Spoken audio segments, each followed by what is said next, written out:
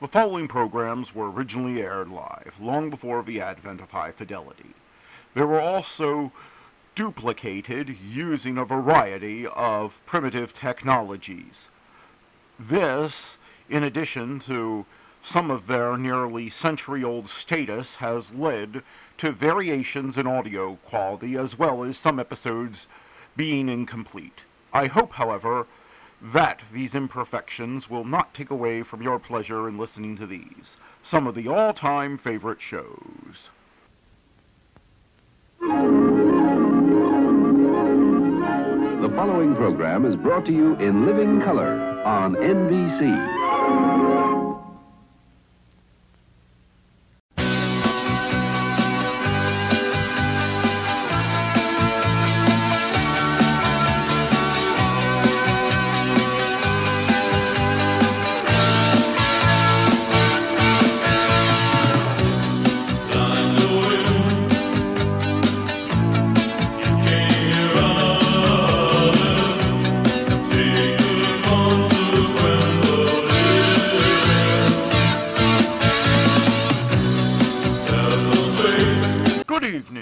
From the past, welcoming you to another week of nightly old-time radio shows.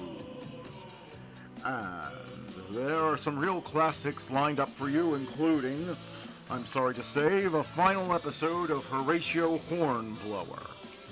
But please enjoy it. There'll be another classic being added to the lineup in its time slot tomorrow, but let's enjoy this last episode, and if you want to get to that or any other episode, there are of course timestamps in the video description. But before that, it is September the 8th, 2025, and here is what happened on this day in history. In 1380 AD, Battle of Kulkovo, Moscow's great monarch Dmitri defeats the Mongols, beginning the decline of the Tartars. In 1504, Michelangelo's statue of David is unveiled in Florence. In 1565, first permanent settlement in the United States is founded at St. Augustine, Florida. In 1664, Dutch surrender colony of New Netherland, including New York, to 300 English soldiers. In 1941, the Siege of Leningrad in World War II by German, Finnish, and eventually Spanish troops begins. Battle lasts over 28 months as the Soviets repel the invasion. Well over 1 million lives are lost. In 1970, Black September hijackings begin as free airliners are hijacked and blown up by the Popular Front for the Liberation of Palestine. In 2022, Queen Elizabeth II dies at Balmoral Castle after ruling for 70 years as the UK's longest-serving monarch. Her eldest son inherits the throne as King Charles III. In 1960, nationwide release of Alfred Hitchcock's Psycho, starring Anthony Perkins and Janet Leigh. In 1965, small ad in Daily Variety and Hollywood Reporter attract 437 young men interested in forming the world's first manufactured boy band, the Monkees. 3 are chosen, with British actor-singer Davy Jones already cast. In 1986, The Oprah Winfrey Show is first broadcast nationally. In 2001, Kelly McGill releases her single, Can't Get You Out of My Head, the biggest hit of her career. In 1966, Star Trek premieres on NBC TV, starring William Shatner, Leonard Nimoy, and DeForest Kelley. Born on this day, Richard de Lionheart, Frederick Minstrel, Charles J. Goodall, Bernie Sanders, Peter Sellers, Martin Freeman, Anton Dvorak, Jimmy Rogers, Patsy Cline, Avixie Pink, and Alexandre Budeau. Dying on this day, Jean-Marie Le Prince de Beaumont, Anne Lee, Huey Long, Richard Strauss, Willard Libby, and Queen Elizabeth II. And that was This Day in History. Now let's get on with the shows. Calling all cars, be on the lookout for excitement with our next show.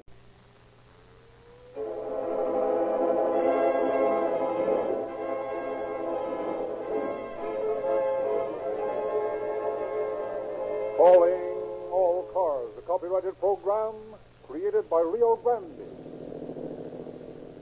Riverside Sheriff's Office calling all cars. Attention all cars, broadcast 287 regarding a blood-stained car at the Indio substation. Assist the officers. That's all. Rosenquist.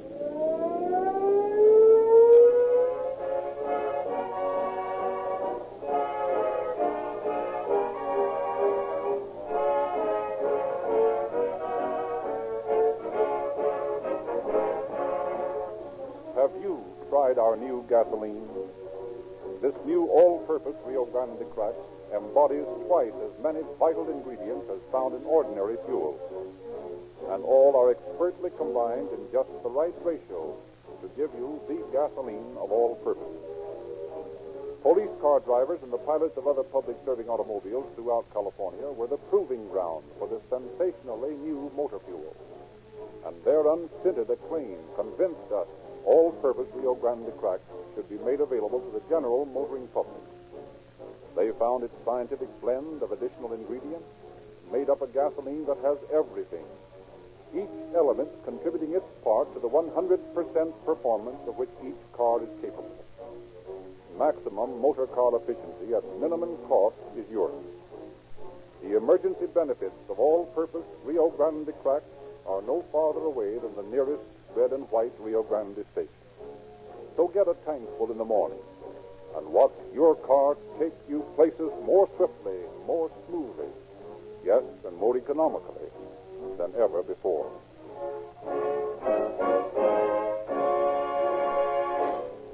The story we are to hear tonight has been taken in the main from facts to be found in the confidential files of the Sheriff of Riverside County.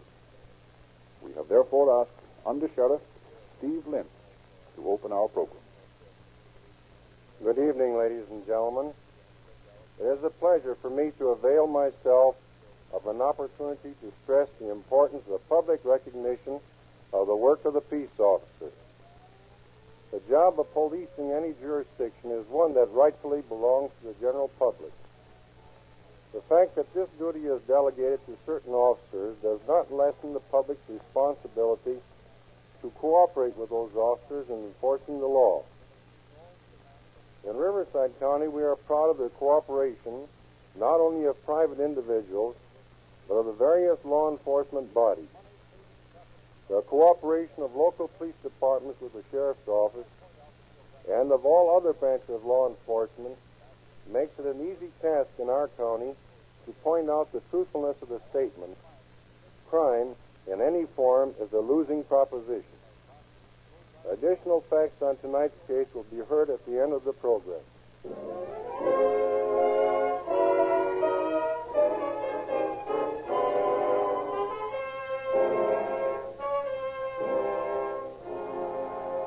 In the Sheriff's substation in Indio, Deputy Sheriff Ben de Crevecoeur receives a visitor. Hello, Patterson. Come in. Morning, Ben. How's the Sheriff's office? Oh, getting along. What's on your mind this morning? Remember old man Martin? Old Wendy? Yeah, he's the one. Sure, I remember him. Haven't seen him for quite a while, though. Must be about a month. Well, that's right. I was out looking for him yesterday, but couldn't find him. What do you want with him? Well, he bought a car from me, that old Chevy of mine. He hasn't made the payment that was due on the 1st. And this is the 24th of September. That's right. I want my money or I want the car back. What can I do about it? We can't run around looking for somebody just because he hasn't shown up lately. Well, maybe not, but I want my car back. It's out there on the Kirsteiner Ranch. I found that much out, and I want it. Want me to go out with you? Yep. Okay, we'll drive out and see what the car is doing there.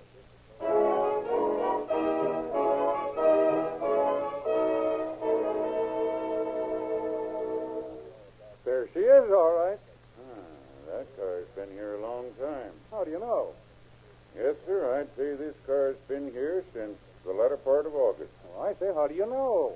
Remember that dust storm we had around the end of August? Sure, blew all night. Uh-huh. Well, take a look at the running board and the wheels on the east side. Say, that's the direction the wind came from, wasn't it? Yeah? Well, the dirt's piled high on that side, all right. The tires are almost covered, and the crevices along the running board are full. Yeah, it looks clean on the other side, though. Yeah, and I'd say it's been cleaned. And it was cleaned after the storm. I believe you're right. See here, along the running board. There's been water or something liquid poured along here. Yeah, there's a clean place on the floor here, too. Yeah, that's been washed with soap. See the streaks along there? Let's see what's on the inside. Uh-huh. The inside of this car has been cleaned, too. At least the front part has. Well, here's a lot of bedding and some groceries back here. Any idea where the groceries came from? Well, here's a sales ticket from the Indio Grocery. It's dated August 29th. Good. Let me have it. I'll check on it later. Say, what are you taking up the floor mat for? I want to see what's under here. Find anything? Unless I'm mistaken, this is blood under here.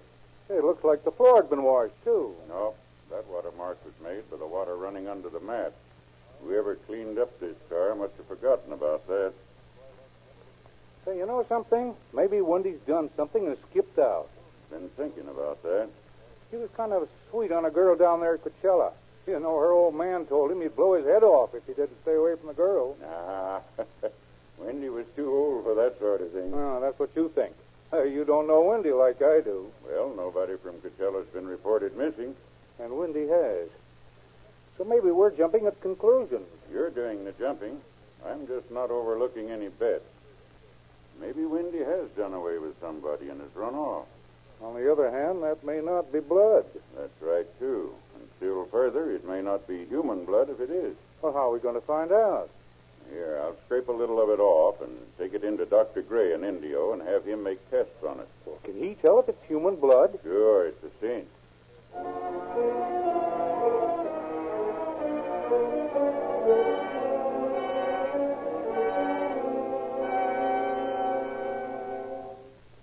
Dr. Gray? Yes? Here's some samples of scrapings I got from a car that I suspect has been mixed up in some sort of trouble. Uh-huh. I wish you'd tell me whether they contain blood or not. All right, Ben. Come into my laboratory here, and we'll make a test of it. Say, can I watch? Certainly. Come on in. Here's the stuff I scraped off the floorboards of the car. Just put it in that little glass dish there on the table. Can you tell me if it's human or animal blood? Yes, but that'll take a little longer. Well, we got plenty of time. Say, what's that stuff? Now, this is known as a benzodine test.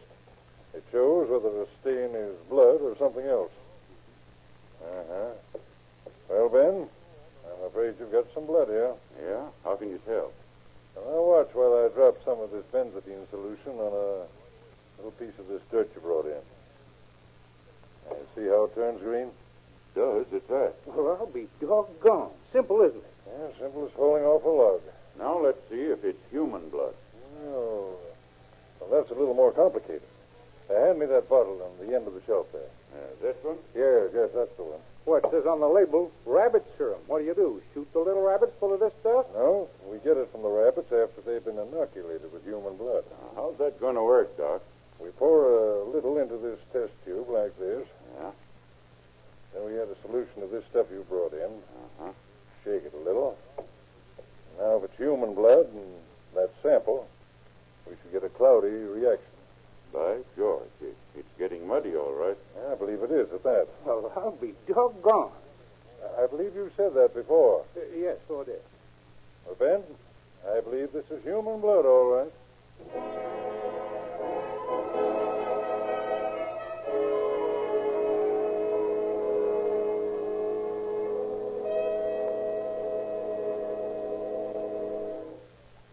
Let me talk to Sheriff Rayburn.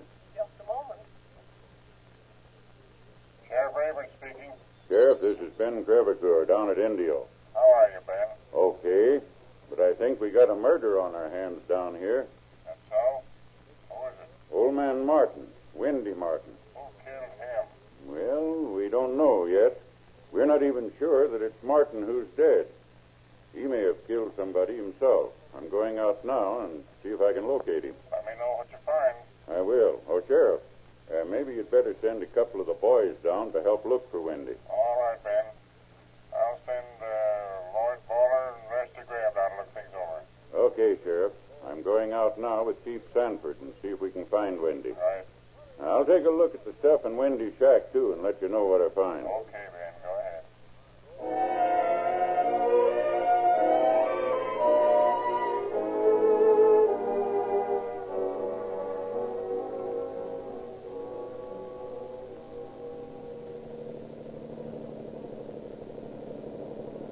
Well, Sanford, what do you think?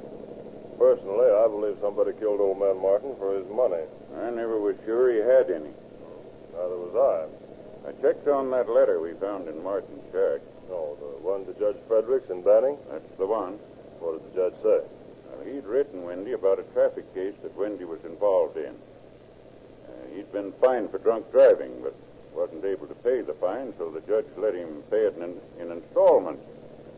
Well, when Wendy didn't show up on the first of the month like he promised, the judge sent him a letter. It had a self-addressed envelope in it. That's the one we found. Oh, well, and evidently Wendy's talk about having money was a pipe dream, huh? That's what I figured, but some of these fellas around here might have believed his story. And killed him for the money, huh? That's the basis I'm going on. I think we'll find his body in some of these fallow fields around here. Yeah, might as well start looking here. Yeah, I guess so. Yeah. Let's take a look in this old well. If there's a body in there, you can have the job of getting it out. I don't want any part of it. Nope. Nothing down there. Handy things, hand mirrors. You can throw the sunlight clear to the bottom. Yeah. Well, I guess we might as well try the next well.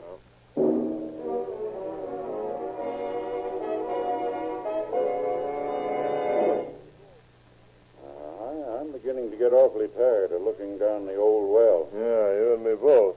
Won't be long before the sun's too low to use this mirror. Well, I'll try this one and call it a day. It's pretty deep. Yep. I'd say at least 60 feet. See anything? Not yet. Wait a minute. There is something down there. Yeah, I see it, too. Looks like a shoe. It is a shoe. It's one of Wendy Martin's shoes. How do you know? Take a good look. If I can hold this mirror still. There. See how high that shoe is? Uh-huh. Wendy had weak ankles. Always wore extra high shoes. That's Wendy Martin's body, all right. Well, what do we do now? Go back to Indio and get a well digger to bring his rig out here and hoist the body out. Hey, wait a minute. You see this? Blood stains on the well turbine. It looks like a touch of murder. Looks that way. Boy, is it going to be a job finding out who killed old man Martin.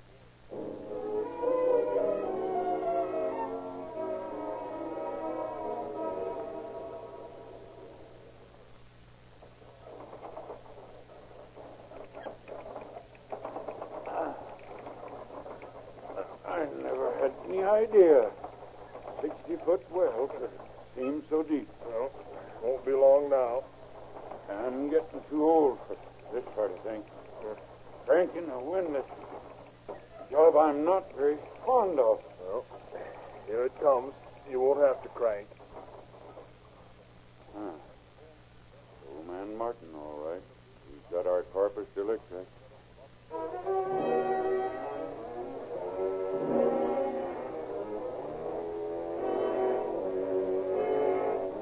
And so, almost a month after he had disappeared, John Wendy Martin came back again to silently confirm the suspicion that he had been murdered. Later that day, in the sheriff's substation at Indio, the long arm of coincidence again reached into the tangled web of the case. Deputy de Crevetour is booking a prisoner. Now, let's see. Your name's Smith, and you live at Chicella, do you? Yeah. Now, what'd I do with that blotter? Ouch! That looks like a black widow spider, mister. It is. It hit me right on the wrist, too. Square on the artery. You better call a doctor. Yes? Give me the hospital. Go ahead. City Hospital. Dr. Gray, please. My mother. Hello, Doc. Yes? This is Ben. Oh, yes, Ben. I just got bit by a black widow spider. I'll get it in a bottle and bring it over, and you can fix me up. Oh, stop it and get over here. All right. Be right over.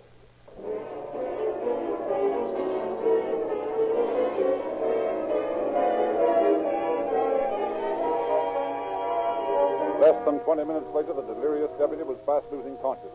Deputy Sheriffs Bowler and Graham, sent down by Sheriff Rayburn, stood beside his bed in the hospital. Oh, well, Bowler, this is a fine thing. Here we've got a murder on our hands, and Ben has to get chewed up by a spider so he can't tell us what he knows. That would have to happen to us. Well, it's just a chance, Graham, that Ben can carry on a pretty lucid conversation. Sometimes these poisons affect men that way. Or some truth serum, huh? Yeah, something like that. Worth trying, Les. Sure. Ben, can you hear me? Can hear you. How are you, Les? He knows you. I don't think so. He's quite oblivious to his surroundings. Ben, we want to know about the Martin case. What did you intend to do next? Talk to people on ranch. Where we found car. They're going to move. Juanita told me. Who's Juanita, Ben? A good little amateur detective. Talk to Juanita. She'll help you. I remember seeing her address in his book down at the office. Okay, Ben, we'll talk to Juanita. What else? Look for boy. Martin used to go to dances with. May know who killed Martin. What's his name? Alberto Rodriguez. Look for Alfredo Ruiz, too. Here and around Rodriguez. Think they killed Martin, Ben? May have. Ask Juanita. Anybody else you think we ought to talk to? Yeah, talk to Italian John. You may know something. Talk to a fellow named Calvio. He moved Martin's stuff to just on her ranch. Bet he's telling us more than if he was conscious. Well, that's possible. He's telling you the things he had planned to do and the things he has heard. You'll be safe in following up on them. Maybe that's a good tip. Might as well try it. I guess so. This is beginning to get uncanny talking to Ben. Let's get to work.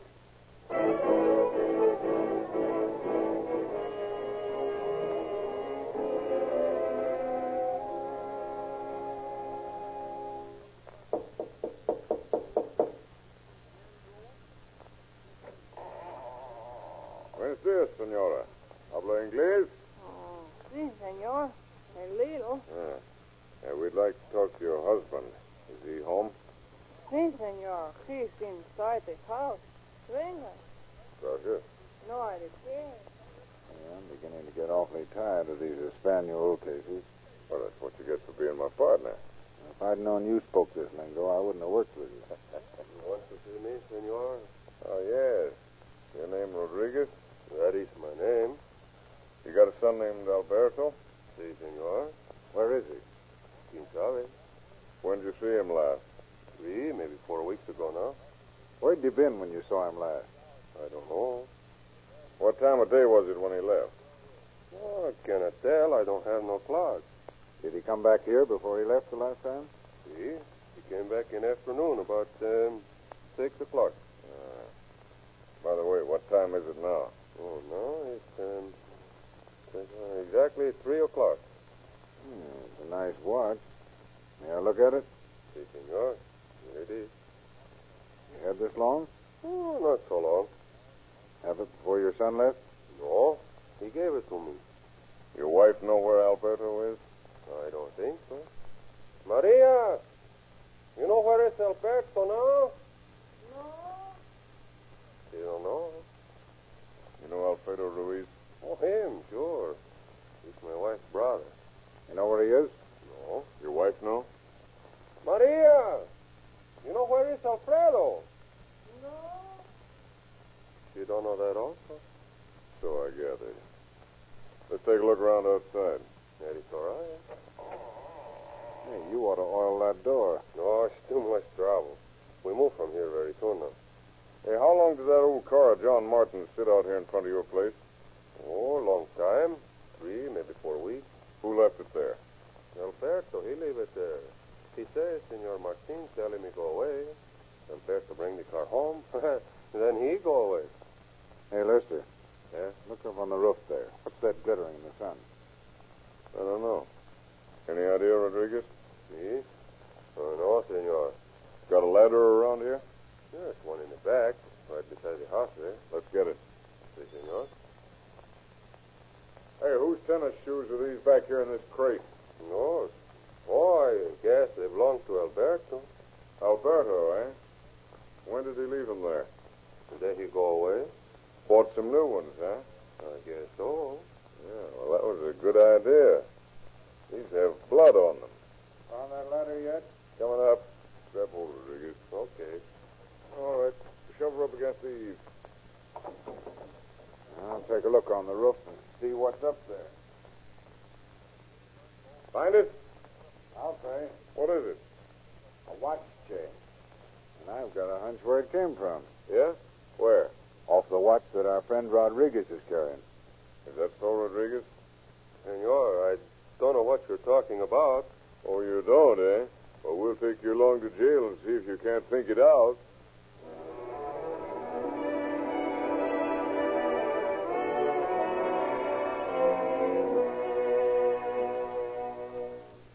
Hello, George. How's business at the Indio Grocery? Not so hot. No? It'd be all right if I collect what some of my customers owe me. Such as old man Martin? How'd you know he owed me anything? Here's a sales slip we found in his car, dated August 29th. How'd you happen to get it? Old man Martin's been murdered, George. Murdered? That's right. Who did it? That's what we'd like to know. Do you remember who was with him last time he was in here? Let me see now. That was the day of the big dust storm, wasn't it? I believe it was. Let me think. Yeah. He was that Rodriguez kid, Alberto. Alberto again, huh? Yeah, I remember now. Kid bought some shotgun shells. Yeah? Old man Martin's head was blown off with a shotgun. Well, thanks, George. We'll be seeing you.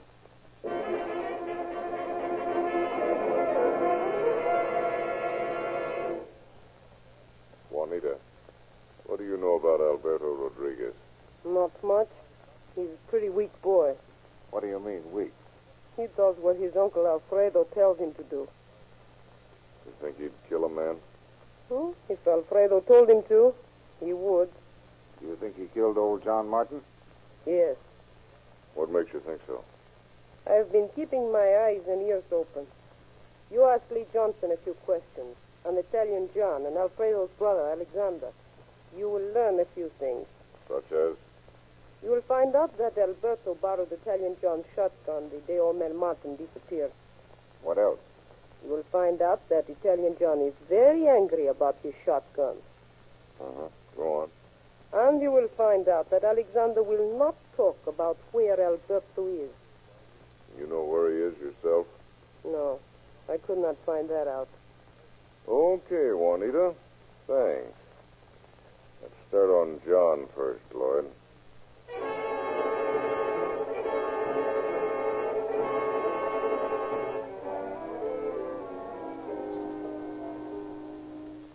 John, I want to know about your shotgun. Yes? What you want to know? Where is it? I don't know. She's annoying. Don't start that stuff or you'll wind up behind an iron door. Where's that gun? I tell you the truth. She's a no here. She's a broke. How come? I loaned it to us, Alberto. He say he go rabbit hunt. All day he's to go rabbit hunt. Then in the evening he's to come home. And his mother, she's bringing my shotgun to me, and she say, my boy is get a drink from a well. He's drop your gun and she's a broke. That's all I know. Who is going to pay me for my shotgun, huh? We're not interested in that. We want to find Alberto. You want him. I want him. I make him pay me for my shotgun. Was there blood on your gun when Alberto brought it back? How do you know that? Never mind. I'll ask the questions. You just answer them. Was there blood on the gun? Sure. Any idea how it got there? No. Where was the gun broken? She's broke in the... Right. Where's the gun now? I take the gun to son Badu, the fix shop. Okay, we'll look into that later, and you better be telling the truth. I'm telling the truth. I'm always telling the truth. I'm no liar about the gun. She's broke. Okay, forget it.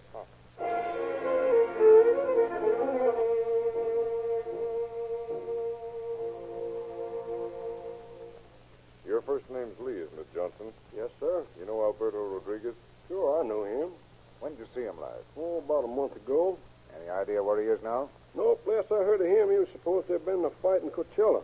Him and that uncle of his. And they both disappeared, and I haven't seen either one of them since. Lloyd, get on the phone, will you, and check up and see if these two birds may be in a hospital somewhere in the valley? Okay. Where'd this fight take place? Oh, Joe's beer joint in Coachella. Check that one, too, will you, Lloyd? Sure. Did you know old man Martin? Oh, sure, everybody knows Wendy. Was he pretty friendly with this Rodriguez fellow? Sure, used to lend him money. Let him use his car and all sorts of things. You know much about this Alfredo guy? No, nobody knew much about him. He comes from Arizona. Arizona, huh? Yeah, they all come from over there somewhere close to Mesa. Why are you so interested in those two birds? Oh, just nosy, I guess. Well, Les, I checked the hospital at Mecca and Indio, the beer joint. No soap anywhere. Joe hasn't seen the two birds for a month at least. He said the fight didn't amount to anything anyway. Neither of them has shown up for treatment anywhere. Well, it's not important anyway. I have a hunch the boys we want are in Arizona. Well, what are we waiting for?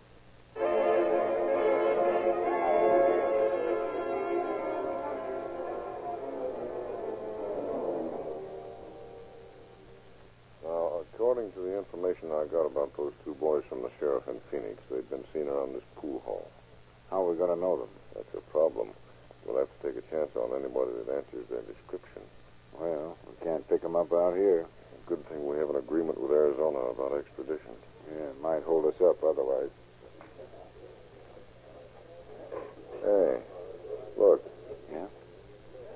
There's a couple of monkeys who look pretty good to me. You mean that young one and the bird at the second table? Uh-huh. Alberto's only 18, you know, and his uncle's only 31. I think they're the babies we're looking for. Let's take a chance. Alberto?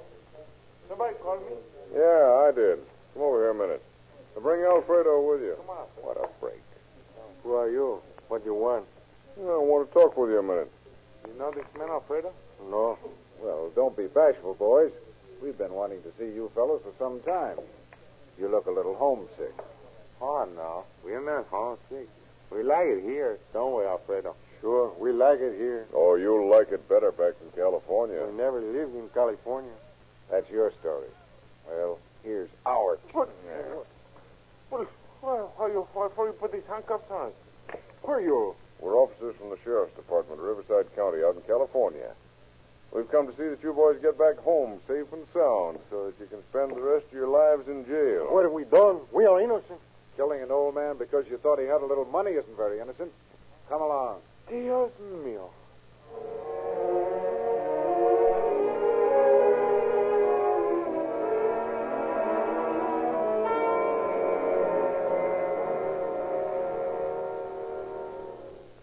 All right, Alberto. We've got Alfredo's side of the story. Now start talking. What did he tell you? Never mind what he told us. It's your story we're interested in.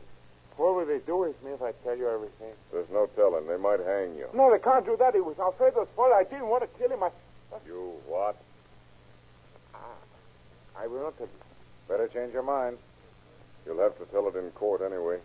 Might as well help things out now by telling us about it. All right. I tell you. Get started.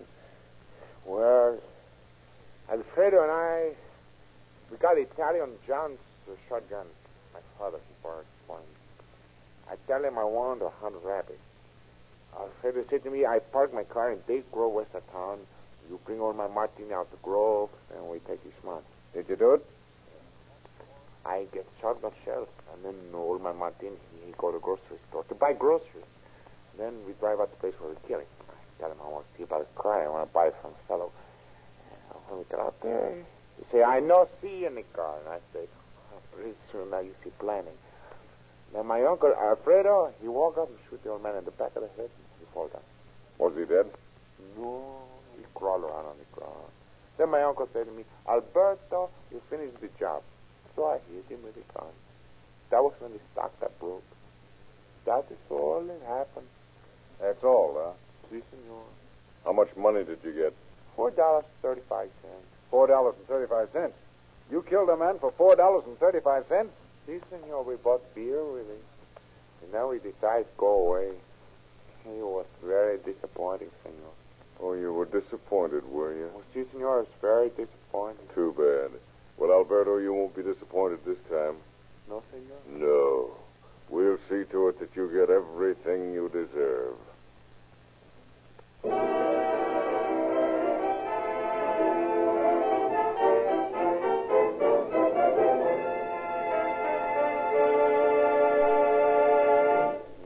moment, Under Sheriff Lynch will conclude our story. Before presenting the closing facts, friends, I want to urge each of you who hasn't done so to put the new all-purpose Rio Grande crack to a personal test.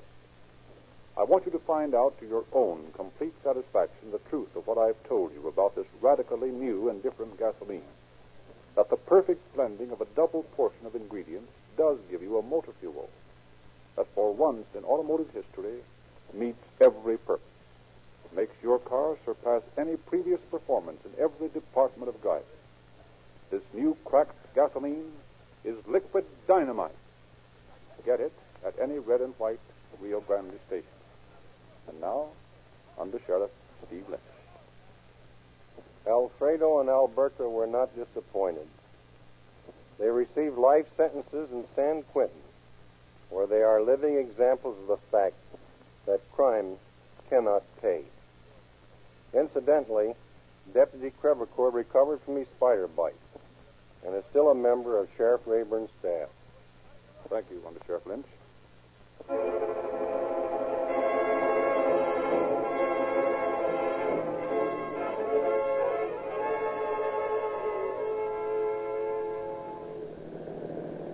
Riverside County Sheriff's Office calling all cars. Attention all cars to cancellation broadcast 287 regarding a murder. Suspects in this case are now in custody. That's all. Roll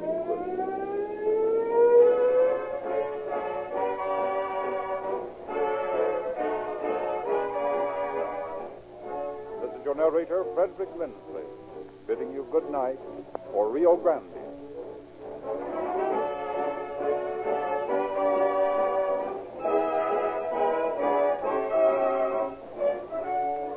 Next week at this hour, Rio Grande will present The Plague of the Black Locust. This is the Columbia Broadcasting System.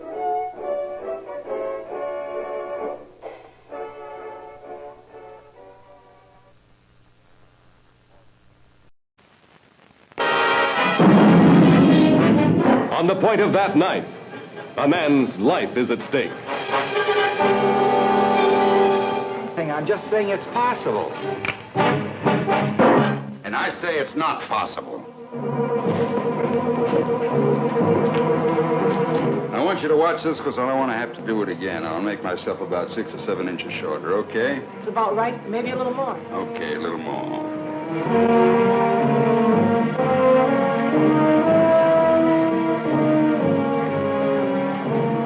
Look out.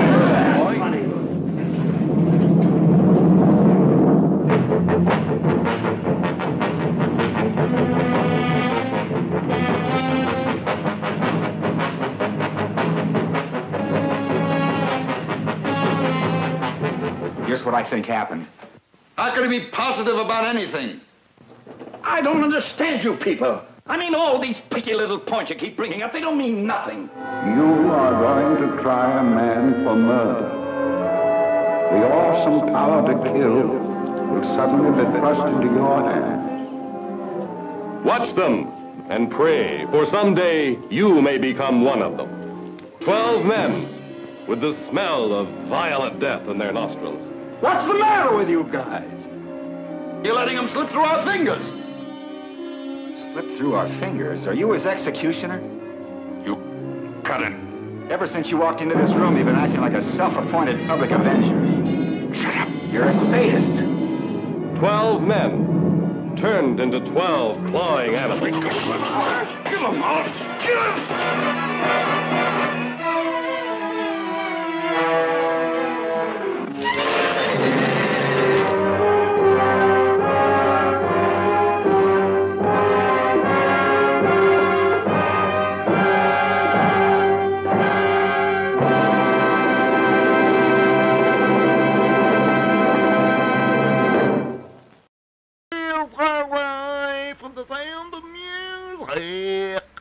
And Bing Crosby is up next. BC 151 for Thursday, March 13, 1958.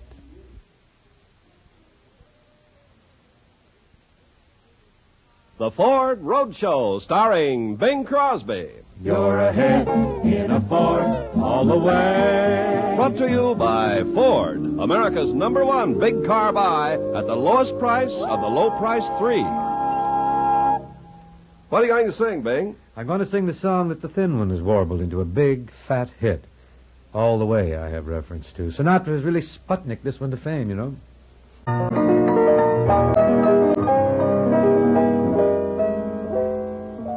When somebody loves you, it's no good unless she loves you all the way. Happy to be near you when you need someone to cheer you all the way. Taller than the tallest tree is, that's how it's gotta feel. Deeper than the deep blue sea is, that's how deep it goes if it's real. When somebody needs you, it's no good unless she needs you all the way. Through the good Orlean years and for all those in-between years, come what may, who knows where the road will lead us? Only a fool would say. But if you let me love you, it's for sure I'm gonna love you all the way. All the way. Deeper than the deep blue sea is, that's how deep it goes. But if you let me love you, it's for sure I'm gonna love you all the way. All the way.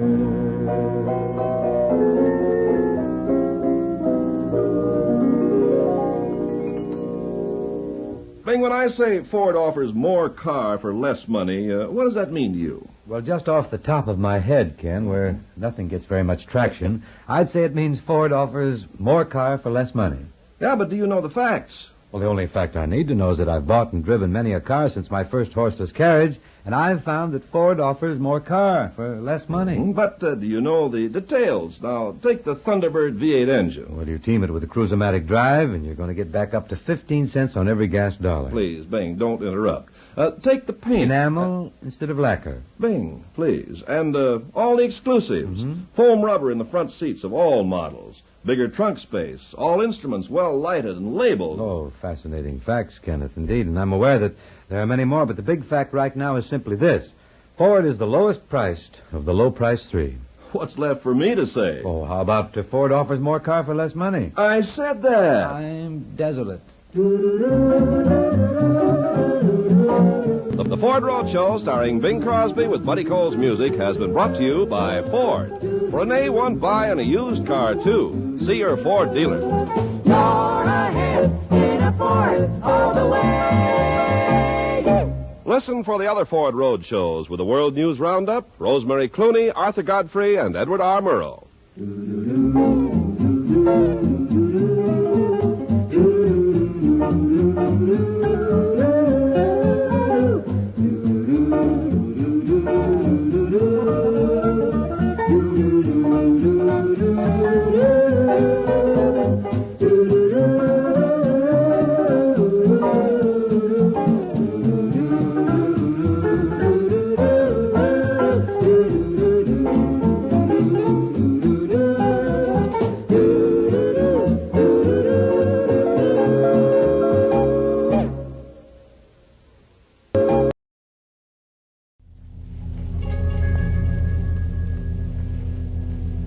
My friends, I'm not given to wild, unsupported statements.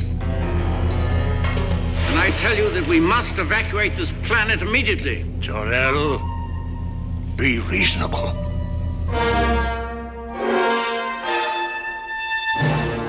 Once there was a civilization, much like ours, but with a greater intelligence, greater powers, and a greater capacity for good.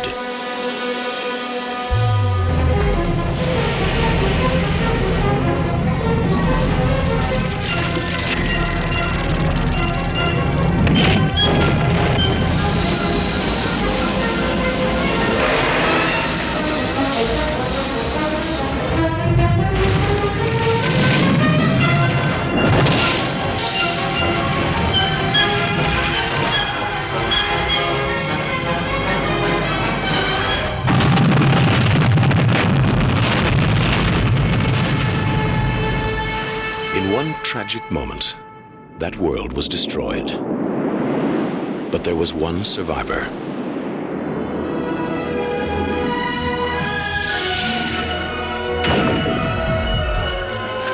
Now, wouldn't that beat all get out?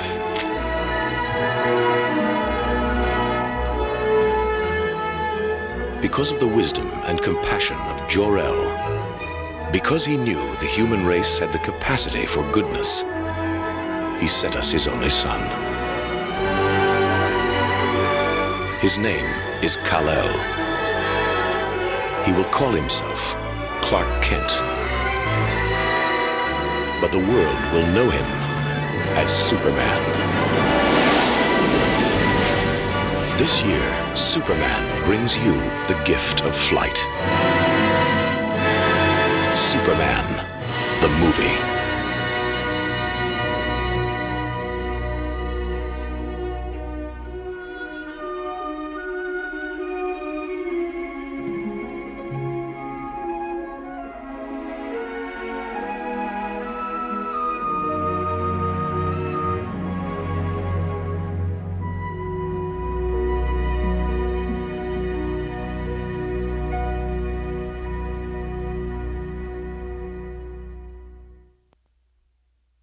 One of old-time radio's longest-running and most popular programs, CBS Mystery Theater, is up next.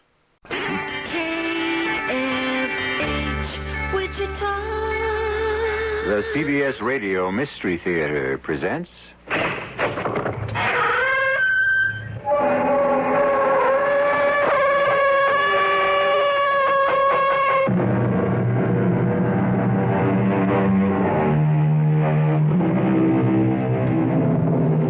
Come in. Welcome. I'm E.G. Marshall, and everything's in order. In its proper place, neatly sorted and labeled. All the items of suspense, mystery, terror, and the macabre. It only remains to mix and brew. Of all sad words of tongue and pen, the saddest are these. It might have been. It might have been. What might have been could we but recall that hasty word, that heedless act? Yes, indeed. Had we but known then what we know now, how different things would be today. Or at least that's what we like to tell ourselves. But would things really be different? My boy, you take an unnecessarily dim view. Do you realize I'm going to hang tomorrow morning? Perhaps not. What do you mean, perhaps not? Tomorrow will come and go, and you will still be alive. How? You will not be here, in this place. How am I going to get out? Leave that to me. Look around you. Guards, doors, locks. How could I possibly get out? They will all disappear. What are you talking about? Look. What? What happened? Who are you? Who are you?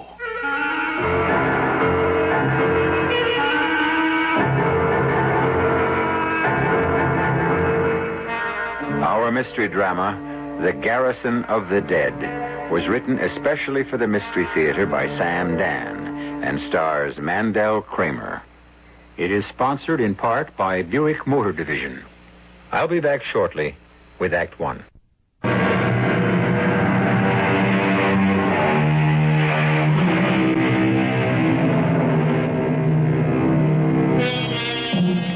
The word is alibi, from the Latin alias ibi, which means to be somewhere else, which is precisely the idea of the thing, no? If you are required to commit a murder in one place, you must make sure you can prove you were someplace else at that exact time. This point is so elementary, so simple, one might consider it too obvious to be worthy of mention. Perhaps. But the executioners have been kept busy and the prisons full by those forgetful folk who neglected the basics. And no one is more aware of this than Andrew Macefield. Tonight, it will be necessary for Andrew Macefield to murder Jerome Carlson. It is a serious and most dangerous business. And, of course, Andrew would rather not do it. But we live in a world where a man does what he must.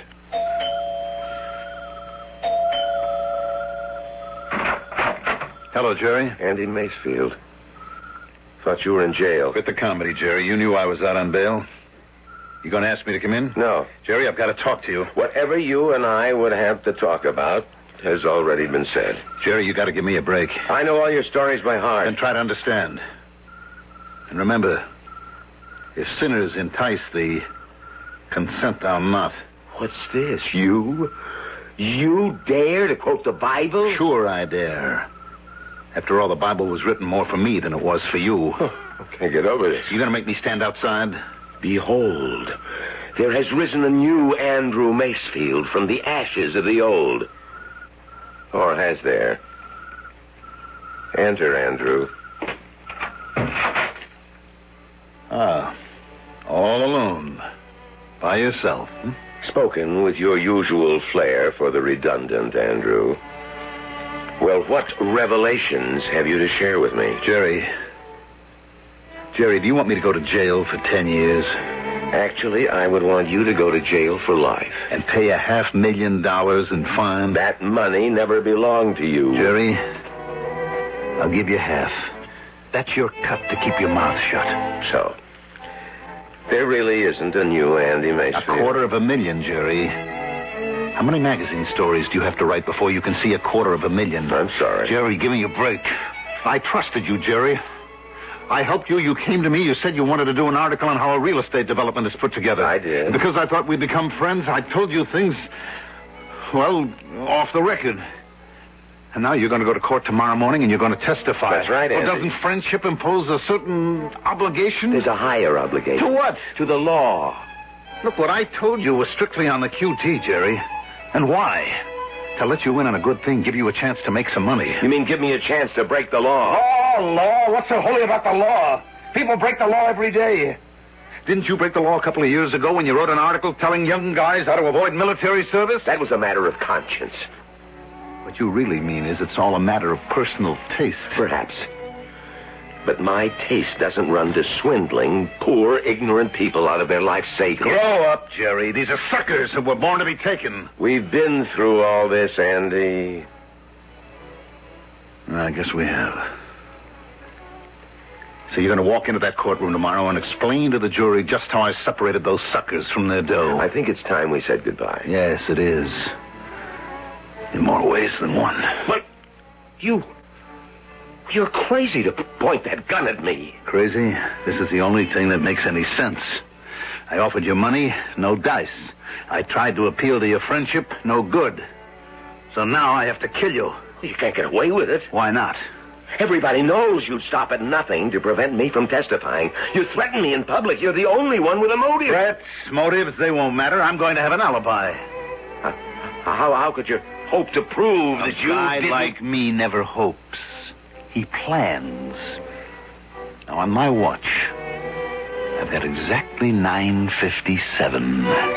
The coroner is going to fix the time of your death at exactly 10 p.m.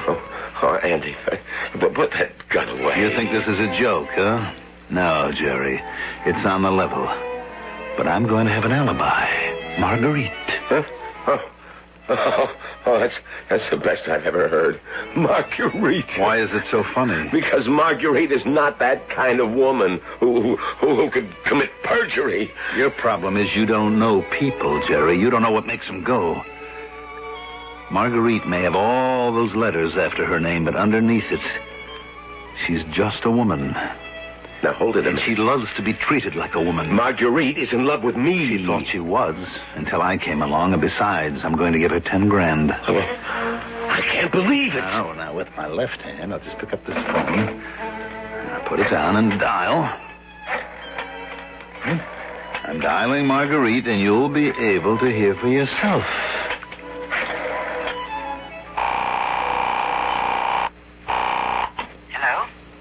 Go ahead, pick it up, Jerry. Talk to the lady yourself. Hello, Marguerite? Who's this? It's me, Jerry. Marguerite, Andy's gone crazy. He's here pointing a gun at me. Oh, no, Jerry. Andy can't be there. Huh? He's here with me. No, he's here. He wants to kill me. Now, dear, he can't be at your place. He's right here, and he's angry. He's yelling at me. Just listen. Marguerite, listen to me. You listen, Jerome. Hear for yourself. You're not going to make a monkey out of me. You're not going to go running around with every Tom, Dick, and Harry the minute I turn my back. Oh, shut up, Andy, and give me a rest. You see, Jerome? Andy and I are having a fight. No. So, call me back later. No. Marguerite! Hang up, Jerry. That's all there is. No, listen. My voice is on a tape recorder. That apartment has thin walls. Now, you know how neighbors love to listen to a lover's quarrel. So Marguerite will swear that I was with her. No. Plenty of people will swear they heard me. But if I'm dead, everyone will know that you killed me. What everyone knows and what everyone can prove are two different things, Jerry. But I've got the alibi. You won't get away with it. How could I be here to shoot you dead at 10 p.m. when I was in Marguerite's apartment in North Hastings, 35 miles away? That car of yours, that loud, flashy car, someone sure to have spotted it. I'm not using my car tonight. I'm driving Marguerite's mousy little... Andy! What? You want to make a deal now, Jerry? It's too late. Timing, Jerry. Timing is everything in life. Who besides you would kill me? Take your watch, your ring, your wallet, break the back window. You won't fool the police. I remember that you told me that civilized men build the cities and then the barbarians sweep down from the hills and destroy them. Well, the barbarians win again. It won't work.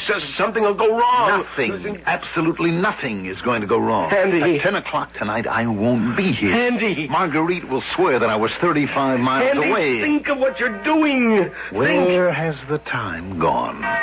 It's exactly 10 o'clock. No. It's fast. Goodbye, my best and only friend. No. You've got to believe I'm sorry, Jerry. But that's the only way you'd have it.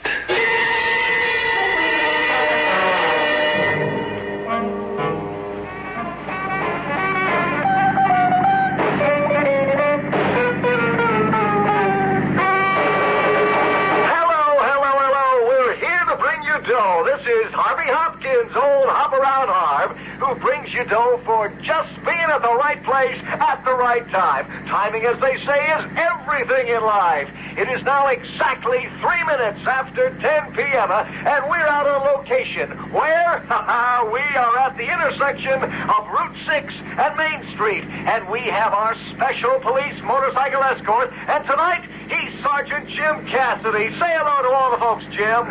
Evening. That was Jim saying good evening to everybody, but Jim will have a special good evening for you personally if you happen to A, drive past the intersection of Route 6 and Main, and B, if you have an R and a 5 on your license plate. Yes, sir, an R and a 5. An R and a 5 will make the jackpot, which is $650. All that money for an R and a 5 on your license plate. And if you're the first one to pass the intersection of Route 6 and Main, it is now precisely 4 minutes after 10 p.m. And I do believe we've got a winner because, yes, Sergeant Cassidy is gunning up that motorbike and he's after a car that has just passed by us here at Route 6 and Main. And off we go in hot pursuit.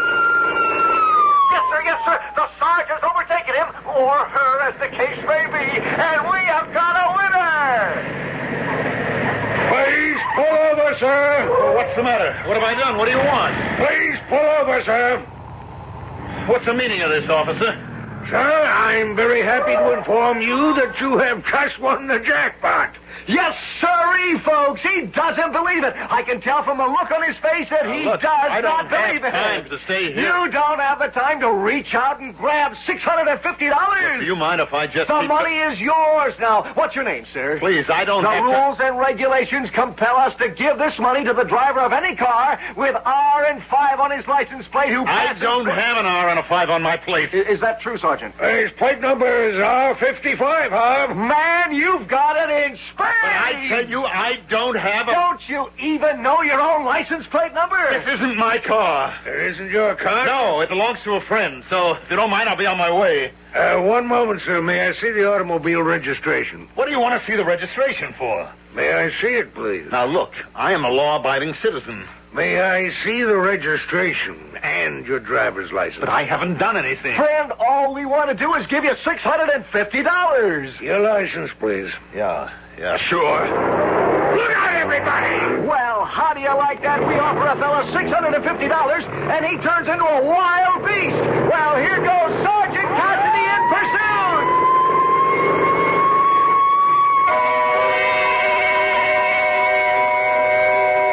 The obvious thing here would be to quote from Bobby Burns, "The best laid plans of mice and men gang off to Gley." We could quote him, but we won't, because really the plan didn't go wrong. The plan was fine. Something else went wrong. But what? And how? Where? When? Well, we're really only a third of the way home. You can't expect to know everything right now, can you? I'll return shortly with Act 2.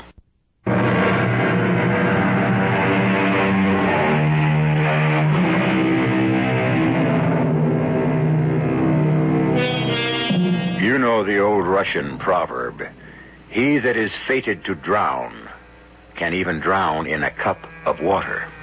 And so it is with our friend Andrew Macefield. Except Andrew will not drown. He will hang. He will hang for the murder of Jerome Carlson. And of course you know why. When that beautifully crafted alibi suddenly collapsed, the judge and jury made quick work of the case. The date for the hanging has already been set. And the days, if we may quote that beautiful song, are dwindling down to a precious few. I couldn't help it. It was him or me. I didn't want to do it. He was my friend. Tell him, Jerry, tell him. We were friends. Tell him we were friends, Jerry. We were friends. And you know it was nothing personal. You don't hold it against me, do you? Do you, Jerry? Oh, no, Andy. Certainly not. I don't hold it against you. You see, he forgives me. He forgives me. Tell him. Tell him. I forgive you. You should have said so at the trial, Jerry. You should have said so. I did, Andy. But no one was listening to me. I was there. Help me. Somebody's got to help me.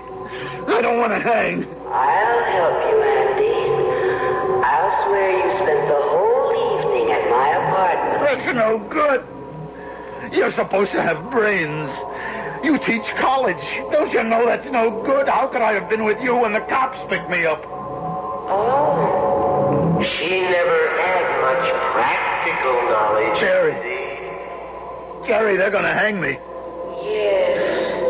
That's such an unpleasant way to die. Somebody has to help me. I'll help you. I'll swear you were in my apartment. Crazy dame, that won't work. Somebody's got to do something. I don't want to hang. Somebody do something.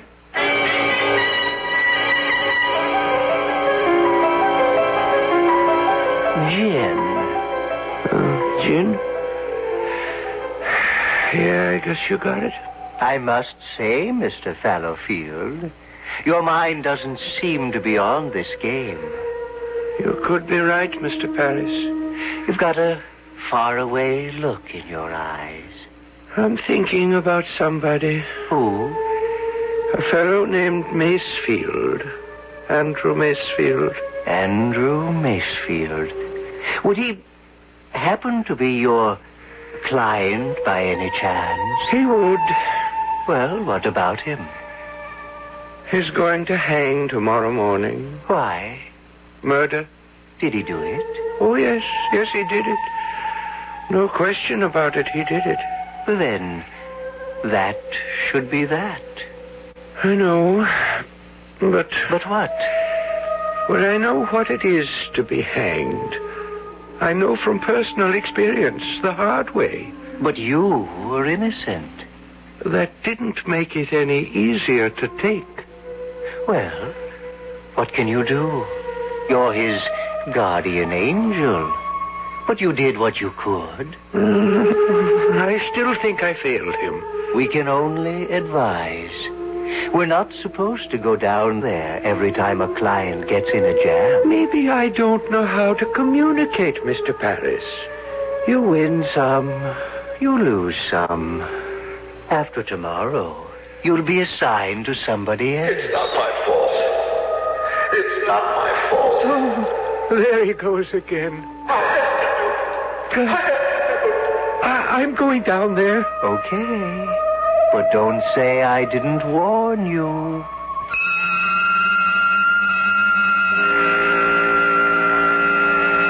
It's not right. It's not right. Help me, please. Somebody's got to help me. Mr. Maxfield. Mr. Maxfield. What? Hey. What do you want? Oh, it's you. Yes, me, Al, the guard. It's not time yet. It's not time yet. No, it ain't nowhere near time. You said you'd let me know in advance. You said you'd give me plenty of warning. Sure. Sorry I had to wake you, but you got a visitor. A visitor? Yeah. Oh, you've got to be joking. Who would want to see me? I would. What? Who are you? May I come in? What do you want? Well, I want to discuss your case. My case? Yes. My case? What case? I've been turned down everywhere by everybody. Is that a fact? It's gone all the way to the Supreme Court. I don't have a case. I've decided to hear it. May I come in? My name is Fallowfield. Are you a lawyer? Because if you are, you're wasting your time. I've run out of appeals. Besides, I don't have a dime left to my name. I'm not a lawyer. I'm your guardian angel. You're my... Al, get this nut out of here. Don't make so much noise. What's the angle? Come on, level with me, buddy. After all, I'm an old hustler myself. Well, I'm really not supposed to be here. Is that a fact? I want you to have another chance. But you have to convince me. This is going to be my last night in this world. You've been saying you've got a bad deal. Now tell me, why? Why is it a bad deal? You killed Jerry Carson, didn't you? Why shouldn't you pay the price? Because... Well, go ahead, why? I have to know. All right, what's the difference? It's just another nightmare. No sense my getting uptight. You know, this isn't a nightmare. You sent for me. I sent for you? You always send for me, but when I come to you, you never listen. Tell me why you shouldn't hang. You know why. Look, everybody in the world he's got his place in, well, Jerome called it the scheme of things. Now, a wolf kills a lamb. Do we blame the wolf? How can we? He was made for that purpose. He can't help it. But you're not a wolf. And Jerome wasn't a lamb. I am a wolf. I had to be a wolf, or it would have been curtains for me years ago. I had no parents since I was 5 years old. I had to shine shoes, peddle papers. It was hustle or go under. But man has free will. Man decides whether or not... Don't talk to me about free will. I was brought up in a jungle. Other men had mean beginnings and have risen I'm above... not other men. I'm me. Look, somebody made me into what I am, the kind of guy who'd have to commit murder one day. Now, why should I have to hang for it? That, then, is the point of your brief? Whatever it is, the defense rests. But why do I say defense?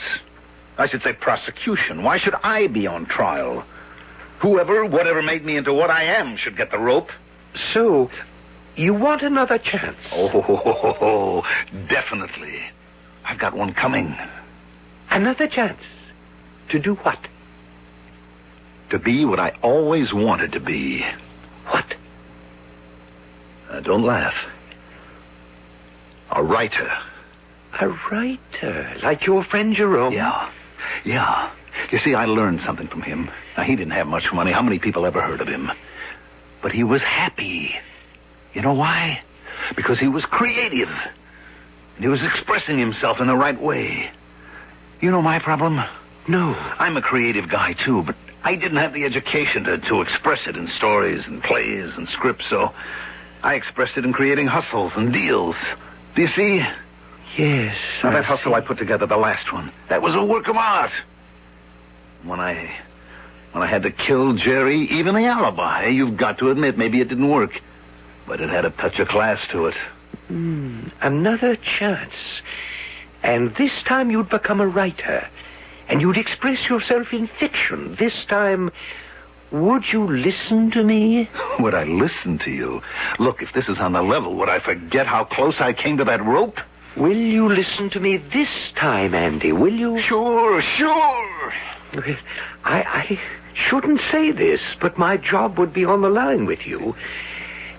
If I guess wrong, well, you've got to understand I'm going out on a limb for you. Promise you'll listen to me this time. Will you promise, Andy? I promise. Mr. Fallowfield, you're making a mistake. But he is promising. He's promised me, Mr. Paris. Okay, Mr. Fallowfield. Don't say I didn't warn you. Andy, will you become a writer? Yeah. A fine writer? And a credit to both of us? Yeah, sure. Hey, look at me. You got me believing it. Andy, in just 1 minute, a strange thing is going to happen to you. You won't be in this jail. No? Where? Where will I be? I don't know. Because you will have lived a different life, I hope. And so you will be wherever that life has taken you. But where are you going to be? Where I'm supposed to be, Andy. Watching over you, trying to guide you. And what will I have become? What you claim you wanted. A writer. A writer? Will I be rich? Famous? Why? Is it important? As long as you're creative, isn't that the main thing? Sure, that's all that counts. Andy, in 30 seconds, you'll be 37 years old, just as you are now. But instead of being in a cell, you will be wherever your different life has led you. And Andy, I hope you keep your promise and listen to me.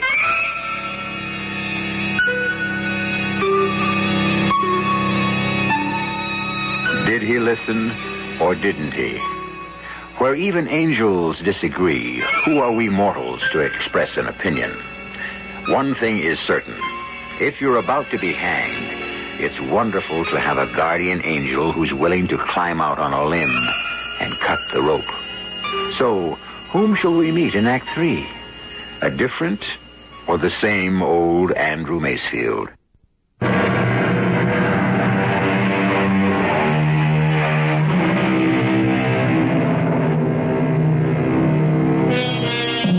The moving finger writes, and having writ, moves on. Nor all your piety and wit can ever lure it back to cancel half a line. Nor all your tears wash out a word of it. We humbly beg to differ with you, O great Omar Khayyam, because our man Andrew's piety and wit has lured back the moving finger, and his tears have washed out every single word of it. In his death cell, he swore, "Give me another chance, and I'll become a great creative writer. Let me live my life again. I'll make something of myself." So, he is living it again, and he has reached this day in his new life.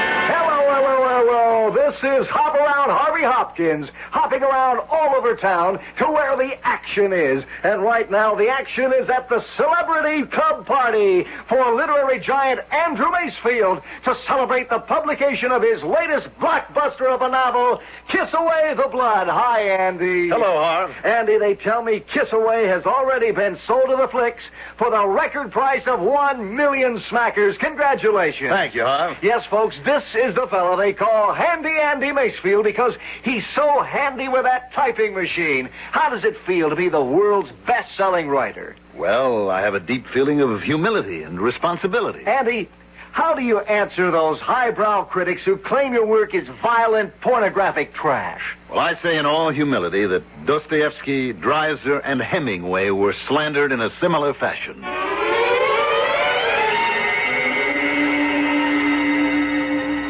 Gin. I've got gin, Mr. Fallowfield. So you have, Mr. Paris. You know, Mr. Fallowfield, this is the first time in 37 years I've been able to beat you at gin. Your mind isn't on the game. No, I suppose not. It's that client of mine. It happens you did the right thing. You saved him. No, Mr. Paris, I didn't save him. How can you say that? He's a great success. No, he's a failure. When I saved him from the rope, he promised to listen to me. Well, he did. Look at him today. He didn't listen to a word I said. He squandered his gifts. He frittered away his talent. He said he wanted to be truly creative, like his friend Jerome Carlson. But he lied to me. All he wanted was success. What's wrong with success? You mean creative people have to starve? No. A man must be true to himself, or his soul becomes twisted and deformed, mean and diseased. Mr. Fallowfield, you did a wonderful job with him. But he promised he would be like Jerome Carlson. With all due respect, Jerome Carlson is a schlemiel. Perhaps. But Jerry Carlson has two things Andrew Macefield covets. Is that so? Yes, Jerry has talent. And Jerry has Marguerite. And for those two things, Andrew Macefield will be willing to commit murder. And I have to stop him somehow. Now, I'm going down. You can't keep going down there. It's the only way. He doesn't listen to me. I must confront him. But the brass here doesn't want us to keep going down there all the time. Every 37 years? I think that should be allowed.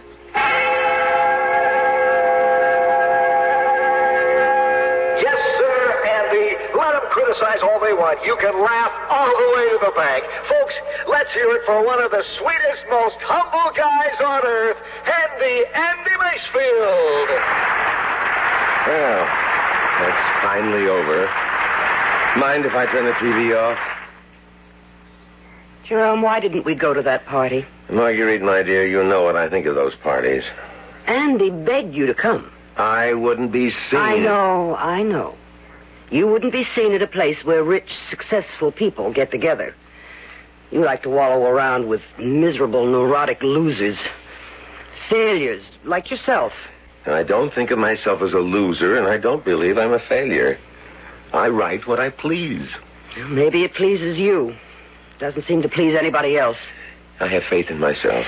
And one day... Certainly, one day, when we're old and gray. Didn't you feel sorry for that pompous jackass preening himself on that program? I am filled with humility. You're jealous. Me jealous of that untalented slob? He's a fine, sensitive, humble human being. You know, Marguerite, maybe you should have married Andy. Maybe I should have.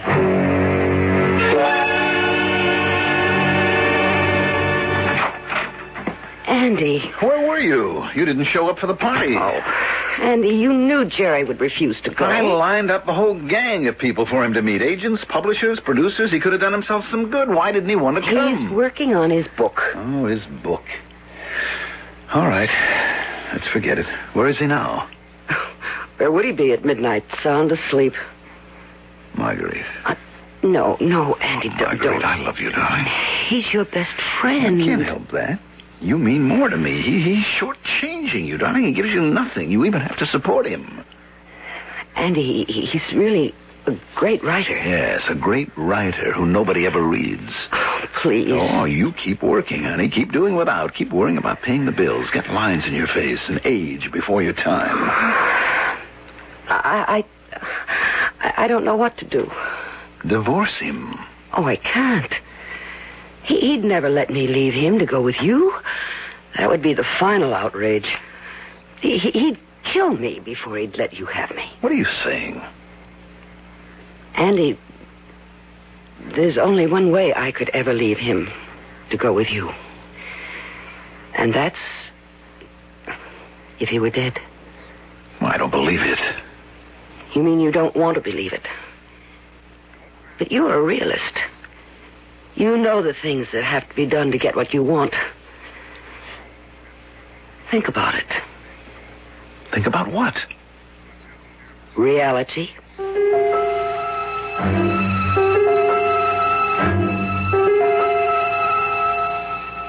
Good evening, Andy. What? Well, who are you? An old friend. How did you get in here? My name is Fallowfield. I don't believe this. You didn't believe it 37 years ago, either. How could you have gotten in here? The door's locked, the window... I'm 28 floors above the ground. Andy, 37 years ago, this very day, you promised you'd listen to me. You faced the scaffold. I gave you another chance. Wow. Keep talking. I'm having a vision. No, this is all real. I'm breaking the rules. What rules? I don't want you to hang. Hang? Me? Why? For the same reason you were sentenced last time. For the murder of Jerome Carson. You're nuts. Or I'm nuts. Do you think I'd kill Jerome just for Marguerite? I mean, I'm tempted, but no dice. You wouldn't kill Jerome just for Marguerite. Perhaps. But you would kill him for Marguerite and... And what? And his talent. What are you saying? I can't say any more. I've said too much already. I have to leave. I'll keep trying to advise you and guide you in the usual way. But this time, please listen. Oh, sure. Look, Mr. Fallowfield. Where'd he go? This is something. I'm dreaming while I'm wide awake.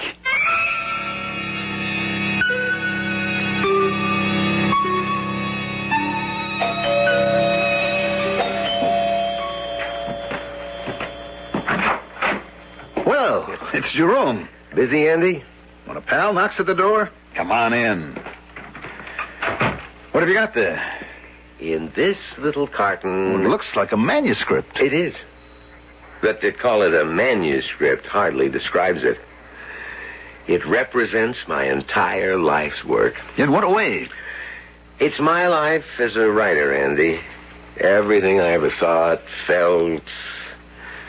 And this manuscript, these 500 pages, they decide whether I have the right to call myself a novelist. Well, I'm sure it's great. What's it called? The Garrison of the Dead. Great title. What's it about? It's about all of us. Sounds heavy. You are my closest friend. I value your opinion. I want you to be the first to read it. Oh, Jerry, I'm honored.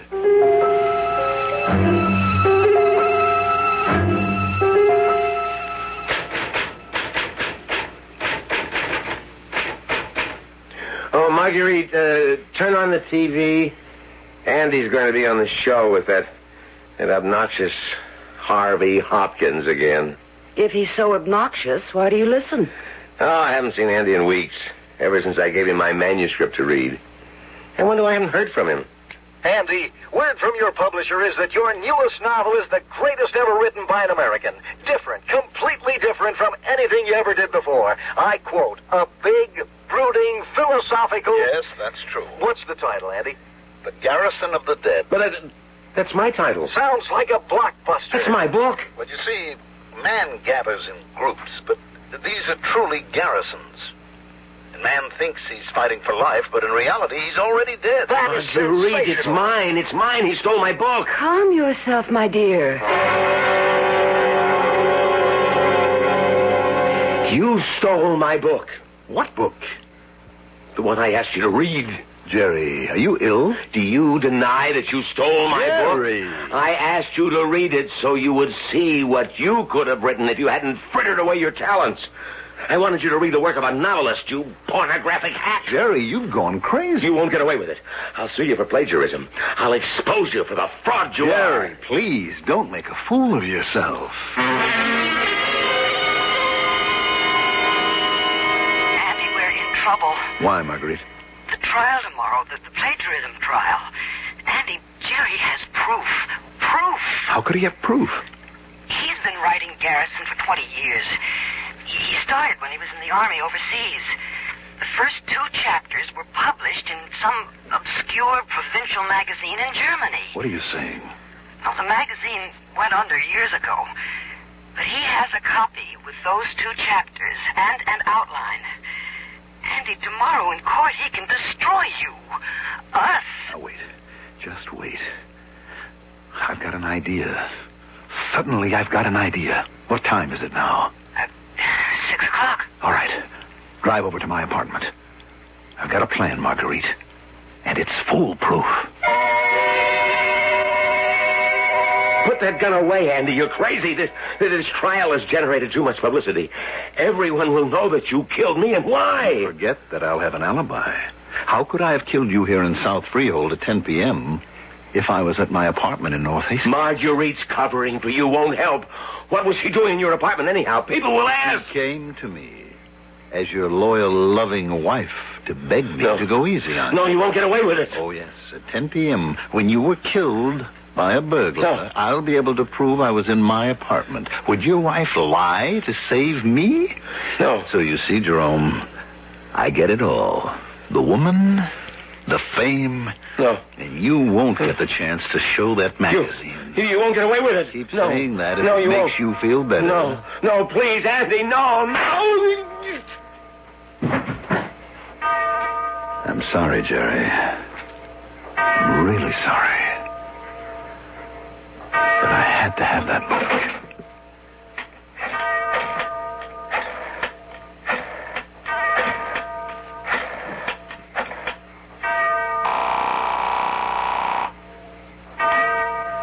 Hello? Marguerite, it's exactly 10.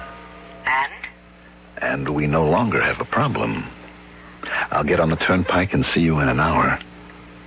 You were here with me all the time, darling. Of course.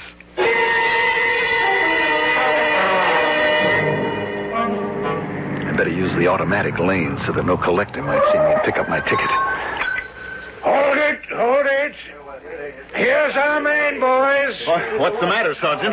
Sir, it is my pleasant duty to inform you that exactly 4 minutes past 10 this evening, you have become the 1 millionth motorist to use the turnpike. What? The Turnpike Authority presents you with this savings bond. All right, take his picture, boys. Hold it right there, sir. Now, sir, what's your name? Mr. Fellows, I remember. Now I remember, Mr. Fallowfield. Listen, I had to have that book. I had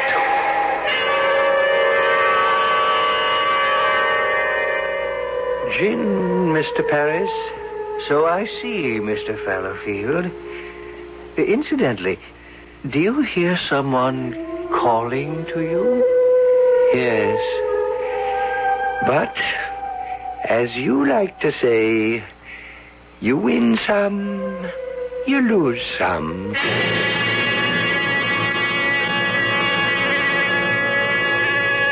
Well, what do we know for sure? We know for sure that back at that toll booth, they asked Andy his name, and his name turned out to be Mud. And what does it prove? It proves that after a while, even the most patient, kindly guardian angel will stop listening if you irritate him long enough. So, please listen to yours. I shall return shortly.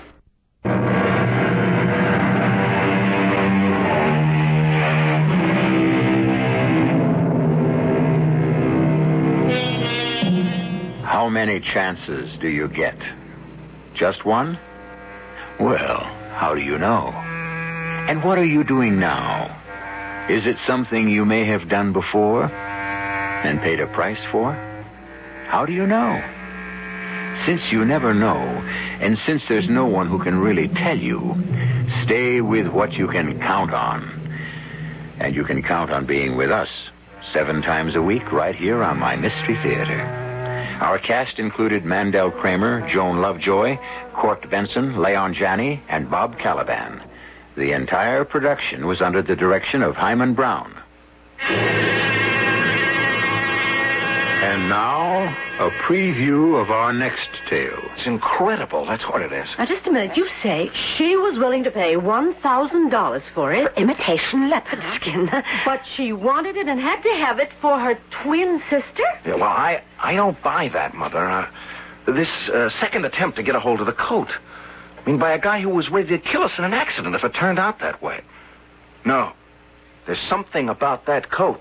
Something somebody wants. Yes, but what could anyone want with an imitation leopard skin coat? Where'd you buy it, Rose? Harrods in London. I wish I knew how to straighten out the mystery of Rose's coat. Oh, dear. You don't straighten out a mystery, you solve it.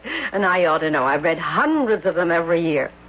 Solve most of them, too. We'll try solving this one then, Aunt Ruth. Well, as a matter of fact, I've been thinking, and I may have the answer. This is E.G. Marshall inviting you to return to our Mystery Theater for another adventure in the macabre. Until next time, pleasant dreams.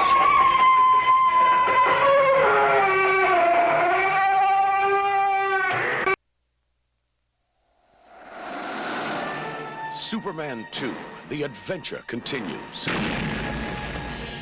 There is something evil in the skies headed for Metropolis. 3 outlaws from the planet Krypton with the same powers as Superman.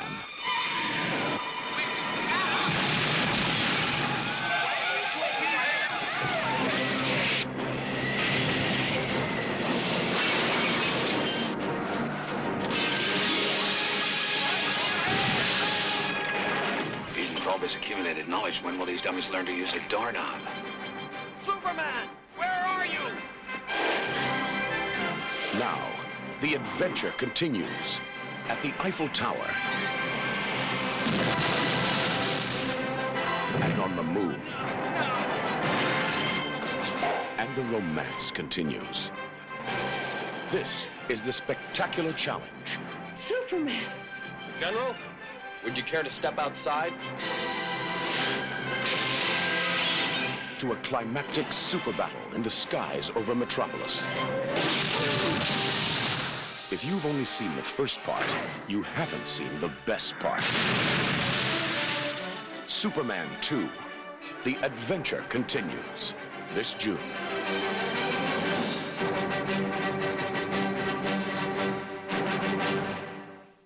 Classic British comedy in the form of Steptoe and Son is up next on nightly old-time radio shows.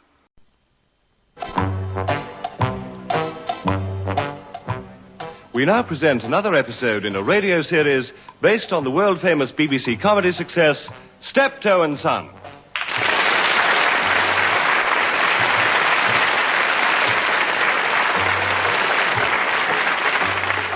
With Harry H. Corbett as Harold. Oh, God. I'll soon be time to get up. Face another day of that sneaky, conniving old twit. Why can't he act like a normal father? That's all I asked. He's holding me back all the time. I wants to travel. Yeah. I wants to see the dawn come up like thunder. I don't want to hear about it. I want to see the Taj Mahal and the Great Barrier Reef. Oh, the hanging gardens of Babylon. And all those little darlings on the beaches of Tahiti. Wriggling in their grass skirts. The old misery guts are just moan about his hay fever, isn't it?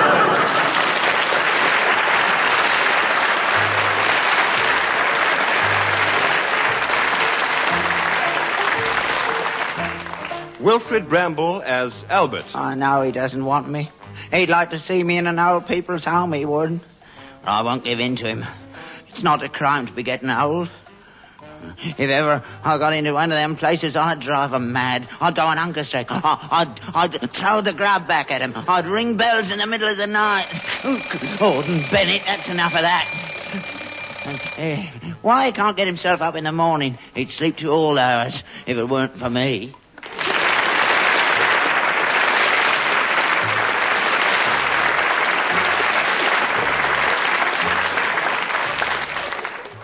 This week, Walla Walla Cat's Meat.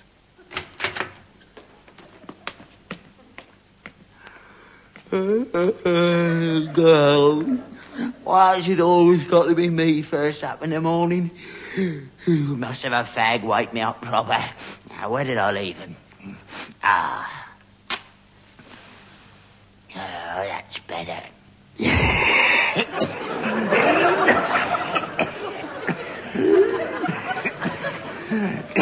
Harold! Time to get up. Harold! Harold! I'm not going to call you again. Harold! Don't do that in my ear first thing in the morning, please. Your breakfast is ready. You'll be late on the round. How many times do I have to ask you not to smoke when you're dishing out my food? Look, I've got ash now all over my cereal. Where is the milk for my cornflakes? Oh, it's on the step. I forgot to bring it in. Then perhaps you would care to go out to the step and bring it in? And perhaps you would also care to bring in the newspaper and any correspondence that should have been put on my plate and ain't. This ain't the Savoy, you know. I ain't no butter. I ain't no Admiral Crichton waiting for you on your beck and call. Oh, don't bother. I'll do it myself. Same as everything else in this house. If you want anything done, do it yourself. Yeah, I don't know. The kids of today. Honour thy father and thy mother. That's gone right up the spout, that has. Here's your milk. And I've got my paper. The Financial Times. Oh, hello. There. Hello. I see gold's up again. Yeah, another threepence an ounce. Oh, I'm not surprised. Oh, it had to come. Milk, son? Don't shake it. I like the top of it on my cornflakes. Oh, look. The pound was steady in Paris. Oh, that's a good sign. Yeah, what do you want to bother with all that stuff for? Look, Dad, times has changed. I mean, you've got to study the market trends. I mean, it's no use collecting old mangles and gas stoves if there's going to be a world glut of iron, is there? Yeah. But if there's a shortage of anything, I mean, I want a yard full of it out there. Make some money for a change. If you put the £2 a week you spend on that paper of yours into my football coupon, we'd stand more chance of making a fortune. Oh, if ever I get so desperate as to do the football pools, I certainly wouldn't do them on your coupon. How many draws came up last week? 27. 27. The record number of draws. And how many did you have? Yeah, shut up. Come on, how many did you have? You know very well how many I had. I know how many you didn't have. You didn't have them all. You must have been the only bloke in the country who didn't get a dividend. I'll get the pools up one day. And when I do, don't you come running round on your ear hole, 'cause you won't get anything. That's right. Go on, dream your life away. What's left of it? Oh, look, a photograph in the paper. Mr. Albert Steptoe receiving a cheque for the sum of £192,000, 12 shillings and sixpence. This money will not change my way of life, said Mr. Steptoe. I shall carry on being a rag and bone man. My son Harold won't get anything because I'm giving his share to the horse. You're right there. It'll be me and Hercules. You won't be in on it. We'll retire, both of us. I'll buy a farm and put him in a field. Let him run about, free. Hercules Unchained. Let him run about. He ain't done any running in years. He's forgotten how it goes. Blimey, it's only the shafts of the cart that hold him up now. The best thing we can do with him is take him down to the cat's meat men. What did you say? The cat's meat men. Cat's meat? Cat's meat? Yes, cat's meat. You know. Walla walla cat's meat, eat brown bread. Ever see a donkey fall down dead? I didn't tell you, but I've had an estimate on him. 25 nicker.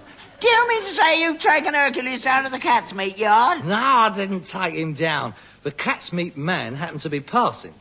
Well, actually, he was a sort of a spotter for a cat's meat firm. And he offered me 25 quid on the spot. Well, I mean, it's worth it to him, isn't it? I mean, let's face up to it. Horse this size, he'd fill up a few thousand tins, wouldn't he? Of course, it wouldn't be pure Hercules. I mean, they shove a lot of rubbish in with them, you know. I mean, a bit of jelly, a bit of this, a bit of that. Stop it. Stop talking like that. Tinned Hercules. No, I'm not having it. He's going to die a natural death in a field with a proper burial. Ah, with his legs folded across his chest, I suppose. Both lots. He's not finishing his days piled up in tins in some grocer's shop. That's final. I'm not having it if that's all there's to it. Oh, you get on my nerves. I mean, what's the use of me working my loaf, thinking up ways of improving the business when I'm faced with inefficiency all the time? When he can hardly finish the round these days. I could get round twice as fast with a proper horse, double the turnover. I know why you don't want to get rid of him.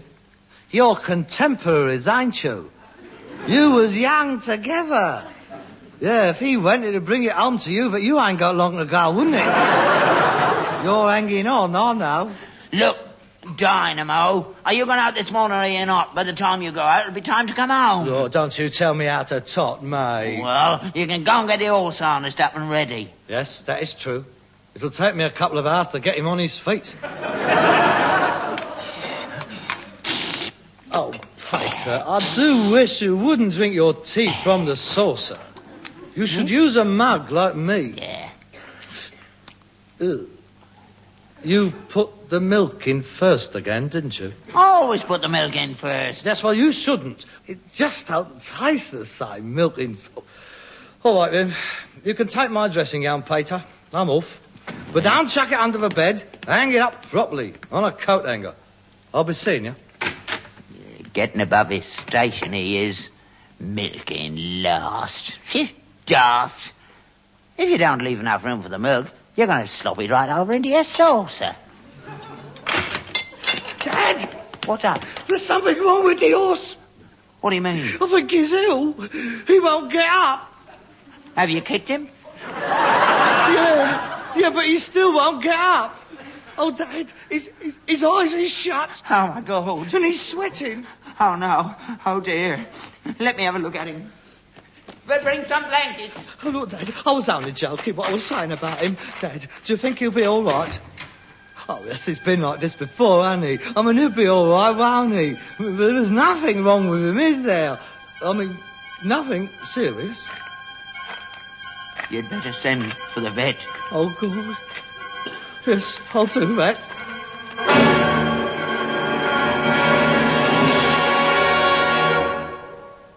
That vet's been in there long enough, hasn't he?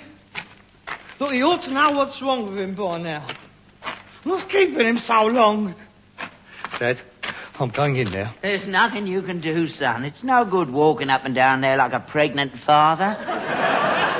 He's in good hands. Come on inside, have a cup of tea. Tea? At a time like this? Tea? It'll do you good. Calm your nerves. Oh, ain't it pathetic? Your faith and the healing powers of a cup of tea. That's a nice answer to everything, ain't it? Have a nice cup of tea. The Englishman's panacea. Mother just died? Oh, what a shame. Have a cup of tea. Just been run over? Never mind, have a cup of tea. I've been offered tea for disasters, funerals, operations, floods, wars, Dunkirk, the Blitz, hysteria and insomnia. A nice mug of tea in one hand and thumbs up to the camera with the other. Britain can take it. Well, they can have it. Well, I'm sick and tired of being a cheerful, chirpy, cockney sparrow. I'm entitled to be as depressed and miserable as anybody else. So you can stick your cup of tea right back down the spout. Son. Look, you can do what you like. All I need is a brandy. Son. If anything happens to that horse, I shall be holding you personally responsible. Me? Yes, you. It's disgusting the conditions that animals had to live under. When did you last clean the stable out? It's filthy dirty. I clean that stable out every day. I could eat me dinner off that floor in there. Well, maybe you could, but the horse won't. Now, don't you start accusing me. I love that horse. If it weren't for me, he would have been dead years ago. You never cared about him. You never thought of him as having feelings. All the things you said about him. Great clodhopper, you once called him. Oh. And he knew. Animals ain't daft, you know. They know when somebody don't like them. They can sense it. Oh, I've never done nothing against that horse. I've always treated him with respect. You never brushed him? When was he last brushed? When did you last brush over him? Oh, now, when I had him, I used to take him out. Yeah, that was a different tale. That horse was brushed every morning till he shone. You could see your face in him. And his tail was plaited like a young girl's hair, and 2 big rosettes over his ears. Look, I'd take him out to collect rags, mate, not to a perishing football match. And I looked after the cart. Fresh painted it was, with our name on it, all bright and shining. We looked a picture as we set out of the morning. Sat up there like a king, I did. Proud, that's what I was, proud. And Hercules was proud, too. He knew he looked good. His old neck arched up and his legs coming up like this. Proud and haughty. Both of us. Oh, God. The banner of Shepherd's Bush. You never cared for him. And now he's ill. Now, look, it's no use as us sitting here accusing each other. We've got a business to run. And we ain't got an horse. We're in stuck. But we can't afford to close down. Oh, Stu, I don't know what we're going to do. You'll just have to go out with the handcart, won't you? You're joking. Go out with the handcart? In winter? Have you ever tried pushing that thing when there's stuff on it? You're a young man. What about my fibrositis in my shoulder? You never said nothing about no fibrositis. Well, I have now. I don't make a song and dance about my aches and pains. I don't groan. Well, not like some people, but nevertheless, the fact remains. I have fibrositis in my shoulder, and I ain't pushing no handcart. We'll have to starve then, because I ain't got no money. Well, I won't have by the time I paid the vet. Oh, well, this is good, isn't it? Oh, a very well-organised concern, this is. Wait a minute.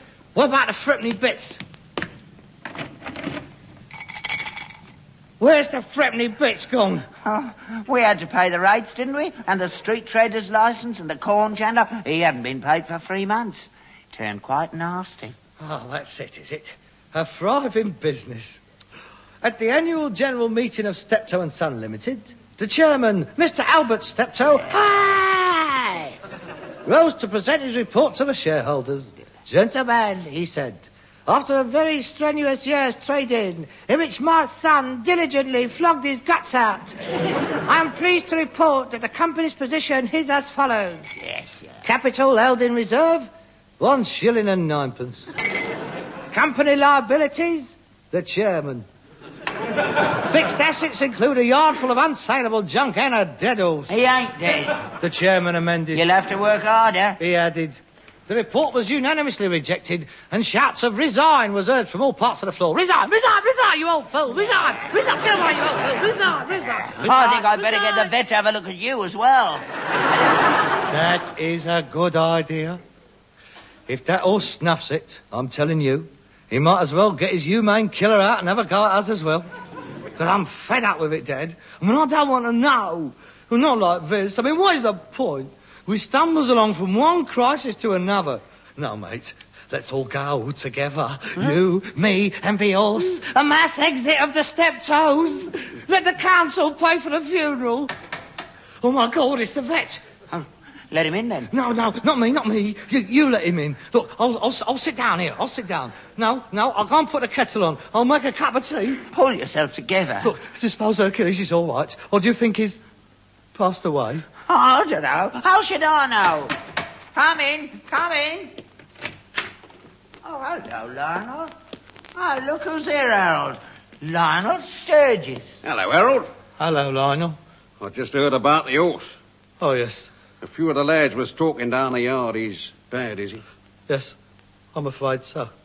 He's pretty dodgy, I think. Oh, I am sorry.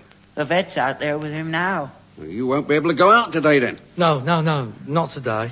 Would you like a cup of tea? No, I can't stop. I've got the horse and cart outside. Look, but I'll tell you what I come about. I hope you won't be offended, but seeing as how your place, like, I mean, you know, you're not being able to get out sort of thing with the horse being ill, like, well, I thought these might come in handy, if you know what I mean. Oh, Lionel. There's a sack full of good quality rags there, mostly cream.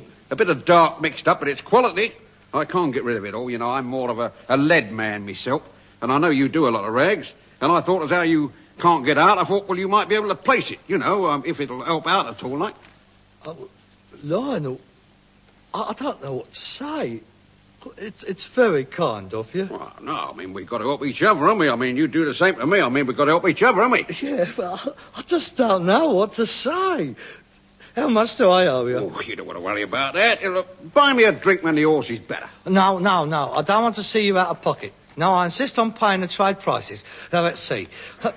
Oh, I'd say that's about £5.5. That's worth a few bob. Don't worry about it now. I mean, pay me when you've placed them. I don't know what to say, Lionel. Don't say nothing. I mean, just copy, that's all. And the rest of the lads told me to tell you not to worry. While the horse is laid up, don't worry about not being able to get out. They'll let you have some of their stuff. Collect for themselves, collect for you. It's no skin off of their noses. Just see them all right at the end of the day. Just give them what they give for it. We won't forget this, Lionel. Yeah, that's all right, Albert. Well, I'd better shoot off then. The lads will be passing by tomorrow to sort out what they've got for you. Well, I hope Hercules will be all right. Thank you. Well, cheerio then. I'll see you tomorrow. Cheerio. Thanks again, Lionel. Okay. I'll give my regards to your mum. What about that, then? Yeah. It was nice of him, wasn't it? Yeah, it's very nice. Here.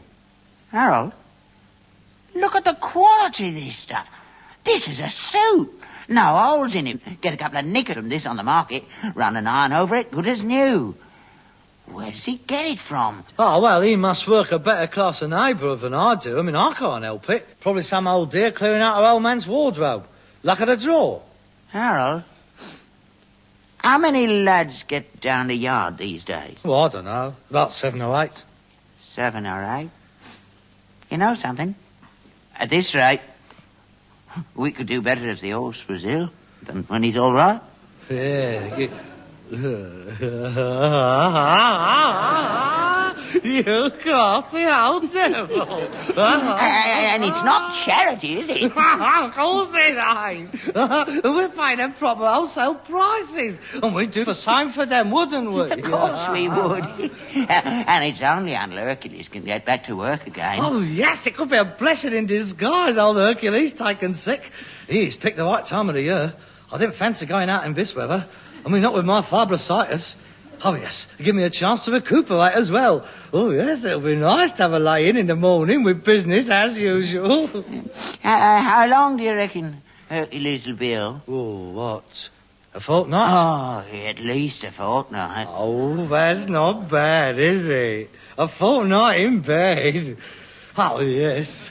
That's cheered me up no end, that. Oh, I feel better now. Ah, yes, life ain't so bad after all, is it? I feel sorry for Hercules, of course, I mean. But it's an ill wind, ain't it? May I come in? Oh, it's the vet. Oh, come in, Doctor. I'm not a doctor, I'm a mister. The infirmary wouldn't let me practice on human beings. Is he going to be all right?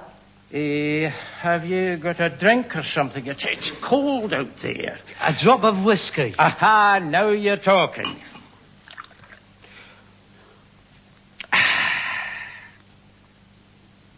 You want another? Oh, aye. That's not a bad drop of whiskey you got there. What are we talking about? The horse. Oh, aye, the horse. Is he going to die? Die? What are you talking about? There's nothing wrong with the beast. There isn't? Nothing wrong with him? He's tired, that's all. Tired? Yes, he's asleep out there. He probably couldn't get to sleep last night. He's exhausted. Well, I've never heard of horses with insomnia before. Well, it happens to us, laddie. There's no reason why it shouldn't have happened to them. And that's all that's wrong with him? Aye, that's all. I thought you said he was sweating, Harold. He was soaked in it. That was rainwater. Look, Dad, I told you too many holes in that roof. He could have died of pneumonia. Well, he'll be all right in the morning. All he needs is a good night's sleep, and he'll be as right as ninepence. He will he? Tomorrow morning? Aye, ready to go back to work, strong as ever. Have another drink. Aye, I will. I was hoping you'd ask me. Look, I think that the horse ought to have a fortnight off. Complete rest. He's getting on, you see. We'd like to see him get properly better. There's nothing wrong with him now. Yes, well, we don't want to take any chances, do we, now? And we'd like you to pop in every day to keep a check on him. Oh, there's no need. I'm a very busy man. But we won't keep you long. Just pop by, leave the car outside. Look, there's plenty of whiskey here. Oh, well, don't mind that. Oh, and there's no need to put it around that there is nothing wrong with him, is there? I mean, to the other traders, be non-committal if they asked you. Wheels within wheels, politics. Well, if I don't say anything, I can't lie, can I? Oh, there's the question of my calling fees, of course. We'll see you're all right. Well, I must say it's nice to see people who are fond of their animals. Aye, he's like one of the family. Right, then, we'll look forward to seeing you tomorrow. Hey, right you are. I'd cover the hole up in the stable roof if I were you. Yes, we'll do that. Cheerio, then. See you tomorrow. Oh, blimey. Half a bottle gone. Greedy Scotch nit. Oh, well, Dad, I'm going to bed. I shall see you in the morning. Oh, unless the place is on fire, don't wake me up before 12, will you? This could be a very pleasant fortnight. To sleep, a chance to dream. Well, don't overdo it, son. We'll see what tomorrow'll bring.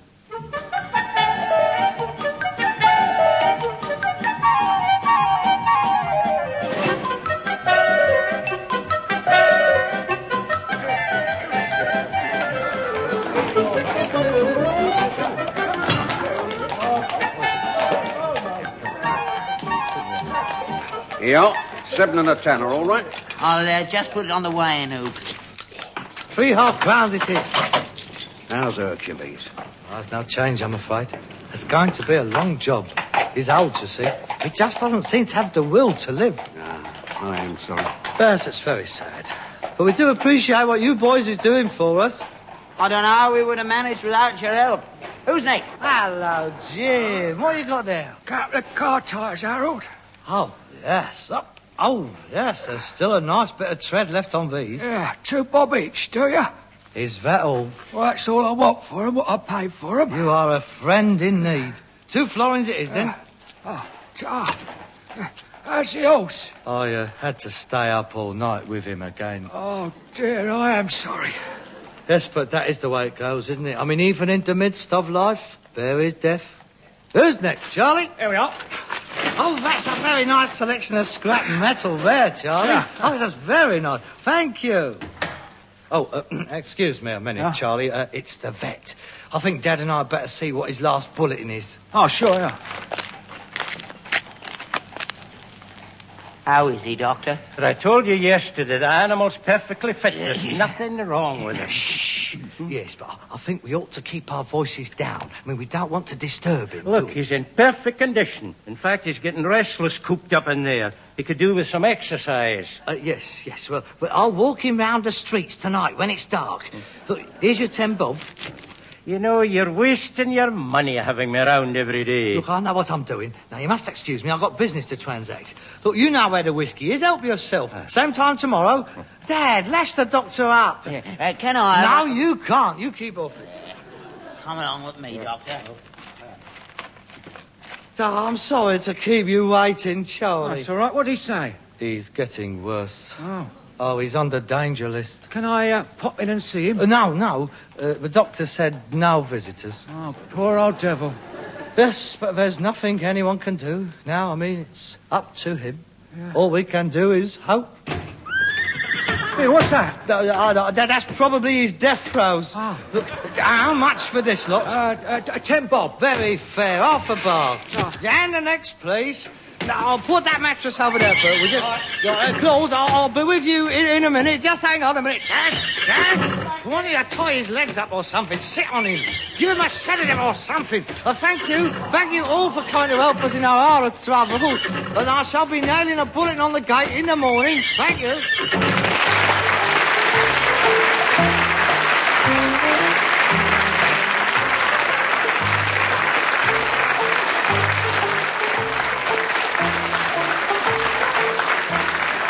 You've been listening to Wilfred Bramble and Harry H. Corbett as Steptoe and Son, Eric Woodburn as the vet, Leslie Dwyer as Lionel, and Peter Hawkins as Charlie.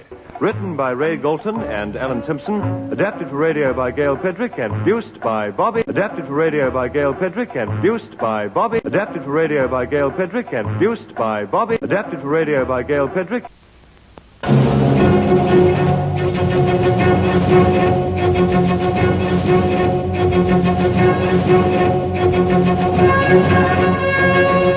When it's time for adventure, it's time for Superman. Alexander Salkind presents Christopher Reeve and Richard Pryor in Superman 3. Now, the evil threat is not a mere superhuman. It is a supercomputer. What will it do for me? It'll do anything you tell me to tell it to do for you. A machine so powerful it can change the weather, control the earth. Oh. Now, getting down to business. And even reprogram Superman.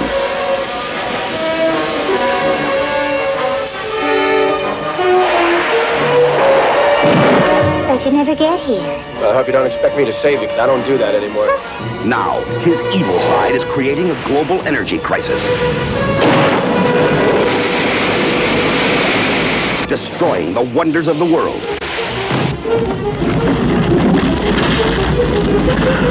And playing havoc with the world games. The Man of Steel has become his own worst enemy. You're going to go down in history as the man who killed Superman. No, but he's still our only hope for survival. I asked you to kill Superman, and you're telling me you couldn't even do that one simple thing. Come on, put yourself here. All right, Webster, the game's over. Will he conquer his evil side and conquer the super machine in time to save the world from destruction?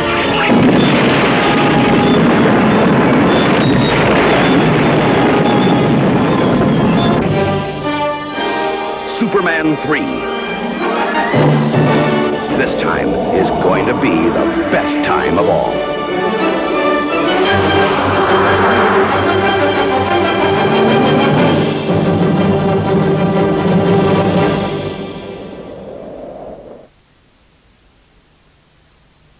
Take to the seas for adventure next with Horatio Hornblower.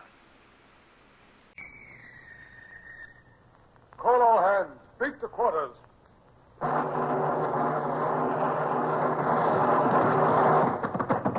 Unload the guns. Stand by the starboard battery.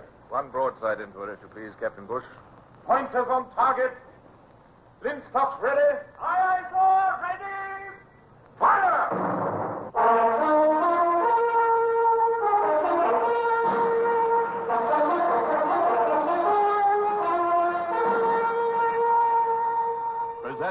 Michael Redgrave as C.S. Forrester's indomitable man of the sea, Horatio Hornblower.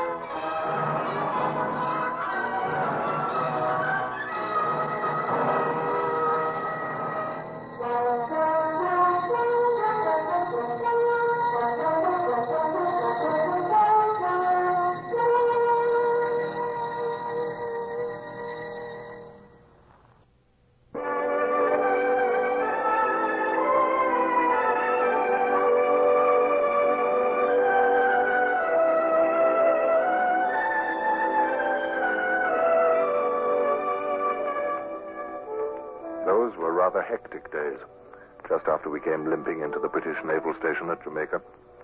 Our first Lieutenant Bush, lying in hospital ashore, riddled with Spanish sword cuts from the prisoners who'd risen against us. Our new captain, Buckland, under a grievous shadow for his laxity on the night of the insurrection. And many of our crewmen still recovering from wounds. It seemed for a time as though nothing would come right. Even our 3 Spanish prize ships, bagged in Haiti, served but little to lift the spirits of our ship's company. And then, one sunny morning, to add to our confusion, we had our first notice of an important change impending. Mr. Hornblower, sir. Is Captain Buckland still ashore? Yes, Mr. James? Boat's coming alongside, sir, from shore. What boat? Uniform of captain's rank aboard. Well, very well, Midshipman James. No need for undue excitement, is there? Order up the boatswain's mates at once, if you please, and side boys and marine guard, too. Don't forget. We'll pipe him aboard with all due honors. Yes, sir. I'll call him at once. Boatswain's mate, topside and lively. Lieutenant Hornblower, opening all pipe.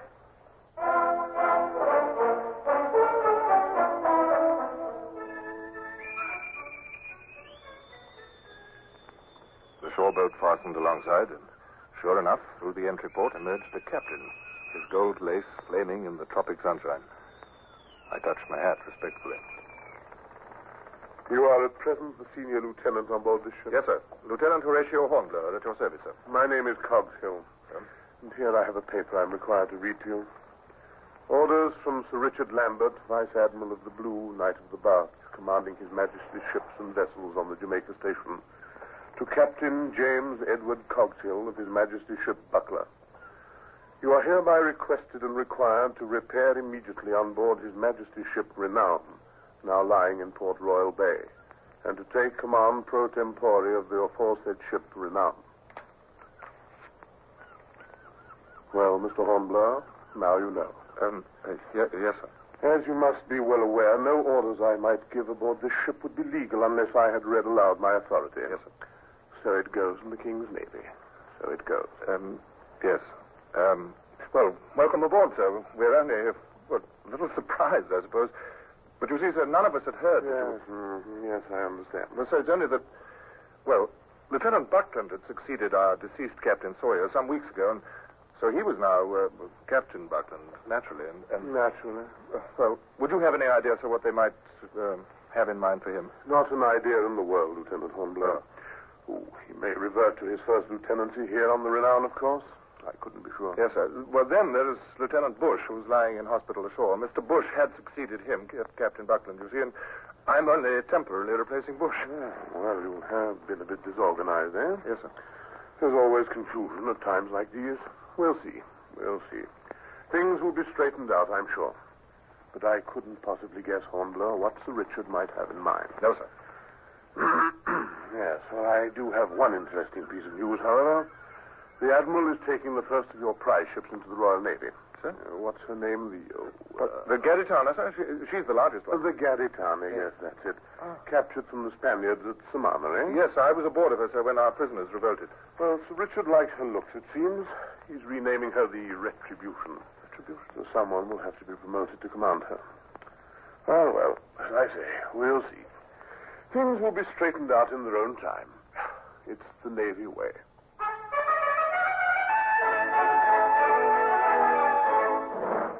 That afternoon, I had my first opportunity to go ashore. I made my way at once to Kingston Naval Hospital, where Bush still lay abed nursing his wounds. I knew he'd be thirsting for news of us, and now I had something to tell him.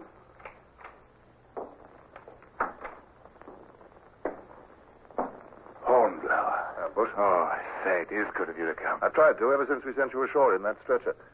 This is the first chance I've had to leave the Renown. You can guess how busy I've been. Well, can't I just? I've been following everything you've had to do with my mind's eye. Completing Renown again with powder and shot, food and water. That's it. Cleaning up after the prisoners. Getting rid of the traces of that cursed battle on deck. I'm surprised you look so healthy, Hornblower. What's in that basket? Oh, pawpaws, mangoes, and a pineapple. Do you know that's only the second pineapple I've ever seen in my life? Oh, thank you. It's very kind of you. You know, I owe you thanks for much more than... Oh, Bush, I say, we've got a new captain. What? Cogshill, transferred from the Buckler. Came aboard this morning, read himself in with a flourish.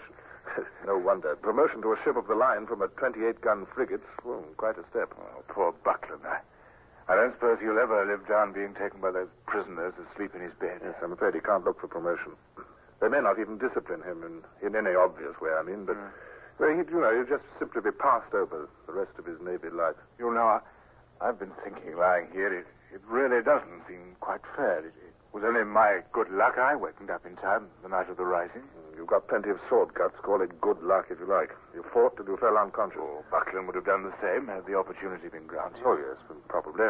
Well, Bush, I've been long enough in the service to think that fortune's more capricious here than in other walks of life. Don't you agree? Oh, by the way, I've got another piece of news. Oh, good. I'm glad of any gossip in this place. Yes, our prize, the Gaditana, is being commissioned into the Navy. No, is she, by George? Yes, 18 guns, 6-pounders and 9s. She'll rate as a sloop of war, and she's to be renamed the Retribution. Oh, so the Admiral will have to promote a commander for her. Nice berth for somebody. Yes, well, it might have been Buckland if only... Well, it still might be, of course, if they don't give much weight to his being caught napping. As our brand new captain is fond of remarking, I wouldn't attempt to guess. Of course, they can always... Hello, who's this? Come in. Well, Mr. Bush, and how are we feeling, eh? Oh, we have company. Hornblower, this is Surgeon Sankey, head of the hospital here. I'm happy to meet you, sir. Oh, I've heard of Lieutenant Hornblower. Not from Mr. Bush alone. Delighted to see you, Mr. Hornblower. Thank you, sir. You made quite a name for yourself, I gather, during that Haiti campaign. I don't know about that. Our patient here adores you. Oh, now, wait a minute, Doctor. Don't look so worried, Mr. Bush. We shan't embarrass Mr. Hornblower. Well, sir, I bring news that's bound to interest you. Oh? I've just received a visit from an Admiralty aide. It seems the gold braid of the station awaits your recovery with impatience, Mr. Bush. A court of inquiry is to be convened. A court of inquiry? Yes. Of course, man. What did you expect? And it's only a court of inquiry. After all, it's not a court martial for anyone. I fancy they want to sift the facts of some of the doings aboard your ship. I thought by now they might have changed their minds. Ah, then it's news to you, too, is it, Mr. Hornblower? Well, yes, in a way. After all, some strange things did transpire. Am I not right? At least that's what station rumor indicates. Your Spanish prisoners rising in the middle of the night, taking the ship against almost no resistance. Would have taken it, I've been told, had it not been for the fortunate advent of Mr. Hornblower here. Station scuttlebutt is never very reliable, Dr. Direct, Mr. Bush. I was pressed to declare when you might be ready to make an appearance. So now, let's have a look at you, eh? No. Then I must send word to the Admiral. Yes, Oh, but I promised, Mr. Bush. Oh, good Lord. You're a fortunate man, you know. These are all insightful ones. Let me just pull back the sheet a little further. Yes, it's contrary to all my professional experience. Usually the Spanish can be relied on to use their knives far more effectively. Mr. Hornblower? Yes, Doctor? Just look at this cut here. 8 inches long at least, and yet not more than 2 inches deep. 4 inches with the point would have been better. The effort of a tyro, I dread. Remember, Mr. Hornblower, the next time you use a knife, to give an upward inclination to the point. Far more effective. I see, thank you. No superficial laceration in this instance. The human ribs lie open to welcome an upward thrust. Before a downward thrust, they overlap and forbid all entrance. Turn over, please. Yes. See this? Here the descending knife again bounded in vain from one rib to the next. Oh, well, I'm glad. As you see, each cut is healing very well now. No sign of mortification, Mr. Hornblower? 2 days ago I wasn't sure. Not in the least. Yes, these are most clean cuts, fortunately. Bend with me, if you please. Your honorable scars, Mr. Bush, will almost disappear in a few years. Well, good. Yes, tomorrow I shall remove the sutures. You will observe that Mr. Bush is still a trifle weak. Is he? I wasn't certain. He was entirely exsanguinated by his wound. Well, what does that mean? Well, drained of his blood, I mean, of course. Oh. But if the court of inquiry will but indulge him with a chair when he gives evidence... Oh, but I don't think I'll be ready for a while yet, Sergeant. Oh, nonsense. You're doing splendidly. In 3 days' time, you will be quite prepared to answer any questions, Mr. Bush. Yes, I'm very well, Shard. Let me see now. That will be Friday, will it not? Friday. After all, to assemble a court on this station is not easy when every ship is absent on necessary duty so much of the time. Very happy with the progress you're making, Mr. Bush. I shall inform the Admiral's office. Thank you. Thank you very much. Did I tell you the court will be convened aboard your own vessel, the Renown? Your new captain himself is named a member of the board. We'll see you get there, Mr. Bush. Well, now, continued progress to you, sir. See you tomorrow. Yes, indeed. It's a pleasure to meet you, Mr. Hornblower. Goodbye, Doctor. After all that, I do feel like a crazy quilt. One sewn by hand. Yes, Bush, I can see why. Court of inquiry, eh? Oh, I hope they might forget about it. Poor Buckland. Doomed to remain an aging first lieutenant, I'm afraid. If nothing worse. Well, I must get back to the ship. Hope I haven't tired you out. Oh, of course you haven't. Only the magpie chatter of that old gossip Sankey. All right. It was good of you to come home, that was nothing. Well, see you Friday, Bush, I take it. Yes, of course. Friday. We'll both be witnesses, I suppose. I'm going to do the best I can for old Buckland. We may have had our disagreements, he and I, but, well... I'll see you Friday, Bush. Good luck.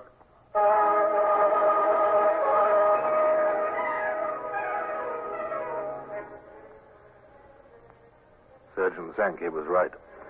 Lieutenant Bush, though still a bit weak, was able to be about by Friday and to hobble aboard our ship, together with an impressive array of other officers, all captains, named by the Admiral to make up the board. A court of inquiry, I found, was not so awe-inspiring as a court-martial, yet it seemed formidable enough.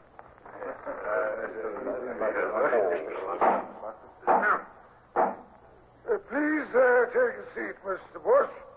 I understand you're still weak from your wounds. Oh, only a little, sir. We've read the report which you addressed to Captain Buckland following the attack on Samana Bay in Haiti.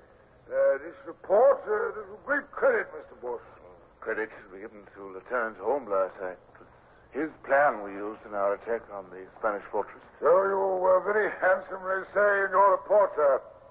I may as well state here and now that in the opinion of this court, all the circumstances surrounding the attack at Samana and the subsequent capitulation of the enemy are in accord with the best traditions of the service. Thank you, sir. But now we come to the next matter. The attempt of your prisoners to capture the Renown at sea. You were by this time acting as first lieutenant of the ship, Step by step, Bush was taken through the bloody events of that recent night. The difficulty of supervising the women prisoners, the Marine Guard kept at the hatches night and day, the sudden, unexplained outpouring in the dead of night, only a few hours before we were due at Jamaica. Careful, watch, of course. Naturally, I do recall that Lieutenant Hornblower had expressed his doubts about the women prisoners some days before. Indeed. Oh, why, yes, sir. In fact, he'd been concerned about the whole situation of the prisoners, sir. On several occasions, he'd said... Poor Bush. I could have strangled him. Out of some mistaken sense of loyalty to me, he was destroying, one by one, Buckland's few last remaining claims to their indulgence. I made up my mind then and there to help Buckland in any way I could, even to lie, if necessary, when my term came. And of course, you were found among the dead after rebellion was suppressed, unconscious from your wounds. Well, yes, sir, but Very well. Thank you, Mr. Bush. That will be all. Call Lieutenant Hornblower. He's the next witness before this court. Lieutenant Hornblower? Please come forward, Mr. Hornblower. I'm here, sir.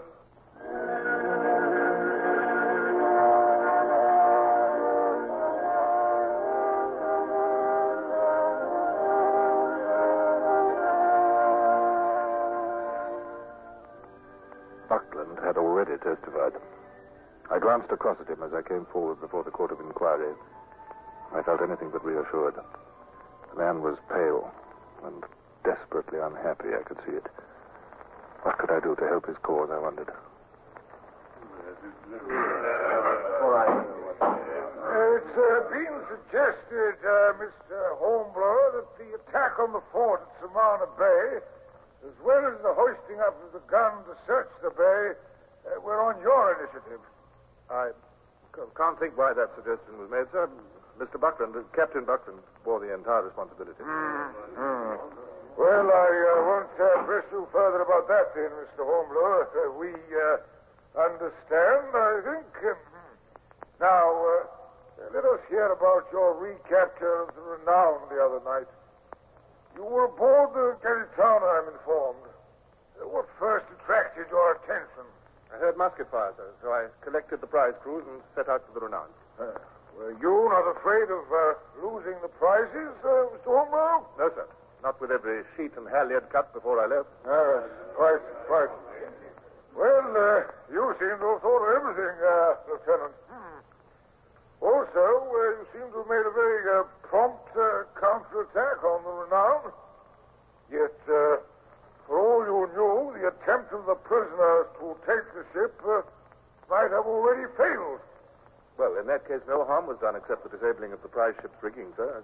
Of course, I knew that Captain Buckland, provided no accident had befallen him, would have skillfully organized resistance. In fact, that he would immediately... Yes. Unhappily, an accident did befall him. Well, we understand.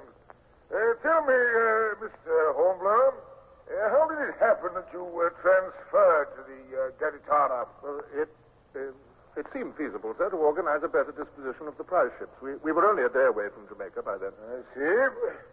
And is it true that you had several times expressed concern as to the intentions of the women prisoners? Well, no more concern than was felt, I'm sure, by Captain Buckland. Well, thank you, Mr. Hornblower. Thank you. That will be all. The inquiry was over. The court's official findings placed no blame, recommending only that strict inquiry should still be made among the Spanish prisoners in an effort to discover who had led them in the revolt. And it was clear in every tone of voice and in every face that Buckland was to be made to suffer, unofficially. It isn't fair, I tell you, Bush. It isn't fair. Not so loud, my friend. All those captains are still aboard. I don't care. They didn't dare to say to his face that they found him guilty, but still they want him to pay. That's obvious in every word they said.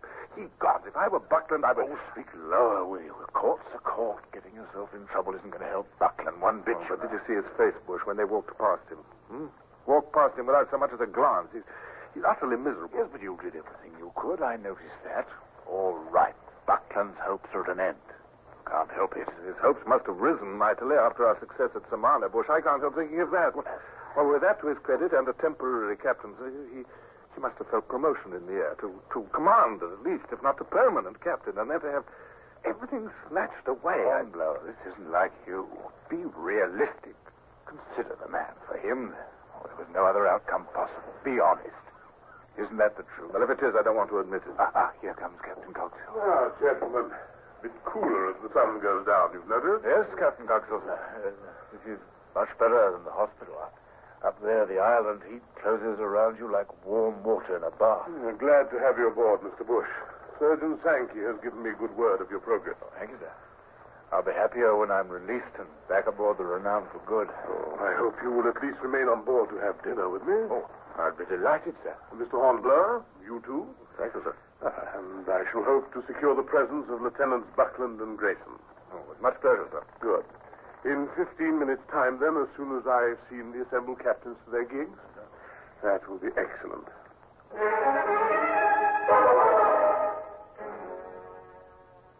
Our new captain was a courtly host. There were flowers in the great cabin now. The food was excellent. Seated next to the silent Buckland, I grasped at trivialities to keep the conversation going, and I was grateful for Captain Cogshill's loquacious appreciation of his own table.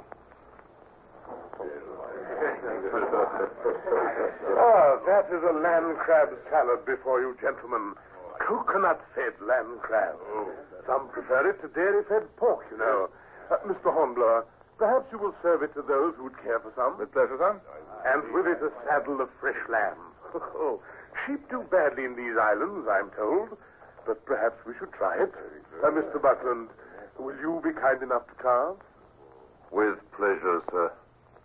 You see, gentlemen, we still have some real potatoes left. One does grow weary of yams. Mr. Hornblower, will you take wine? Oh, thank you, sir, yes.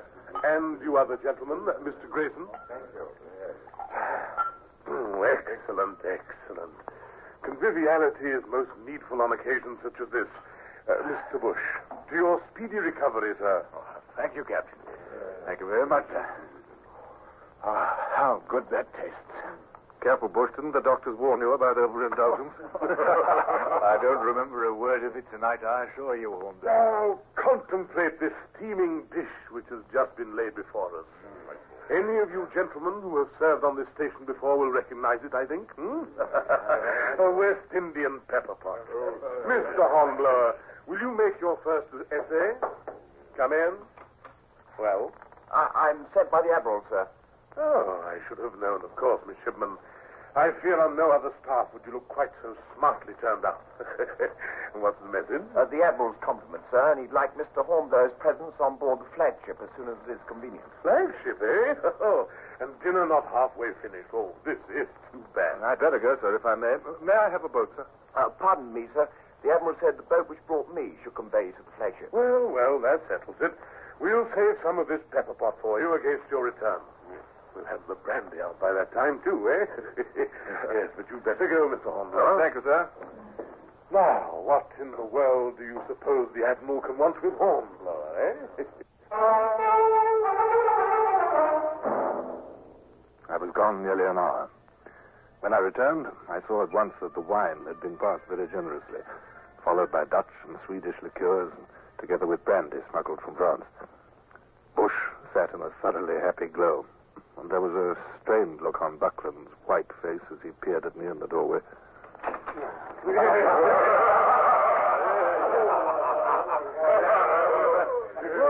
there you are at last, Mr. Hornblower. Come in, man. Come in. Yes, sit down. Thank you, sir. The toast is just beginning. Now, Mr. Bush, eh? It's your turn, eh? The victorious war, oceans of gore, prizes galore, beauty ashore. Excellent, Mr. Bush. Drink fair, Mr. Hornblower. Thank you, sir. We have a start of you already, and a stern chase is a long chase, Mr. Buckland?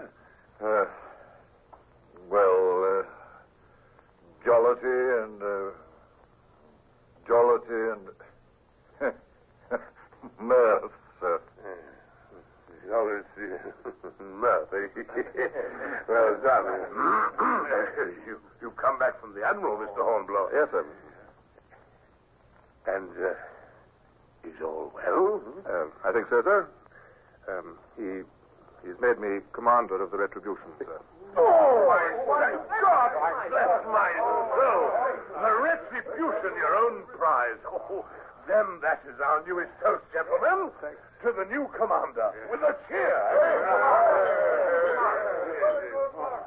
Oh, I'm so glad, Hornblower.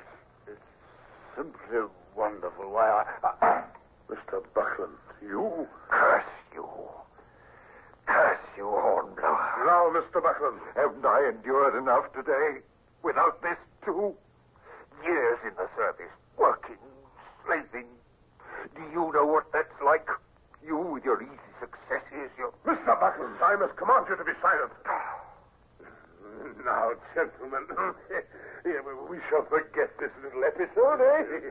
And continue with our pleasantries as before. Fill the glasses. A brimmer there, Mr. Buckland. Now, our country, noble England, queen of the waves. And may pony grow bonier than ever.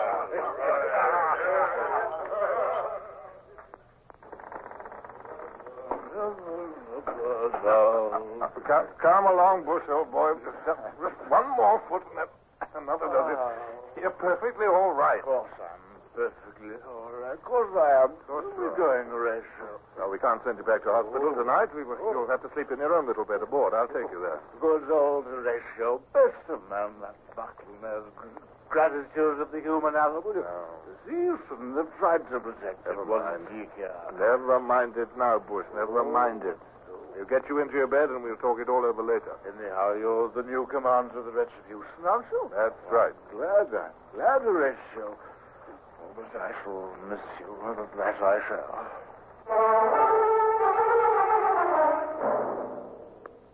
And that was how I came to leave the old renown. With certain regrets, but with high hopes for my new promotion. For days, I was frantically making the prize ship ready for sea under her new colors, organizing the scratch crew who were drafted into her. And then, it seemed too quickly, one gray dawn, we were ready to sail. I was touched to find Bush on hand. He'd borrowed Captain Cogshill's gig and had come across to where my ship lay. Bush, is it really you? It's still so dark I can hardly see you. Oh, it's me all right, sir. That is, it's I. Oh, it's good to see you. Oh, I'd have been over before, but as you know, we're just back from a practice cruise in the Renown. Yeah, I know. Lambert couldn't have made a better choice. Oh, I've already told you that, haven't I? But with you as commander, all seems right. After all, a fighting navy needs to fight and needs fighting men to lead it when she does. With the bound, sir. Seems funny calling you sir for a change. Well, we're bound for England. No. Oh, I'll be back again. A convoy to the Downs, dispatches for the commissioners, pick up the replies, and convoy out again. You'll get your commission confirmed, sir, while you're there. I hope so. That is, if they don't make peace with Bonaparte. Peace? Not very likely. Matter of fact, you may run into the French on your way across the Atlantic. Yes, so I may. A little lighter now. I must be getting back. You'll sail with the land breeze, I suppose. Steal out around the point and then be gone. Have I told you I admire the way that new epaulette sits your shoulder? Oh, thanks. Well, I'll miss you, Bush. Quite a night we had together here in Kingston when the prize money from Samana was paid out. Less said about that, the better now, possibly. At least it didn't send you back to hospital. Are you ready to up anchor, may I ask, sir? Yes. Up anchor, Coxswain. I'll be on the quarterdeck in just a moment. Well, good luck, sir. Good luck, Bush. Till we meet again. This life in the service means many partings. I'm proud to have known you. Don't forget that, will you? I'll just see you down to the entry port.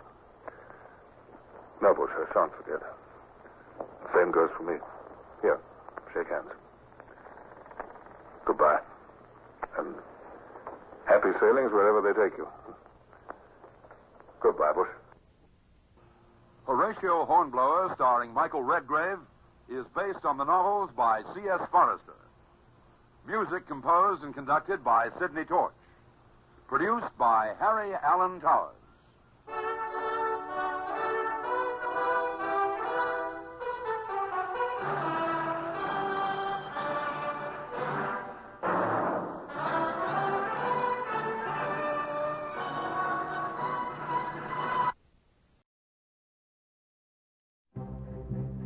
The greatest hope against the threat of nuclear war is Superman. I'm going to do what our governments have been unwilling or unable to do. Effective immediately, I'm going to rid our planet of all nuclear weapons.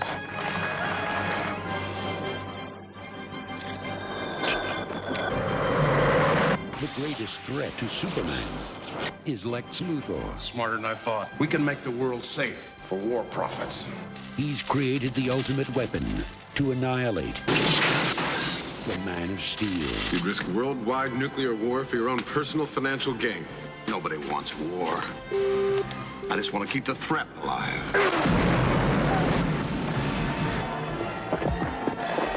Dude of Steel. Where are you gonna get it? You know you're a workaholic. Why don't you stop and smell the roses, huh?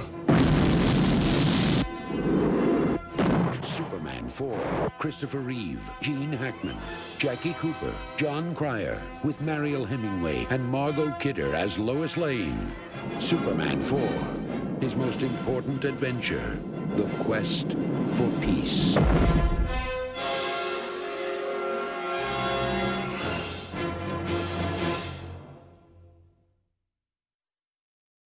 Join one of fiction's most famous detectives for adventure with The Adventures of Sam Spade, coming up next.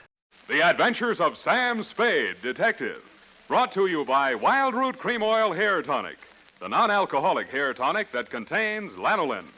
Wild Root Cream Oil, again and again, the choice of men who put good grooming first.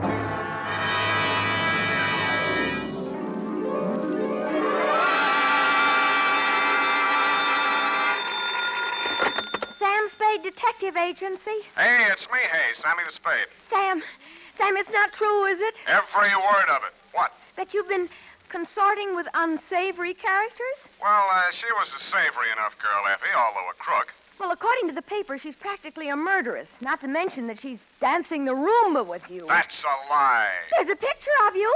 Virginia Vale, gangland glamour girl, caught at the Club Iberia in barefoot Roomba with private eye. It was not a Roomba, it was a bambuco. Oh, Sam, not over the phone. Boom, I can't stop it. Boom, boom, boom, boom. Stay where you are. Boom, boom, boom, boom. I'll be right down to dictate my report on the lawless capers. Boom, boom,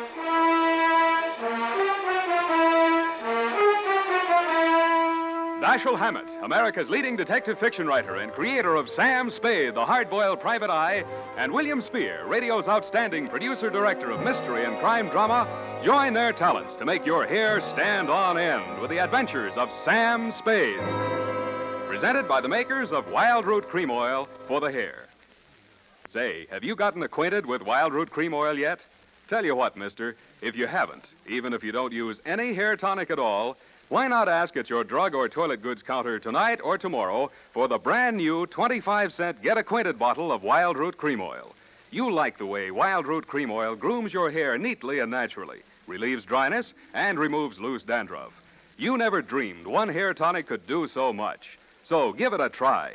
Get the generous new 25-cent bottle of Wild Root Cream Oil. Again and again, the choice of men who put good grooming first. And now, with Howard Duff starring as Spade, Wild Root brings to the air the greatest private detective of them all in the adventures of Sam Spade.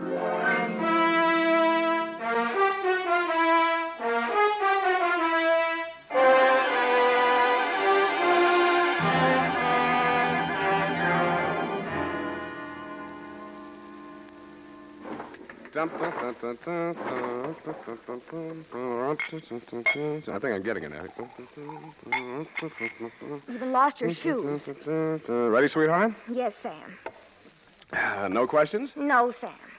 That picture in the paper doesn't mean a thing, Effie. There was nothing between Virginia and me. Just wasn't room. Well, that bambuco, you know, that's the way we dance it. Authentic. Sam, I troubled to call my girlfriend, Edna Mae Schwartz, who is an instructor at Arthur Murray's. Mm-hmm. I quote, "The partners exchange graceful nods in the center of the dance floor and then separate. Well, As the senorita provocatively leads a pursuing caballero through a series of gay whirls, turns, and figures." There, you see, provocative. But he never catches her, Sam. Well, I had my shoes off. That gave me the advantage. You know best, Sam. Well, that clears that up. Date? August 29th. I will give the date. Fill it in. That still doesn't explain your operating on the wrong side of the law. Down, Effie. This goes to John M. Lawless. A known gangster. What else? From Samuel Spade, license number 137596. Dun, dun, dun, dun, dun. Boom. Thank you, Effie. Subject, Joe Morales. Dear Johnny, you hired me yesterday morning, but the real start of it was back in 45. Flashback. San Francisco was just recovering from VJ Day, and crime was practically at a standstill because your number one competitor in the West Coast mobs had just been rubbed out, and you were on trial for same. Nothing about the trial made any sense. The tea-time chatter in the better pool rooms was that you were taking the rap for your worst enemy, Joe Morales. What made even less sense, the lawyer defending you was Joe's brother. So I wasn't a bit surprised to receive your check for $25, together with an invitation to be in the third row of the courtroom when the jury returned the verdict. I was. The defendant will please rise. Step forward, please. Have you anything to say why judgment of this court should not be passed upon you? Yeah. It's a bad beef. The judgment of this court is that you, John Lawless, for the crime of manslaughter, having feloniously run down, run over, and killed with a certain automobile the deceased person named in the indictment, and having subsequently departed the scene in violation of the hit-and-run statute, are hereby sentenced to a term of 3 to 10 years in the state prison of the state of California, San Francisco. You didn't even look at the judge while he was dishing it out. Your eyes were on the man sitting directly in front of me. The man you were supposed to be taking the rap for. The man you deliberately planted me behind, Joe Morales. I wondered what that meant. When the judge brought down his gavel, I found out. You came up the aisle with a deputy on one arm and your lawyer on the other. He seemed upset about something. I'm sorry, Johnny. I did the best I could. They've given me the judge I asked for. You passed on the jury, you cheap shyster. Okay, just wait till you get my bill. Shut up. Wait a minute, Sheriff. I want to speak to a friend. Okay, Johnny, hurry up. We got a train to catch. Hey, you, Joe. Yeah, Johnny? I got just this to say to you. I'm going up, but I'm not staying, see? If I'm not paroled out in 3, I'll break out. Either way, I'll get you, even if it means a murder rap. Oh, now listen, Johnny. You heard me, Spade? Yeah, Johnny, I wish I hadn't. Come on, Johnny, we gotta go. Okay. Don't forget what I said, Joe. So long, Sam. Good luck, Johnny. Hey, Sally. Yeah, Joe? You hear what he said? I know. He's gonna knock me. This guy's a witness. Name is Spade. Spade, my brother Sally. Salvador Morales. You may have heard of me. Yeah, if I'm ever up in a hit and run, remind me not to hire you. Come along, Spade, where we can talk quietly. Just over here. My conference room. Look, we got nothing to talk about. Oh, yes, we have. Watch it. I just got this suit pressed. Yeah, right in here. Sally, is it all over? How did it come out? Where were you? In here. I couldn't force myself to stay out there. What did he get? 3 to 10. 3 to 10, is that... Oh, I mean, how terrible. How terrible. Best I could do. This is Sam Spade, my dear. Miss Virginia Vale, Johnny Lawless's fiancée. The San Quentin widow. Well, how's tricks, Virginia? Why did they bring you here? Maybe they know. He's a witness. Witness? To a threat Johnny made against my brother's life. My own client. What's funny? Ask your brother. That threat would even get you a writ against him to keep the peace. What do you mean, Sam? Sweetheart, threats don't mean anything in law unless they're backed up by some action. Even if he told you the when, the where, and the how, it wouldn't be worth anything until you're dead. But it would be worth something then? Sure, shows premeditation. Then if he knew he was overheard and you'd be forced to testify if anything happened to Joe... Hey, beautiful. What are you trying to do to me? Oh, I mean, he'd think twice before he tried anything. You'd be safe, Joe. Well, honey, I didn't know you cared. About you, I don't. I just wouldn't want Johnny to do anything foolish.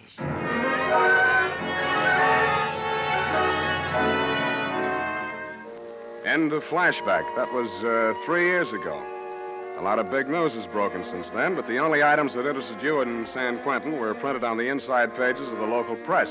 Item: Virginia Vale, your fiancée, got herself engaged to Joe Morales, your worst enemy. And item: Salvador, Sally Morales, your mouthpiece, had taken over your mob. Which brings us up to yesterday morning. Yeah? That you, Sam? Who's this? Johnny Lawless, remember me? No. I was hoping you'd say that. Look, Sam, I got a job for you. Call Peeper Breen. He may need it bad enough. I've got no contacts in the mobs anymore. This is clean. How clean? A chance to save an innocent man from the gas chamber. While There's $1,000 in it for you. Wait till I get a pencil. Now, what was the address? The Alma Arms on Pine Street near Jones. Yeah? Buzz me 3 times. 1 long, 2 short. And make sure there's no one on your tail. Got it. I was not tailed. I found your name on the bell panel, buzzed 1 long and 2 short, and the automatic lock clicked me in. You were waiting 1 flight up in the open door of your apartment. You didn't say anything, just made sure it was me, motioned me inside, locked the door, and led me back to a bedroom. Well, there it is, Sam. Mm-hmm. Joe Morales. Dead about 3 hours, I'd say. 4 slugs, chest, shoulder, and head. Looks like amateur work, a professional aims for the belly, or did you mean it to look like an amateur job? Would I be sap enough to drop him in my own apartment?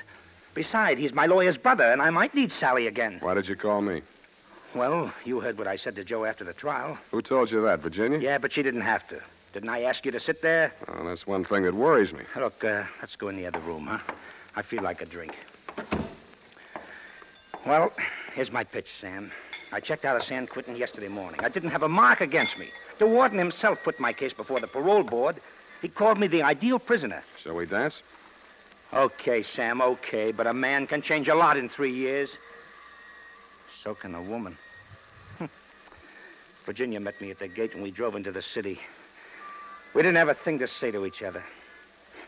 The way I felt by the time the ride was over, Joe could have her and welcome. I had other plans. Such as? Well, the parole board was getting me a job with a mining firm, a surveyor. I took a course up at Quentin. You seriously expect me to swallow this line of guff? Listen, you don't get fat making a living on the mace.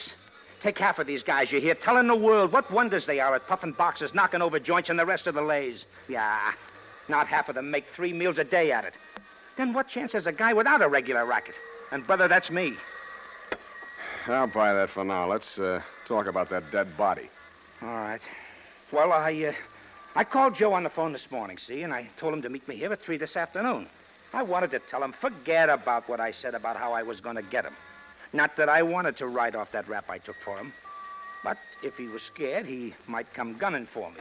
I might have to break parole to defend myself. About Virginia, like I told you, we got nothing to talk about. Yeah, it was beautiful while it lasted. So he was due here at 3, huh? Huh? Yeah. I was held up. As a matter of fact, I was with my lawyer at the time. Sally?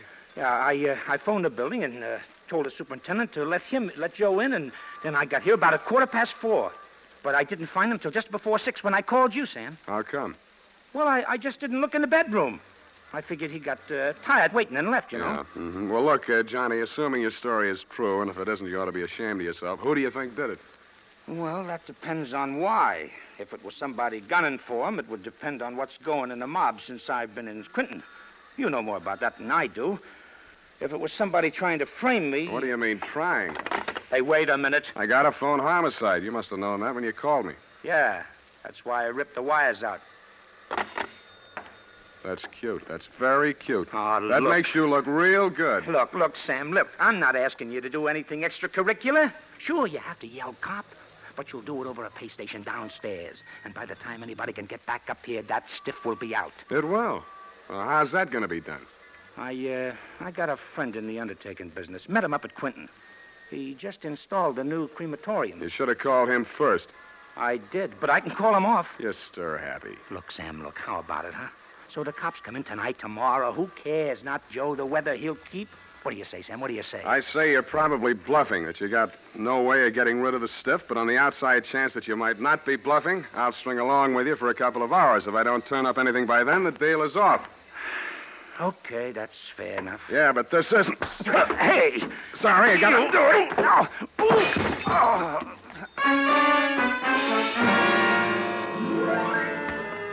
I hated to do it, Johnny. You were out of condition and you weren't expecting it. But I wanted you to look like a hospital case. After you went down and out, I transferred my fee from your wallet to mine. examined your wounds, and decided you were good for 2 hours at St. Agnes Hospital, where I know the head nurse. Incidentally, that reminds me. So without further delay, I toted you downstairs, threw you into a taxi, and delivered you to the ambulance entrance. That's when I remembered that I had forgotten one thing. I hadn't given you a chance to call off your alleged undertaker friend. I was sure that part of your story was bluff, but just to make sure, I rushed back to your apartment in less time than it takes the average undertaker to back his hearse out of the garage, I thought.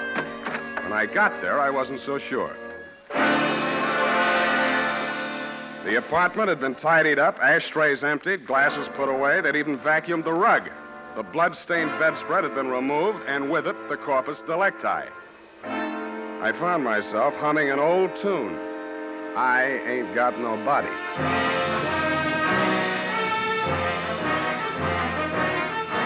The makers of Wild Root Cream Oil are presenting the weekly Sunday adventure of Dashiell Hammett's famous private detective, Sam Spade.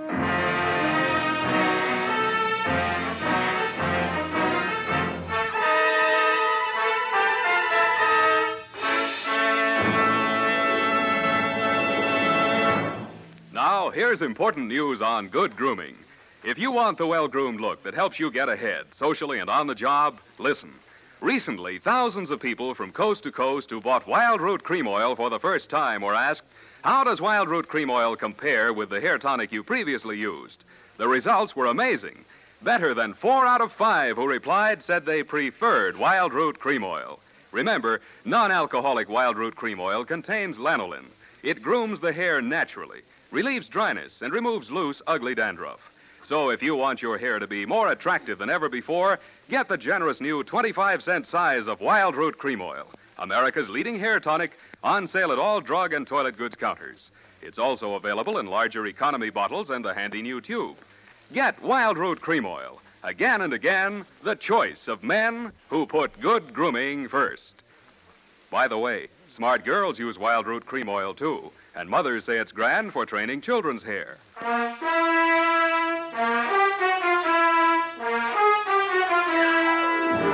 And now, back to the Lawless Caper. Tonight's adventure with Sam Spade.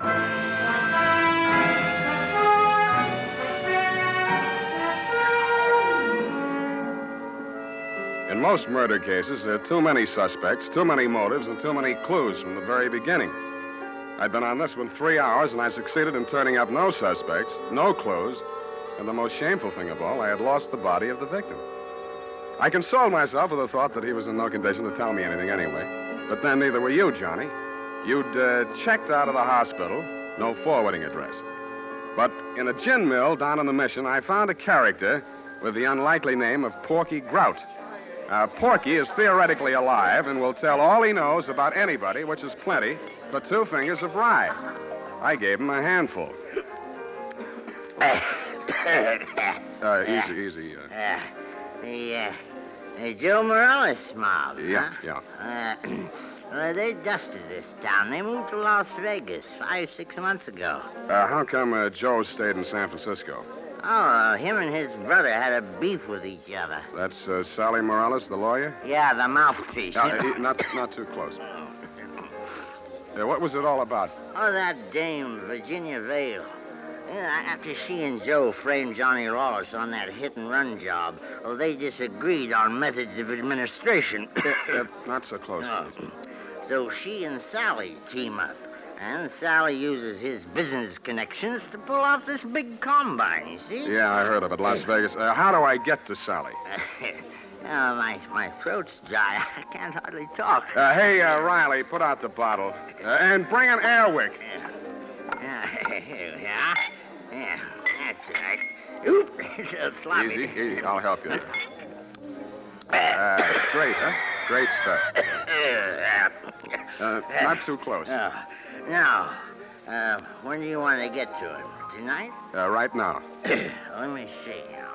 The dame don't dance to nothing but rumba music, and she don't drink nothing but imported French champagne. Yeah. Furthermore, she don't go nowhere where she don't get her picture taken. And he don't dare take a drink in a place that pays him protection. Well, this being after hours, there's only approximately one place they could be at. That's the Iberia out on Van Ness. Yeah. Thank you and good night, Porky Grout. If your friends won't tell you, I will. What? Please don't bother to answer.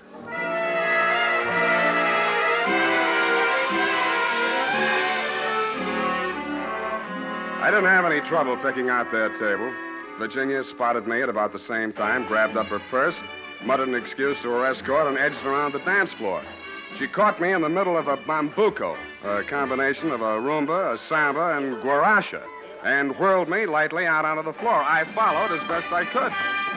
Listen, Johnny, you shouldn't have come here. How did I know our first dance would be a bambuco? Oh, you danced divinely. Oh. But you must leave at once. Sally is insanely jealous, and he's in an especially bad mood tonight. Yeah, so am I. I know why you came. You one up on me. Johnny Lawless has been in touch with you, hasn't he? You talked to him since yesterday morning? No. He's bound to get in touch with you. Yeah. I don't know what story he's told you, but don't believe a word of it. He only wants to get you out of the way so he can get back at Joe. Still thinks Joe framed him into San Quentin. Now, you can stop worrying about Joe. Huh? Sam, what are you... He's dead, if that's news to you. I think you'd better talk to Sally after all. Come on. Well, just getting the hang of it.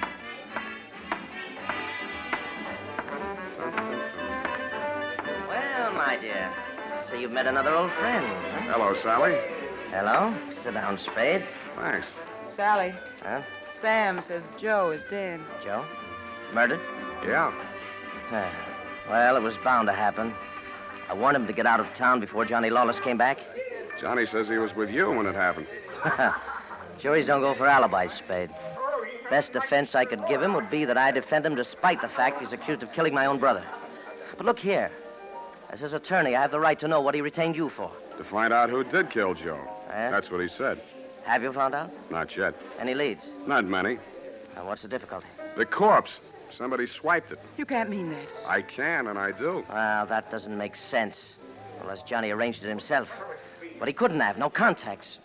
Of course, he might have disposed of it without help. It's been done, you know. Not tonight. I'm his alibi there. I don't believe it. You're just telling that story to see how we'll react. That's why I'm telling it, but it's not a story. It's the McCoy. Sally, what can it mean? If Johnny didn't do it, then somebody must have done it to frame him. And if they did that, they wouldn't turn around and get rid of the evidence, would they? What? Well, the whole thing is wild. Wild. You know, there might have been two people who thought they were a team, but one of them was really working against the other and for Johnny. Huh? Well, that's absurd, isn't it, Sally? Is it, my dear? He's trying to play us off against each other. Don't fall for it, Sally. I had nothing to do with any of it. You've got to believe that. Yes, I was sure of you when Johnny was out of the way. You wanted him out of the way. You admit it. You're still in love with him, aren't you? Aren't you? Alice, you're hurting me. Hurting you? I'll help the DA write his brief. He'll go to Tehachapi for body snatching. Go ahead. I can't wait to get on the stand. The things I'll tell about you, how you let Johnny go up on that hit and run when you knew it was my idea and I was in the car with Joe. You will. Not a jury in the country would blame me for protecting my own brother. Protecting him? You were framing him even then. So you could have me for yourself. Oh, I'll have you in the gas chamber if you keep insisting. Your own brother. Squeeze out of that one if you can. How about the body? Love of woman surpasses brotherly love. I can see the jury now, eating it up. Victim of a designing woman caught in the toilet. Nuts. I don't care whether either of you is guilty or both or neither or whatever. If I get that body back tonight, I'll let the cops worry about it. If I don't, I'll confess to everything myself and name all three of you as accomplices. All right, Spade. You say your only concern is that body? Right. Right. Here's $500. Another $500 when you find it, huh? Does that convince you? Well, it helps. Here, my diamonds. Take them all. No, keep the diamonds, Virginia. If Sally gets sent up first, you'll need them for your defense. Think it over, kids. I'm calling the cops right now. I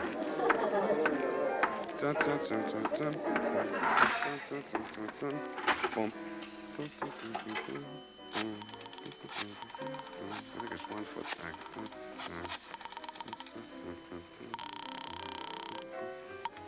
Homicide, Lieutenant Garrett. Roy, Sam Spade. Where's Dundee? Oh, he's asleep. Sam, I've been trying to reach you. Yeah, but do you know why? Why, sure, about Johnny Lawless. Is there something we don't know, Sam? Well, I'll come down and give you a statement. It's about Joe Morales. Well, what about him? Well, he got knocked off, and somebody lifted the corpse. Oh, Sam, nobody lifted it. Then who did? We picked it up, Sam, right after you called us. Right after Oh, yeah. Yeah, what time was that? Let's see, I got it here. 20 minutes past 6. Lose your watch? That ain't all. What's that, Sam? Call you back. What's up, Sally? Come on. Come out of there. Well, I wasn't planning to spend the night in a phone booth. Why the heater? It's for you, Sam. You must be nuts pulling a gun in a crowded joint like this. Hey, stop looking at it. Come on. Up those stairs. Now, look, Sally. In there. Easy. Where's your girlfriend? Well, I sent her home, Sam. She can't stand the sight of blood. You clown. Oh. You were pretty funny, too, when you made that phone call. I didn't believe you'd go through with it. What makes you think I'm interested in that old rap? Johnny's already done the time for it. Joe can't talk, and I don't want to. I don't care what you want. It's what I want. That's what counts. Does it? You wanted Virginia? You got her. Oh, not the point. Just doesn't sound good. Salvador Morella's sweetheart going up on a murder rap. Well, you trimmed it down to manslaughter for Johnny Lawless, and she's enough prettier to rate an acquittal, or are we talking about the same killing? You think Virginia killed Joe Morales, don't you? Why? Because she seems so anxious to pin it on Johnny Lawless. Well? Well, nothing. Only I've got a score to settle with Johnny Lawless myself, you see. He left me out in a limb with that body snatch. If I can pin the killing on him, I got a story for the cops. Now, show how smart you are. Shoot me. I fully intend to. Now, look. Well, hold it, Sally. Hello, Johnny. Hey, you can do it yourself, Johnny. I was going to do it for you, but you can do it yourself. I don't get it. He's trying to pin that murder on you, Johnny. Like you pinned that old hit and run on me? But it's not the same, Johnny. Joe's killing is worth life if you're lucky. I never had much luck. Let him have it, Johnny. What have you got to lose? Well, you want me to? No. Step back, Sally. Okay. He dead? Yeah. You planned it different, didn't you, Johnny? Yeah, but I might as well get two for the price of one. Yeah, I planned it different, but I don't seem to care anymore. Well, then you won't need that. Huh? Sorry, Johnny. By the way, I'd like to thank you for keeping me in the clear. How come? That phone call you made the homicide using my name. Without that, I might be going up with you. How'd you figure it? Nobody but you had anything to gain by making that body seem to disappear. You knew I wouldn't check with the police till I'd made a try at locating it on my own. You knew I'd use the disappearance as a handle to shake what I could out of Sally and Virginia. You knew they'd suspect each other because I had you alibied for the time of the body snatch, and that would start them screaming accusations at each other. Did they say enough to send them up? Yeah, I don't know how much will stick, but enough. They both admit Joe did that hit-and-run job I was sent up for? He and Virginia together. So she was with him. 3 years ago, I wouldn't have wanted to know that. Now it sounds good.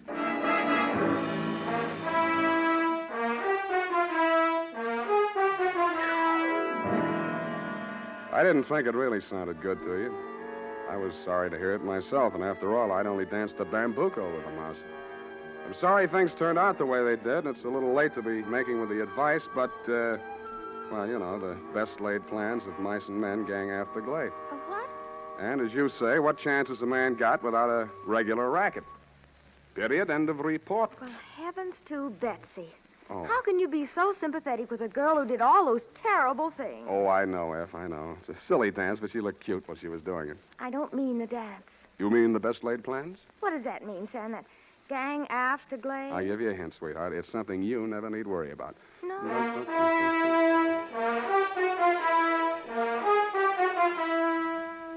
Here's why, men. Here's why Wild Root Cream Oil is again and again the choice of men who put good grooming first. Wild Root Cream Oil grooms the hair neatly and naturally without giving it that plastered down look. Wild Root Cream Oil relieves annoying dryness and removes that loose, ugly dandruff. So if you're not using it now, or if you're not using any hair tonic, get Wild Root Cream Oil at your drug or toilet goods counter in the new 25-cent Get Acquainted size bottle. Also, ask your barber for a professional application of Wild Root Cream Oil Hair Tonic. Again and again, the choice of men who put good grooming first. Well,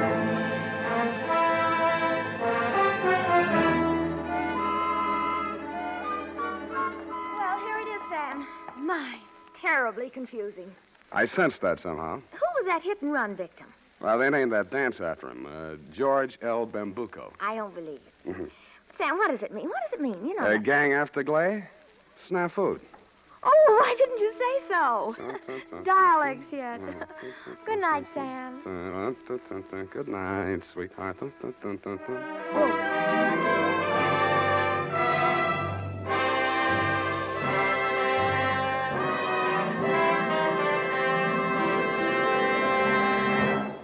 The Adventures of Sam Spade, Dashiell Hammett's famous private detective, are produced and directed by William Spear. Sam Spade is played by Howard Duff. Lorene Tuttle is Effie.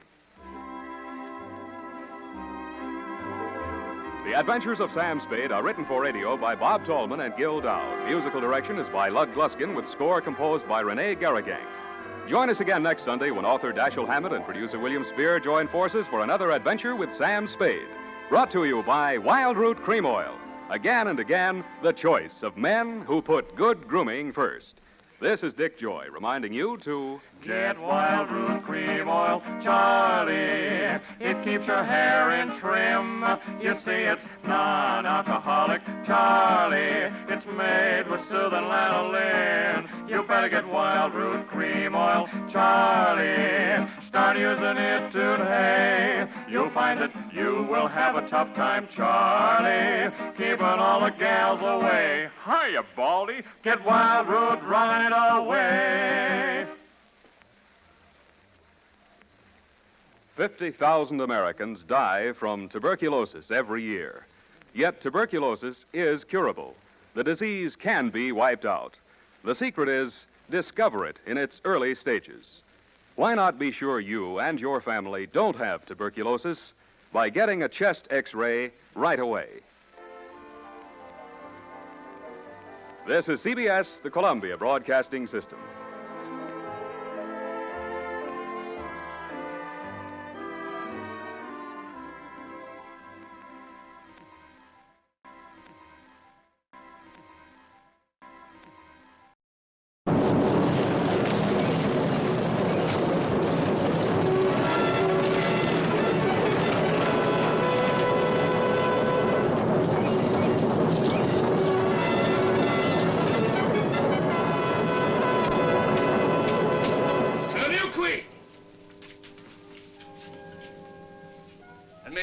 At long last give to Macedonia a legitimate heir to the throne. Stupid, drunken fool. You dare to call me a... Here is the world and the time that Alexander made great. Alexander, conqueror of conquerors, whose ambition knew no bounds. Here are the loves, the glories, the legend of the man who thought he was a god. Richard Burton as Alexander the Great, Frederick March, Philip of Macedonia, Claire Bloom as Barsine. You fear that I leave you for another woman. No other woman is my rival except your mother and your frenzied desire to outdo your father. Daniel Darrier as Olympias, whose evil genius inspired hatred and murder. These others also knew Alexander. Roxanne, daughter of Darius, Eurydice, his father's queen. You're very young and very beautiful. You look at a woman like your father does. Perhaps I'm jealous. I am. Of his love for you. Athenians!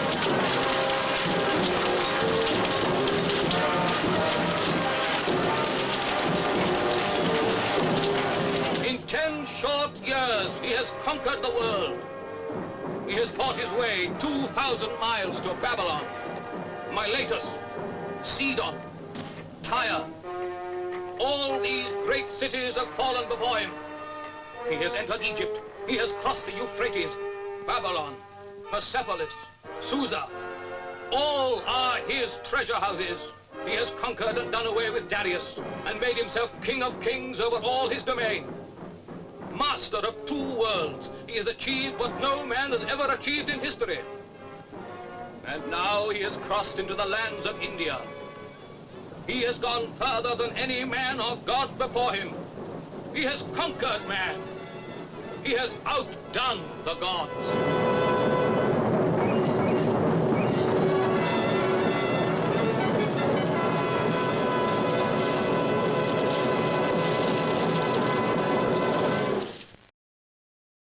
Hey, man, how about we check in with Fibber, Magee, and Molly next? That sounds good to me. The Fibber, Magee, and Molly Show.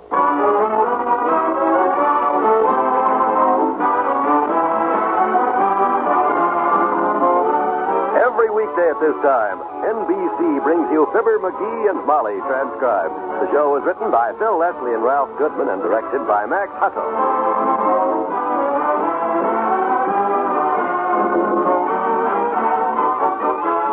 Fibber and Molly will be with you in a minute. Any of you folks take stock in that old expression that no news is good news? I don't think there are many people who do. No news is definitely not good news, especially for anyone who's ever been away from home.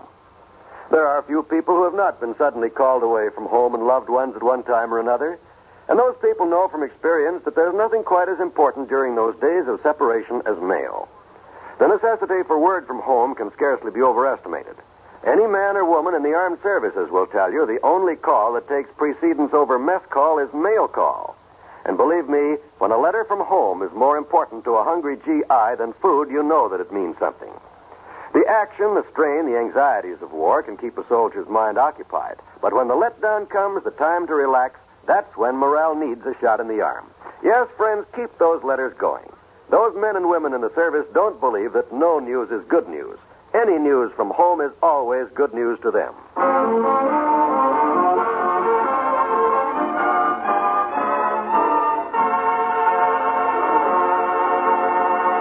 Mr. and Mrs. Magee of 79 Wistful Vista are busy this morning at 77 Wistful Vista, getting the house next door ready for the new tenants. Yeah, that ought to hold it.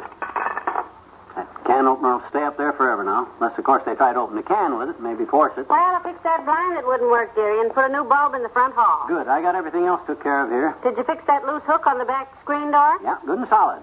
I was going to punch a hole in the screen wire under it. You know, to open it from the outside when you lock yourself out. But I didn't. Somehow, I'm glad. I didn't have to. Ingram already had a hole punched in it. All I done was drive a nail in the outside wall and hung a bobby pin on it so it'll be handy. Very thoughtful of you. And I like to get started right with the new tenants. When they moving in? Monday? Or Tuesday. They're going to let us know. I just want to make sure everything is all right for them.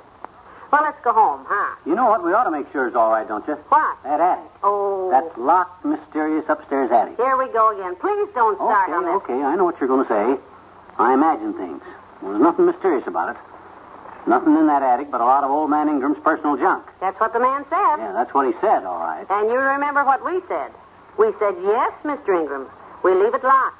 We will not open that attic. Period. Exclamation point. End of subject. Let's go home. All right.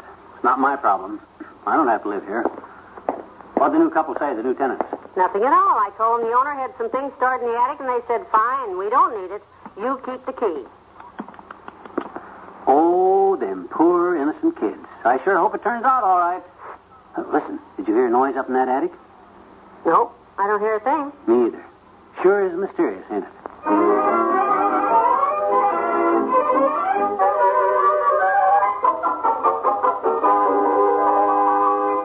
So don't you worry about it anymore. Even if there is some kind of a thing in that attic, it couldn't crawl over the roof and come down our chimney, could it? But there isn't anything up there. I wish you'd stop saying that. I didn't say it. Some guy in the cigar store said it yesterday. Said he heard of a rich guy once that kept his brother locked in the attic for 20 years so he couldn't go to work so he could use him for an income tax deduction. And one day... Oh, Magee. Oh, I didn't believe that. I knew the guy was kidding. Magee, now you listen to me. I have to go over to Mabel Toops's for a while. She's going to help me with the dress. Will you please just forget about the attic? Sure, we can settle this whole thing once and for good. Just give me the key, and while you're gone, I'll run up there and unlock it so I can go see for myself how silly it is. No. Look, suppose you did go into that attic and rummaged around and broke something valuable. How would you explain that to Mr. Ingram when he came back? Well, mice? No. Rats?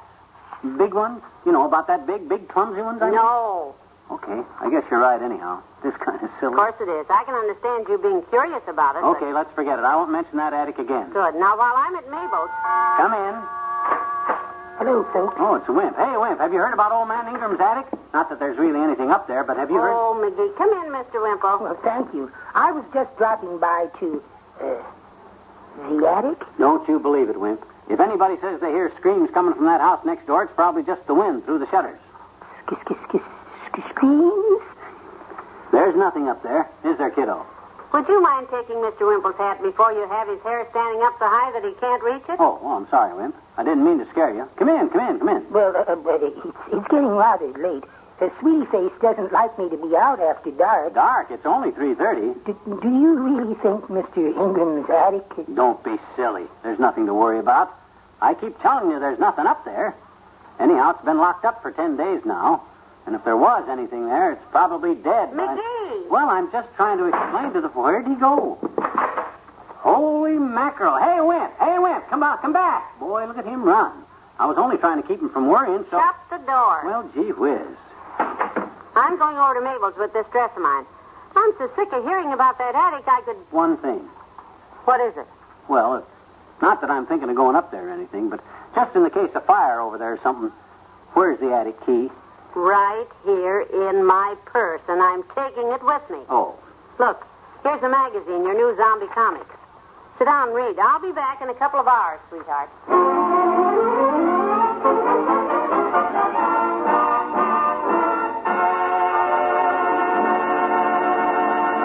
There's more fun with the Magee shortly. Today, the number of trained nurses lags far behind the requirements of our country.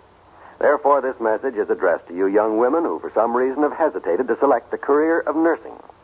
Another 50,000 nurses are urgently needed. Nurses to serve humanity in hospitals and private duty, in teaching and research, in the Veterans Administration and the Armed Forces. A nurse's training entails a professional education at far less expense than 4 years of university. It offers a curriculum which includes such fascinating studies as psychology, sociology, and chemistry. And upon graduation, the student becomes a registered nurse, and in some schools obtains a Bachelor of Science degree as well.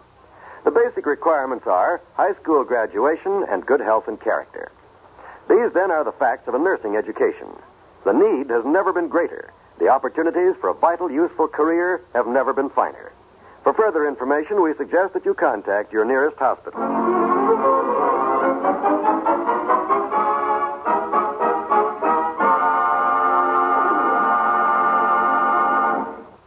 And with a horrible gurgling scream, the last of the headless monsters bit the dust.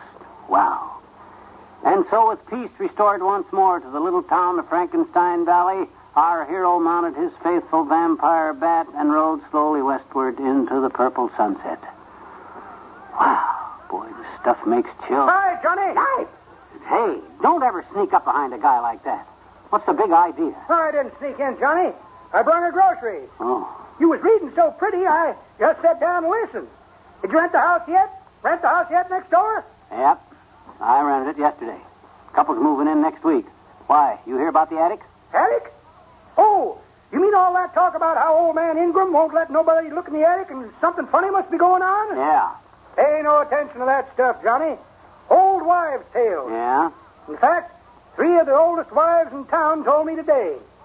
Told you what? Told me to stop calling them babe.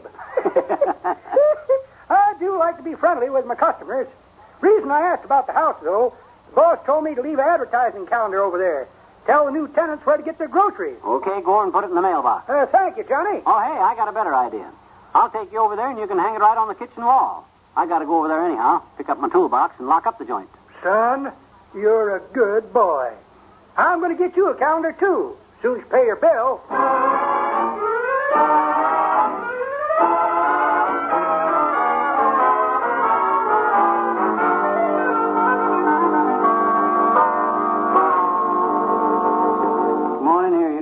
Calendar right on the refrigerator door. Okay. And don't you believe that baloney people tell you about old man Ingram keeping a pet gorilla up there in his attic? I was telling Molly how silly the whole idea is. Gets worse every time you hear it. Gorilla, huh? I hadn't heard that one. Me neither. It just come to me this very minute. Silly, ain't it? Yeah. All Ingram's got up there is a lot of personal belongings.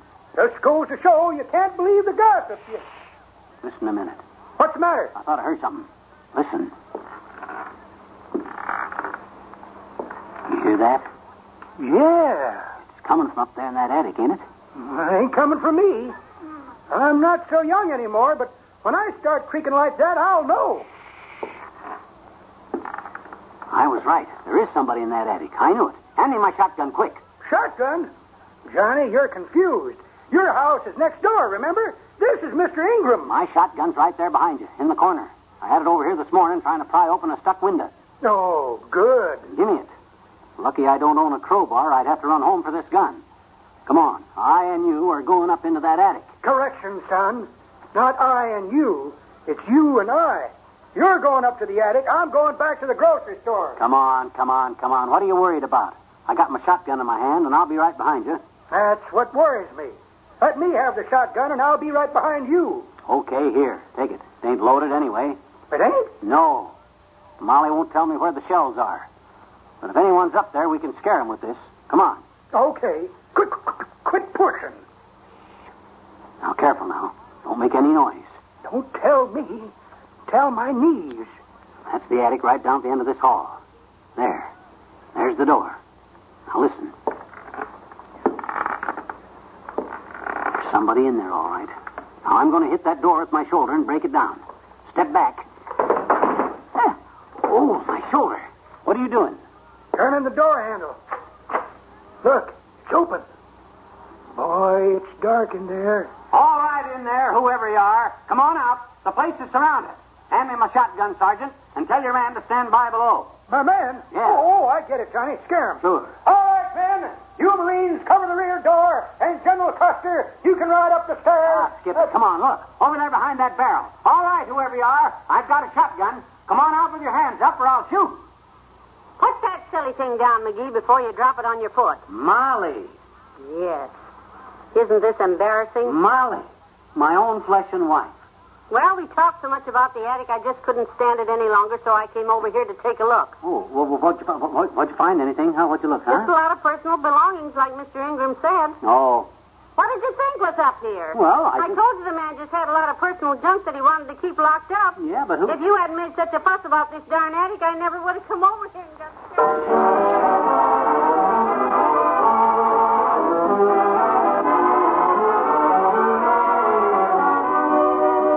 Say goodnight to Fibber and Molly in a moment.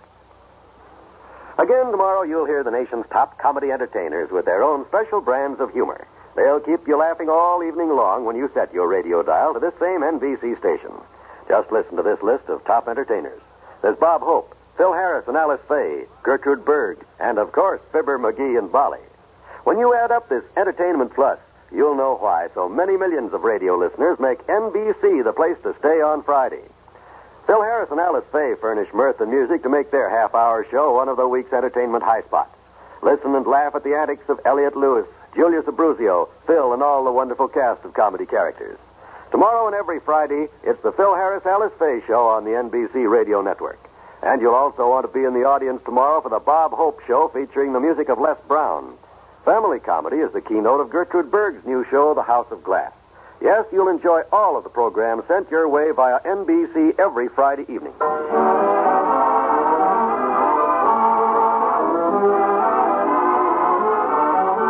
Nothing in that attic, Magee, she says. Mr. Ingram just has some personal belongings, she says. All right. You imagine things, Magee, she says.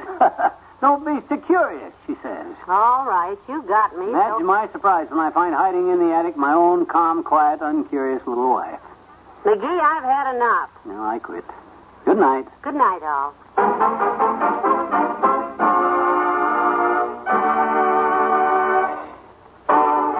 NBC has brought you the Fibber, Magee, and Molly program transcribed with Bill Thompson as the old-timer and Wallace Wimpton. This is John Wald inviting you to be with us again tomorrow night for another visit with Fibber, Magee, and Molly.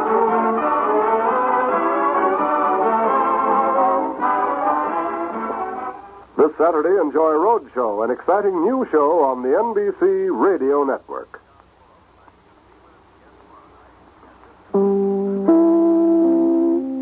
Chapter 19. In the 3rd month, when the children of Israel were gone forth out of the land of Egypt, the same day came they into the wilderness of Sinai. For they were departed from Rephidim, and were come to the desert of Sinai, and had pitched in the wilderness. And there Israel camped before the mount. And Moses went up unto God, and the Lord called unto him out of the mountain, saying, Thus shalt thou say to the house of Jacob, and tell the children of Israel, Ye have seen what I did unto the Egyptians, and how I bare you on eagles' wings, and brought you unto myself. Now therefore, if ye will obey my voice indeed, and keep my covenant, then ye shall be a peculiar treasure unto me above all people, for all the earth is mine. And ye shall be unto me a kingdom of priests, and an holy nation. These are the words which thou shalt speak unto the children of Israel. And Moses came and called for the elders of the people, and laid before their faces all these words which the Lord commanded them. And all the people answered together and said, All that the Lord hath spoken we will do. And Moses returned the words of the people unto the Lord. And the Lord said unto Moses, Lo, I come unto thee in a thick cloud, that the people may hear when I speak with thee, and believe thee forever. And Moses told the words of the people unto the Lord. And the Lord said unto Moses, Go unto the people, and sanctify them today and tomorrow, and let them wash their clothes, and be ready against the third day. For the third day the Lord will come down in the sight of all the people upon Mount Sinai. And thou shalt set bounds unto the people round about, saying, Take heed to yourselves, that ye go not up into the mount, or touch the border of it. Whosoever toucheth the mount shall be surely put to death. There shall not an hand touch it, but he shall surely be stoned, or shot through. Whether it be beast or man, it shall not live. When the trumpet soundeth long, they shall come up to the mount. And Moses went down from the mount unto the people, and sanctified the people, and they washed their clothes. And he said unto the people, Be ready against the third day. Come not at your wives. And it came to pass on the third day in the morning, that there were thunders and lightnings, and a thick cloud upon the mount, and the voice of the trumpet exceeding loud, so that all the people that was in the camp trembled. And Moses brought forth the people out of the camp to meet with God, and they stood at the nether part of the mount. And Mount Sinai was altogether on a smoke, because the Lord descended upon it in fire, and the smoke thereof ascended as the smoke of a furnace, and the whole mount quaked greatly. And when the voice of the trumpet sounded long, and waxed louder and louder, Moses spake, and God answered him by a voice. And the Lord came down upon Mount Sinai on the top of the mount, and the Lord called Moses up to the top of the mount, and Moses went up. And the Lord said unto Moses, Go down, charge the people, lest they break through unto the Lord to gaze, and many of them perish. And let the priests also, which come near to the Lord, sanctify themselves, lest the Lord break forth upon them. And Moses said unto the Lord, The people cannot come up to Mount Sinai, for thou chargedst us, saying, Set bounds about the mount, and sanctify it. And the Lord said unto him, Away, get thee down, and thou shalt come up, thou and Aaron with thee. But let not the priests and the people break through to come up unto the Lord, lest he break forth upon them. So Moses went down unto the people, and spake unto them.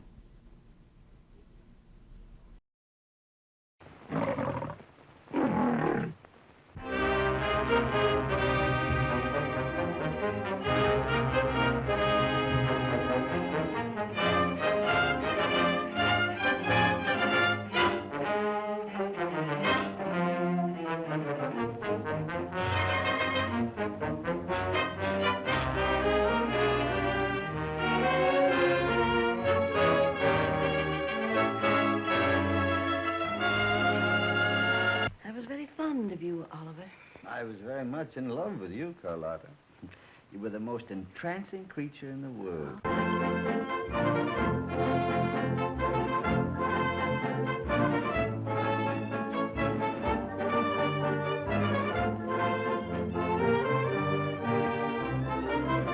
I've got 8 people. 8 people isn't a dinner. Who could I get? And you come to me with your idiotic little, I'm the one who ought to be in bed.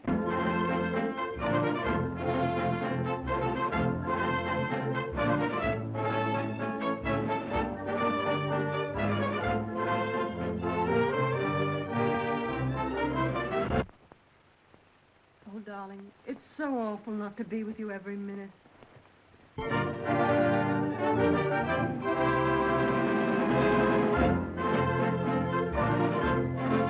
All right. If you think I've been lying to you all the time, you're going to get the truth now.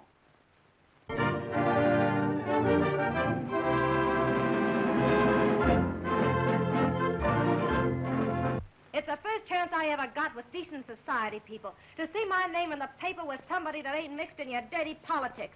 And if I miss it, you're gonna pay for it with everything you got.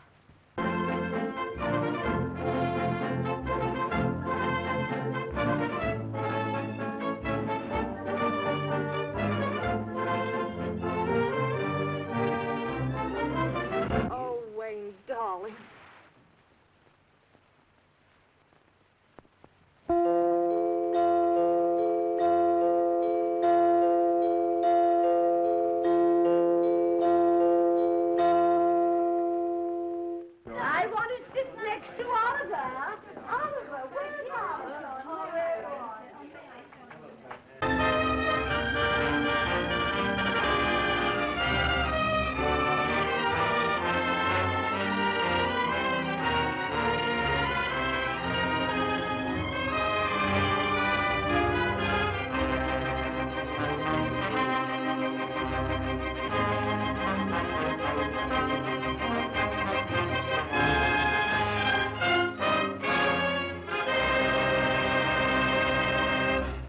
It's elementary that Sherlock Holmes is up next on nightly old-time radio shows.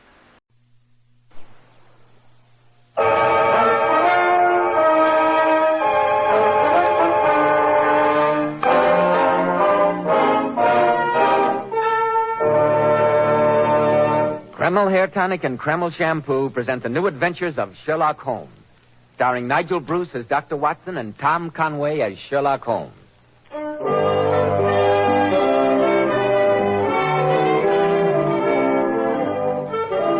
Now let's drop in again on Sherlock Holmes' famous colleague, Dr. Watson. Good evening, Dr. Watson. Good evening, Mr. Bell. I was watching from the window as you drove up. Do my eyes deceive me, or haven't you a brand new car? I'm glad to say I have, Dr. Watson. You want to come out for a spin? No, thank you. Some other time, perhaps. I can't help thinking of the first time I ever accepted such an invitation. I sent a story, Dr. Watson, and judging from the reminiscent expression, one in which you and your friend Mr. Sherlock Holmes were both concerned. Oh, hardly, Doctor. You're quite right, my boy. Sherlock Holmes and I took our first ride in a motor car together back in the autumn of 1903, when Holmes had just concluded the affair of the creeping man. I refuse to listen to any more hints, Dr. Watson, unless you're going to tell us the whole story. Oh, of course, Mr. Bell. As soon as you've had your word with our listeners, I'll relate the strange account which I've entered in my casebook as the adventure of the horseless carriage. Men, if you want to be a success in life, remember that well-groomed hair means a lot to a man's appearance. I've heard so many men complain lately that the hairdressing they use is too greasy or too highly perfumed. That's why I urge you to try Kreml Hair Tonic. This highly specialized hair tonic has just enough light oil to keep hair handsomely groomed, every lock in place, with a rich, healthy-looking luster. Yet Kreml never leaves the hair looking or feeling greasy or sticky. This is because Kreml contains a special combination of hair grooming ingredients which is found in no other hair tonic. After you apply Kreml, just run your hand over your hair. Notice how delightfully clean your hair feels. So tempting for the ladies to touch. Notice how no greasy film comes off on your hand or hatband. Kreml always gives hair such a handsome, clean-cut look, as if you just combed it. And it keeps it that way all day long. Kreml, Kreml Hair Tonic. Now, Dr. Watson, you have my undivided attention. How about the adventure of the horseless carriage? It all began one morning when Holmes and I were breakfasting in our rooms in Baker Street. Holmes was opening his mail. If you can tear yourself away from the kidneys and bacon for a moment, Watson, I'd like to read you a letter. It's a bad habit, Holmes, burdening your mind with problems at breakfast. It appears a suggestion, told you so 100 times, but go ahead. My dear Mr. Holmes, my friend Mr. Alexander Holder of the banking firm of Holder and Stevenson of Threadneedle Street informs me that you recently were of great assistance to him in a highly confidential matter. I'm therefore taking the liberty of calling upon you at 10 o'clock tomorrow morning, Tuesday, in the hope of obtaining your assistance and advice. Yours faithfully, Austin Grierson. Austin Grierson. Seems to me I've heard or read about that name somewhere lately. That's more to you. Thank you, no. Take a look at his letter and see if you can form any conclusion from it, while I have a glance at what our reference book can offer on Mr. Grierson. Mailed yesterday. Postmarked Southampton. Mr. Grierson is presumably well-to-do. The note paper is of expensive quality. Capital, Watson. What else? Nothing else, I can see. My dear Watson, nothing else that you observe, you mean? Mr. Grierson has evidently written under the stress of strong emotion. Notice how the pen nib has dug into the paper at several points. He is evidently a man who is used to having his own way. The manner in which he appoints the art which he will call upon us today indicates that. He is obviously mechanically minded, and despite his wealth, still interests himself in machinery. Oh, now, Holmes, how can you tell that? There are faint traces of 2 fingerprints of the writer's left hand, where he held the paper with fingers that were a trifle oily. And your nostrils should enable you to identify the very faint odor of machine oil. No, not my nostrils. The light is better over here near the window. Let's see what our reference book says. Well? Austin Grierson, Chairman, Board of Directors, Southampton Machine Works, patentee of Grierson's internal combustion engine for motor cars. Ah, that's where I saw his name in a newspaper account concerning a race of some of these idiotic new horseless carriages. Quite so. And furthermore, Watson, I can tell you that Mr. Grierson is fond of animals, and especially a large Airedale. Now, Holmes, I absolutely refuse to believe that you can deduce that from the fellow's letter. I never said I could. But it's precisely 10 o'clock, and Mr. Grierson, complete with Airedale, has just been ushered in our front door by Mrs. Hudson. Amazing deduction, I must say. You saw it out of the blasted window. Come in. Good morning, Mr. Grierson. Morning, gentlemen. I'm Sherlock Holmes, and this is my colleague, Dr. Watson. How do you do? How do you do, sir? How do you do, sir? Mr. Holmes, Dr. Watson, I'm glad to meet you. Quiet, Jeff, quiet there. This is my colleague and a very good guardian, too. Well, sit down, Mr. Grierson, and tell me why you feel the need of a watchdog. The newness of his collar and lead would indicate that you've only recently acquired him. You're quite right, Mr. Holmes. Well, I'll get to the point at once. I made all my money in machinery. I don't mind saying it, I'm a pretty wealthy man.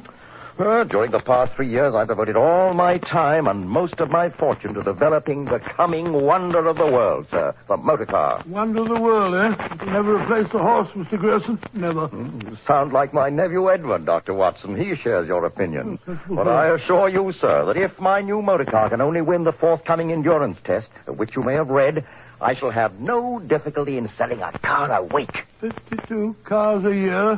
Preposterous. Nevertheless, it is the case, Dr. Watson. In fact, Mr. Holmes, it is the very excellence of my prospects that has brought me to you. How's that, Mr. Grierson? I have just recently completed and been testing the first model of my new car. 2 cylinders instead of the old-fashioned 1. Tremendous power, Mr. Holmes. The endurance test is to be held tomorrow over a course from Southampton to Alton and back. A distance of over 40 miles. 40 miles? And I feel certain that my new car will win. And as you can easily imagine, gentlemen, the ensuing publicity will be invaluable. In fact, Mr. Holmes, I have no hesitation in saying that I must win. I see. At least one of the backers of the other 3 cars that entered in this contest feels the same way. In the last 2 weeks, there have been one very definite attempt to damage my new car, and yesterday a second attempt almost resulted in my death. Evidently, some people do take these horseless carriages seriously. Yes, Dr. Watson. Unlike you and my nephew Edward, who feels that I'm dissipating the family fortunes in a mad scheme, some people do. Only the fortunate fact that I was driving slowly at the moment saved me from death when the testing apparatus broke. It could not have been an accident, Mr. Grierson? Did the mechanism show definite signs of being tampered with? Beyond any doubt, Mr. Holmes. There were file marks on the steering yoke. And you are certain that these attempts are being made by outside sources, not by members of your own family or persons associated with your venture? My family and fellow workers are above suspicion, Mr. Holmes. So I hope that you will undertake to guard both the car and myself during the next 24 hours until the race is over. Under one condition, Mr. Grierson. Name it, sir. I'm always anxious to experience a new sensation. My condition is that you take Dr. Watson and myself for a drive in your racer as soon as we can get to Southampton. What? Done, Mr. Holmes. Not I. You'll never get me to risk my life in one of those wretched things. Holmes,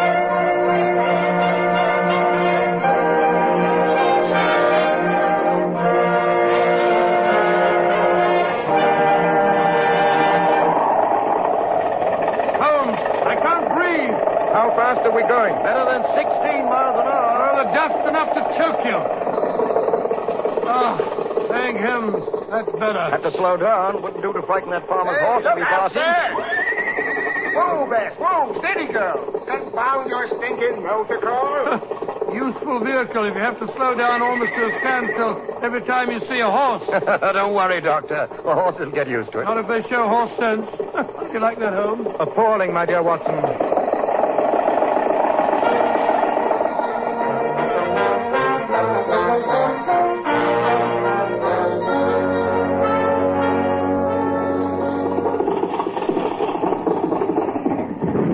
Gentlemen, here we are, safely home again. A most interesting experience, Mr. Grierson. Oh, phew. I'll feel better when I've washed off some of this dust. We'll go up to the house in a moment, Dr. Watson. I'm so sorry there's no place to wash up down here in the barn. I've been keeping the car here for the past couple of weeks instead of down at the machine works. At least this old barn is near the house. I wonder where that fellow Simmons can be. Just a moment, gentlemen. I'll hang up your dusters in this cupboard. Here, now, get away from that car, you two. If you don't, your scuds will be bashed in with this fenner. Just a moment, my good man. There's no need for you to be offensive. I know who you are. You're someone of those sneaky people. Simmons, hold on. These gentlemen are friends of mine. This is Mr. Sherlock Holmes and Dr. Watson. Oh. This is Joe Simmons, gentlemen. How are you, Good morning, Simmons? Joe Simmons. The foreman of my machine works and the best motor car mechanic in the world. You'll understand my suspicions, Mr. Grierson, when I tell you that Mr. Charles saw some bloke hanging about here while you were up in London. What, did you catch him? No, I'm sorry to say I didn't, sir. We chased him, but the blighter got away. Hello, Uncle Austin. How did she run? Perfectly, Charles, perfectly. You and Joe have a tune to a hair. Gentlemen, my nephew, Charles Grierson, who helped me design my car. Charles, Mr. Holmes, Dr. Watson. How do you do? How do you do? She's a beauty, isn't she, gentlemen? Come, let's go up to the house for some tea. Simmons, you will be here on guard tonight? You bet I will, Mr. Grierson. And keep Jeff with you. Stay here, Jeff. Good dog. Good dog.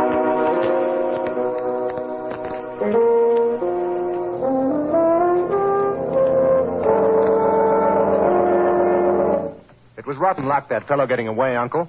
I was gaining on him till I climbed the fence near the road, and then I gave my ankle a twist that ended all hope of catching him. Oh, too bad, Charles. Tell me, Mr. Grierson, have you or your nephew any suspicions that might indicate which one of your competitors is behind these attempts? No, not a thing. I wish we had, Mr. Holmes. Have you taken any precautions? We've rigged an alarm bell from the barn to the house. Simmons has only to touch a lever, and the gong will ring in the main hall. What of Simmons himself? There's such a thing as bribery, you know. I'd stake my life on Joe's honesty. He's been with me 20 years. Now that I've washed the dust off the outside, I'm glad to see that you gentlemen have something that'll do the job internally. Yes. You are, Doctor. Oh, thank you. Hello, Uncle Austin. Good evening. Oh, Helen, my dear. This is Mr. Holmes and Dr. Watson. My ward, Miss Helen Lacey, and her fiancé, my other nephew, Edward Grierson. How do you do? I'm glad to see you gentlemen survived your ride in my uncle's infernal contrivance. To my surprise, we did. I gather that you agree with my low opinion of the horseless carriage. I've told my uncle often enough that I regard it in the same light as the South Sea bubble. Oh, now, Edward, don't get started on that again. Just you wait until we've won the race and are turning out cars by the dozen, Edward, and you'll find yourself with plenty of legal work on your hands. Taking care of damage suits, probably. By the way, I ran across a rather odd thing today in a letter of inquiry from America. Did you know that in all countries except England, people drive on the wrong side of the road? What? Do you mean to say that in other countries they don't keep to the left? Absolutely not. They drive on the right. Barbaric. Mr. Holmes and Dr. Watson are going to be staying with us, Helen, until... The alarm. Good Scott! Simmons, the car! Something's happened. Hurry!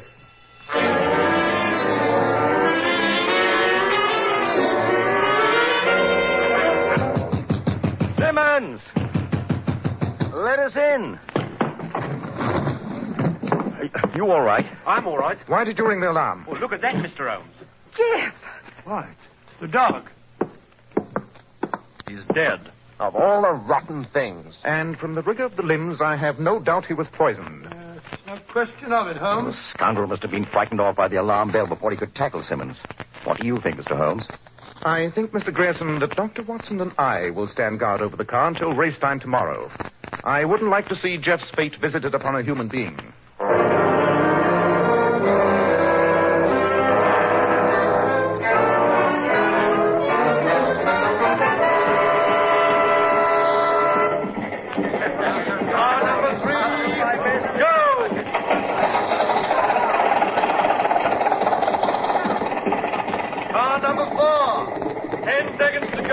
Good luck, Mr. Grierson. You've done your job, Mr. Holmes. Now I'll do mine. Careful of that curve near Petersfield, Uncle. Be careful, Uncle. Good luck. Come back all in one piece. Car number 4, go!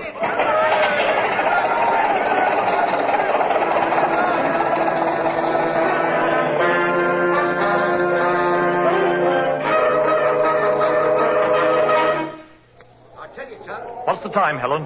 1 hour and 46 minutes. With luck, the first car should be finishing soon, shouldn't it? You're overlooking the time necessary for changing tires, Mr. Holmes. After all, covering better than 40 miles at top speed, they have to make 2 or 3 changes. Yes, I never heard of having to change a horse's shoes 2 or 3 times in 40 miles, did you? Oh, quiet, Watson. The day will come, Dr. Watson, when you'll see tires that will go as much as 500 miles without requiring replacement. Don't mind him, Dr. Watson. He has the same delusions as my uncle of the future of these dreadful machines. There he comes! There he goes! What color's the car, Edward? Can you see? So much dust I just put a flash of red. The Grierson's red. It's your uncle. Hey, Joe, yes, first We've won! We've won! I told you we'd win. Well, come on. Let's be the first to congratulate Uncle. Well, Holmes, our little job is finished now. I hope so, Watson. I hope so.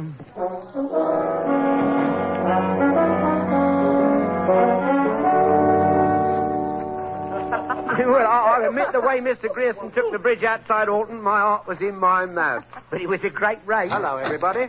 Hello, Charles. Hello, Charles. Where's Mr. Grierson, Charles? Oh, I left him down in the barn. He's crooning over the car like a mother.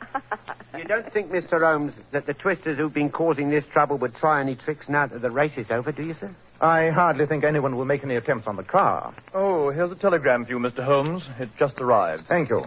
Is Uncle Austin still down at the barn? Just passed by there. Thought I heard a motor running. Uncle's promised to let me drive the next race. I'm glad it's you and not Edward who likes motors. I say, Holmes, where are you going? Down to the barn. You don't think that there's anything wrong, do you? I told you, Watson, I was no longer concerned about the car.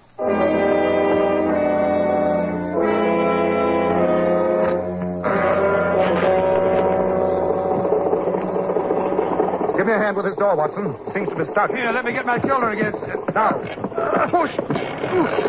Back, Watson, back. What is it, Holmes? What's wrong? What's the matter? Don't go in there. That motor's still running. Those fumes are deadly carbon monoxide. Edward, take Helen back to the house. No, Holmes, don't. I've got to get Grierson out. All right, I'll help you. No, you don't, Dr. Watson. If you go in, there'll be three of you in this great house. Here. Give me a hand. That's better. Take care of him, Watson.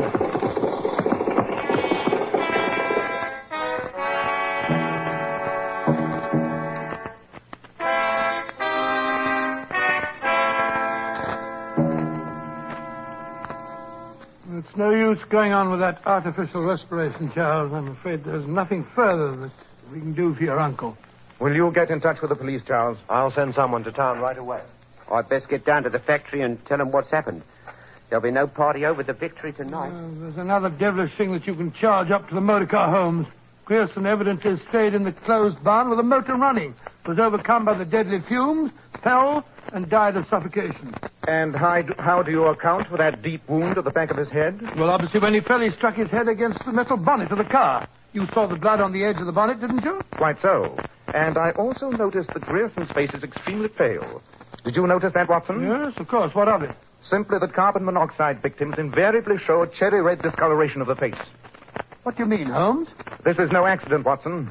This is murder.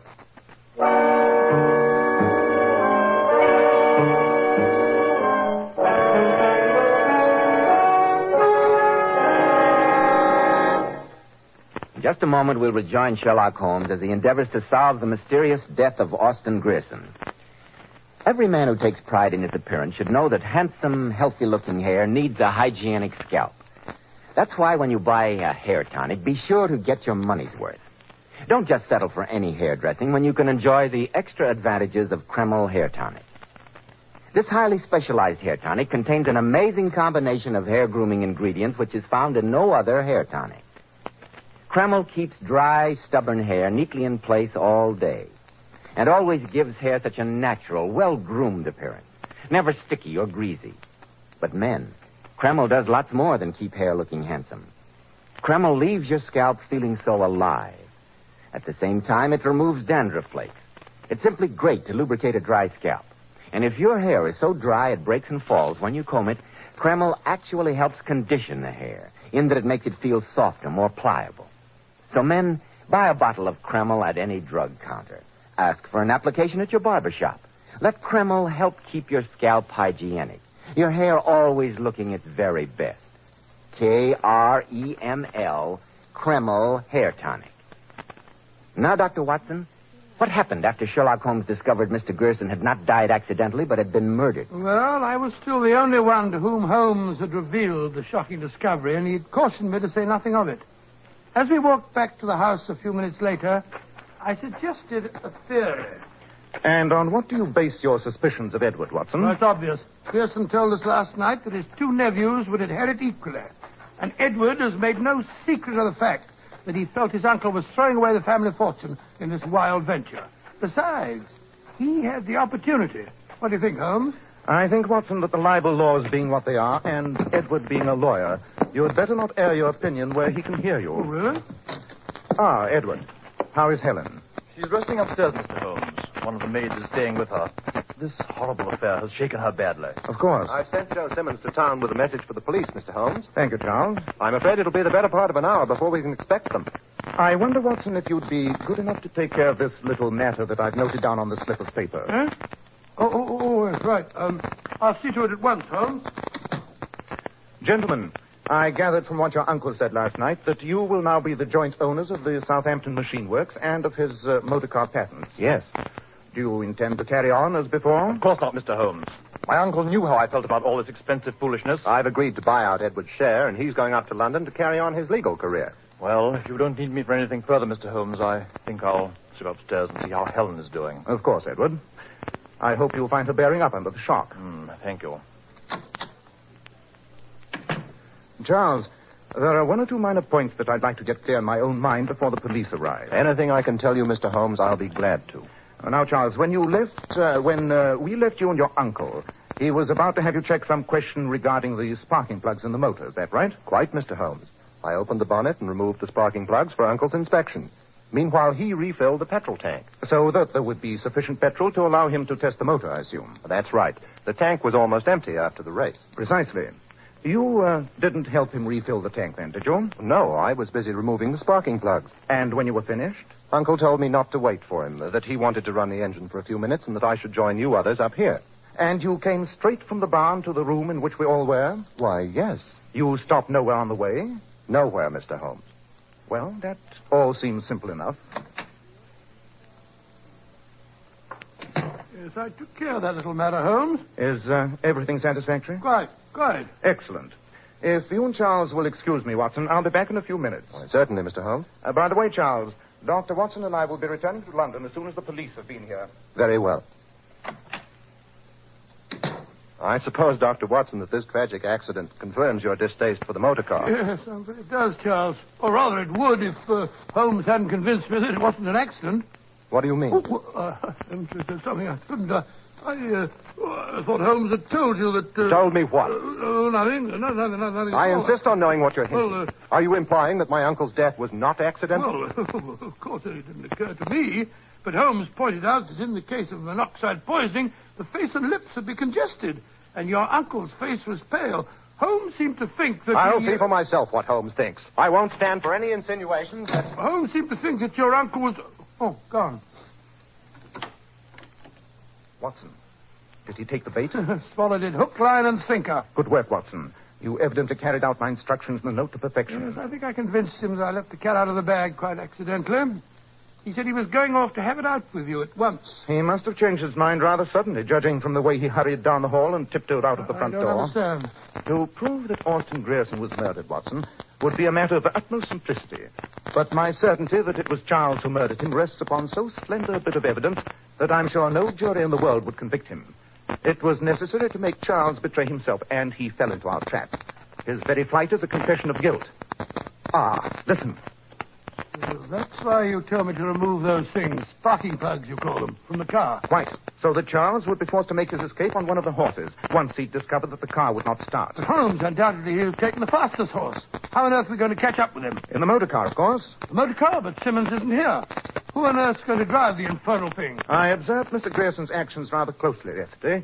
I feel quite certain that I'm competent to operate the machine. Oh, this is the end. Come on, Watson. Show me where you hid those sparking plugs.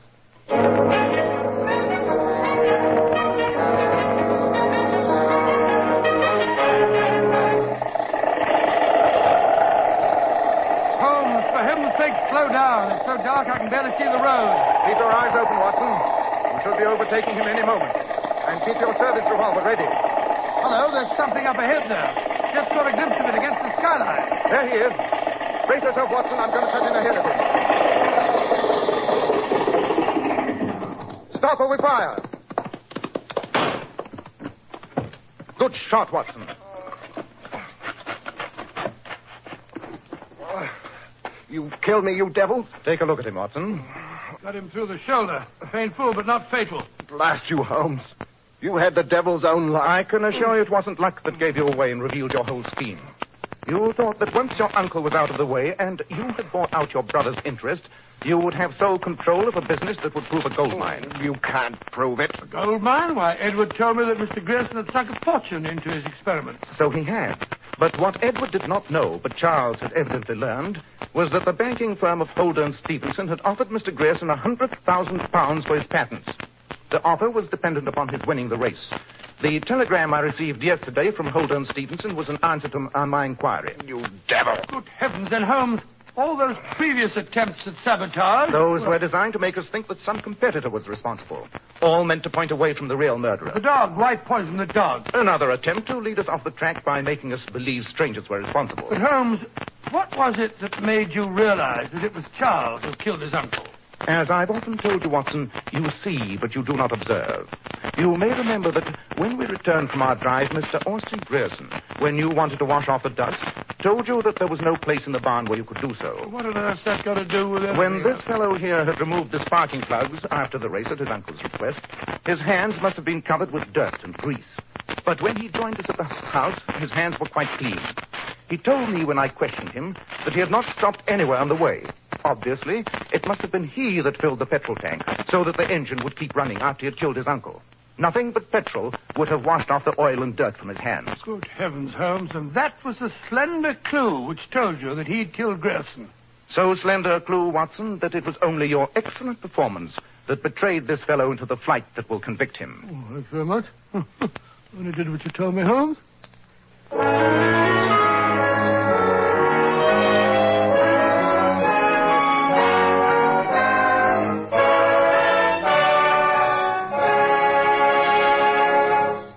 In just a moment, Dr. Watson will be back to tell us about next week's story. Ladies, of course you use a shampoo to wash your hair. But just a word of caution. There are many popular shampoos today which leave the hair lustrous but have a tendency to dry the hair. And here's why I advise you to always use Kreml. Lovely Powers models were among the first to discover the amazing beautifying qualities of Kreml shampoo. Yes, Mr. Bell. The girls claim no other shampoo leaves hair with more brilliant, glossy, natural highlights. Yet under no circumstances does Kreml shampoo ever dry your hair. Kreml shampoo is not a soapless shampoo. It's not a cream shampoo. It's entirely different. It really is different, Mr. Bell. After a Kreml shampoo, the hair actually radiates natural, brilliant luster. But Kreml shampoo has a built-in oil base, which helps keep the hair from becoming dry or brittle. So, ladies, be smart. Always wash your hair with Kreml shampoo. It leaves hair a vision of shining beauty, yet in no way hurts the texture. Kreml, Kreml shampoo. Now, Dr. Watson, what about next week? Well, now, let me see. Next week, I think I'll tell you a story I always referred to as Q for murder. Q for murder? That sounds as if it concerned the theater, Dr. Watson. That's where you're wrong, Mr. Bell. Oh? This adventure took place in the depth of Limehouse near the docks and concerned a particularly unpleasant and fiendish murderer.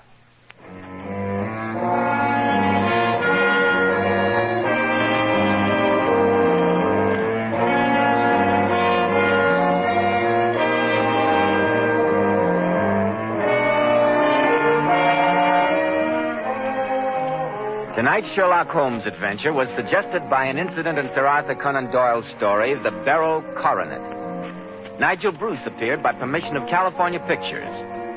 Tom Conway through the courtesy of Eagle Lion Pictures.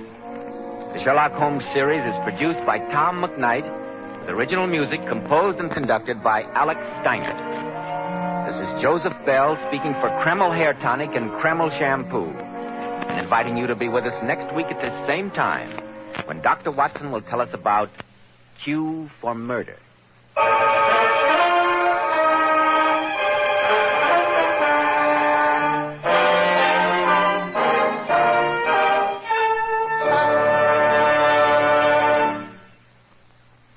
This is ABC. I'm counting on you.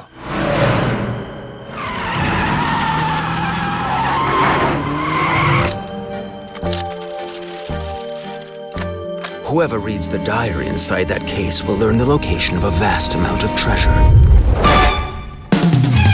Sorry, the diary's got a new owner. The Bresson diary is the one and only item Arsene Lupin failed to steal. I can understand why his grandson would want to try to make up for his failure. I guess it's over then. Yeah, I don't think so. Here they are!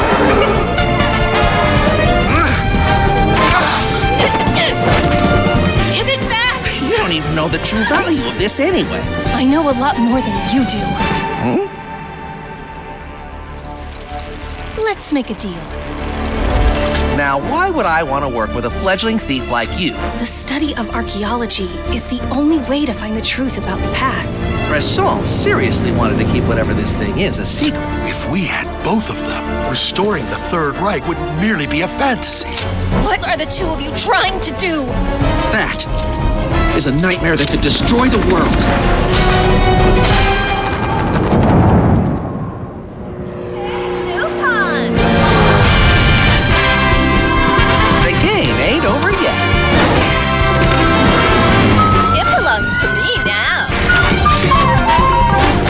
Thank us for even going after you, Lupin. Life can be full of surprises. Lupin! Go and get him! You are the renowned Lupin III, after all. This could work out.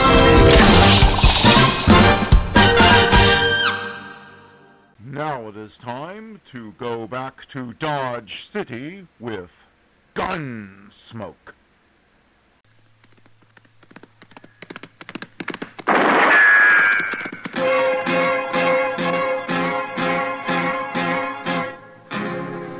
Gunsmoke, brought to you by L&M Filters.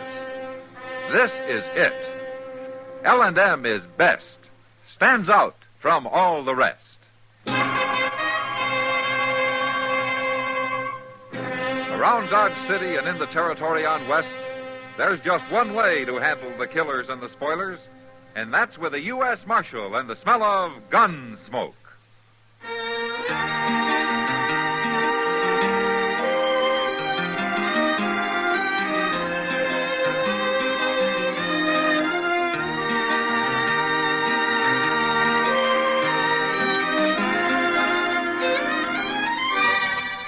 Gunsmoke, starring William Conrad. The transcribed story of the violence that moved west with young America. And the story of a man who moved with it. I'm that man. Matt Dillon, United States Marshal. The first man they look for and the last they want to meet. It's a chancy job, and it makes a man watchful. And a little lonely.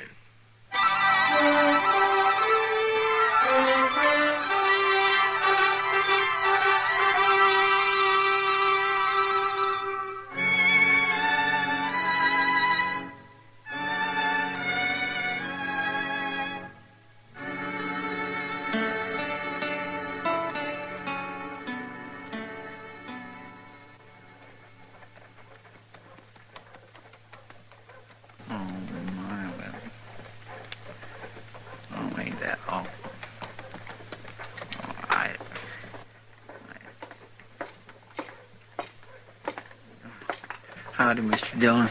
Chester. Oh, it's a sad thing.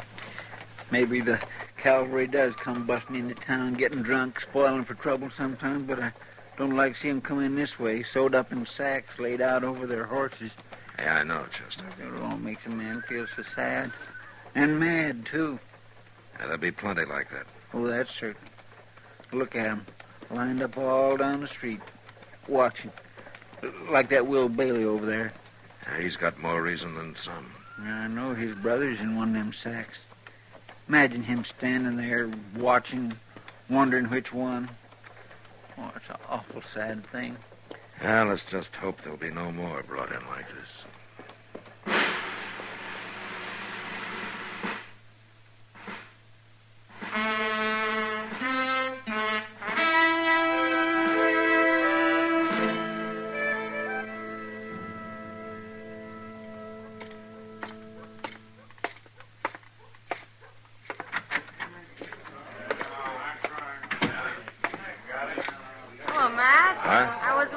Sure you were. Oh, I guess I wasn't very hungry, Kitty. Ah, and the cook made up some of that beef stew you like. Uh-huh. Yeah.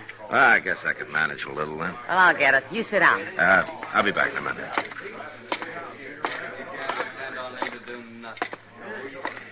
Hello, Bailey. Oh, hello, Marshal. I'm sorry about your brother. Yeah. We all are. A lot of good it does. Yeah, I know how you feel. But the cavalry will get the ones that did it. The cavalry. It'll take them weeks to get ready. By the time they go out, those Comanches will be nowhere near Cold Creek. Oh, Marshal, we're going out on our own. You better think that over, Bailey. We thought it over. And we won't bother about which Indians did it, either. That'd do a lot of good, wouldn't it? Starting an Indian war all over again. I ain't gonna argue with you, Marshal. But I'll tell you one thing. There's one man right here in town who's gonna die first. You mean Amos Cartwright? That's right. The one who led those boys into ambush at Cold Creek. Bailey, that's only a wild idea. Amos Cartwright's always been a good, reliable scout. He came back, didn't he? He was the only one who got out alive, wasn't he? He was scouting way out ahead. And it was his job to spot the Comanches. But he didn't. Well, there might have been reasons. Yeah, there were reasons, all right. He's a Comanche himself. Lived with them, married one, rode on war parties with them. And he led that patrol into ambush for him. Killing Cartwright's not going to help your brother. And it could get you into trouble with the law. I'll take my chances on that. All right, Bailey. Maybe in a couple of days you'll cool down and see some reason. Here it is.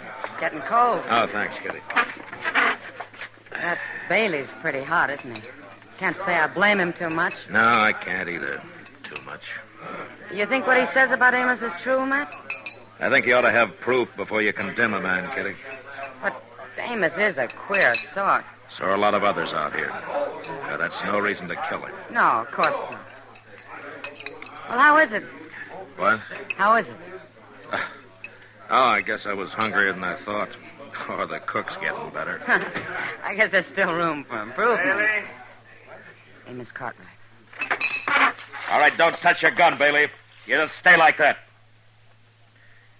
Amos, you better find someplace else to eat today. I come to see Bailey. All right, you've seen him. Now go on. Mister, I don't allow nobody to say things about me. I said 'em, and I'll say 'em again. You're no better than a Comanche yourself. You're a lying, sneaking, murdering savage with your buckskin shirt and your Comanche leggings and your braided hair. And you're the same as kill those men in Cold Creek. All right, that's enough. Shut up! Come on, Amos. Mister, I'll see you later.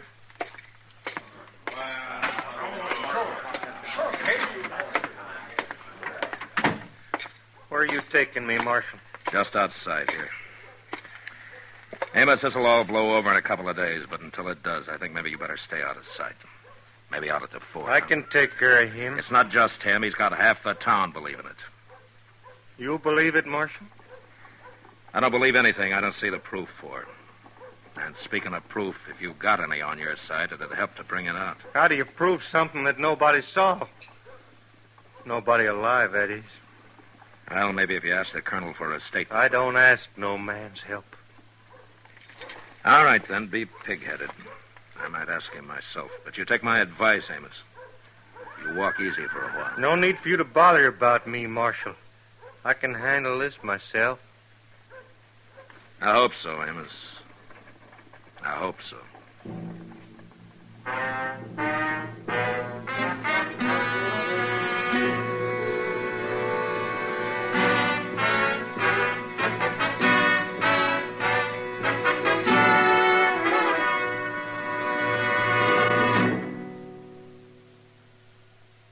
This is it, L&M Filters. It stands out from all the rest. Miracle tip, much more flavor. L&M's got everything. It's the best. Yes, L&M's got everything. Superior filtration, superior taste, superior filtration because of L&M's superior filter. White, all white, pure white, The purest tip that ever touched your lips. Superior taste because of L&M Superior Tobaccos. Tasty, full of flavor, and light and mild. No doubt about it. L&M is America's best filter tip cigarette. This is it. L&M filters. L&M's got everything. It's the best.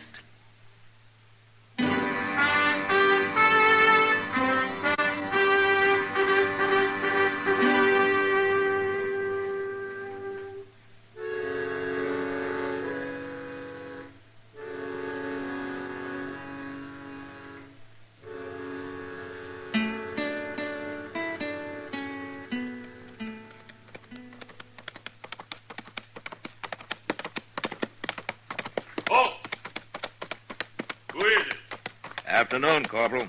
Oh, howdy, Marshal. The Colonel here? Yes, sir. Right there on the parade ground. Yeah. Which one's in the hoosecar this time? Nobody at the moment, Corporal. Well, ain't that a wonder? Pass. Thank you.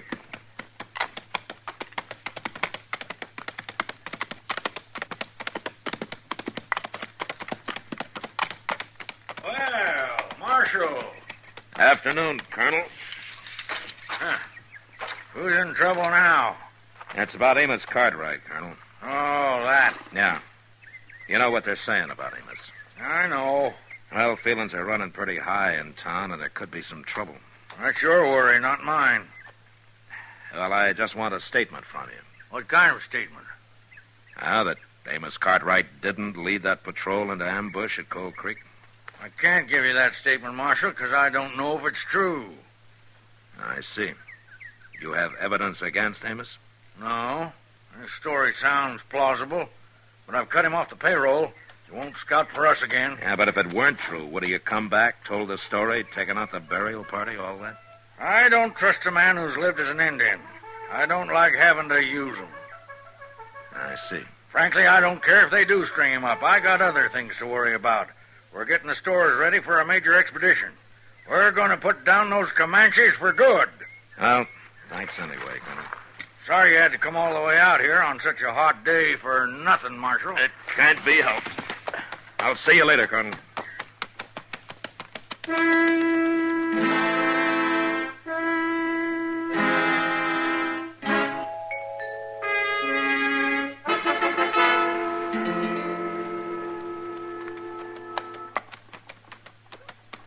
Mr. Dillon? Mr. Dillon? Yeah? What is it, Chester? Oh, my gracious, I'm glad you're back. Oh, what's happened? Just what you was afraid of. Bailey and Amos. What? Bailey's dead. Bailey? We got him right up there at Doc's. That's why I called you. All right, let's go. Oh, he didn't give him a chance, no chance to talk. Took him by surprise, come up behind with a knife and slit his throat. Oh, my gracious. Where was this? Over there by the livery stable. Must have been waiting for him to come for his horse. Got clean away, too, before anybody knew what happened. Oh, hello, Matt. Doc? In here.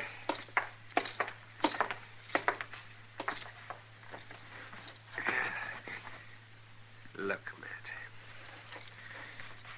Yeah. It's an Indian trick coming up behind a man. And Matt, right here. Mm-hmm. Amos has gone all Indian, that's a fact. I suppose he figured it was him or Bailey or it was a matter of honor or something. He didn't have to do that, Chester. He probably headed south for Comanche territory maybe 2 hours ago. I guess there's not much to do about it now, except tell the cavalry. They'll pick him up eventually. This isn't a military matter, Doc. It's my job. Matt, you can't go down there now with all this Indian trouble. I don't tell you how to set bones, Doc. We going after him, Mr. Dillon? I am. You don't have to. I'll go get our saddles packed. Matt, use your head. Maybe if I'd used it before, Bailey wouldn't be dead.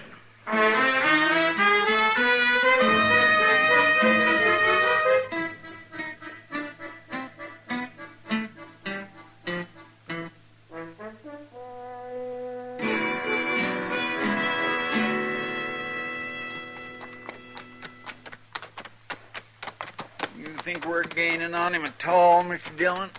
Yeah, we should be, Chester. I can't find him none too soon for me. Oh, we sure picked the day to come out here.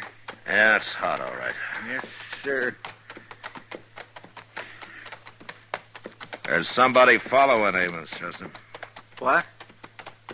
Yeah, pull up. Let's take a look.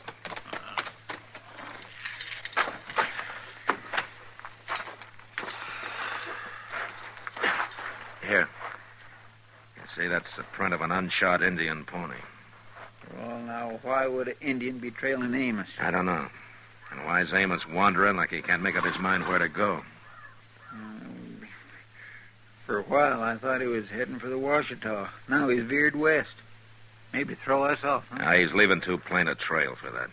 He doesn't expect anybody to come after him down here. Man, you beat me. Why, this is quite a view from up here, Mr. Dillon. See for a long way. You see Amos? Nope. I don't see no Indian neither. Oh, hey, here's something, Mr. Dillon. What? That Indian pony stopped here and stood. Yeah, probably looking out there, watching Amos. And then turned off and went that way. Yeah, but running. See how the prints dig in and stretch out? What do you think that means, Mr. Dillon? Probably means trouble, Chester. We better find Amos quick. Come on.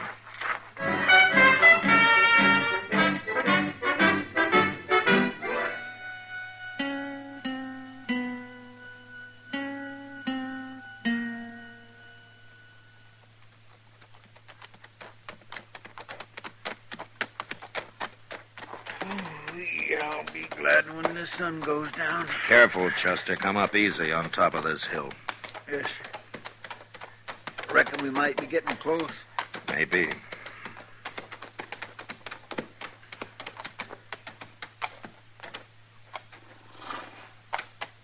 Uh-huh. I don't see a thing, Mr. Dillon. He's down there, Chester, making camp. You see that movement in the willows there? Hmm? That'll be his horse. He'll be over by the water. He sure could have fooled me. Come on, we'll stay behind the hill. We'll circle and quarter and crosswind. Yes, sir.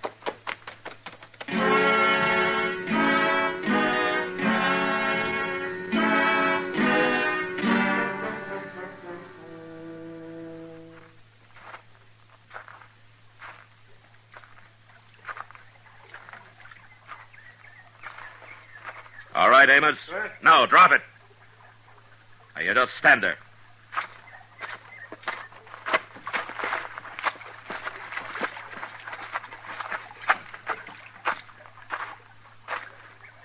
Give me no fair draw, Marshal. No more than you gave Bailey. I want to take you back to Dodge alive. All right, Chester, come on. Tie the horses in the willows with Amos's. Yes, sir. Now, you just kick that gun over here. Throw the knife in, too. Careful.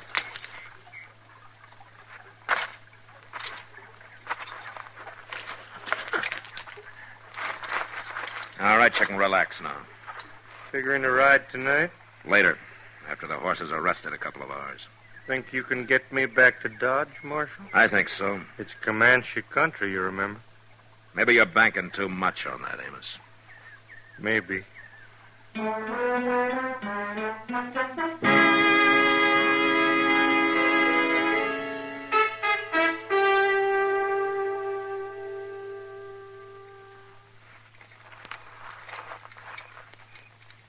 This is quite a fix you got yourself into, Amos. Is it? Yeah, I'd say so. On one side, you got all the white men hating you. On the other side, I shouldn't think the Comanches would be too fond of you either. Why not? Like Bailey said, I'm most one myself. Yeah, but there were Comanches killed at Coal Creek, too. Some. They must know that you've been scouting for the Bluecoats, huh? Well, it don't matter. They don't hold no grudge against scouts. As long as you scout against their enemies, the Cheyenne or the Apaches or one of the others, but you led the cavalry against your own tribe. That wasn't smart. I ain't worried, Marshal. You're the one ought to be. Maybe. You hate me too, don't you, Marshal? Not exactly. Just trying to understand you. It's a hard choice to turn against your own kind. I'd like to know what makes a man do that. Now, if you knew the way it was. I can remember the day. It was like this. It was towards dusk. I left the horses, 3 of my best, right out front of her father's lodge. Never waited so anxious in all my life. And then he come out and took my horses into his herd. That meant you were accepted, married? And we lived fine. I had a lodge of 14 skins. I brought meat to her family. I took coup. I was respected, loved, and it was good. It was all good. Why'd you leave then? She died, bearing a child. Amos, at Cold Creek, did you lead the cavalry into ambush? I didn't lead them, but I knew. You knew the ambush was there and you didn't warn them. I couldn't. It had just been the other way around. They were my friends, relatives, people I'd lived with. Whatever I did, it had been wrong. So you ran away and did nothing. But a man's got to make his choice, Amos. And by failing to act, you made yours. Maybe. Coming back to Dodge was a mistake. If you'd have stayed out, you might have been taken for dead and forgotten. And now you've gone too far. Killing Bailey, the way you did it. Now, there's no choice now. There's only Dodge and a noose. You ain't got me back to Dodge yet, Marshal. Maybe you ain't going to. What? Yeah, I see what you mean. What does he mean, Mr. Dillon? Take a look, Chester, coming over the brow of that far hill there. Glory be. All right, come on, get on. Out of sight.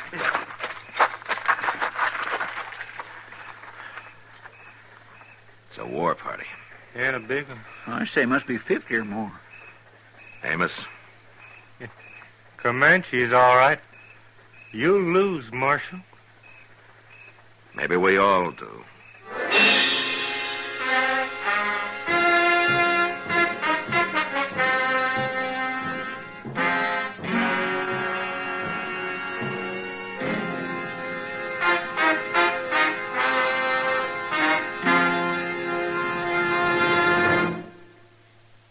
To you, to the thousands of smokers who are changing to L&M every day, to the millions who now smoke L&M, here is your assurance.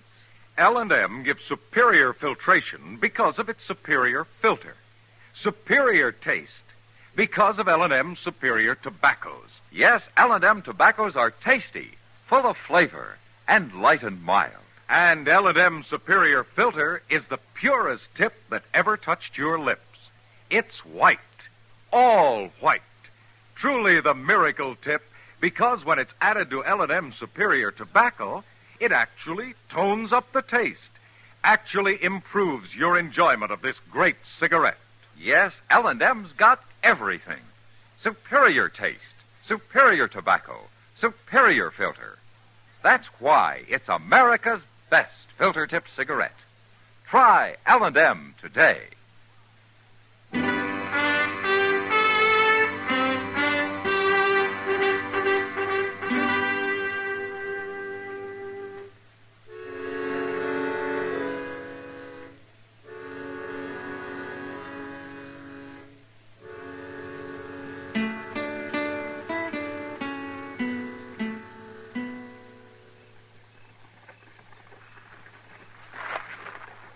Mr. Dillon? Yeah, Chester. Them Comanches don't look so terrible warlike to me, just riding easy like they was out for a breath of air. Circling. They know we're here. If they was to decide to rush us, we wouldn't have a chance. Well, that's one thing we could do something about, Chester. What? Kill the horses. What? Pull them up in the circle and shoot them, then slit their bellies. Oh, my goodness gracious, what for? Those Indian ponies will balk when they smell the blood. That'd stop a charge. We could use the bodies for cover. Oh, but Mr. Dillon, out here without no horses. Well, maybe it won't be necessary. Amos, you recognize any of them? Yeah, that one out front on the piebald. That's Buffalo Tongue. It's my brother-in-law. They've stopped. Yeah. Now, we'd better go get the horses. Oh, wait a minute. You might need your horses. Yeah, sure, but I doubt we'll ever get a chance to use them. Maybe they don't know you're here. You keep out of sight and wait for dark, maybe just an hour or so. What are you thinking, Amos? I'm thinking about that noose back in Dodge. And I'm thinking you're wrong about them Comanches. That's my wife's brother out there, Marshal. I've rid beside him on many a party. Now, see? He's coming down alone.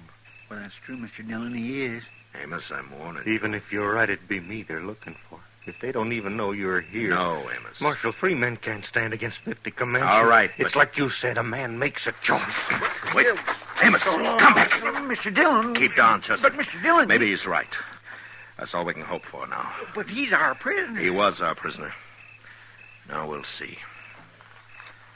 His brother-in-law stopped. He's... Mr. Dillon. Amos, look out. No, Mr. Dillon. No. Chester, don't. Stay down. Yeah, but we can't... It's too late. Our guns won't do Amos any good now. We got to think about ourselves now. I know that, but... Wait a minute. They're turning away without another look. Mr. Dillon, they don't know about us. They know, but they don't care. We chance that, Chester. Now, come on.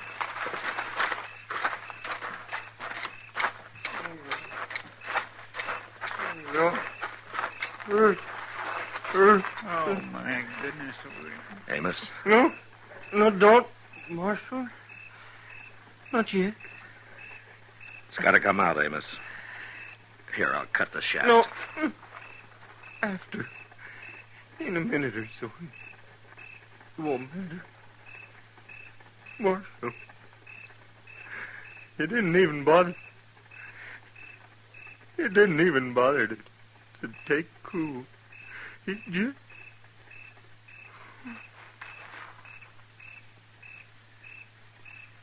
Mr. Dillon?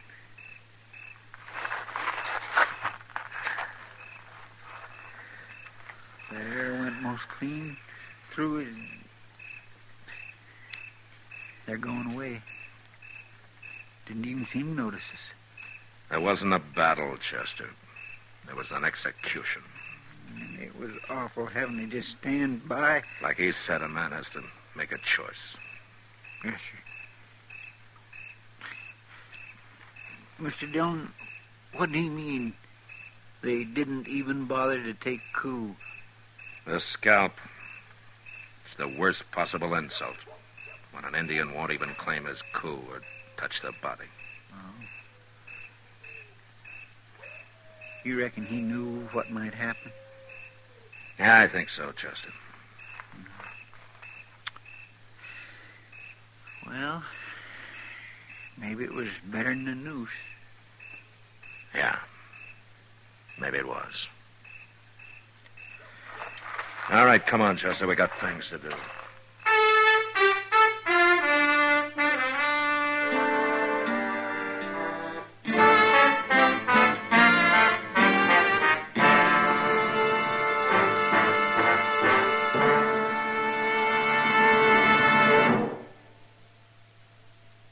This is William Conrad. As you may know, Gunsmoke is going into its 2nd year on radio. Now, during this time, many of you have written the makers of Chesterfield and L&M filters, asking them to put Gunsmoke on television, too. Well, here's some good news for you. Gunsmoke is going on TV, starting Saturday, September 10th, 10 p.m. Eastern Time, over the CBS television network. If you enjoy our radio shows, I know you'll go for Gunsmoke on TV. Now TV will have an authentic adult Western, the Gunsmoke you know. Remember, next week, Gunsmoke Radio at this time, and in 3 weeks, Gunsmoke TV at 10 p.m. Eastern Time. Both brought to you by Liggett & Myers, makers of Chesterfield and L&M filters.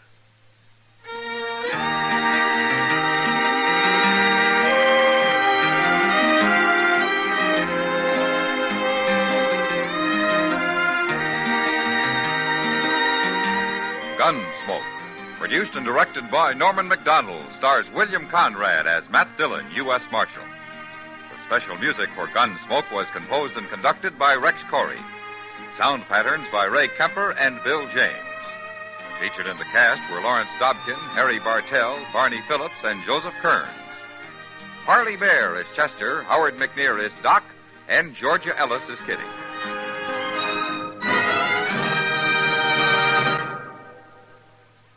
Put a smile in your smoking.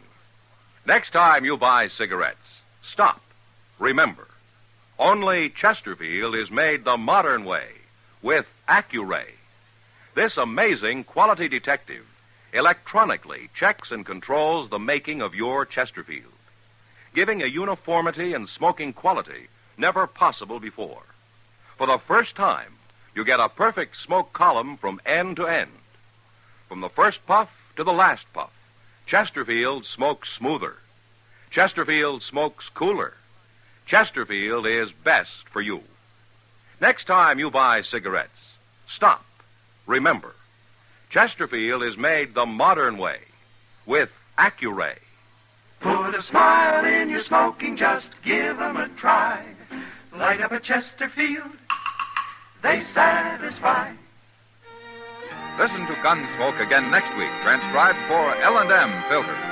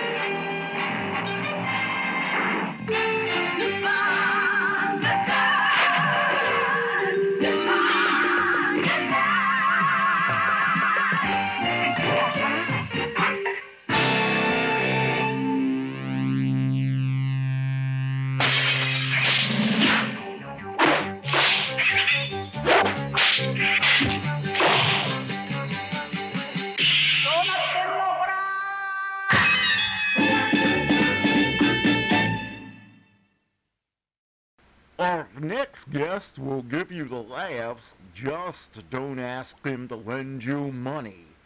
It's Jack Benny coming up next. The Jack Benny Program, presented by Lucky Strike. To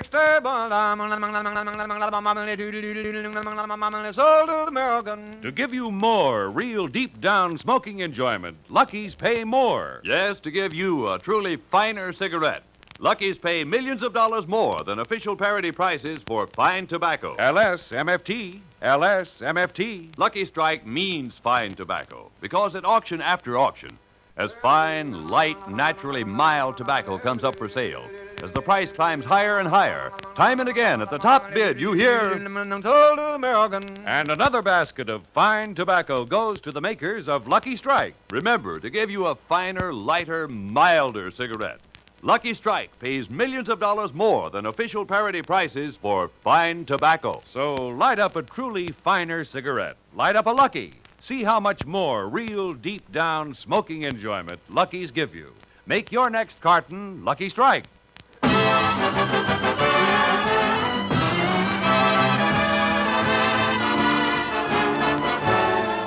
The Lucky Strike program, starring Jack Benny with Mary Livingston, Phil Harris, Rochester, Dennis Day, and yours truly, Don Wilson.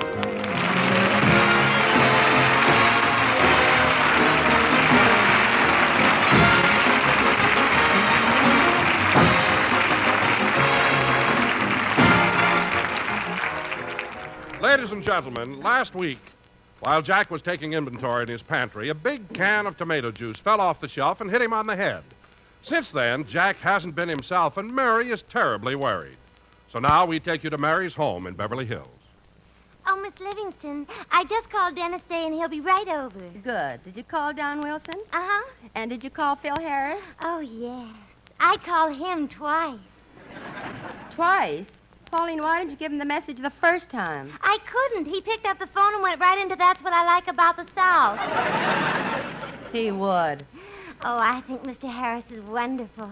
I wish there was some subtle way I could get him to kiss me. Well, I can help you, Pauline. When Mr. Harris is here, come into the room with a cork in your mouth. He'll pull it out and have you up to his lips before he knows what he's doing.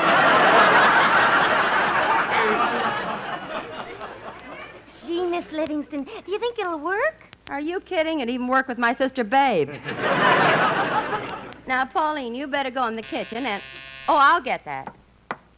Oh, hello, Mary. Hello, Mary. Hiya, Livy. Hello, boys. Come on in. Oh, say, Mary, that call sounded quite urgent. What happened? Yeah, what's up, Liv? Well, I'm worried about Jack. Last week, while he was taking inventory in his pantry, a big can of tomato juice hit him on the head. And since then, he's been spending money like mad. Wait just a minute. Hold it. Look, Mary, the acoustics ain't so good in here. Would you mind throwing that again? I said since Jack got hit on the head, he's been spending money. Jackson? Yes. Whose? His. No. Yes. Well, heavens to Max Factor. That old man has blown his top. Phil, this is no laughing matter. Will you please sit down? Well, the chairs are taken. He can sit on my lap. Pauline, you're not supposed to be in here. Now, boys, the question is, what are we going to do about Jack? Nothing. Why tamper with a slot machine when it's paying off?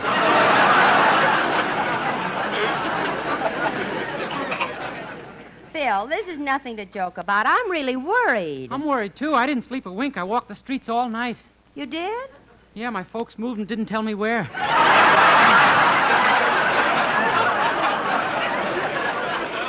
Well, I wouldn't worry about it, Dennis. I'm sure it was just an oversight. Some oversight. It's the 5th time they did it this month. Dennis, keep quiet. Am I heavy, Pauline? Phil, get off her lap. Now, kids, I talked to the doctor, and he said the reason Jack is spending money is because when the can hit him on the head, it caused a quilobum carabi compressor.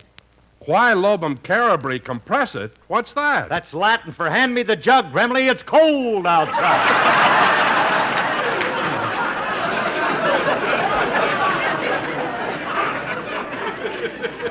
Well, there's no use talking to you, Phil. Well, you can talk to me, Mary. I know how serious it can be. My mother once hit my father over the head, and he was unconscious for 2 days.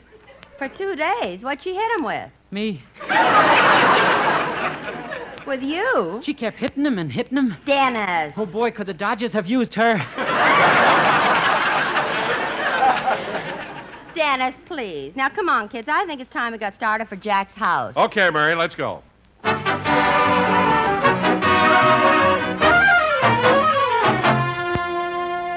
Oh, Rochester! Rochester! Hello, boss. I let you sleep late because I thought it would help your cold. And besides, Well, where'd you get that bathrobe? That's a beauty. Oh, I bought it yesterday. Of course, it's nothing fancy, but what can you expect for $250?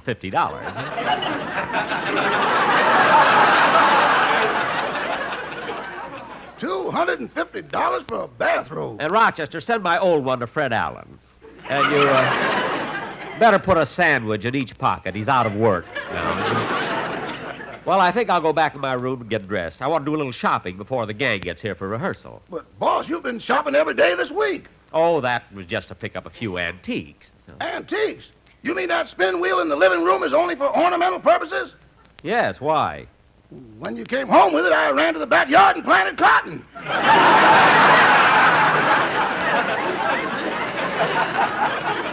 Now, Rochester, stop being silly. You have enough work to do around here. I have? Certainly. Now that I think of it, you can have the evening off. Gee, thanks, boss. I think I'll call my girl Susie and take her out. Well, that's a good idea. And Rochester, here's $20. Show her a good time. Here, take it.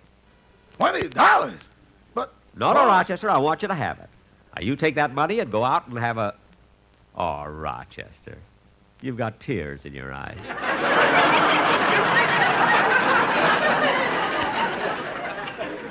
I can't help it, boss. You haven't been so nice to me since I was in bed with pneumonia. Rochester. You felt so sorry for me, you only made me work half days.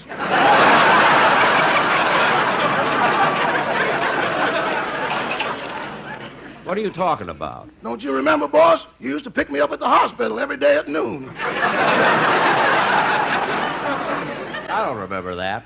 Well, I'm going to put my clothes on. See you later. Da-da-dee-da-da, da-dee-da-da, da-da, da-dee-da-da-da. $20. Wait till I tell Susie about this. I'm going to call her right now.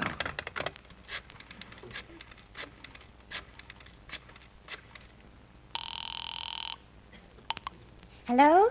Hello, Susie. This is Rochester. Oh, hello, Rochester. I was hoping you'd call. Well, honey, I got tonight off, and we'll really do the town. What? I'll pick you up in a taxi. We'll go to a restaurant for champagne cocktails and a big steak dinner, and then we'll go dancing. Rochester, are you all right? Yeah, I'm all right. It ain't me, it's the boss. Mr. Benny? Well, what's the matter with him? I don't know, but it's lovely. Lovely! Rochester, what are you talking about? Well, it's a long story, but I just got $20 from Mr. Benny. Rochester, now you untie that man and give it right back to him. No, honey, he gave it to me. He gave it to me. Now, look, Susie, I haven't seen you all week, and I feel kind of romantic today, so after dinner, I'll take you to Mulholland Drive, and we'll watch the sunset. Watch the sunset? Oh, Rochester, by the time we have dinner, we won't get to Mulholland Drive until it's pitch dark. Yeah.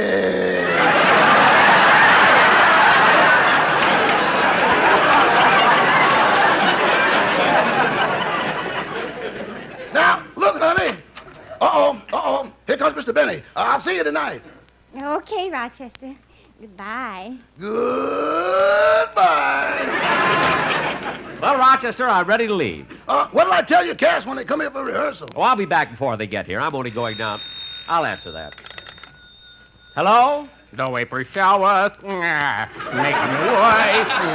Mel. They bring the flowers. Mel. Don't get mad, Mr. Benny. I didn't want to call you up for a job again, but my wife made me do it. Don't be such an apologetic schnook, Melvin. Tell him how important you are.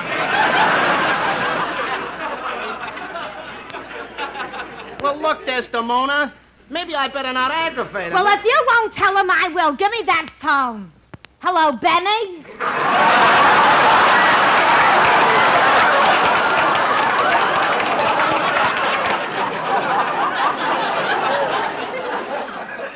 Who are you? I'm Mrs. Blank, Melvin's wife, and my Mel is doing you a favor by wanting to appear on your program. Look, Mrs. Blank. My Melvin is very talented, and he almost got a big part in a very important picture. What picture? Jolson sings again. Now cut that off!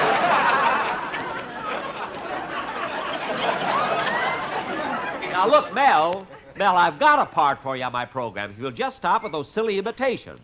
Now come to rehearsal at my house in an hour. Oh, gee, thanks. I can use the $30. $30? Is that all you're getting? Well, Mel, from now on, I'm going to give you 100.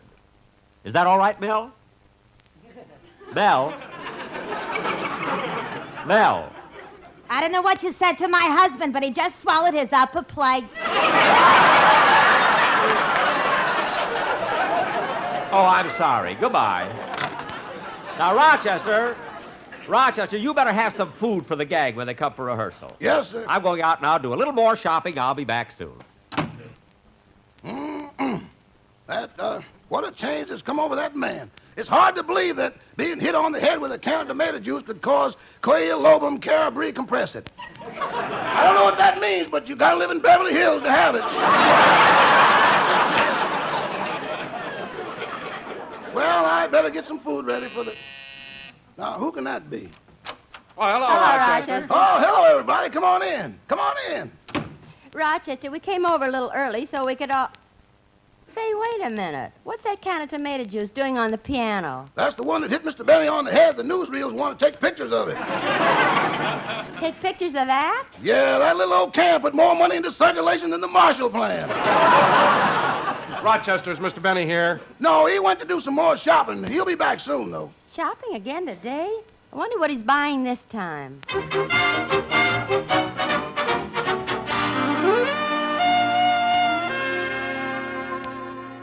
Well, what do you think of this one, sir? Well, it doesn't look bad, but I'd like something a little larger. Well, I'm sorry, sir, but this is the largest yacht we have. Well, it is the best-looking one I've seen. I'm sure you'll find it most satisfactory. Yes. It's 48 feet long and has a cruising speed of 18 knots an hour. Good, good. It sure looks nice. Tell me, mister, what are these? They're diesels. Oh. And what are dozels? What are diesels? Diesels are engines, and you'll Uh-huh. find this type very reliable on long voyages. Oh, I'm glad you mentioned that. Would this boat be able to go to Hawaii? Oh, certainly, sir. A trip to Hawaii would be nothing for a yacht like this. Well, that's fine. See, I'll be sending it over there quite often. Oh, business? No, but there may be another strike, and I love fresh pineapple. But why worry about another strike now? We'll cross that bridges when we come to it. Now, mister, why are you leaning over the rail? I dropped my fountain pen. Oh. Well, tell me, what's the price of this yacht? $50,000. That sounds reasonable. I think I'll take it. Well, you're certainly in for a lot of happy, carefree days on this yacht, Mr. Benny. Benny? Yes, yeah, Jack Benny. Jack Benny? Jackbenny.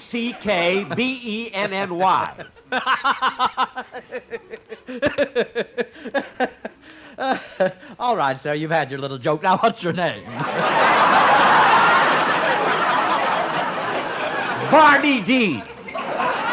I told you it's Jack Benny. See, I've signed it on this check for $1,000 as a deposit. Well, Now, here's my address. If you come over to my house this afternoon with the bill of sale for the yacht, I'll give you the rest of the money. Oh, very good, sir. And by the way, I wish you'd paint the name on the bow. I want to call it the Mary L. after Miss Livingston. Yes, sir. Oh, and one more thing. I intend to anchor my yacht in the San Pedro harbor. Very good, sir. Shall we truck it down to San Pedro, or will you wait for the rainy season?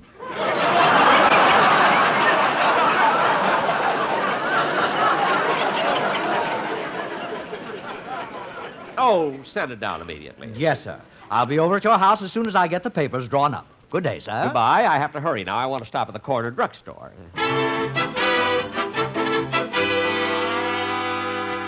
Here you are, sir. A tube of toothpaste and a package of razor blades. Will there be anything else? Well, yes, I have a cold that's been bothering me for a couple of weeks. I don't know what to do about it. Why not try a 4-way cold tablet? Oh, give me an 8-way cold tablet. Money is no object at all. Thank you very, very much.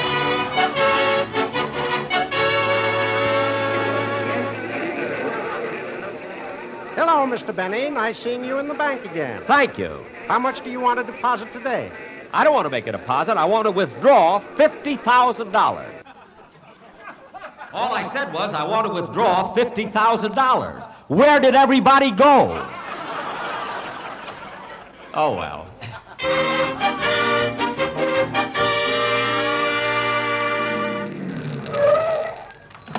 Here you are, sir. 360 North Camden Drive. Thank you, cabby. That'll be 45 cents, sir. 45 cents, eh? Well, here's $1. Keep the change. Thank you. You're quite welcome. Oh, mister. Mister. What is it, driver? Didn't Jack Benny used to live here? Yes, he used to. Can't understand people. I've been a big star for 18 years. Nobody recognizes me. Oh, darn it, I forgot my key. Hope we finish rehearsal quickly today. There's a little more shopping I want to do. Oh, hello, boss. Everyone's waiting for you in the den. Well, I'll go right in. There's no business left. Oh, hello, kids. Hello, Jack. Hello, Mr. Benny. Hiya, Dennis. Rochester told us you were out shopping again. Yes, Mary. I just bought a yacht, and I'm going to call it the Mary L. after you. You bought what? A yacht. And here's a box of candy for you, too, Mary. Thanks. I think you'll like this assortment, Mary. This candy, caramels, fruits, and nuts. Speaking of nuts, Mr. Benny, how are you feeling?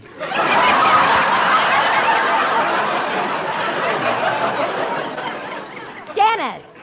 What was that you said, kid? Oh, it was nothing, Jack, nothing. Well, kids, as long as you're all here, we'll start rehearsing. Now, Dennis, do your song while I hand out the script. Okay.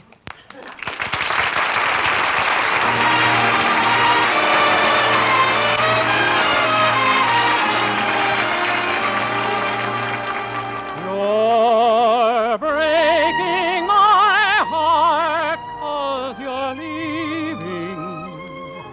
You've fallen for somebody new. It isn't too easy believing you'd leave after all we've been through. It's breaking my heart to remember the dreams we depended upon. You're leaving a slow-dying ember. I'll miss you, my love, when you're gone. I wish you joy, no teardrops burn. But if someday you should want to return, please hurry back and we'll make a new start, dear. Till then you're breaking my heart.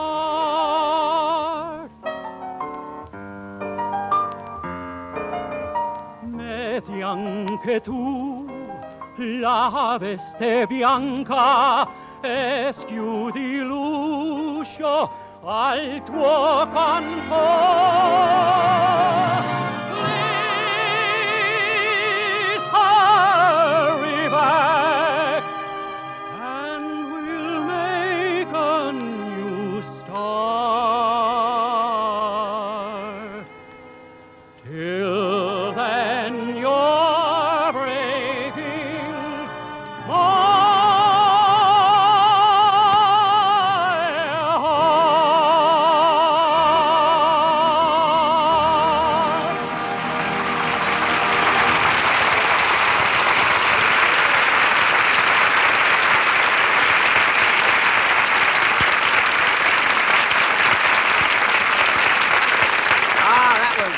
Good, Dennis, very good. Now, Don, the next thing I want to rehearse is the commercial.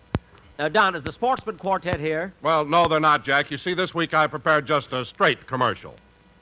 Why? Well, in that way, you won't need the quartet, and that'll save you $500. Save me $500? Don, are you crazy? When will you ever learn that money was made to spend? I'm ashamed of you. If there's anything I can't stand, it's a cheapskate. But, Jack, I thought Don, I don't care what you thought. Lucky Strike pays millions of dollars more than official parity prices for that fine, that light, that naturally mild tobacco. And you have the temerity to try and save me a measly $500.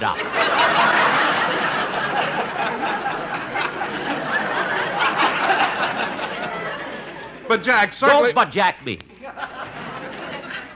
Don, at auction after auction, Lucky Strike buys tobacco that's smooth, mild, and mellow, out of which they make those Luckies that are so round, so firm, so fully packed, so free and easy on the draw.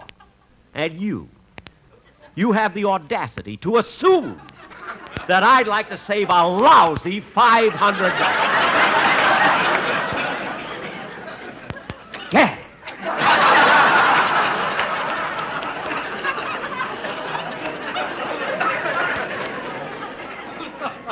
Speedy Riggs ought to thrash you to within an inch of your life.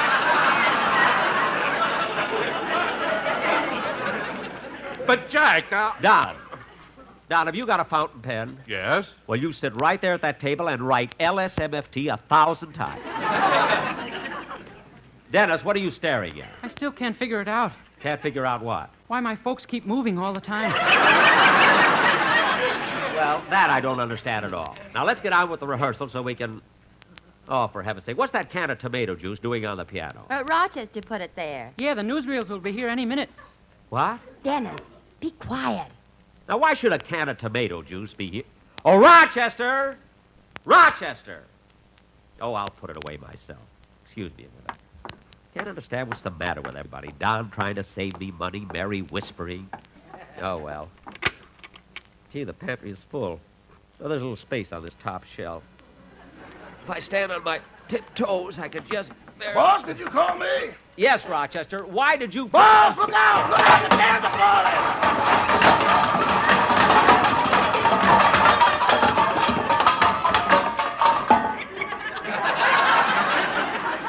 falling! Rochester, this is all your Boss, fault. Look out! There's another one! Ooh. How do you like that? It happened again. Rochester! Rochester, what's going on in here? Jack, what happened? Jack, are you hurt? Huh? What'd you say, Mary? I asked if you were hurt. No, I'm all right.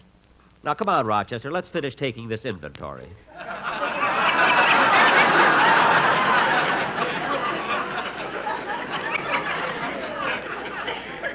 Inventory? Jack, you finished that last week. Yeah, we're here for rehearsal. Rehearsal? I don't know what you're all... Rochester, what are you standing around all dressed up for? I got a date. You said I could have the night off. When did I give you the night off? About an hour ago, you even gave me $20 spending money. I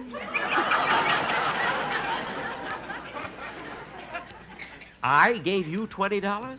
Sure. Here. I'll show it to you. See?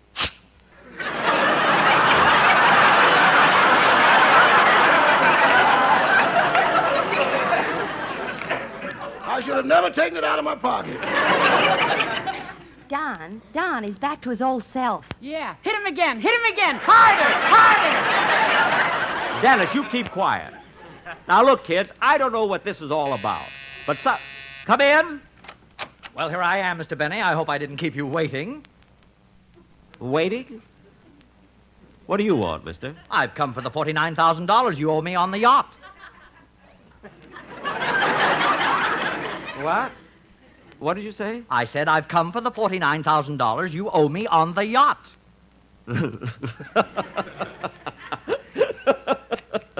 All right, mister, you've had your little joke. Now, what do you want? I'm not joking. You bought a yacht, put a $1,000 deposit on it, and still owe me $49,000. I gave you $1,000? Let me see it. I will not. I'm keeping it right in my pocket.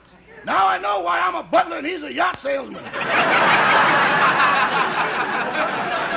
Quiet, Rochester. This man is trying some swindle game, saying I bought a yacht. But, Jack, you yourself told us you bought it, and I think you'll get a lot of pleasure out of it. Now, you keep your big fat mouth out of this.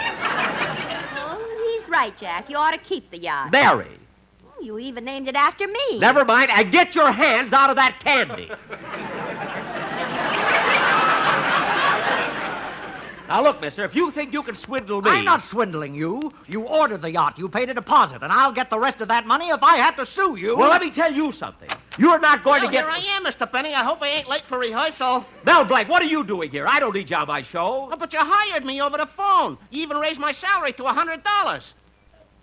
I gave you... What's going on here, anyway? Do you think I'd pay $100 just to hear you imitate Al Jolson? Nah. Oh, shut up! Now, how about it, Benny? Am I going to get my $49,000 or do I call my lawyer? I don't care how many lawyers you call. You're not going to get any money out of me. But, Jack, it's only money. It's not as though he's taking your life's blood. Let me be the judge of that.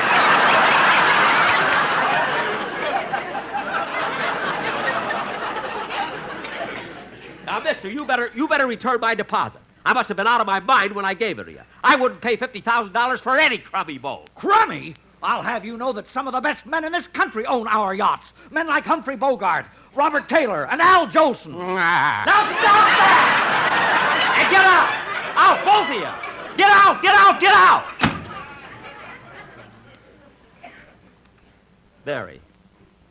Mary, what's going on around here anyways? Everybody crazy? No, Jack, I don't blame you for being confused. Come on in the other room and I'll explain it to you. I wish you would.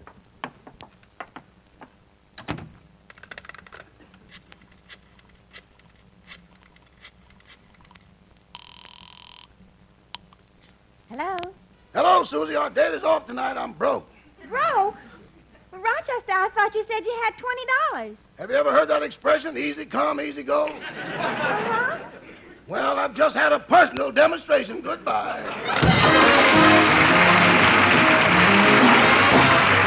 Jack will be back in just a moment, but first... 6 tables,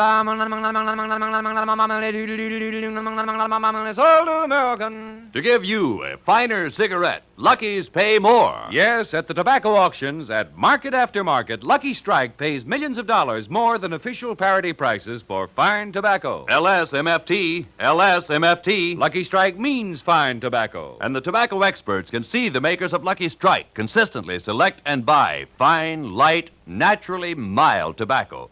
For instance, here's what Mr. Wayne Adams, an independent tobacco warehouseman from South Boston, Virginia, recently said. I've seen over 100 million pounds of tobacco bought and sold.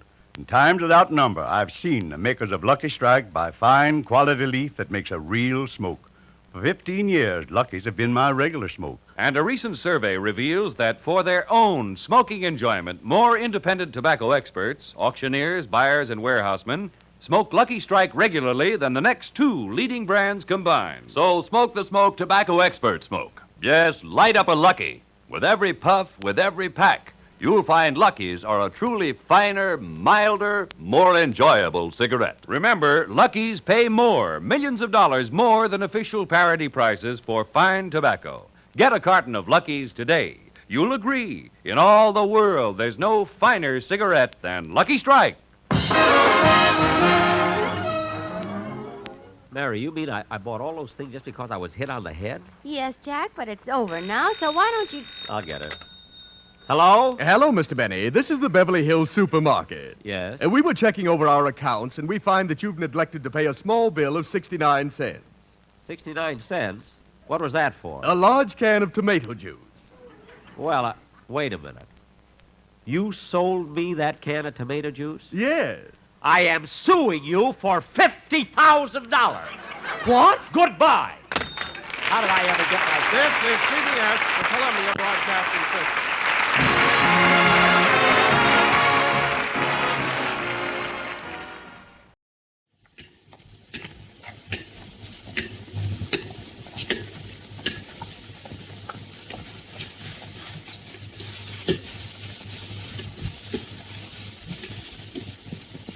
Du hast aber einen schönen Ball.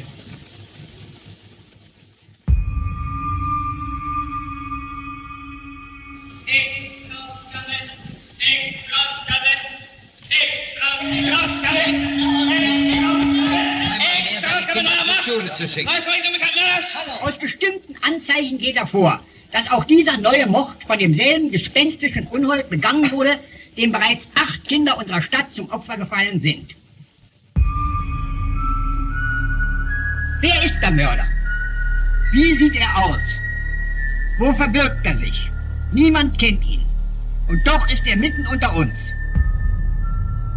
Jeden Tag erweitern wir das Fahndungsgebiet. Vielleicht doch noch irgendetwas Verwendbares zu finden, das uns der Lösung des Problems näher bringt.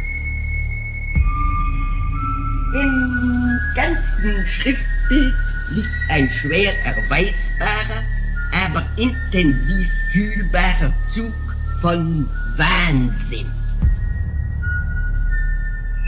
Also hört mal, der Block ist doch umstellt. Wenn er überhaupt noch mal nach Hause kommt, muss er uns ja in die Finger laufen. Ein Außenseiter verdirbt uns das Geschäft und den Kredit. Die Maßnahmen der Polizei, die täglichen planmäßigen Razzien zur Ergreifung des Kindermörders, hindern unsere Tätigkeit in einem kaum mehr ertragbaren Maße. Wir müssen ihn fahren. Wir selber.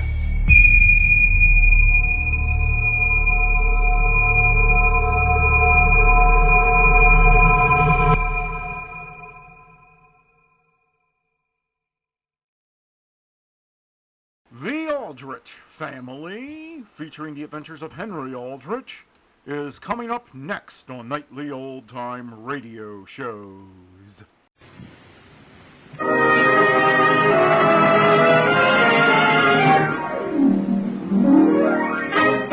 Aldrich! Coming, Mother!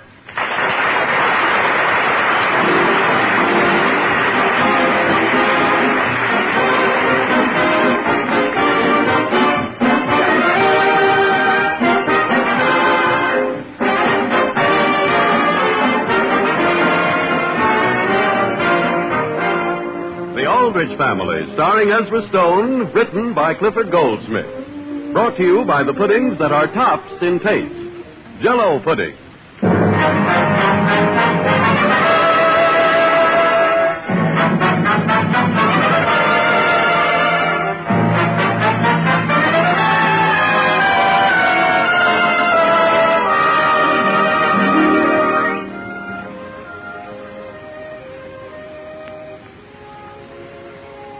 They say the happiest years of your life are the teens.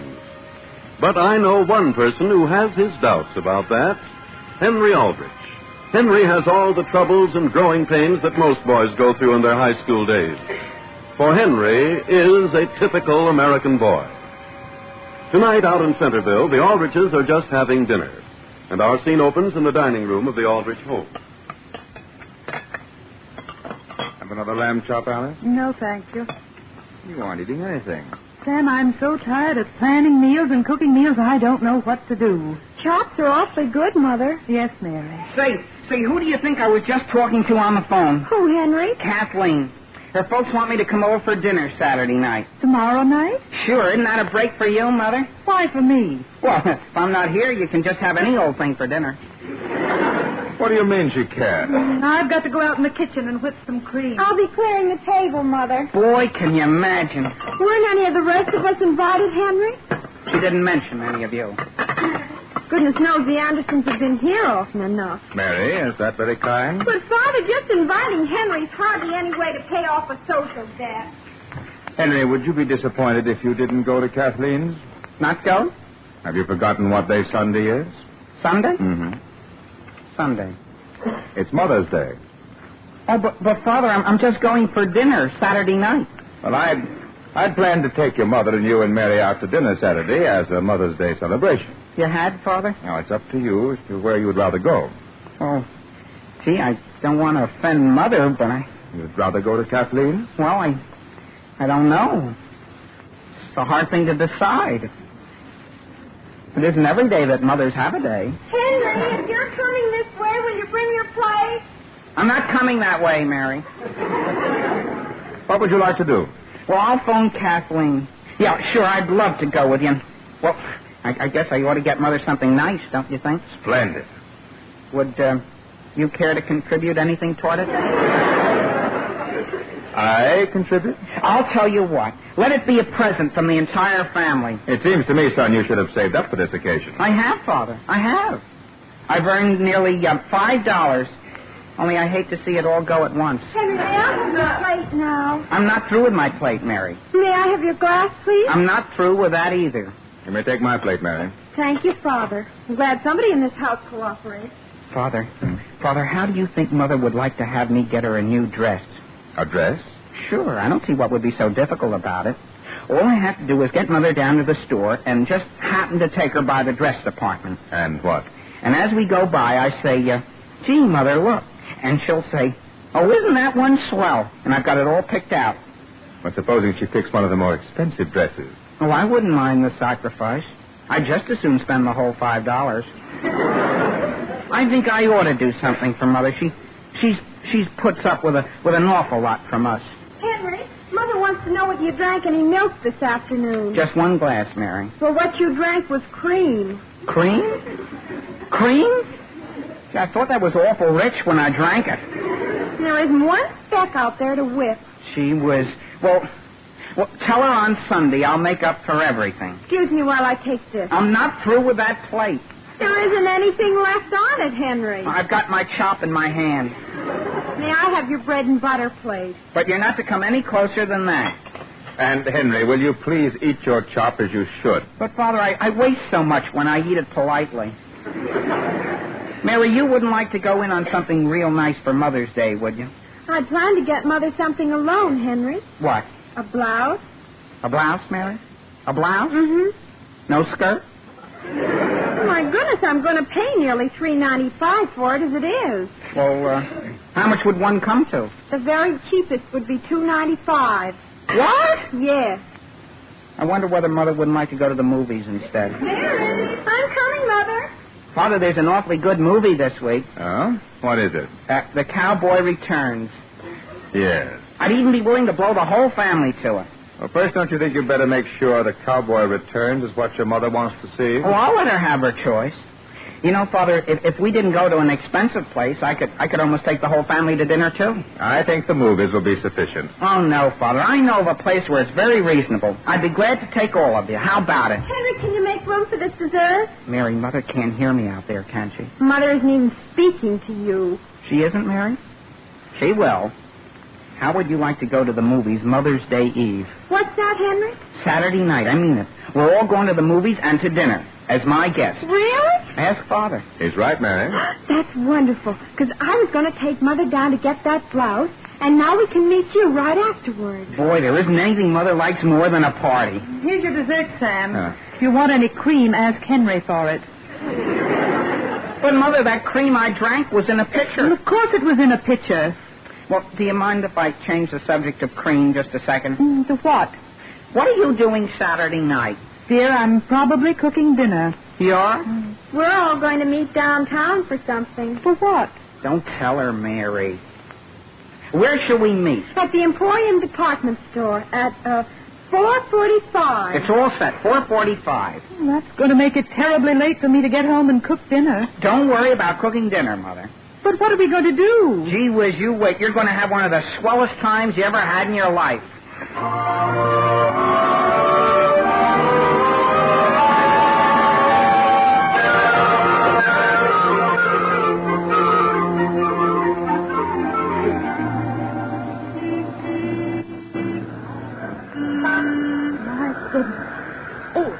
Pardon me, sir. What is it, lady? Have you seen anyone waiting here at the entrance to the Emporium? No, ma'am, not recently. Oh, thank you very much.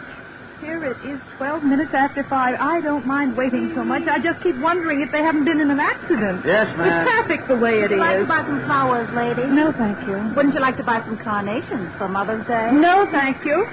Well, you ought to remember your mother. That's the least anyone can do. Yes. Boy,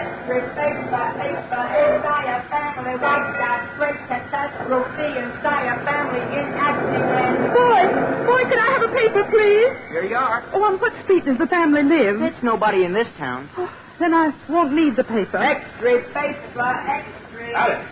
Alice, why have you been waiting here at this entrance? Sam, where on earth do you think I'd wait? Well, I've been standing around the corner. That's not the main entrance, Sam. Well, Alice, that is certainly the main entrance on that street. Well, at least you're safe. That's something. The thing for us to worry about is my car. Well, what's happened to that? I left it 30 minutes ago in a 15-minute parking space.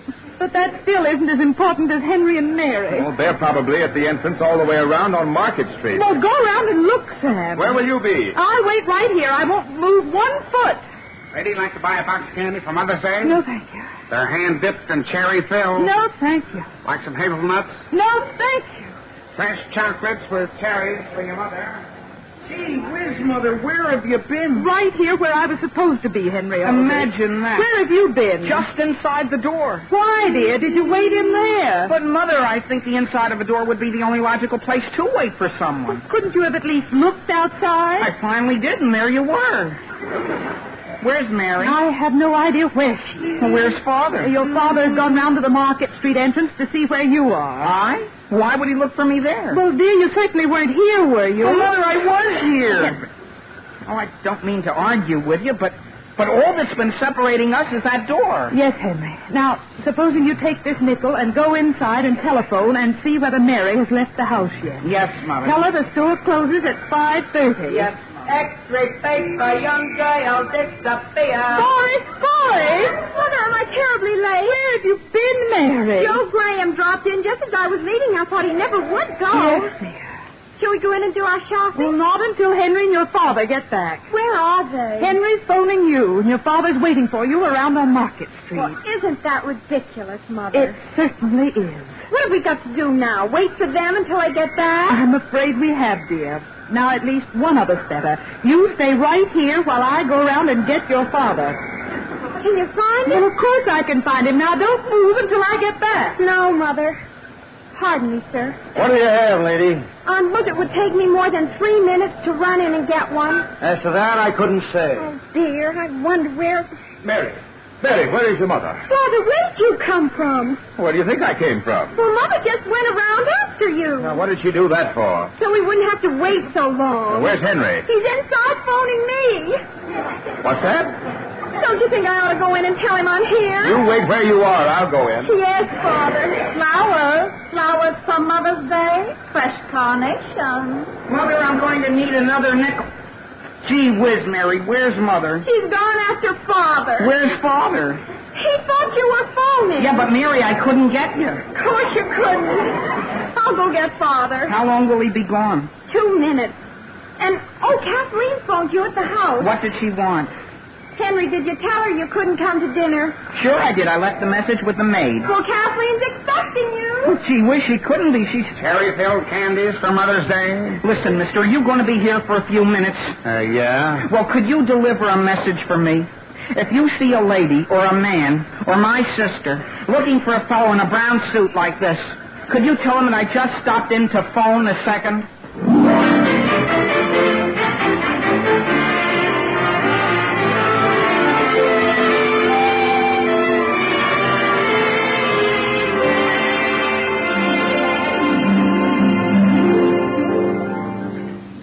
Well, now, friends, while Henry is reflecting on his latest predicament, I'd like to bring you a news item about something that happened the other night in one of Centerville's finest families.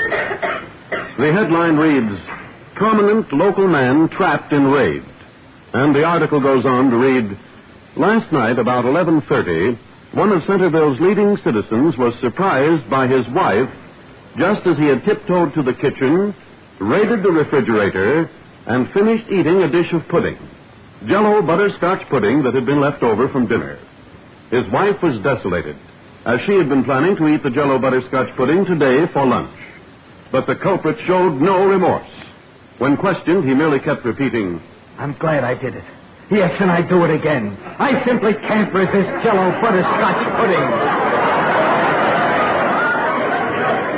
Well, friends, seriously, that is just another way of saying that Jell-O butterscotch pudding is a dish that people won't be denied. Probably it has something to do with the grand, buttery, brown sugar flavor of this swell dessert. And the fact that Jell-O butterscotch pudding is as smooth as rich golden cream undoubtedly plays a big part in its appeal. At any rate, this mellow treat is a mealtime favorite in thousands of homes the country over. And I'm sure you'll find it your favorite, too. So try some real soon. You've honestly never tasted a more luscious dessert than Jell-O butterscotch pudding.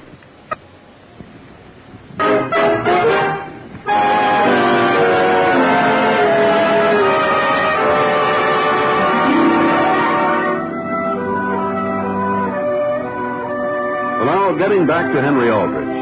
Henry has just learned that although he's going out with his family, Kathleen is expecting him for dinner. This scene opens in Kathleen Anderson's home.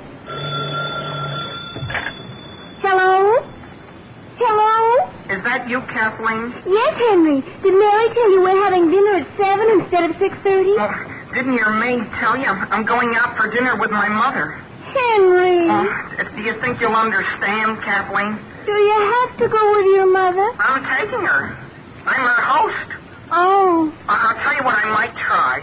Perhaps I could eat with her real fast, see, and then come up to your house. Well, wouldn't that make you late? Well, what's the latest I could get there and still eat? Well, I guess when you stop to think of it, Kathleen, maybe that would be trying to do too much. Kathy? To whom are you talking? Mother, Henry, hold the line.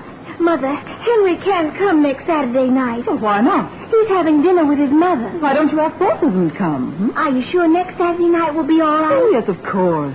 Hello, Henry. Yes?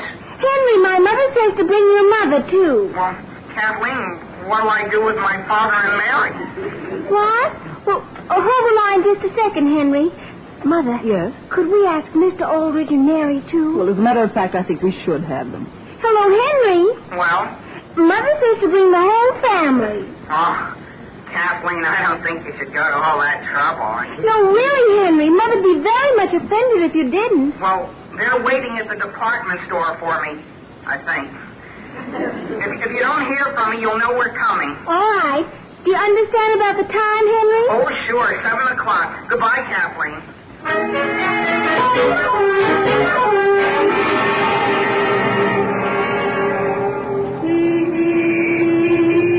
Mother, what time is it? It's exactly 20 minutes past 6. Did that man say how long it would be before Henry got back? No, dear.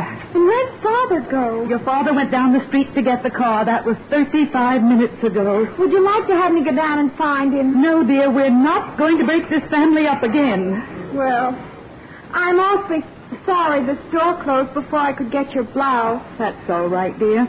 Just as long as we all finally get back together.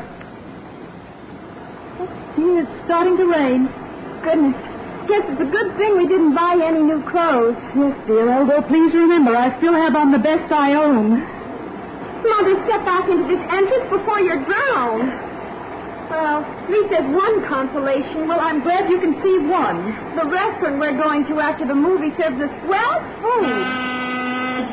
Look there, Mary. There's your father. Let's run out and get in the car. Hurry up, Alice. Open the door, Sam. Get in, Mother. Where's Henry? We don't know, Sam. Well, get in anyhow. We can't go off and leave him. Mother, you're getting all wet. Sam, why did you suggest something? Certainly can't park here, Alice. Mother, why don't you and Father go ahead and I'll stay here? No, Mary, you get in and I'll stay. Both of you get in. Father, can't you pull up closer to the curb and let that trolley go by? This is a narrow street, Mary. The only way that trolley can get around me is to go up on the sidewalk. I'll get in. Come on, Mary. Close the door. Yes, Sam. Oh, only what do we do now? We've got to get out of here. Hey! Get moving there! Something the matter with the car, Sam? No, not at all. What is the trouble? Mary, must you just sit there and ask questions? Cherry-filled chocolate, sister, for Mother's Day? No, I do not want any cherry-filled chocolate. Okay. You better hurry up, Father. Is that us, Sam? It is.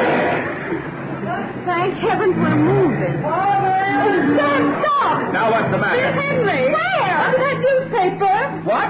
Father! Wait for me! Stop, Sam! I can't stop here. Goodbye, Father! Goodbye, everybody! Now, here's a place I can pull in. Henry! Wait for me. Wait until I tell you the good news. There's no time for good news. Get in the car. Could you move over, Mary? Henry, why didn't you leave that wet newspaper outside? Oh, gee whiz.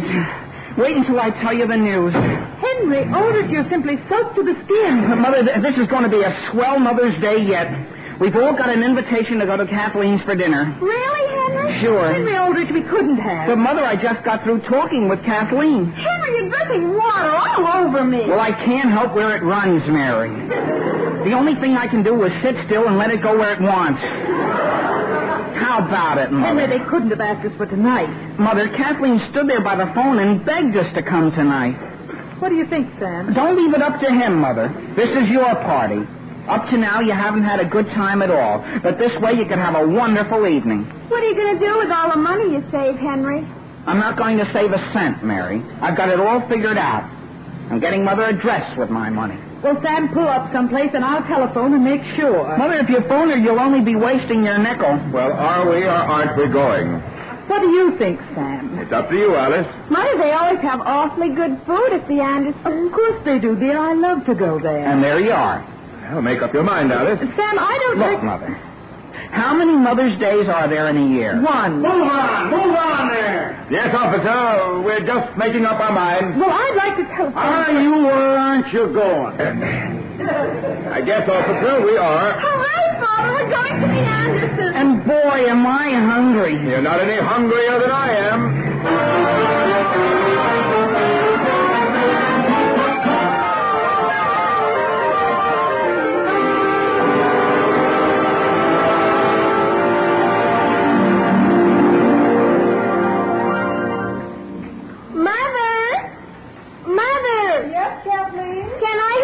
the dishes? Oh, no, thank you. They're all wiped and put away.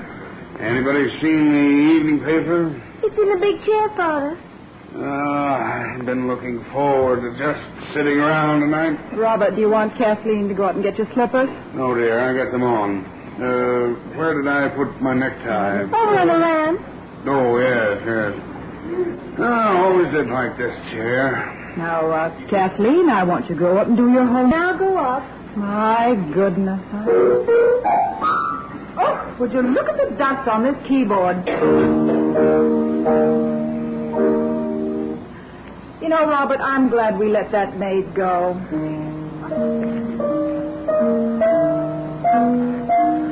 Robert. Well? Look, dear, when the Aldriches come next Saturday, let's have everything just as nice as we know how. Yep. Do it up brown.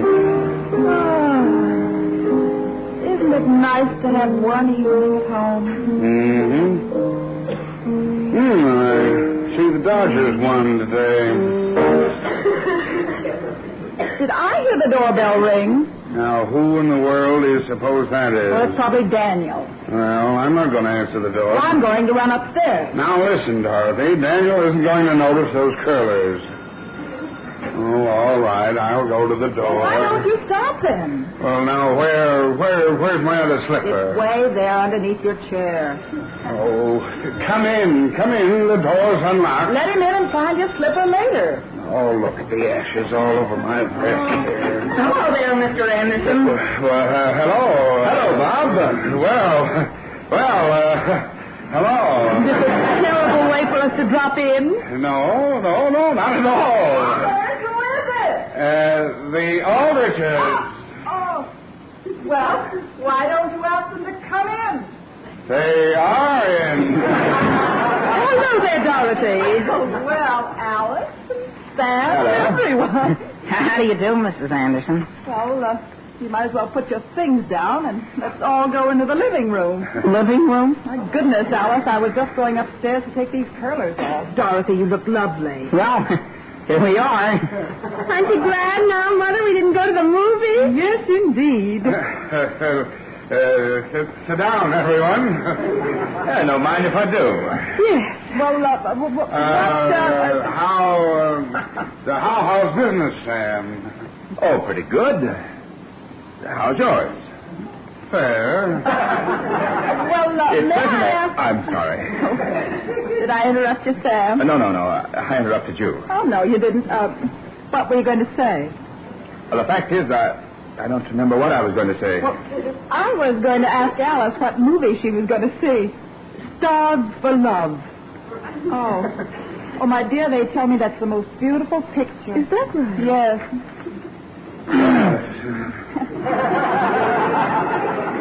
Mrs. Anderson, is Kathleen out in the kitchen sort of helping you? No, she's upstairs studying. Oh, is that right? Yes. Have a cigar, Sam? Oh, no. No, thank you. Not just before... No, dear. It's I, Kathleen. Oh, is that Henry? I'll be right down. Robert, would you mind opening the window just an inch or two? You see, we had steak and onions for dinner, and I'm afraid the house will never be the same. Steak and onions? Do you like them, Henry? Oh, boy, do I. Mother's very fond of them, too. Alice, I want to show you something. This box Kathleen gave me for Mother's Day. Isn't that lovely? What is it, Mrs. Anderson? I have no idea, Mary. Looks like candy to me. Well, if it is, I should never have promised Kathleen I wouldn't open it till tomorrow. You did promise her? Mother, could you come upstairs and help me a minute? Alice, would you excuse me? Of course. Well, if you'll pardon me, I'll go out to the kitchen and see whether we have any ginger ale in the icebox. Oh, Bob, don't bother. We just had dinner. Father. Mary, supposing he could hear you. Well, Henry, so we were invited here for dinner. Someplace there's been a very serious mistake. That would be putting it mildly. Sam, this is the most embarrassing moment I've ever had. The thing for us to do is to get out of here. Well, I think we should stay long enough to be polite. Stay, Mother, as hungry as I am? You're not any hungrier than the rest of us, Henry. All I had for lunch was a cup of tea. And I didn't have anything. Supposing, Alice, we run on before they discover the mistake we've made. Well, Father, do you mind if I make a suggestion? I do. Alice, we'll tell them we're sorry, but we're going to run on to the movies, and as soon as we get away, we'll go get some dinner. I have sort of an apology to make to you folks, I'm afraid. Oh, what's the trouble, Bob? Well, here's the ginger ale, but we don't have any ice. Now, listen, Bob, I give you my word, not one of us could drink a thing. And besides, we're going to have to run away. I'm afraid it is, dear. The fact is, Dorothy, tomorrow being Mother's Day, we told Alice we were coming here, but we're really taking her to the movies. Oh, well, isn't that lovely? Yeah. Bob, why don't you and I get on our things and go along with them, huh? Good idea. And we'll make it an evening together. But Mrs. Anderson, let me explain something. Henry? But, Mother... Henry! Yes, Mother. Mrs. Anderson, we'd be very glad to have you come along.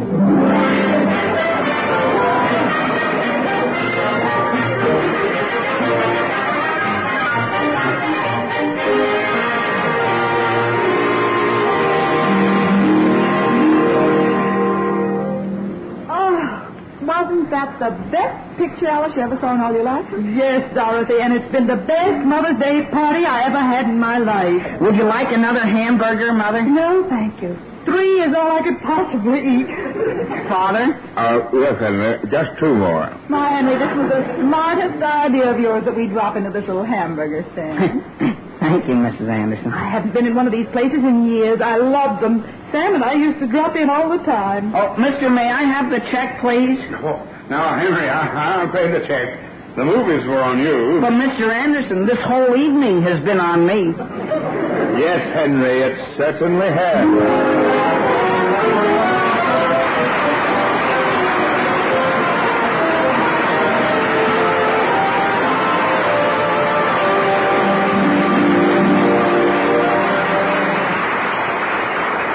Henry Aldrich will be back in just a moment. Friends, the next time that you want to give a party, there's no need to send out invitations. You just drop the word here and there that you're planning to make some Jell-O pudding whip. And before you can say come in, you'll have a house full of smiling guests. Yes, this swell new dessert has certainly become a big favorite, and there's every reason why it should.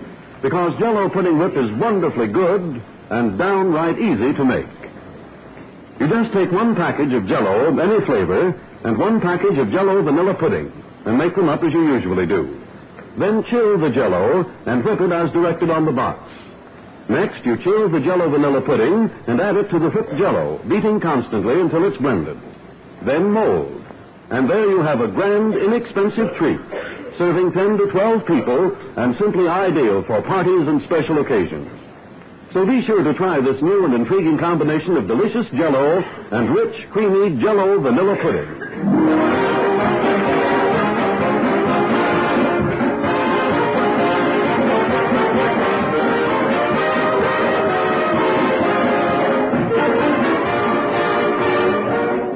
Ladies and gentlemen, this week is National Restaurant Week. Now, why not take the occasion to dine out at your favorite restaurant? And climax that dinner pleasantly by choosing the most popular dessert on the menu, Jell-O pudding.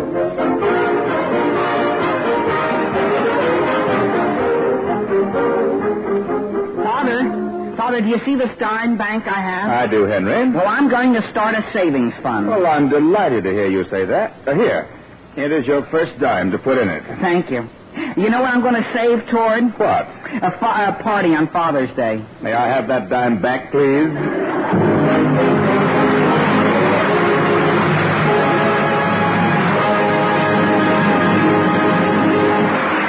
The Aldrich Family, starring as the Stone, is written by Clifford Goldsmith. Original music is composed and conducted by Jack Miller. This is Harry Von Zell speaking, and wishing you good night for the puddings that are tops in taste. ルパン三世キャッツアイだ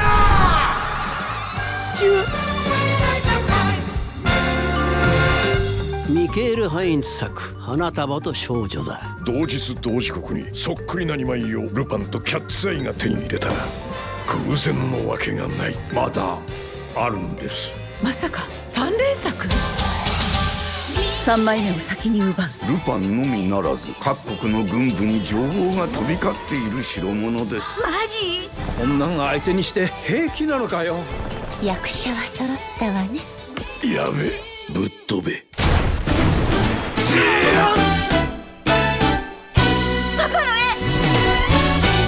俺たちはこっからが強えんだぜ。レディーゴー。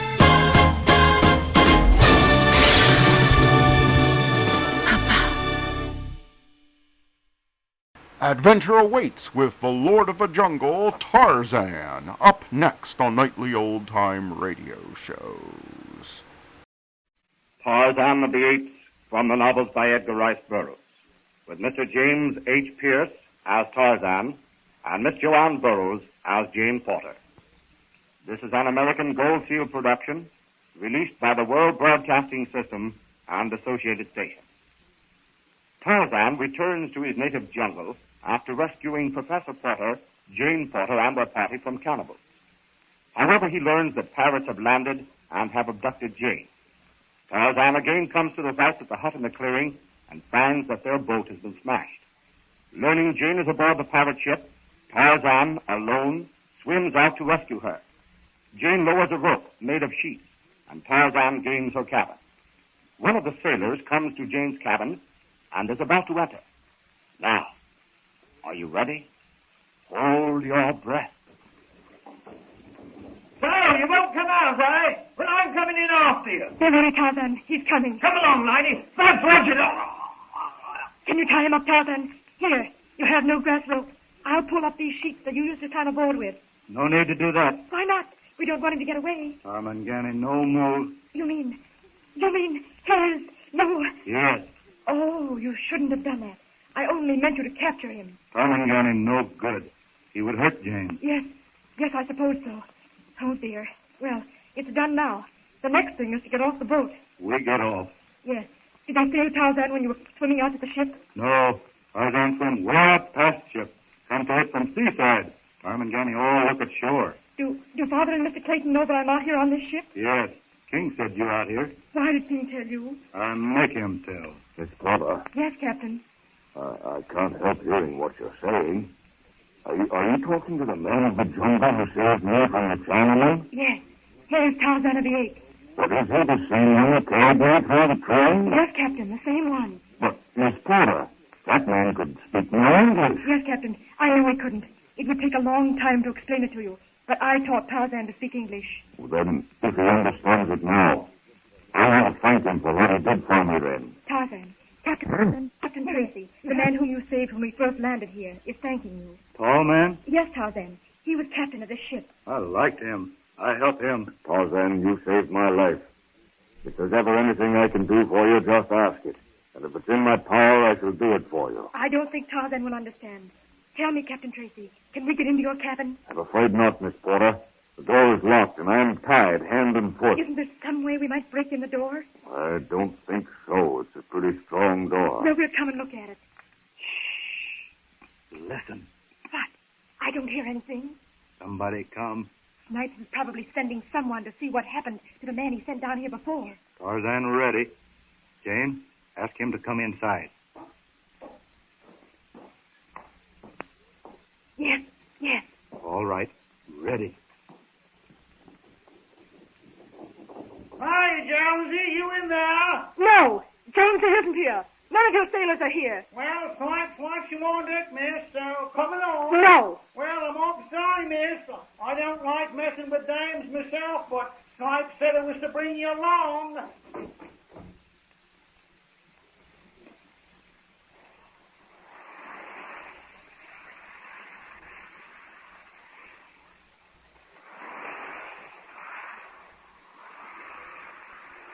On the shore, Clayton, Darno, Francois, and Philander worked feverishly to repair the boat destroyed by Snipes. Some more of that glue or whatever you call it, Darno? No, I think not, monsieur. I believe we have enough. You'd better sit down there by the professor. You've been going at it a little too strenuously. I'm tired. But the worry over Jane... Sit down, Philander. Oh, if only I could do something. But my legs give under me whenever I try to do anything. You should be in bed. Perhaps, Philander. But that would keep you from assisting Clayton and Darno. Clayton, nail this down here. Right. I don't understand the lack of noise from the ship. If Tarzan had got aboard, we surely would have heard something. I hate to think of it. Francois crawled over the headland this morning. He said there was not a sign of anything unusual, except that they seemed to be preparing to sail. Oui, monsieur, that is right. Then, you think that Tarzan may not have reached the ship? Sharks, out where the water is colder. And even if he did rescue Jane, they'd have that to contend with on the way back. Yes. That is why I am so anxious to get the boat fixed as quickly as possible.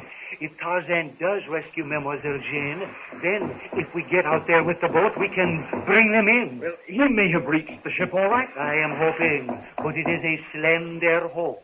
I feel rested. Anything I can do now? Yes, Philander. That oar, the broken one there. If you can splice it or bind it, it will be short, but it will serve. Better let me do that. I've whipped many a cricket bat. Bien, festa. Then, Philander, nail on these staves from that old barrel. Above the canvas? On the outside, yes. Nail them to the ribs. We shall have to bail, but no, we shall sail her. What are we going to do with Porter? Alas, I am thinking of that same thing. We can't leave him here to look after King. That'd be foolish. You have right. But we cannot leave the professor by himself. And to leave you, Monsieur Philander, no, you are too valuable. How long? How long? If I'm too anxious, I cannot help it. This wondering what is happening to Jane, I can't contain myself. Not very much longer, Monsieur le Professeur. Oh, I'm afraid I will not be able to help with the rowing, but I can hold a rifle. But Archimedes, you cannot go without... I cannot go? Do you think I can remain behind here with Jane out there? No, Professor. Don't get yourself all worked up. I'm determined. My mind is made up. I'm going. If we alone, Monsieur, what shall we do? Let's finish fixing the boat. Then we can argue.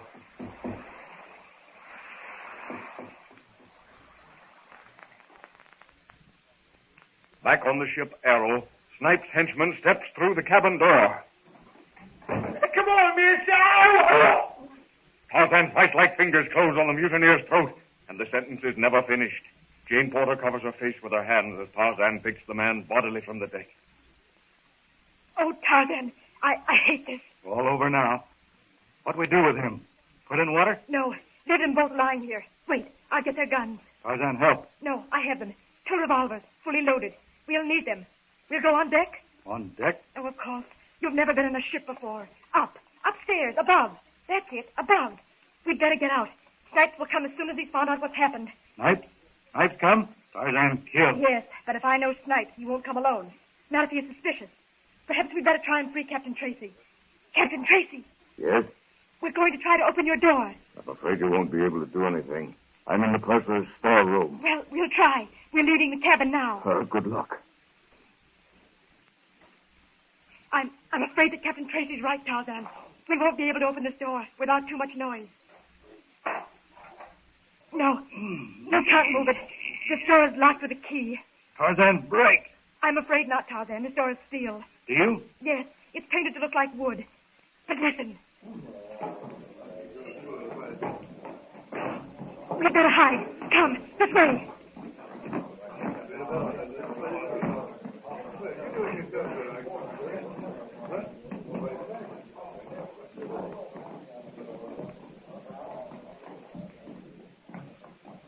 Come here, Tarzan. We'll wait until the passage is clear. Tarmangani, go other way. Yes, we can try to get on the upper deck now. Tarzan, Jane, go up above. I don't know whether we should yet or not. Tarmangani, pull up big stone from front of ship. Stones? Then they pulled up the anchor? Anchor? Oh, they must be planning to sail. We've got to get out of here before they leave. Here, we can go up. A companionway. Yes, I guess we'd better get on deck.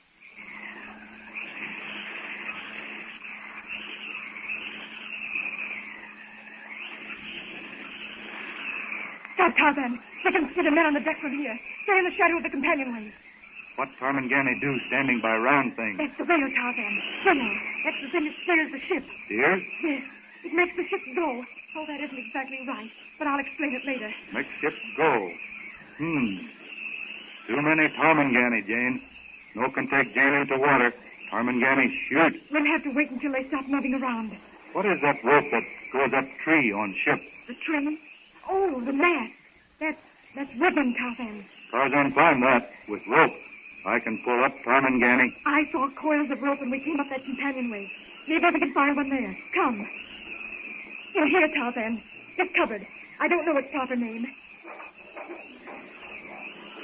Ah, this one's good rope. Well, there's a careful up there in the ribbon, Tarzan. Now it's getting dark, and it's not like the trails, you know. Tarzan, all right. Jane, hide. Watch. Not cry out. I won't cry out. I'll hide in the shadow of that companionway hood. All right. Go now. You've got the rope already? Yes. Now, Jane, no more talk. Tarzan, go. Come back quick. All right. Jane, stay here.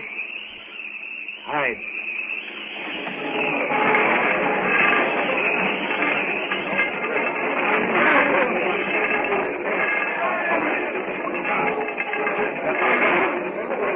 The ship is moving. It's moving, Tarzan. No, Sam. I take Tarmangani that makes ship go. What? Jane watches Tarzan climb hand over hand up the shrouds. The sea is becoming rough. The mast swerves like a ghostly pendulum. Up he goes. Except for the fitful glimmer of light as the forecastle door swings, the deck is dark. Tarzan, barely discernible, swings into the rigging. Snake-like, the rope whips from his hand and settles over the quartermaster's head. The startled scream dies in the man's throat as his hand clutches convulsively at the rope. The wheel spins over. The rudder crashes against the hull. A rending shudder runs over the whole length of the ship.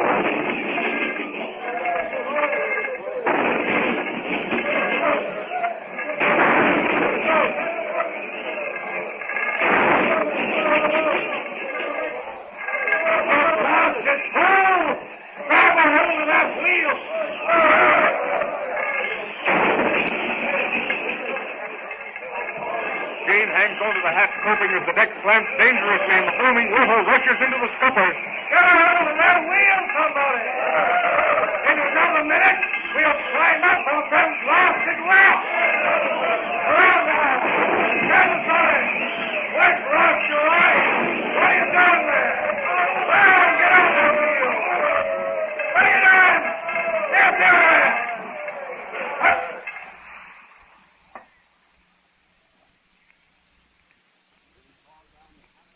Will Tarzan's act pile the ships on the rocks? Will he and Jane escape in the confusion? Or will they be wrecked aboard the ship?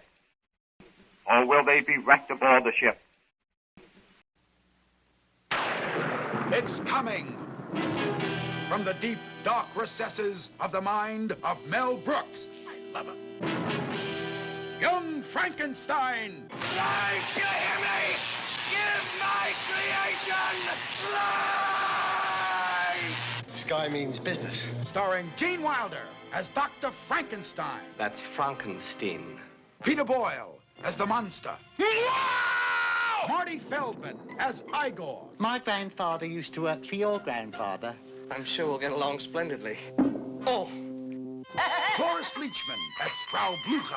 And Madeline Kahn as Elizabeth. What are you going to do to me? I'm not afraid of you. Kill the monster! See Mel Brooks' Young Frankenstein. Yes, I think we could all use a good laugh. But don't see it alone.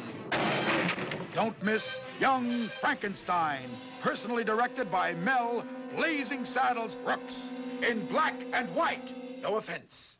Get ready to laugh with our Miss Brooks, which is coming up next on Nightly Old Time Radio Shows.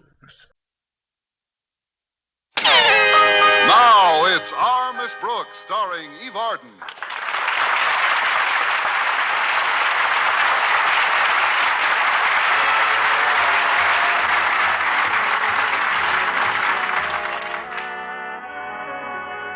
Like many other single young women, our Miss Brooks, who teaches English at Madison High School, has often dreamed of having someone with whom to share a home as well as her joys and sorrows. Sometimes, though, the realization doesn't quite seem like the dream. How true that is. Although I now have someone with whom to share a home, as well as my joys and sorrows, the person in my dream is built much differently than my landlady, Mrs. Davis. But she's a sweet old soul, and she'll just have to do until someone tall, dark, and Mr. Boynton comes along. Last Thursday at breakfast, I had reason to feel that I might become a permanent tenant. But before I could air my complaints, Mrs. Davis mentioned something that was on her mind. Wasn't that a terrible storm last night, Connie? I hardly slept a wink. Me either, Mrs. Davis. In fact, I was soaked to the skin. Oh, that's too bad, dear. Why didn't you carry an umbrella with you? I don't know. I'm eccentric, I guess. I haven't taken an umbrella to bed with me in years. To bed with you? Your room is right under the leak in our roof, isn't it? Frankly, dear, I intended covering that roof with the rent money you owe me. Wouldn't the rain soak right through it? Oh, you mean you could get the roof repaired if I pay what I owe? Exactly. With your 5 weeks back rent, I can get the entire roof done over. Oh, but I haven't got that much, Mrs. Davis. Well, how much can you afford? Enough for a cheap sponge. But couldn't we discuss the rent after I've finished this oatmeal? Frankly, I'm in something of a mess again. Well, it's your own fault, dear. You should sit closer to the table when you eat. No, that's not what I had in mind. It's got to do with Mr. Conklin. Our beloved principal is seriously considering discontinuing football at Madison. Really? And since when have you been so vitally interested in football? Why, Mrs. Davis, how could I fail to be vitally interested in a sport that teaches young men sportsmanship, builds their competitive spirit, demonstrates the value of cooperative effort? Oh, of course. You go to the game every Saturday with Mr. Boynton. That covers it very neatly. Why is Mr. Conklin thinking of canceling football? Because of a few minor injuries that some finicky parents have complained about. It all came to a head last Saturday. In the game with Oakhurst, our quarterback was tripped and suffered a sprained ankle. Then there were 4 bloody noses on our team. 4 bloody noses? How did that happen? In the fight over the sprained ankle. Well, I'd better get ready to leave now. Mr. Boynton's picking me up this morning instead of Walter Denton. How come, Connie? Mr. Boynton's got a brand new used car to try out today. If he likes it, the dealer says he'll give him a good buy on it. Well, that's an interesting development. If he does buy it, you may have a brand new chauffeur to drive you to school every day. Not so loud, Mrs. Davis. You'll put the whammy on it.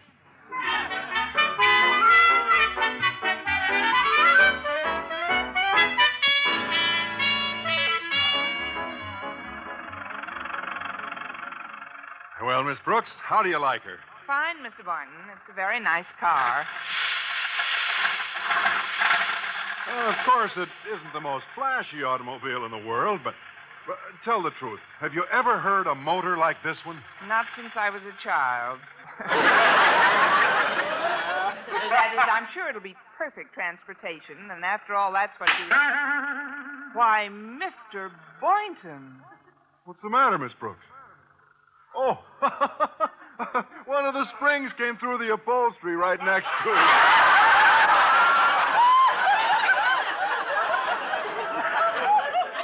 Oh. Well, there goes the shortest daydream I've ever had. I'd better shove this spring back down. Ooh. Why, Mr. Boynton, how tall you are. One of those darn springs came up under me. Press on my shoulders, will you, Miss Brooks? Oh, with pleasure. There you go, Mr. Boynton. How's that? Oh, fine. Thanks. Say, what do you think of Mr. Conklin's attitude toward football this season? Oh, I think it's deplorable. Making all that fuss over a few slight bruises. According to Walter Denton, Mr. Conklin says if there's one more injury to a football player, he's canceling the sport for the remainder of the year. Just think what that would mean to the kids on the team. Not to mention the student body. Not to mention the teachers. I don't know what I'd do with my Saturdays if there weren't any football games. Me either. Oh, Miss Brooks. Yes, Mr. Byton? You can take your arms off my shoulders now. I'm down. What? Oh, that's where I left them. I wondered why my lap felt so light.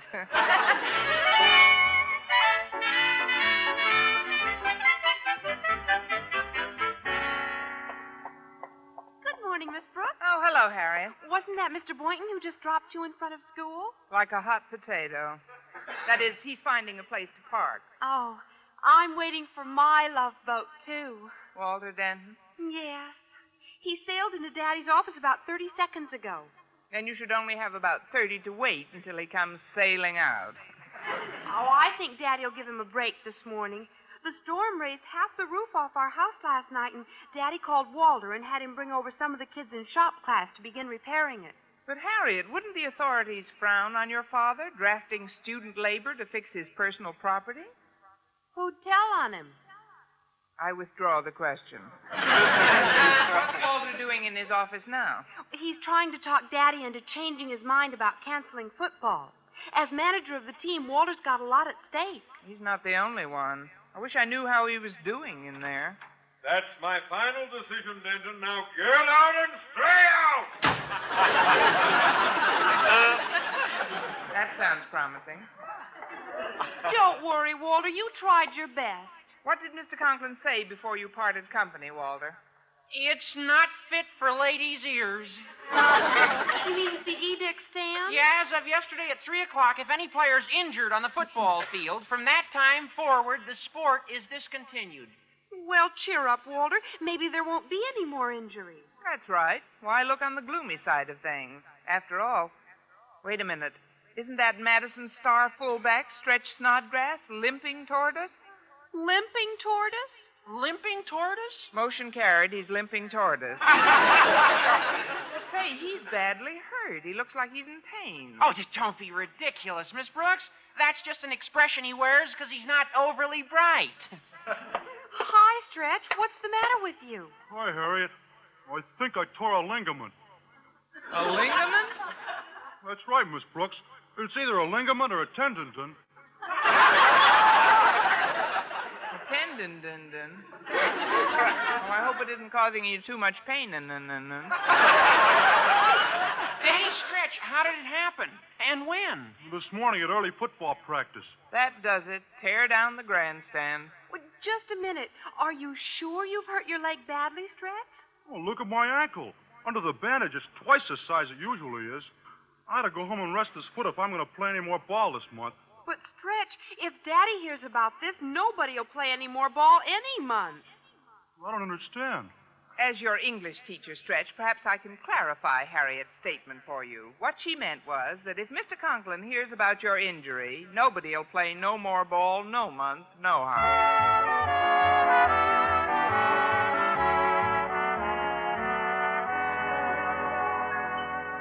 Well, we managed to keep Stretch Snodgrass hidden all morning. And by noon, the Board of Strategy hit upon a plan that we hoped would keep our beloved principal from enforcing his ban on football, even if he did discover Stretch's injury. The plan started when I delivered his lunch tray to Mr. Conklin. When he saw me standing before him in his office, his reaction was immediate. Ah! Why are you bringing my lunch today? If it'll put your mind at ease, I'll taste everything first. Won't be necessary, Miss Brooks. I don't think. Please, Mr. Conklin, all I want... All you want is to apply a thin coating of oil to me before making some outlandish request or other. I've had this treatment from you too often in the past, Miss Brooks, not to recognize it when it starts. But, sir... I saw that lame-brained Denton mooning around this morning, and I wouldn't be a bit surprised if he had prevailed upon you to ask me to reconsider my edict to banish football in the event of another injury. Wouldn't you be even a little surprised? I mean, you shouldn't get upset, Mr. Conklin. How can I help getting upset? Nobody understands my position. When a boy is injured playing football, who gets the blame? The opposing team? No. No. Do they blame the coach? No. No. They blame one person and one person only. You. And you know who that person is? You. I'll tell you who it is, Miss Brooks. You. It's me, that's who it is. You?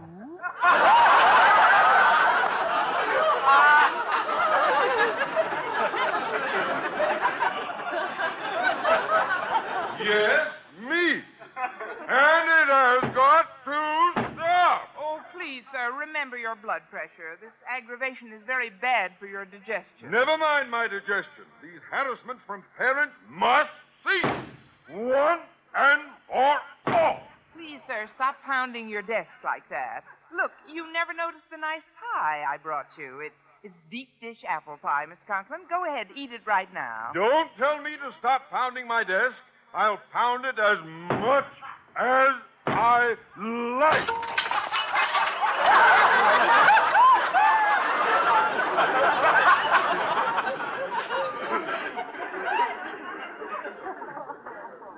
And I'll eat this applesauce when I'm ready.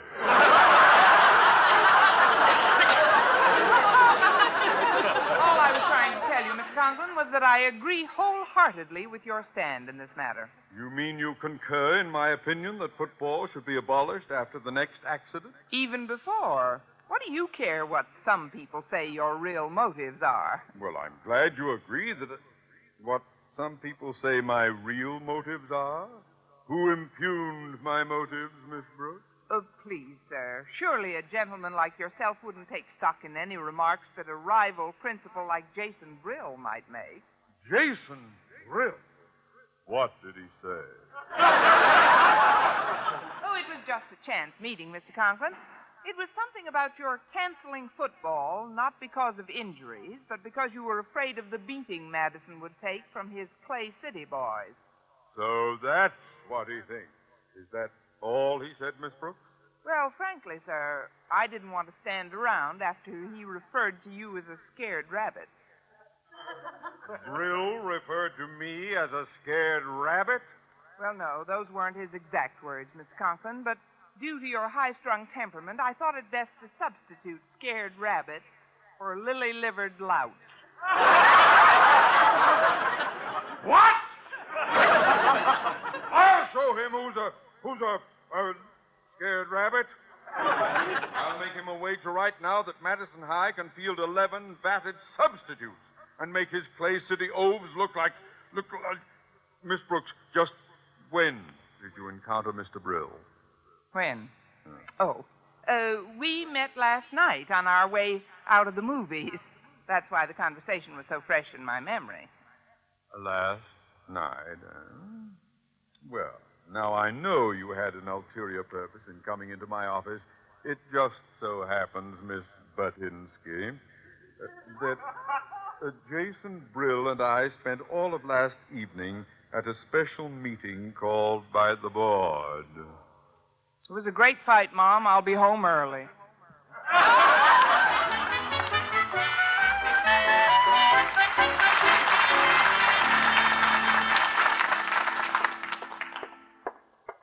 Hey, Miss Brooks, can I talk to you for a minute before you go into your class? Certainly, Walter. Well, how'd you make out with old Marblehead?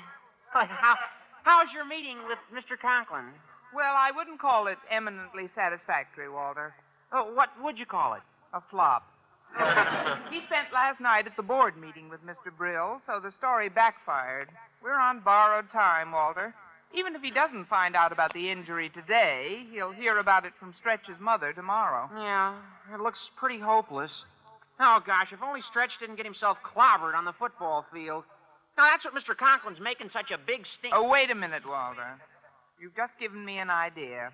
If Stretch had an accident, just a teeny one, mind you, say in a car, Mr. Conklin couldn't blame it on football at all. Oh, you mean we tell Stretch to keep his mouth shut, and then we take him home this afternoon, and on the way we fake a crash, and he limps out of it with a sprained ankle? Walter, you're a natural-born conspirator.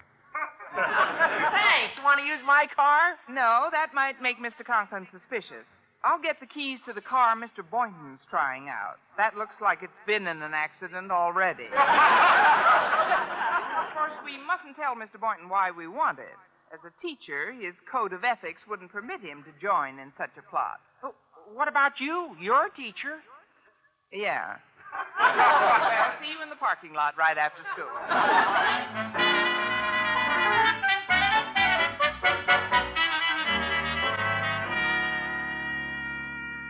You better get in back, Stretch, old boy.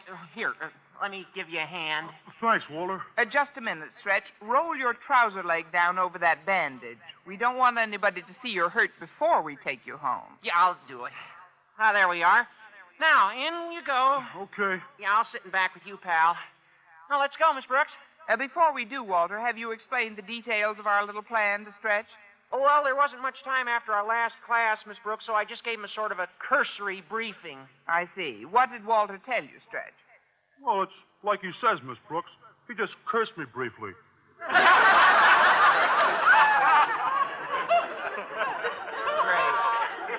Well, it doesn't matter, as long as we get you home without anybody I beg your pardon? to be continued. Hello, Mr. Conklin. Miss Brooks, are you about to drive somewhere? Drive? Yes, sir. I was about to give Walter and Stretch a ride home. But doesn't Walter drive his own car? Yes, but I it's in lent the it shop to a friend. today. What's that? I mean, he it's lent in the it shop to a friend. today.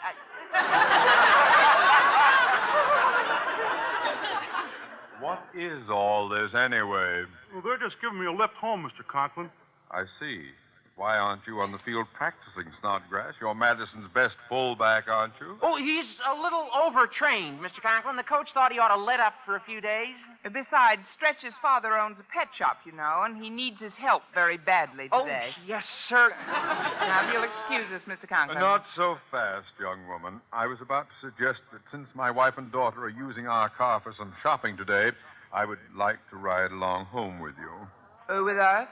Oh, but Mr. Conklin, you'd be very uncomfortable jammed in here with us. This is a 6-passenger car, Miss Brooks, and I can only count 3 heads in it so far. Are you sure you've counted all of Stretch's? I mean, there's no use in our sitting on top of each other. What do you mean on top of each other? I'll sit in front with you, Miss Brooks, and the boys can remain where they are. But, sir... After you, Miss Brooks. You certainly are. Thank you, Mr. Conklin.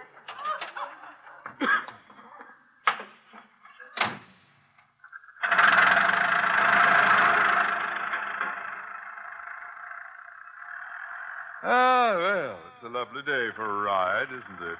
Yes, it was, isn't it? Oh, dear, I'm supposed to turn here. Hey, look out! Look out. You almost drove up on that curb. Don't worry, Mr. Conklin. I'll make it next time. I'm a little nervous today. I guess it's because I'm not used to this car. Let's see now. I'd better pull over to the side and test the emergency brake. All ready and back?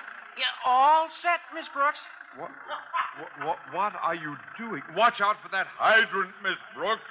What? Well, the brakes certainly work all right. You hardly touched that hydrant. Stretch, speak to me. It's me, Stretch, your old pal Walter. Are you still conscious, Stretch? Is he still what? Poor kid. He's been hurt. Hurt? But we barely nudged that hydrant. You will help me get him out of the car, Miss Brooks? Right, Walter. Now tell me, where did it get you, Stretch? It was your leg, wasn't it? Yeah, my leg. Yeah, well, try to walk on it. Let's see if it'll support you. What's going on here? Oh, it hurts. Look at me, everybody. Oh, I'm limping. Look at me.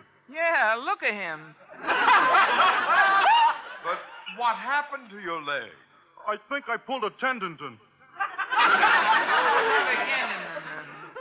Which leg is it, Stretch? My right one. I can hardly walk on it. Oh, but this is absurd. You couldn't possibly have hurt your leg in such a slight collision.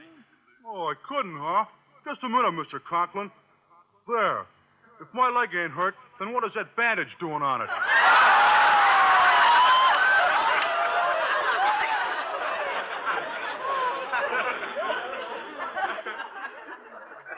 Bandage?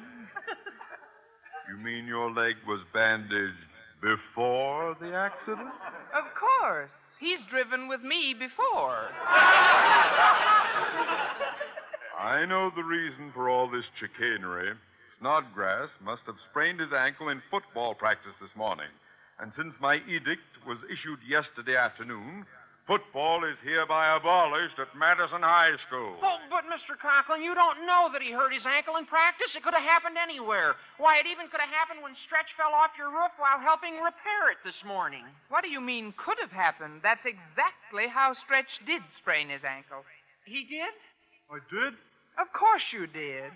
And Walter was there to watch you bounce, weren't you, Walter? It was pitiful.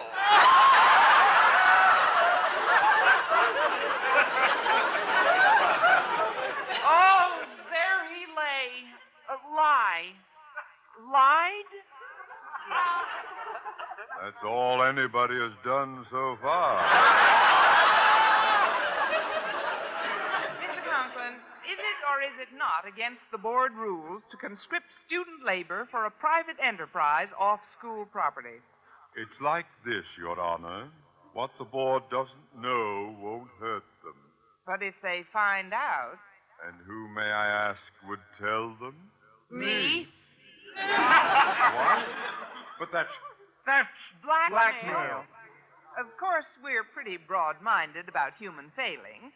If, for instance, Mr. Conklin were to admit that he made a mistake with his football ban, we'd forget the whole thing, wouldn't we, fellas? The ban stands.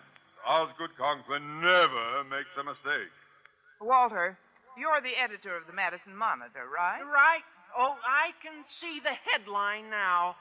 Star fullback injured in fall from principal's roof. And how about the subhead? Eyewitnesses claim youth was tripped by Prexy.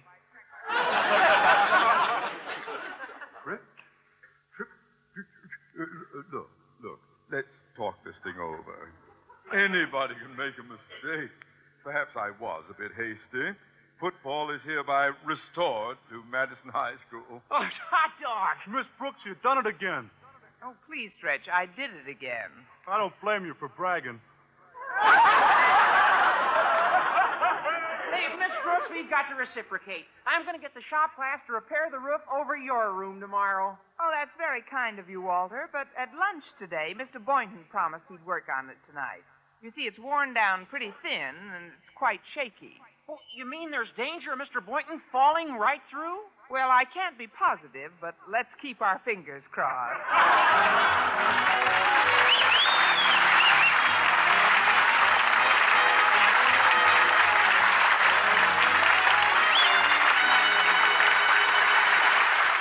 Well, later that night, much to my surprise, Mr. Boynton actually went to work on the roof. And as he repaired it, I sat up there with him and told him the entire story of how we had fooled Mr. Conklin that afternoon. Yes, that is quite a story, Miss Brooks. When all seemed lost, Walter thought up the idea that Stretch hurt his ankle falling off Mr. Conklin's roof, huh? Right. And then I told him it's against the board rules to conscript student labor for a private enterprise off school property. Now, do you understand? Yes, it certainly explains everything. Well, don't feel too bad, Mr. Boynton. This has been one of the nicest evenings we've ever spent on Mr. Conklin's roof.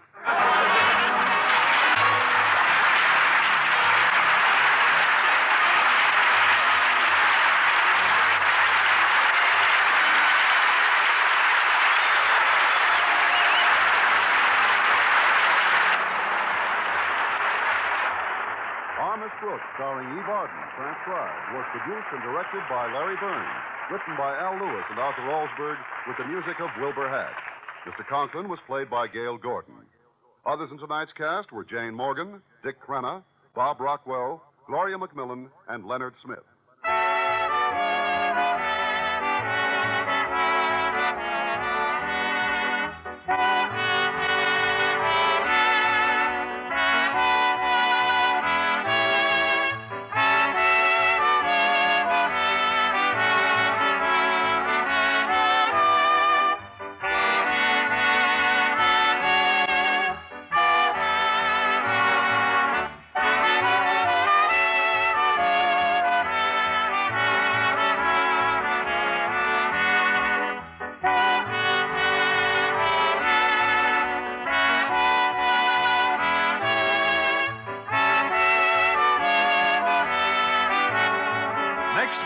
same time and over this same station, E. Barton, in the role of Madison High School's favorite English teacher, Miss Brooks, will again call the student body together.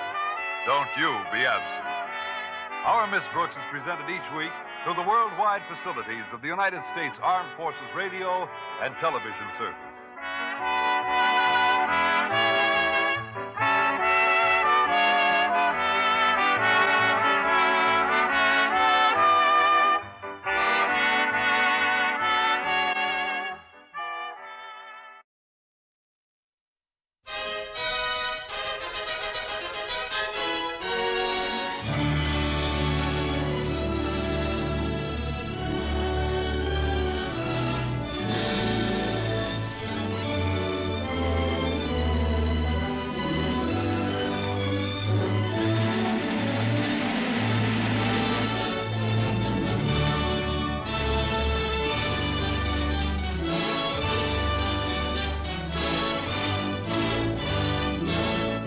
Out of the pageantry and romance of the most fascinating pages of history comes the glorious story of England in her most turbulent era, surrounded by enemies from without, poisoned by treachery and conspiracy from within, a restless kingdom ruled by a lonely woman, Queen Elizabeth, absolute monarch of an expanding empire, dictating the destiny of millions, yet jealous of the heritage of the lowliest woman in her realm, the right to love, freely, completely. Look at you. Because a gentleman once glanced at you, does it entitle you to come into my presence dressed like an indecent hedge drab? Take it off, you shameless baggage. Get out of my sight. Riding into this cauldron of intrigue and danger is one of the most adventurous warriors ever to lead an army on to victory, Lord Essex, dashing knight of Elizabeth's Round Table, whose deeds have captured the admiration of the nation and the heart of the Queen. Put your arms around me. Do you love me still? I love you always. Yes, if this were false, then I would know it now. And truly I should die.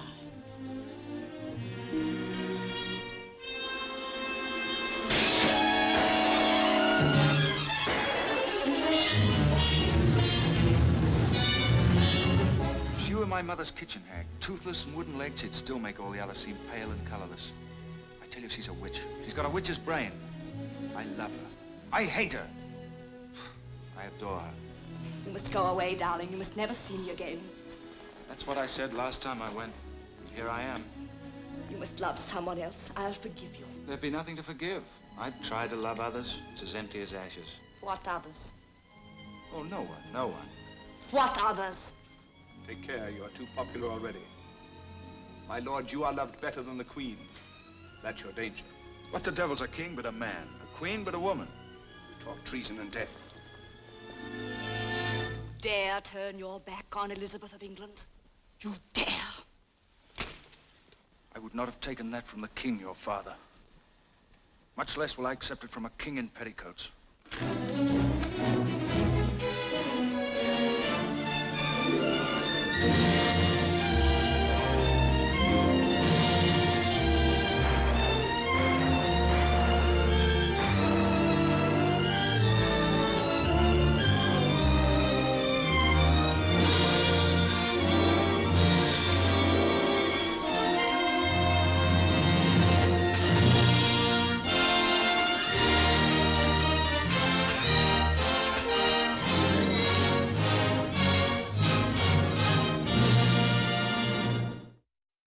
And now, a program that would go on to become an American institution on television, The Adventures of Ozzie and Harriet. Ozzie, have you heard the news? News? What news? About International Sterling's beautiful new pattern. No, Harry. We're not supposed to tell about that until later. Can't we tell anything about it? Well, we can say the solid silver with beauty that lives forever is International Sterling. Everybody knows that.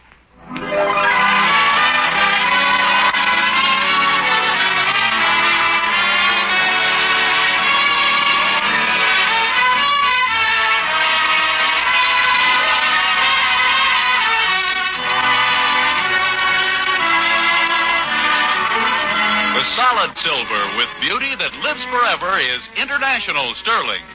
From Hollywood, International Silver Company, creators of International Sterling, presents the amusing transcribed adventures of Ozzie and Harriet, starring America's favorite young couple, Ozzie Nelson and Harriet Hilliard.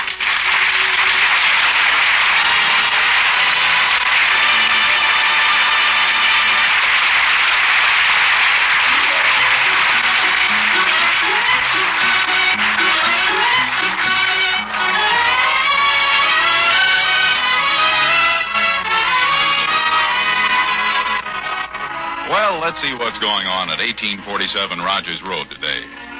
For one thing, I see two young boys walking slowly up the hill toward the Nelsons' house. Say, can that possibly be David and Ricky? Well, it looks like them, and yet they look so dejected. David seems to be limping a little bit. Say, his trouser leg is torn. Golly, I hope it's nothing serious. Does your leg still hurt, David? No, it's okay. Well, you sure fell down hard. I know it. You skidded along the ground and nearly turned a somersault. Okay, I know. Forget about it. Don't get sore at me just 'cause you lost the race. Okay, so I fell down and lost the race. Imagine losing a race to Bobby Hamilton. That's what I say. He can't even run. That's what I say. It wasn't a fair race anyway. You know, it seemed like somebody pushed me just as I got close to the finish line. Yeah, that's it, David. He came back and pushed you. I hope Mom doesn't notice this rip in my pants. Maybe she won't. Does it look bad? It looks like you pulled the zipper down too far.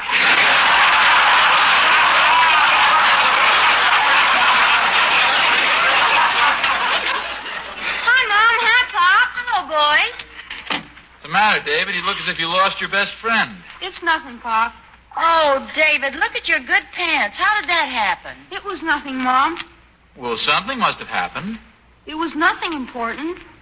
You're not going to volunteer to tell us, David? Could I volunteer, Pop? Ricky, if David doesn't want to answer our questions, that's his business. In this house, everybody's allowed to lead his own life, keep his own counsel, follow the dictates of his own conscience. If David doesn't want to give us any information, that's up to him. Then can I go up to my room now, Pop? Don't you want to tell us what happened to your pants? Shall I shine the bright light in his face, dear? Harriet, I'm sure David has no intention of keeping secrets from his parents. Now, how did you tear your pants, David? It was nothing, Pop. Now can I volunteer, Pop? No, Ricky, this is strictly David's affair. David, I wonder if you understand why we want to find out about those pants of yours.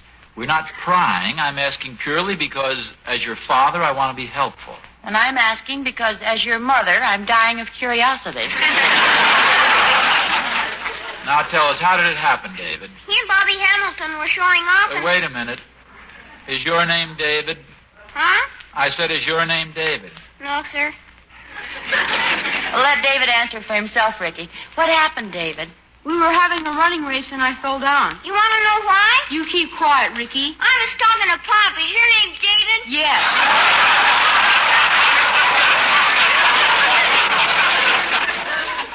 Well, why were they running the race, Ricky? They were showing off for Betty Jackson. They ran a race and David fell down. Oh, David, don't you think that was a little silly, running a race to impress a girl? What could I do, Mom? Just stand there and look like a sap? You look like one anyway. Now, Ricky, that's enough. It was a foolish thing to do, though, David. If a girl likes you, you don't have to show off to impress her. Well, Harriet, I hate to interfere when you're trying to make a point to the boys, but I'm afraid I have to disagree on that. Oh, you're in favor of skinning knees and tearing trousers? Well, David's condition is the result of a natural effort to win the girl of his choice. The skinned leg and torn trousers are wounds of his battle. Bobby's challenge in front of Betty was like a slap in the face with a glove. The race was like a duel. Those running feet were like the clanging of swords. The fall was like the blade cutting deep into his heart. Guy, I'm lucky I wasn't killed.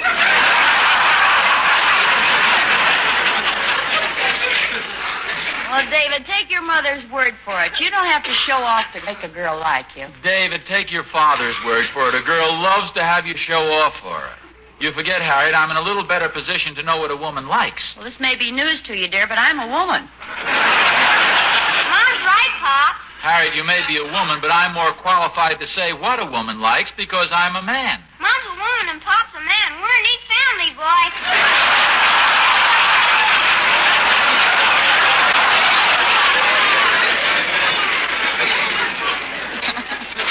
Yes, it's worked out very well, Ricky. You know, I really shouldn't let you in on the tricks we used to trap you unsuspecting females, Harriet. But in defense of David, he was quite right. Woman, being the weaker sex, is always impressed by physical prowess. That's been going on since the days of the caveman. Is it okay if we go out and play ball, Mom? Certainly, dear, but change your trousers. Hey, wait for me. And if you guys are going to do any batting, go down to the vacant lot. Harriet, don't you remember any of the things I did to impress you when we were kids? Riding the bicycle, no hands.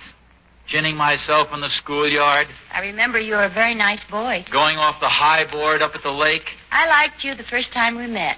Swinging that big hammer and ringing the bell at Palisades Park. You were always so considerate. Mother was very fond of you, too. I was a regular daredevil, and it worked. You married me. Wouldn't have married anybody else. What really made you decide on me? Your eyes. My eyes? Yes, I'm sure if I'd refused your proposal, you would have cried. Harriet, the boys have gone upstairs. You don't have to try and prove your point anymore. You know as well as I do that girls are attracted by physical prowess. They all fall for that hero stuff. You want to play ball with us, Pop?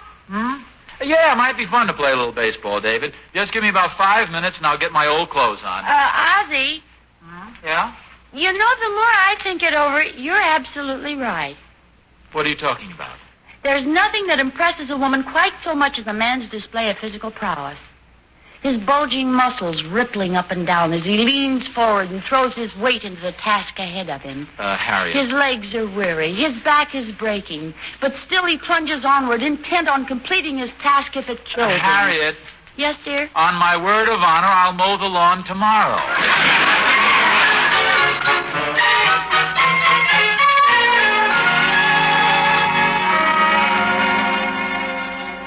Okay, David, throw me one. Keep your eye on the ball, Ricky. Here she comes. Where'd it go, Ricky? Over the fence? Look out for your head, Pop. Oh, I got it. Here you are, David. Let's have another one. Here she comes. Look out, Pop. Keep tipping them. I've got it. This bat is awfully thin. Hi, Ricky. Hi, Mr. Thornberry. Oh, hi, Thorny. Well, it's you, Oz. Well, who'd you think it was, Joe DiMaggio? Oh, really now, Oz? From what I saw, I thought it was some scientist out there trying to contact the moon. Here's the bat, Thorny. If you think you can do better, go right ahead. Oh, thank you, Oz. Furthermore, I think I'll pitch. You pitch? Okay, Oz, if you want to make it easier for me.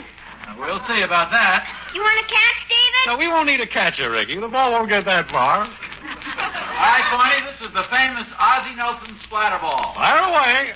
Here she comes. I see we have a comedian on the mound. I'm sorry, Tony. I had that orange in my pocket and I couldn't resist it. Hey, Pop, there's Mom over there. Hi, Mom. Hello, dear. Thorny, there's Harriet. Hand me the bat. Why, what's she done to you? I just want to show how I can hit the ball. Look, Thorny, just lob me an easy one so I can powder it. Oh, but, Oz, how will I look in front of Harriet if you're belting my pitching all over the lot? Do as I ask you this once, will you please, All Thorny? right, Oz, get up to the plate. We'd have a jolly time if I could get my hands on a cantaloupe. Mom's looking this way, Pop. I know she is. That's why I want to smack a good one. Okay, Thorny, sting one in. Strike one. Mom's waving back at you, Pop. I wasn't waving, Ricky. I was...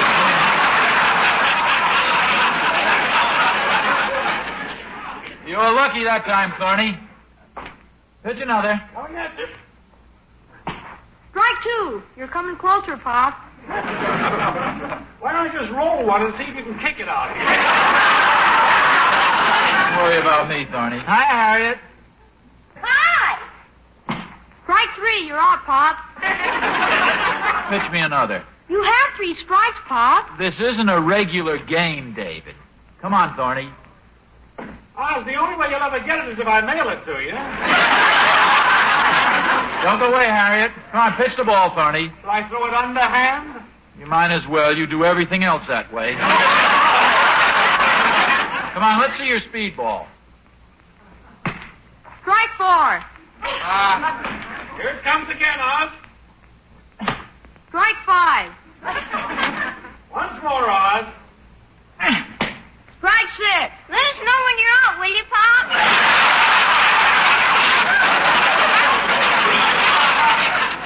Stop showing off, Thorny, and put one over the plate. Hey, wait a minute. I have a better idea. Here, David, you bat for a while, and I'll catch. Okay, here's the mask, Pop. That's pretty small.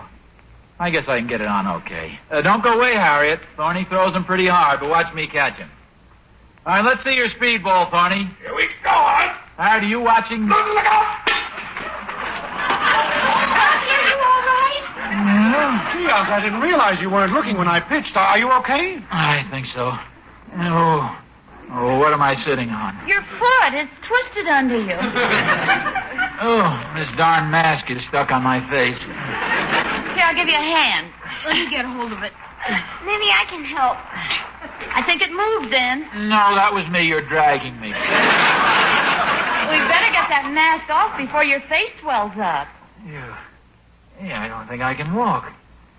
Oh, my foot hurts every time I move it. I don't wonder. You swung around and sat right down on it. Oh, how am I going to get home?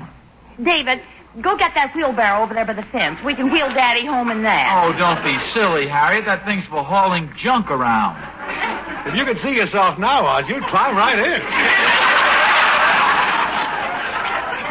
I think that's the only way we'll get you home, dear. Okay. Help me into this thing. I'll clear the way through traffic. Ricky, be quiet, will you? I feel conspicuous enough as it is. Attracting more attention to me. Are you all right, dear? Yes, I'm all right. All the humiliating experiences. A mass of twisted steel on my face, being pushed home in a wheelbarrow.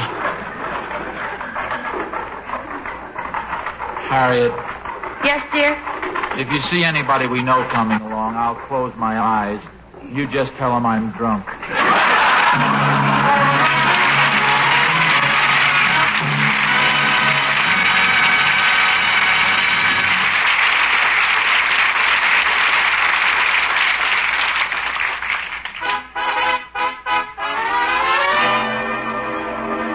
International Sterling, creators of the loveliest solid silver in the world, present the new pattern, Queen's Lace.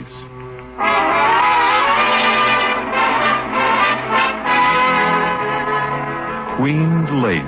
Its inspiration might have come from a fairy tale. And suddenly, the Queen appeared. Her robes were spun of shimmering lace, and on her head was a beautiful crown, woven of silver flowers, as bright as the moon.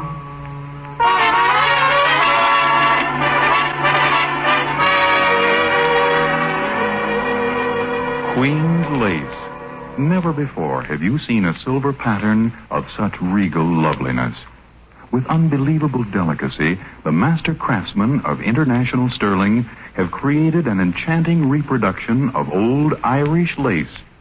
Atop each knife, fork, and spoon is a gleaming crown of silver flowers fashioned with exquisite beauty.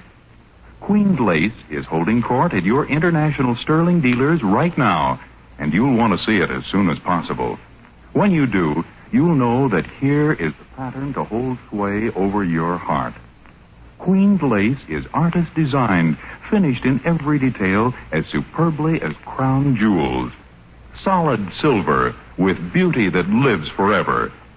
Tomorrow, see the new reigning beauty of all silver patterns, Queen's Lace, created by famous International Sterling.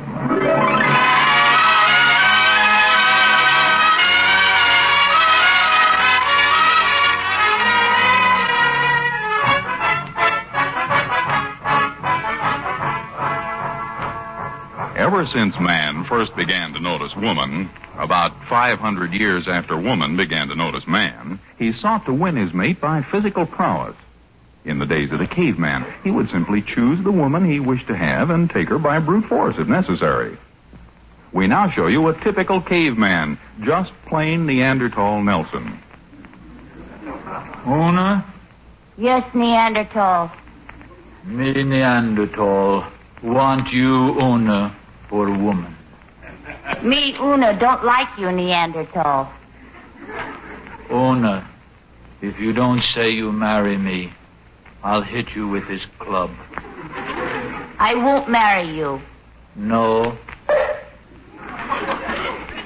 Now, will you marry me? No.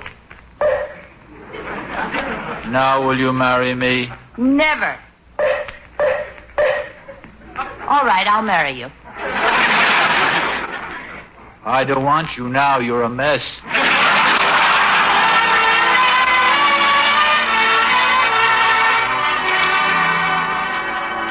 Yes, there's no doubt about it. It's the big He-Man that makes a hit with the women. Many are the colorful stories that have come out of the turbulent days of the Old West.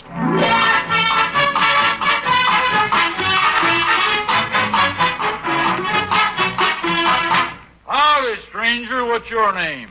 Texas. Texas, huh? Where are you from? Arkansas. What's your name? Arkansas. Arkansas, huh? Where are you from? Scranton, Pennsylvania. What are you doing in front of the schoolmarm's house? If you're thinking of courting her, she's my gal. She's my gal. Well, we'll see about that. We'll settle this right here and now. Stand back to back, take 10 paces, turn and shoot. I'll shoot my gun in the air first as the signal to start pacing. Here we go. Stop! You got me. You were supposed to shoot your gun in the air. Doggone, I always was a poor shot. You didn't fight fair. You're a sick man. Just don't think about it.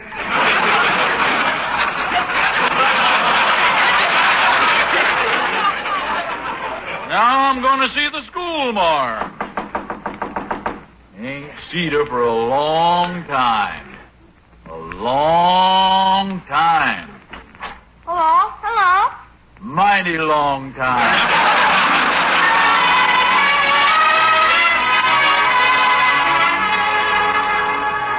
Yes, there's no doubt about it. It's the big He-Man that makes a hit with the women. The most recent demonstration of man's physical prowess for the benefit of a woman happened just today, and the result lies there on the sofa in the form of Ozzie Nelson, the man in the iron mask, the man with the twisted ankle. The consultation seems to be in progress. Thorny, will you stop stroking that imaginary beard of yours and get this bird cage off my face? How about soap? That's the way you get a ring off your finger. Now, that's an idea. We could soak your head in a bucket of soapy water for about 10 minutes. I found this hacksaw in the garage. Would this be of any use? Just what we need, Harriet. Hold still, Oz. I'll have this off in a jiffy.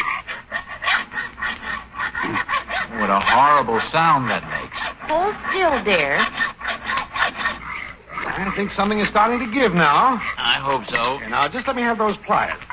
There. Now she's coming. There we are. Oh, what a relief. Thanks a lot, Thorny. Oh, don't thank me, my boy.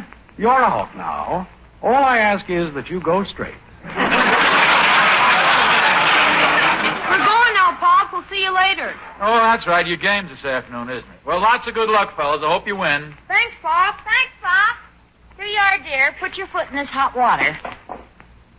That feels good. Oh, you poor dear. You must be miserable. Here, let me fluff up that pillow. Now, I'll make you a nice, cool eggnog, and I'll get some magazines for you to read. You just take it easy and just rest. Oz, how can you stand to be treated like this? You mind your own business, Thorny. Here are the magazines, dear. Now I'll go make your eggnog. Don't you hate to be babied? How many eggs do you like, dear? 2, Harriet, please. Well, if you like this sort of thing. I think I'll be on my way. You going home? No, I think I'll go down to the playground and see if I can't get hurt, too.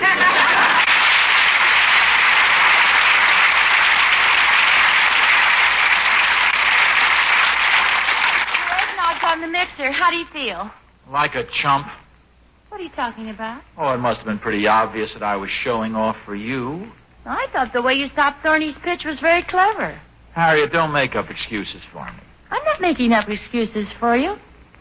And come to think of it, it's pretty wonderful to think we've been married 13 years and you still want to impress me. Yeah, I'll bet I made a great impression. There aren't many women who've had the opportunity to walk down the street, meet friends, point to the contents of a wheelbarrow and proudly say, "That's my husband." Don't be so silly. I'll be back. Where are you going? Over to the market to buy some of those porterhouse steaks you like. Keep your foot in that water. Oh, hello, Mrs. Nelson. I was just going to knock. How's Mr. Nelson? Oh, he's much better, thanks, Emmy Lou. It must have been awful with that catcher's mask stuck on his face. It was, but he had the cutest turned-up nose you've ever seen. I'm leaving, but go on in. Oh, Emmy Lou. Hello, Mr. Nelson. Here, a little present for you. Oh, thanks. What are they? Nut cookies. That's very appropriate, Emmy Lou. And here, this is a box of candy from Mrs. Hodges and a box of peanut brittle from Mrs. Dennison. Mrs. Hodges and Mrs. Dennison. Oh, they shouldn't have gone to all that trouble. Oh, they were very happy to. You know how women love to rally around the fallen warrior, so to speak. How's your ankle, Mr. Nelson? Oh, it's pretty good now, thanks. The swelling is going down. My, what a lovely foot. Lovely? Oh, yes, it's so graceful. Those long, artistic toes. I'll bet you have some kind of talent, Mr. Nelson. Oh, I play the piano a little. Take off your other shoe and play something for me.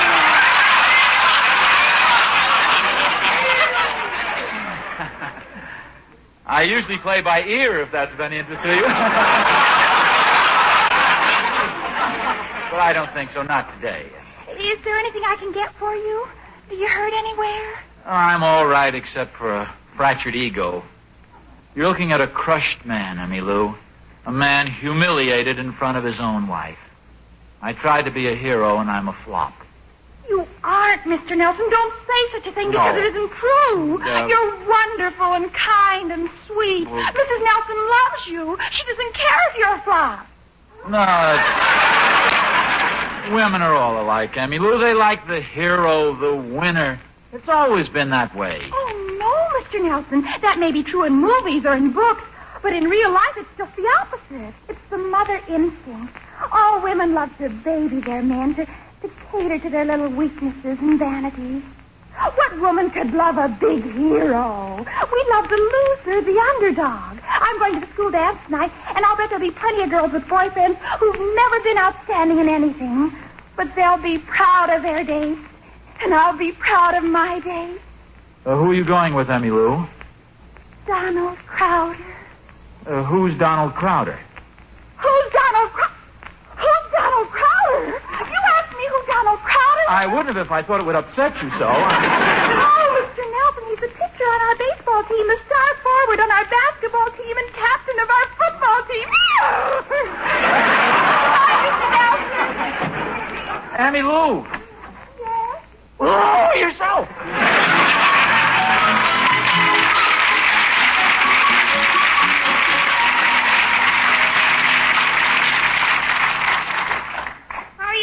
Pop.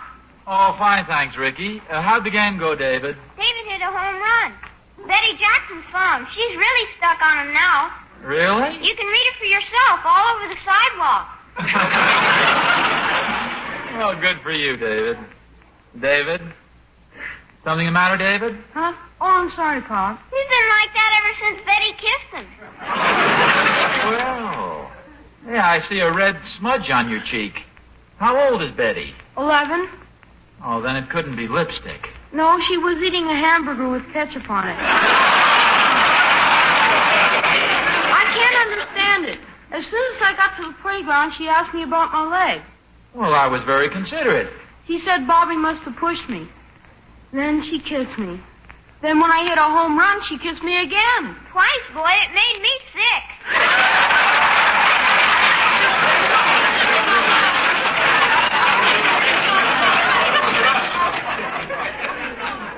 Well, it's obvious what happened, Dave. You see, Betty was attracted to you because you were the hero.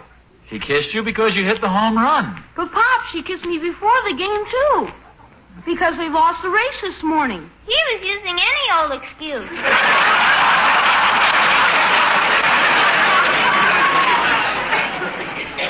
was kissing who? Don't look at me. Harriet, David had an experience that proves my point perfectly. David hit a home run at the game today, and little Betty Jackson kissed him. David? Gosh, not David, Mom. Davy boy.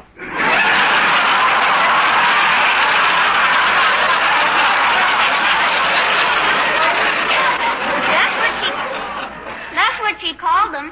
Oh, well, isn't that nice? I can't understand it. Oh, it's simply this, David. When you hit the home run, little Betty impulsively kissed you because you were a hero. And women like a man they can admire. You see that so far, don't you? Sure, Pop. Now, on the other hand, when you lose a race, when you fall down, that is, when you lose a race, when you fall down, David, are you sure you didn't win that race this morning? Well, maybe I can help you out. When a little girl likes a little boy, she just likes him. If he's a hero, she likes him because he's strong.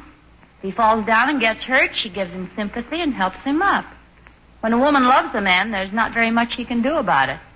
She runs away from him, and he starts chasing her until finally she catches him. You make it sound a little like trapping muskrats, but I think your mother's right.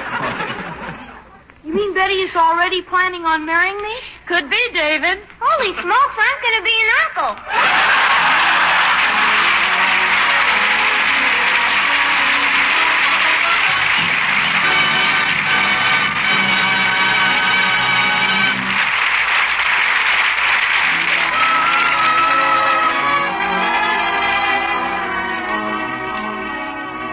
Choose Queen's Lace to reign over your table. Queen's Lace, because it's the loveliest silver pattern you've ever seen. Queen's Lace, because it's solid silver through and through. Queen's Lace, because it's so much easier than you thought to buy. Yes, choose Queen's Lace, International Sterling's exquisite new pattern.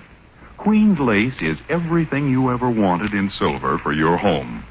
Imagine it on your table, those gleaming knives, forks, and spoons.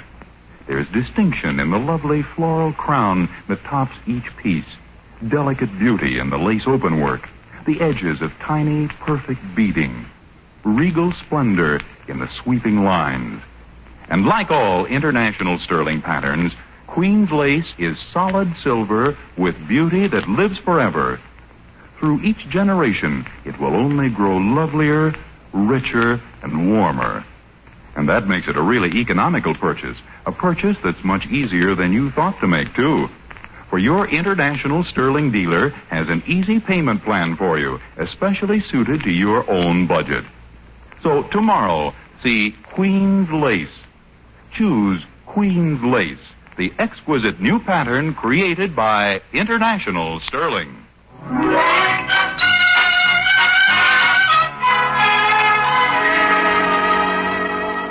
Hey, Pop. Yes, Ricky? How did that stuff go yesterday? What stuff? About women trapping men. Oh, that. Well, what your mother said in so many words was a man may use physical prowess, but the woman really does the pursuing. Why do you ask? I found out it was true, boy. Really? What happened? There's a new girl in school. I use physical prowess, and she prowess me.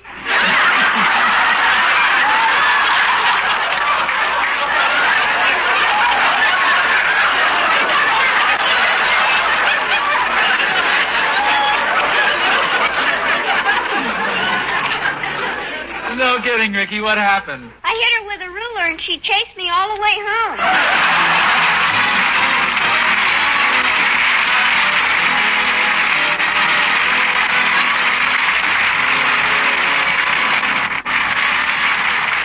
Tune in next week to another transcribed adventure of Ozzie and Harriet, starring Ozzie Nelson and Harriet Hilliard. And remember, the solid silver with beauty that lives forever is International Sterling. Yes, Harriet, the solid silver with beauty that lives forever is International Sterling. Appearing in support of Ozzie and Harriet were David and Ricky Nelson John McIntyre, Janet Waldo, John Brown, and yours truly, Vern Smith. Original music was composed and conducted by Billy May.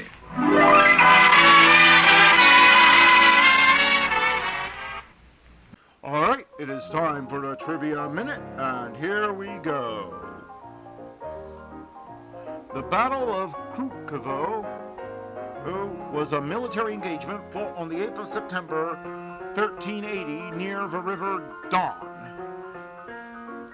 Celebrated as the first victory of Russian forces over the Tatars of the Mongol Golden Horde after Russia had been subjugated by Bruta Khan in the 13th century.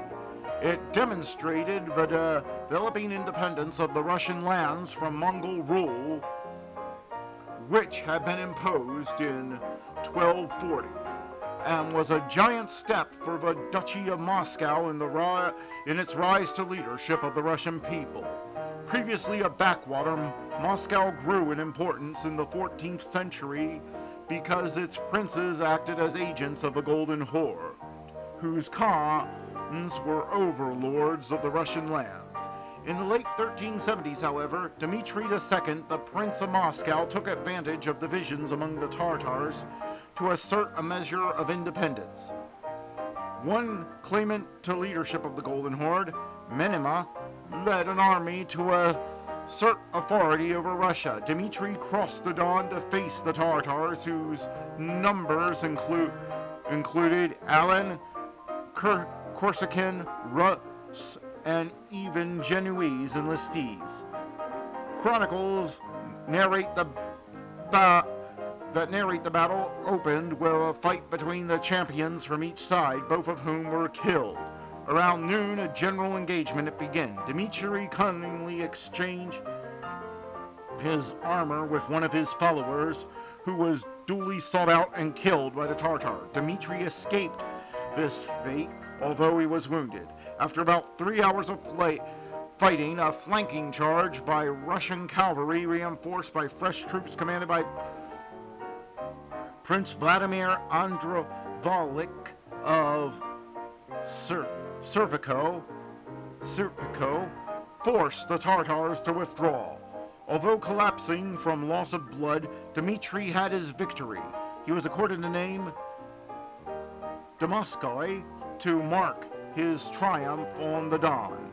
The rest of the battle was decisive for Manini, who lost the struggle for leadership of the Golden Horde. Russia had not gained freedom from Mongol domination, however, for the Horde's new leader,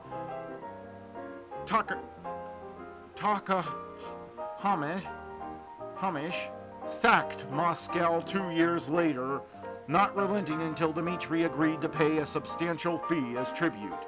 In a sense, given that Dmitri's forces were too weakened by Kulikov to oppose him effectively, Takahamish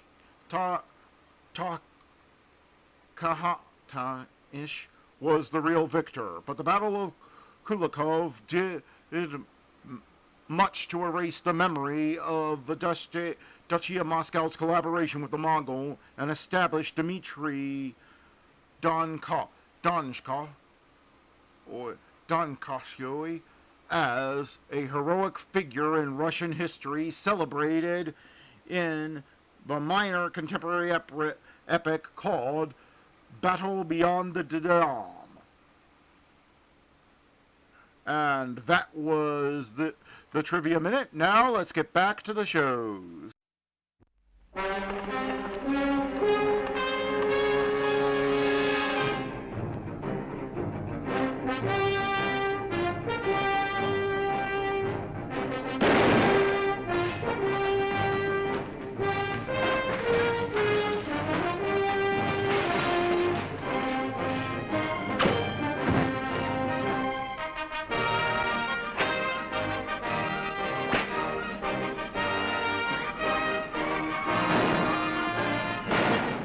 Flame and fury of the frontier, the Old West lives again as only John Ford can recreate it.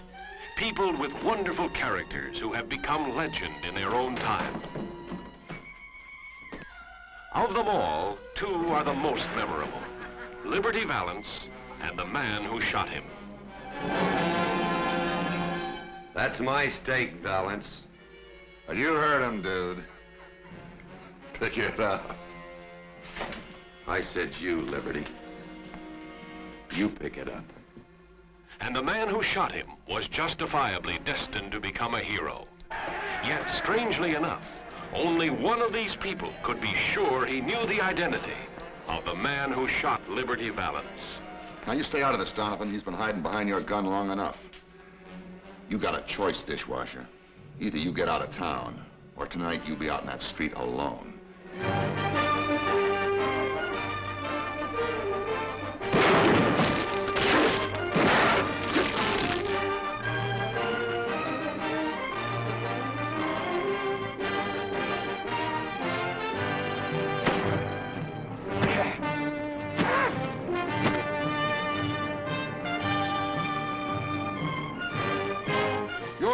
Say he had a gun in his hand, didn't you? I didn't say that. That ain't murder, Mr. Marshall. That's a clean-cut case of self-defense.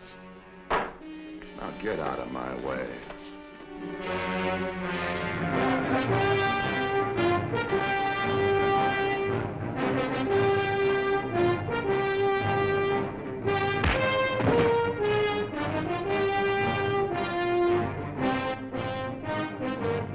This time, right between the eyes.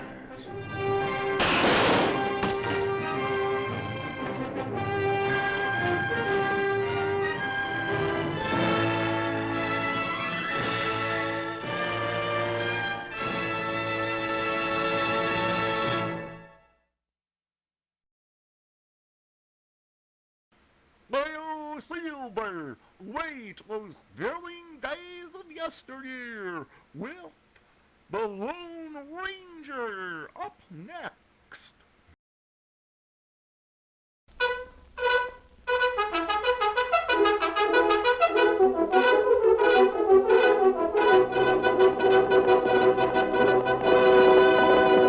Hail, Silver! Away! A fiery horse with the speed of light, a cloud of dust, and a hearty hi-yo, Silver, the Lone Ranger.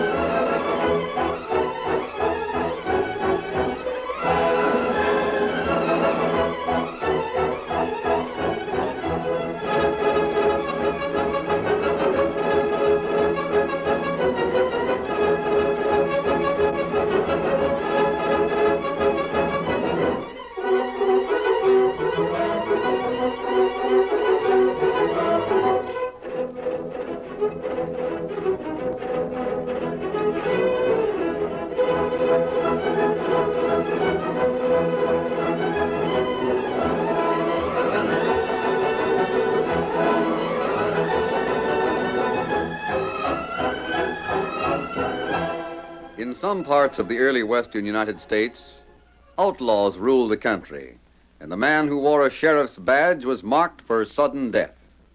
It was not until the masked rider of the plains started his great fight for justice that the honest settlers found protection for their lives and property. His strength and courage, his daring and resourcefulness brought law and order to the lawless frontier and finally made possible the winning of the West. Return with us now to those thrilling days of yesteryear.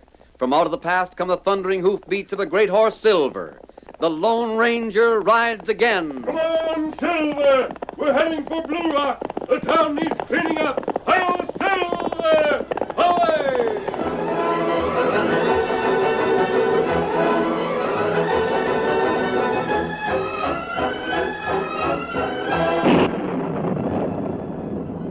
Thunder rolled heavily over the hills beyond the town of Blue Rock. As the Lone Ranger and Tonto rode through the night toward the narrow, dusty main street, they could smell the approaching storm. We get to town just in time, Kemosabe. It rained plenty soon. The rain will be good, Tonto. Just as well that no one sees us. There, Blue Rock. You can see it in the lightning flashes down below us. The only lighted building is the gambling hall. We have to wake up storekeeper to get supply. Yes. Tonto, rein up. What matter? I saw something in that last lightning flash. There's a man walking alone down the main street. That's not the odd thing. Tonto, I saw 3 other men hiding behind buildings. I'm almost certain at least one of them had a gun. Not bad. There, another flash of lightning. Did you see? Tonto, see? Him walk down street like him look for fight. That won't be a fight, Tonto. It'll be murder. Get ready. We may have to ride in and help him.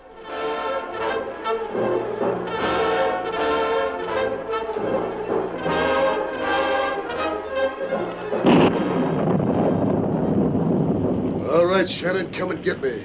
The sheriff of the town of Blue Rock, I come to place you under arrest, Kelvin. Going to surrender peaceable? I'm walking into the street, Shannon. I'm waiting for your answer, Kelvin. No sheriff arrest me. I'm cleaning this town up. Are you wearing your guns? Yeah. I wouldn't want to draw on a man without his guns. You're right obliging, hombre, Shannon. Just man against man, eh? I'm sworn to uphold the law in the town of Blue Rock. I don't like to be ornery, but you're coming feet first if necessary. That's enough talk, Shannon. My answer is no. So be it. If it's shooting you want, you'll get it. That's up to you, Kelvin. Make a move for your holsters and you draw lead. I warned you, Shannon. All right, draw. Come on, Silver! What the... You not shoot, Sheriff! Up behind me! What places are... There's no time to argue. Get on this horse. Come on, Tonto, to the hills. Get him up, Scout! Come on, Silver! Them hombres got the sheriff. Shoot, get him! They come in so fast there wasn't a chance. Shoot! All right, stop. Save your bullets. No sense wasting lead. They're clean out of sight. Who in thunder was that hombre riding the white horse? I don't know, Kelvin, but I seen one thing. He was wearing a mask.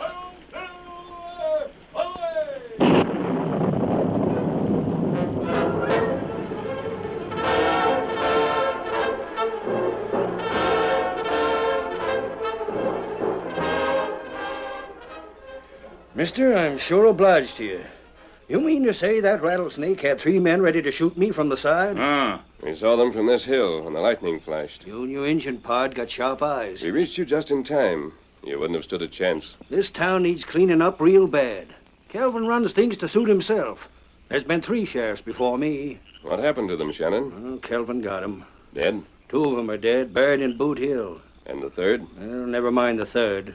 The third used to be my friend, but not anymore. I see. Yeah, I reckon you do. You got a way of figuring things, ain't you? His name is Douglas, Lem Douglas. He was the sheriff before me. Only he went soft and quit. Said his family was more important than anything else. Well, perhaps his wife... Sure, his wife. She talked him into giving up the job. But I blame him, too. They're living on a ranch out of ways, and... Well, never mind. I'm sheriff now, but I don't give up. You intend to get Kelvin? It's him or me. You're not married, are you, Shannon? No, I ain't. I'm all alone. But don't go looking for excuses for Lem Douglas. I was just asking. My job's to get Kelvin, savvy? It won't be easy. Kelvin has a gang of outlaws to follow him. How many deputies have you got? No deputies. Huh? You all alone? That's right, Injun. I suppose you'd call me stubborn. Not stubborn, Shannon. Perhaps too courageous. Yeah, maybe so. But a man's built a certain way, that's all. Got to keep trying. If I only had a couple of men with me, men like you and the Injun. You have. Just a couple of more men to... Huh? What do you mean? Where? Right here, Shannon. Tonto and I. We help. Mister, you mean you'll help? Kelvin is an outlaw, a gambler and killer. You want to clean this town up, and so do we. But it ain't your quarrel. We'll make it ours. Shannon, you can count on us. Mister, I'm the kind of a gent that judges people by the way they act, not how they look. For instance, I'm paying no attention to that mask you're wearing. You needn't worry. We're your friends. And Tonto friend, too. Yes, sir. I think maybe now we can do something about Kelvin. You and me and the engine, mister. Yes, sirree.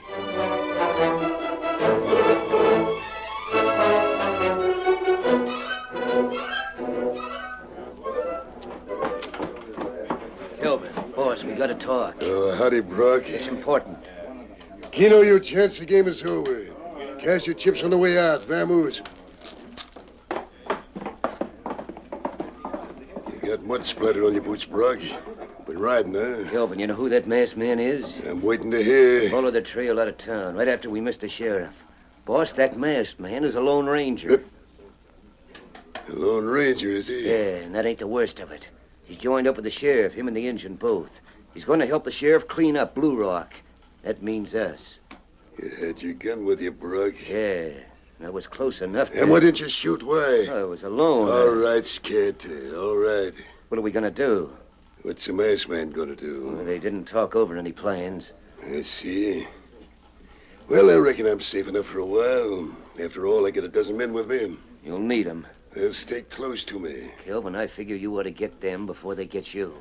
Now, if you had a scheme... That's just what I have got. Tell the boys we're riding out in the morning. What's the scheme? It's just beginning to shape up. It all depends on what happens tomorrow morning when we call on Lem Douglas. Lem Douglas? But he used to be the sheriff before Shannon. Him and Shannon was friends. Button your lip. But That's enough.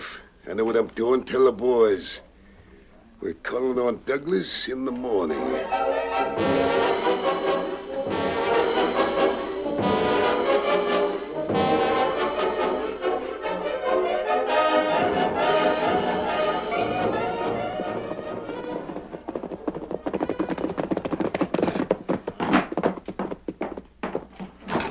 Abby, What's wrong, Lem? there's a bunch of riders coming. A bunch?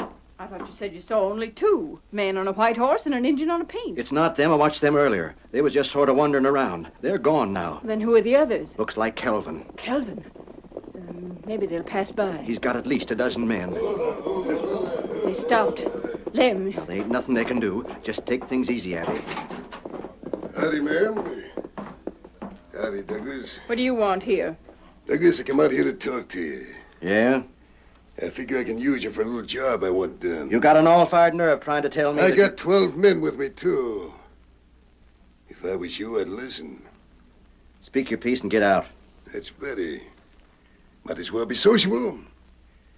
What's rainy weather we've been having, ain't it? Never mind the palaver. Get to the point. Douglas, there's some settlers in from the east. They picked out that section below the dry wash to squat on. I want them chased off. It's free land. It's my land. The government says... Never mind what the government says. I say it's mine, and I say to get off. Tomorrow night, Douglas, me and the boys plan to burn them out. You're going to help us. Burn them out? Yeah. Use a torch. And I want you there, Savvy. Why, you ornery polecat, you couldn't drag me into that. That's murder. Get out, Kelvin. Get out. Sure, I'm getting out, ma'am. But if you know what's good for you, Douglas, you'll obey orders. And just one more warning, Douglas.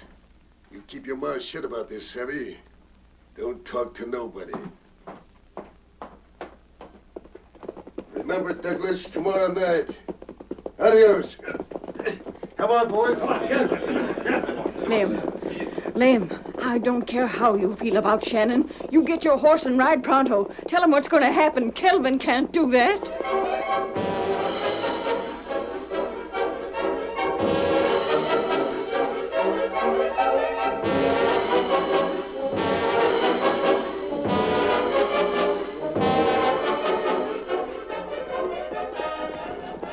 Shannon, Tonto and I have been wandering around this section all morning. Just getting some idea of what it's like. Did you run across Kelvin? We not see anybody. The knowledge of the country will help us when the time comes to take care of Kelvin. When do you figure that'll be? He's got too many men to make a direct attack, Shannon.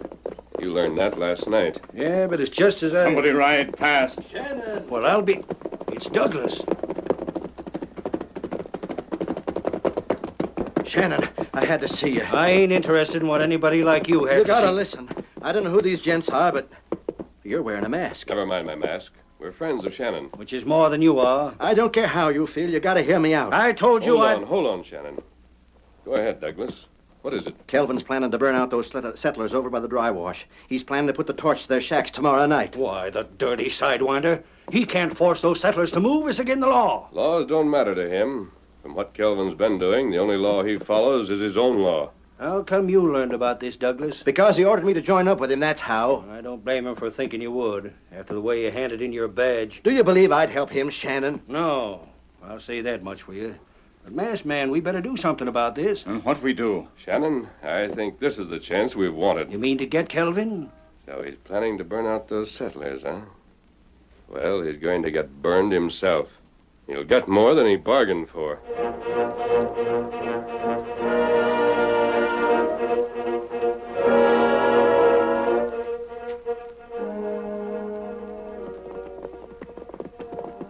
Kelvin, you're loco. All the fool ideas telling Douglas. Why, the minute we left, he headed off to warn Shannon. I looked back and saw him. I tell you, I saw him. So did I, Brock. Matter of fact, I figured that's what he would do. But boss, he'll tell Shannon. He'll tell him we aim to burn out them squatters. Sure he'll tell Shannon. Only, we ain't gonna do that. Huh? You ain't? No, we ain't. I cooked that yarn up on purpose. You see, I'm gonna get the masked man an engine out of the way. Then I'm setting a trap for Shannon and Douglas. We're gonna get rid of them just like that.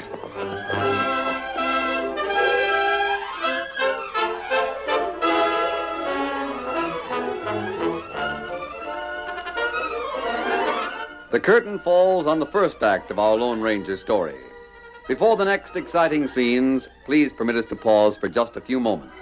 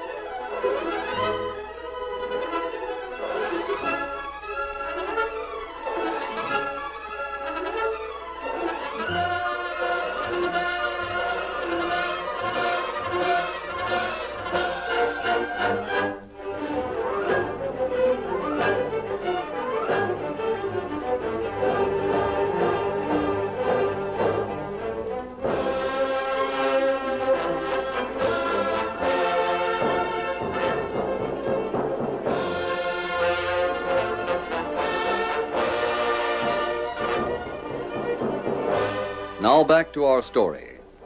Kelvin and his gang of bad men ruled the town of Blue Rock and the surrounding country because of their numbers. When the Lone Ranger and Tonto saved the sheriff from their guns, Kelvin figured out a scheme to get rid of all three and make his position secure. The Lone Ranger and Tonto did not know of his plan. The next day, the rain came again, and in the Douglas ranch house... I hope the rain comes down in buckets. If it rains hard enough, Kelvin won't be able to set those homes on fire. Not tonight. Shannon? Yeah? You've been mighty quiet since you come in. You spent all yesterday trying to round up folks to stand up against Kelvin. Did you get any? No, I didn't. That's what's making you so quiet. They're all afraid of Kelvin, afraid to move. Matter of fact, I'm surprised your husband had enough gumption to even tell me about it. Now listen here. I'm sorry. Why don't you two stop scrapping like a couple of hungry wolves? What for? A man who'd give up his badge just because... I had enough. Now listen, Shannon, why don't you ask me? Ask you what? You ask everybody else to help you lick Kelvin. Go on, ask me. Douglas. Lem, you mean you will? Sure I will. I've been waiting for you to ask me. But your wife, Abby... It's all right with me if he does. I made a mistake when I asked Lem to give up his badge. I didn't realize how crooked and dangerous Kelvin is, not just to us, but to everybody.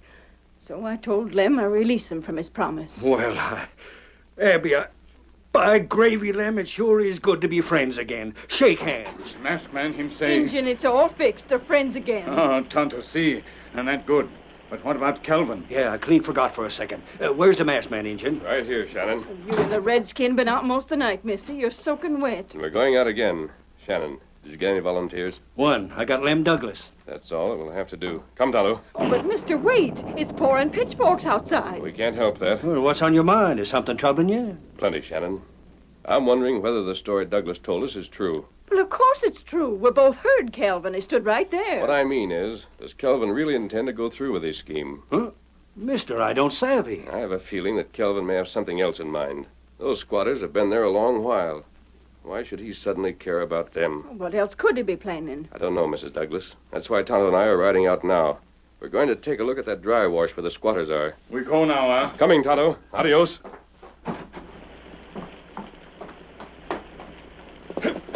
Get him up, Scout. Go on, Silver. Well, I wonder what he's puzzling about. What other scheme could Kelvin have?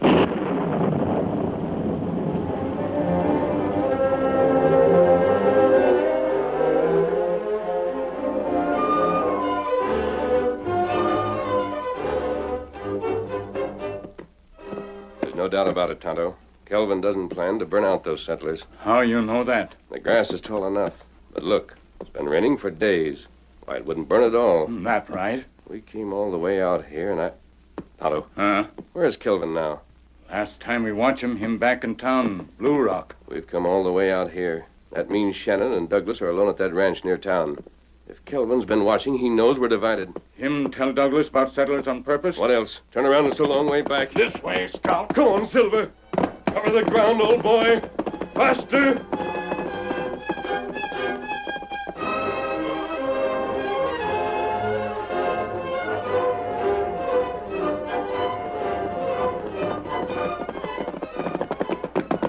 Here, ranch. I don't see Shannon's horse.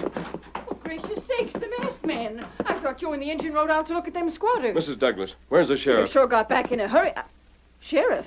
Why, he's gone. Him and my husband left hours ago. What did they go? Well, a man came out from Blue Rock. He told the sheriff he overheard Kelvin scheming to hold up a gold freight shipment over east of Placer. The sheriff didn't dare wait for East you. of Placer. I don't believe there is any gold shipment. Oh, what do you mean? That informer must have been paid by Kelvin. Yes, ma'am, what are you saying? Your husband and the sheriff have ridden off toward an ambush, Mrs. Douglas. He'll kill them. Which way they go? East. The sheriff said they could pick up Kelvin's trail. You'll have to do the same, mister, and that means you can't travel too fast. Not if you want to keep that trail. We'll do our best. Don't give up hope. Well, I'll try not to, but they left hours ago. Hours ago. There's no telling how far out they are. Get him up, Scout. Come on, Silver.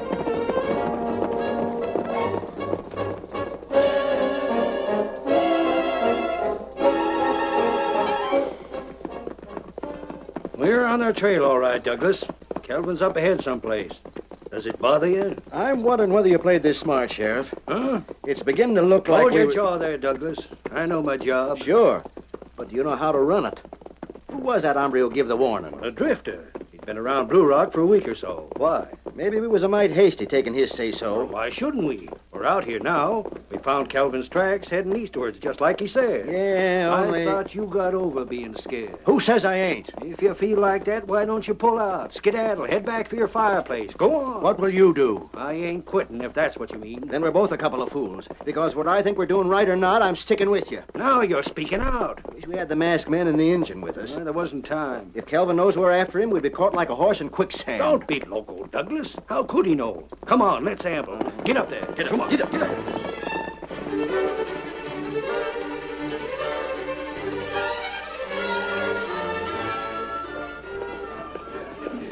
Maybe we ought to go faster, Kelvin. Don't be a local brain maverick, Shorty. We're going slow on purpose. Sure, only... All right, say it. Only one. Maybe we're biting off more than we can chaw. 10 of us against just the sheriff and Douglas? Suppose the Lone Ranger and that Indian show up. They won't show up. Why do you think I made all that big talk to Douglas? The masked man in his party way out to the west looking at them settlers' homesteads. Reckon they're wondering why they went out in the first place. I hope they don't get back before we finish off Shannon and Douglas. They won't. Besides, it'll be turning dark soon. How can they follow our trail? The Indians got a right good reputation for hunting out tracks. Forget it. Once we finish the sheriff and Douglas, we got nothing to worry about. We can handle the ranger in this part. Or else I just see it's no use and drift off someplace else. And good riddance. Sounds reasonable. I'm no squaw brain, Shorty. I know every trick there is. Kelvin! Hey! It's Brock. Why, he's been watching the back trail. Hold it up, gents. Whoa there. Whoa.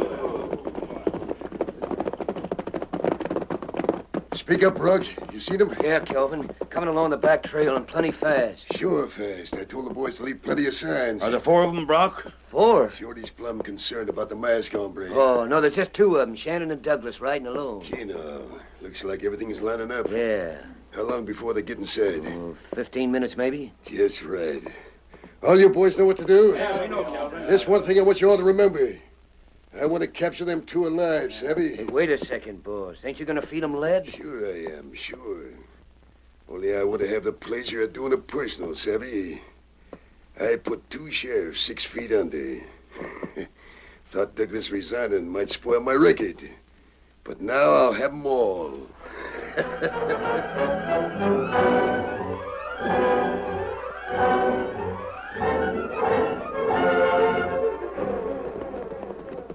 Sun's going down, Shannon. Yeah, a little while longer, we won't see tracks no more.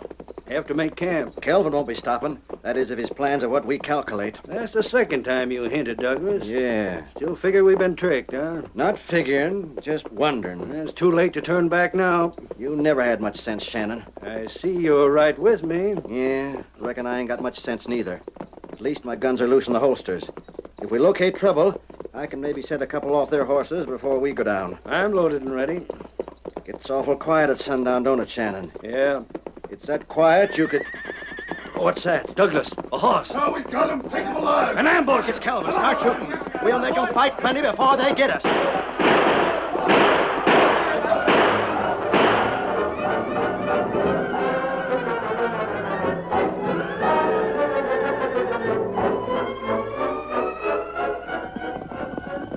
Come on, Silver.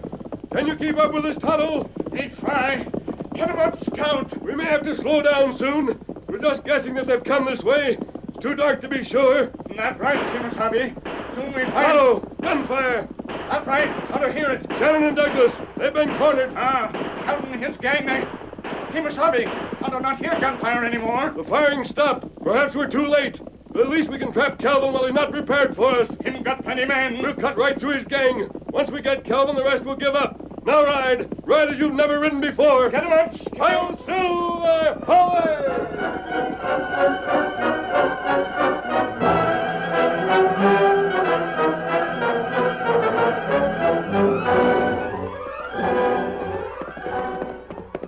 You sneaking, thieving coyote.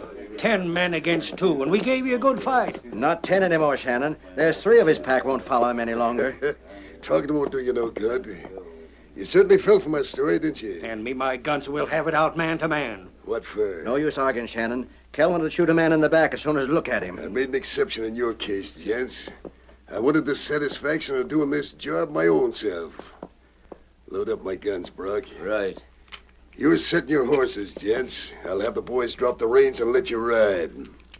Then I start shooting. Not me. If I get a bullet, I stand right here and face it.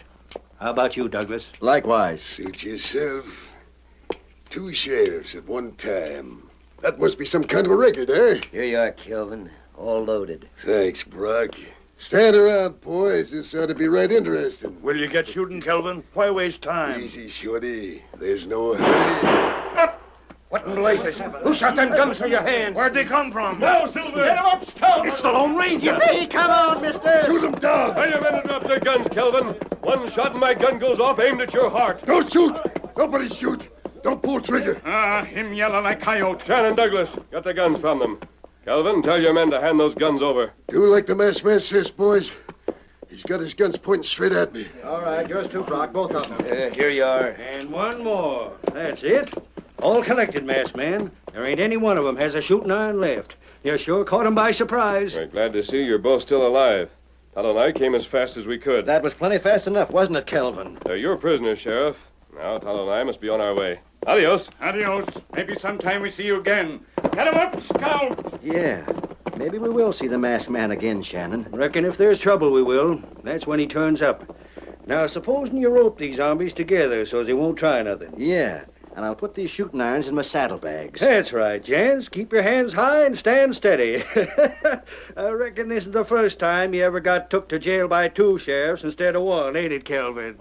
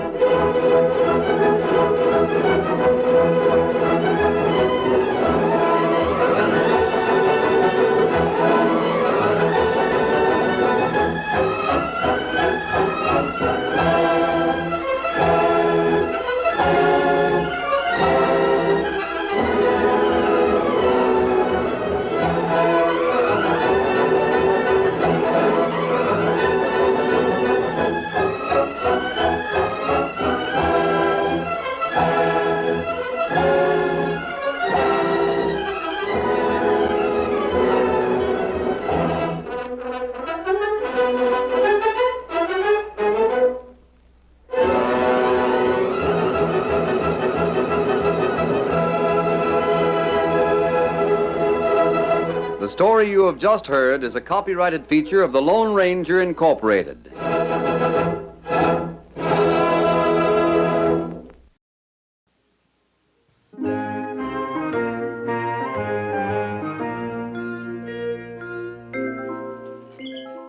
How do you do? My name is Alfred Hitchcock, and I would like to tell you about my forthcoming lecture.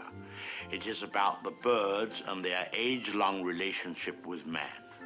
It will be seen in theaters like this across the country.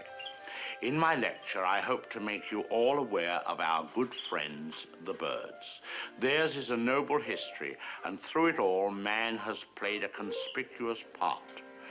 This cave drawing is one of man's earliest sketches of his feathered friend. One can see at once the loving care with which the artist depicted his subject.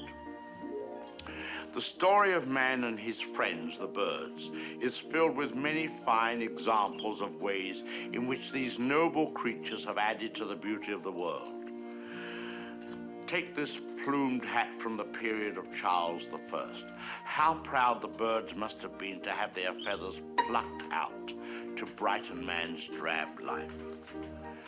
Here we have a later model, a refinement of the first. Here man, or rather woman, thought enough of the birds to have an entire one as a decoration. It's quite dead, of course. Naturally, the egg plays a very prominent part in my lecture. Not a word about which came first, however. I don't believe in dealing with controversial matters. Thousands of years ago, man was satisfied merely to steal an egg from a nest and use it for food. Now he has perfected this process by imprisoning each hen in a separate cage and by scientifically manipulating the lights so that she doesn't fall into the rut of the old 24-hour day. Thus, he can induce the bird to reach fantastic heights of egg production. Originally, there were many varieties of birds on Earth. Some have become extinct. The great auk, the passenger pigeon, and the famous dodo bird have all disappeared. Actually, they didn't exactly disappear. They were simply killed off, but of course, this is nature's way.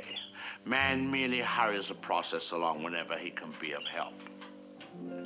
Man and birds have been responsible for a great many advances in our civilization. For example, the bird was the inspiration for the invention of gunpowder, and it was his speed that brought about the development of the shotgun. But man has not been unmindful of his debt to the bird. We have honored our feathered friends in many ways. We cage birds and show them off proudly in most of our zoos. And the turkey is traditionally our guest of honor at Thanksgiving. I suspect you never realized that if it weren't for birds, even some of our pastimes would suffer noticeably. Duck hunting, for example. Granted, bagging a fellow hunter can be diverting, but the supply is rather limited. I hope you don't mind if I have something to eat, but I'm rushed today. Planning the lecture has been most educational for me. I've begun to feel very close to the birds and have developed a real sympathy for our little... What was I saying? Oh, yes. I've come to feel very close to the birds and have come to realize how they feel when... I don't think I'll eat just now. Hardly proper with all of you here. Surely the birds appreciate all we've done for them. Don't you? Beautiful cage, fresh water, no other birds to bother you, none of that blinding sunlight. Oh! Now, why would he do that? Most peculiar. What on earth?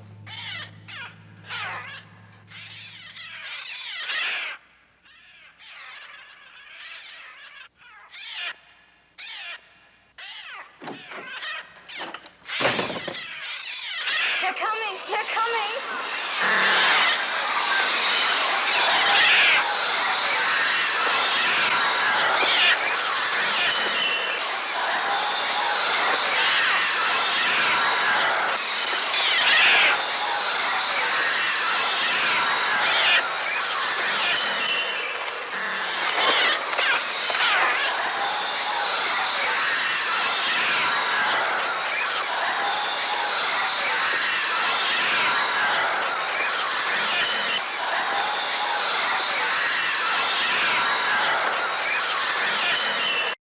Up next on Nightly Old Time Radio Shows, enjoy the adventures of Nick Carter, Master Detective.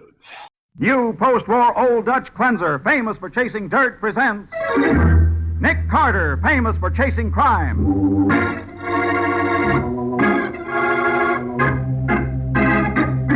Every week at this time, two great names are joined as new post-war Old Dutch cleanser brings you one of the most resourceful and daring characters in all detective fiction.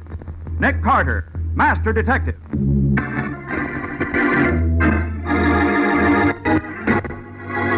But, Nick, that's fantastic. No one would cooperate in his own murder. Maybe fantastic, Patsy, but all the evidence points to it. Then I don't believe the evidence. Well, there's only one way to prove what really happened. It's a method I hate to use. Why, Nick? Because it puts an innocent person in danger. But we haven't any choice now. We've got to go through with it. Now, the case of the wrong Mr. Right. Today's adventure starring Lon Clark as Nick Carter. Brought to you by new post-war Old Dutch cleanser. Even though she's 79 years old and confined to a wheelchair, old Mrs. Wright still enjoys picnics. And since her two great-grandnephews, John and Charles, expect to inherit the Wright Pharmaceutical Company one day, they're always willing to go along. One day early last fall, Charles' wife, Janet, wheeled old Mrs. Wright to the picnic grounds in a secluded corner of the estate and stopped the chair near the edge of a cliff overhanging the river. How's this, Aunt Madge? Just fine, Janet. Oh, I've always loved this view, looking down at the river. Like being on top of the world. It is beautiful. Where are the boys? Well, they went back into the woods looking for dead branches to build a fire with. Why? I wanted Charles to go back to the house for my shawl, but you might know he wouldn't be around when I need him. I'll get it for you, Aunt Madge. Thank you, Janet. I'll be right back. Huh? Oh, still wish she'd married Johnny instead of Charles. Oh, well. This is a beautiful spot up here where the sun's... Johnny, take your hand away from my eyes. I know it's you. Where are you wheeling me to, Johnny? Johnny! Charles! Johnny! Take your hand off my eyes. Oh, no!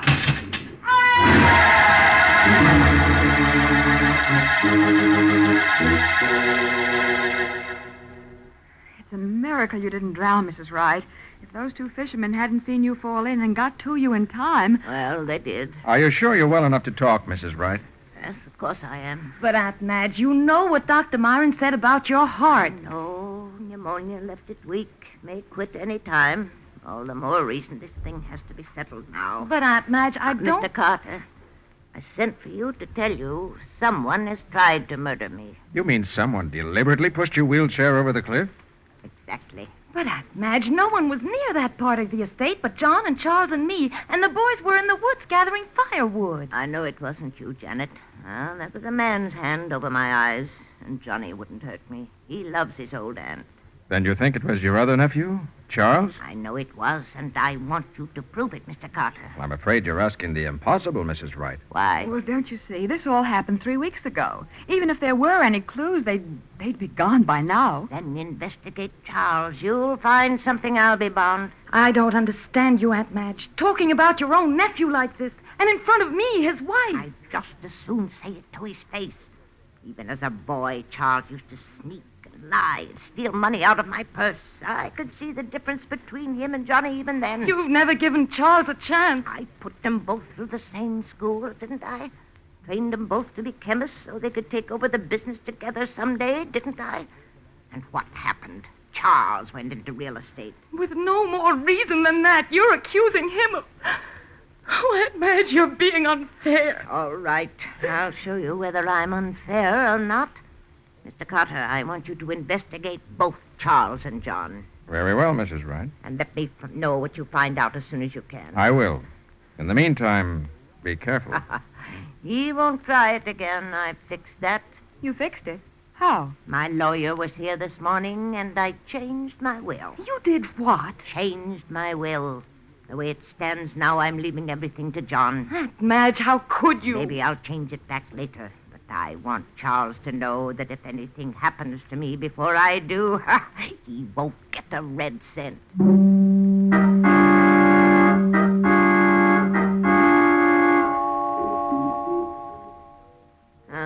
so soon, Carter? It's only been 3 days, hasn't it? Well, there wasn't a great deal to find out. How nice you look, Mrs. Wright. You must be feeling a lot better. I wouldn't be out of bed if I wasn't. This is Aunt Madge's 80th birthday, and we're getting ready to have a little party. Now, never mind that, Janet. I want to hear what Carter found out. Well, frankly, Mrs. Wright, what I've learned doesn't prove a thing. I'll decide that. Okay. First of all, your nephew, John Wright, seems to be a pretty steady young fellow. No bad habits or associates, lives within his income, saves regularly, and so on. I could have told you that. What about Charles? Well, Patsy can read that part of the report to you. Go ahead, Patsy. Right, Nick. Charles Wright, credit rating very poor. Business heavily mortgaged. Overdue loan at the First Community Bank. Several large personal loans. I don't see any reason for parading Charles' business difficulties. Keep quiet, here. Janet. What else, young lady? 3 days before Mrs. Wright's accident, Charles Wright attempted to consolidate his debts with a loan from the Halliday Trust Company, offering as security the fact that he would soon inherit half the estate of his aunt, who was very ill and could not possibly live long. Couldn't possibly live long. Well, he did his best to make sure of it. That isn't true. Charles couldn't do such a thing. Mrs. Wright, it'd be very unfair to condemn anyone on such flimsy evidence. No, it only confirms what I thought before. Janet, if you want to live here with me, you're welcome. But I want Charles to pack up and get out today. But, Aunt Madge, your birthday party. My mind's made up. Mrs. Wright, as a favor to me, go on downstairs, have your birthday party, and don't say anything to either John or Charles until tomorrow. Sleep on it first. Well... Please, Aunt Madge, try to be fair. Oh, there goes that word fair again. All right. I won't say anything until tomorrow.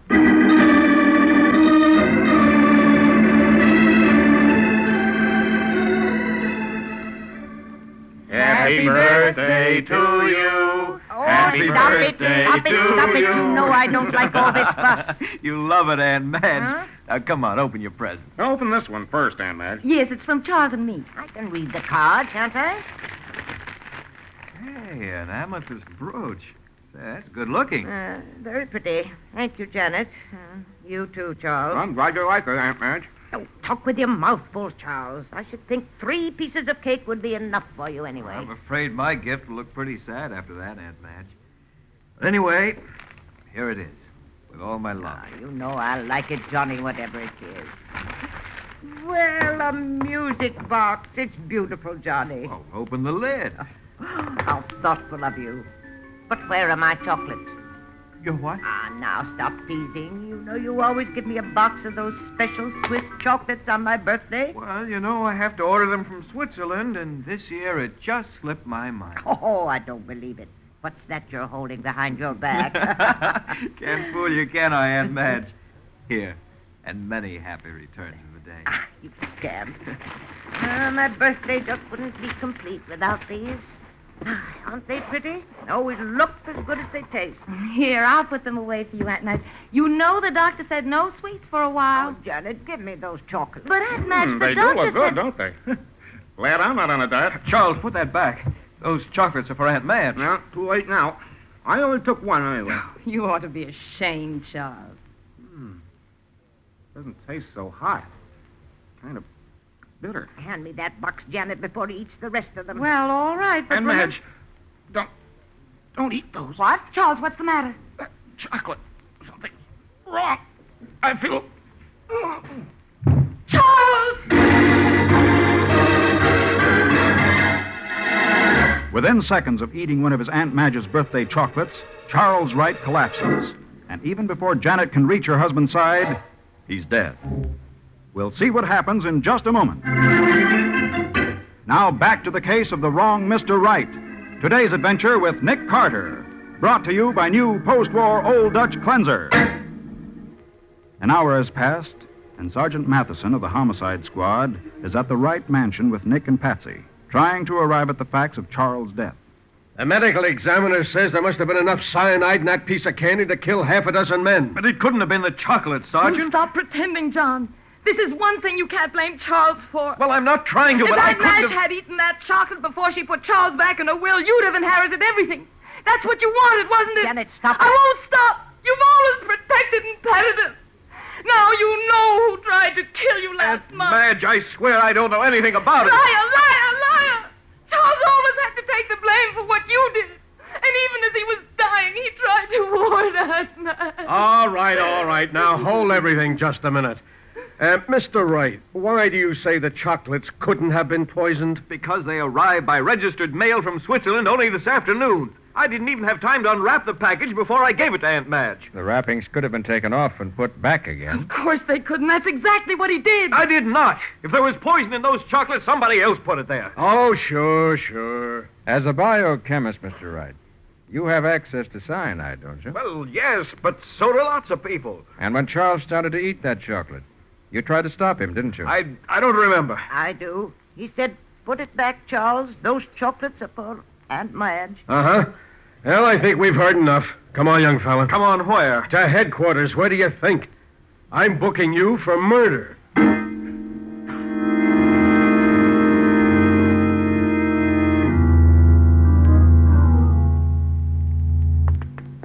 Nick, will we have to wait here at the post office very long? No. Matty said he'd phone ahead and get an okay for us to look at that receipt. Good. Oh, here's the inquiry window over here. Well, I hope the sergeant didn't forget to phone. Yes, sir? My name's Nick Carter. I came to see about a receipt for a registered package from Switzerland. Oh, yes, Mr. Carter. I have it right here. The assistant postmaster said you'd be calling for it. Thanks. Oh. Why, Nick, John Wright didn't sign for the chocolate. Well, the name seems to be Yvette Fouchard. Why, that's Mrs. Wright's personal maid. Uh-huh. And look at the date. Yesterday. Then John was lying. He had that package a whole day before the party. It looks that way. But before we make up our minds, let's talk to Yvette. Oui,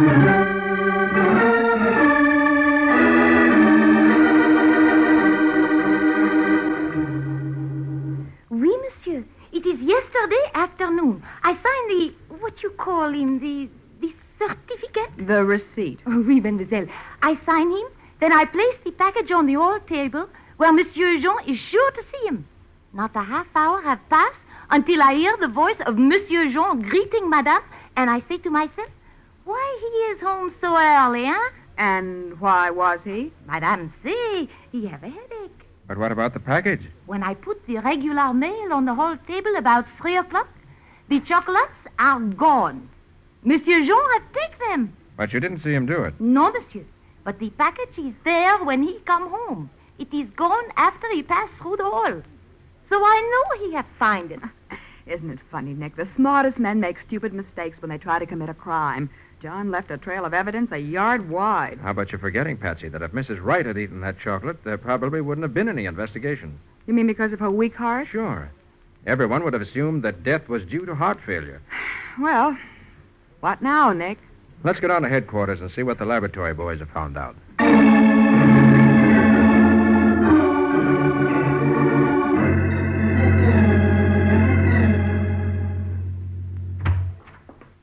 I'm sorry to keep you waiting, Nick. That box of candy was more interesting than we thought. How do you mean, Sergeant? Well, first of all, Patsy, the poison must have been put in with a hypodermic needle. The lab boys found marks like pinholes in the bottom of every chocolate. Nothing unusual about that, Matty? No, but what was unusual was the cyanide itself, Nick. In the lower layer, he used a solution so weak, it wouldn't have killed anybody but a person with a bad heart like Mrs. Wright. Well, what do you mean in the lower layer? That's just it, Patsy. He gave the top layer a solution 10 times as strong, enough to kill anybody. Hey, that is interesting. Yeah, and that's not all. There were some impurities in that cyanide, Nick. It'll be a cinch to prove where it came from once we locate the original supply. Yeah, sure. Chemical analysis should take care of that. Yeah, but the most important thing of all was a fingerprint. Whose fingerprint? I don't know yet, Patsy, but I bet it's John's. The chocolate must have got soft while he was holding it to put the poison in. Have you checked it against John's prints? Yeah, the boys are doing that now, Nick. Matty, where was the chocolate with the fingerprint on it? Top or bottom layer? The bottom. And that layer hadn't been touched until we got the box down here to the lab. So he can't claim that it got there by accident after the box was open. You're right about that. Could I go down to the lab and take a look at the chocolates myself? Sure you can, Nick. What for? I'd like to find out why the top layer was given a double dose.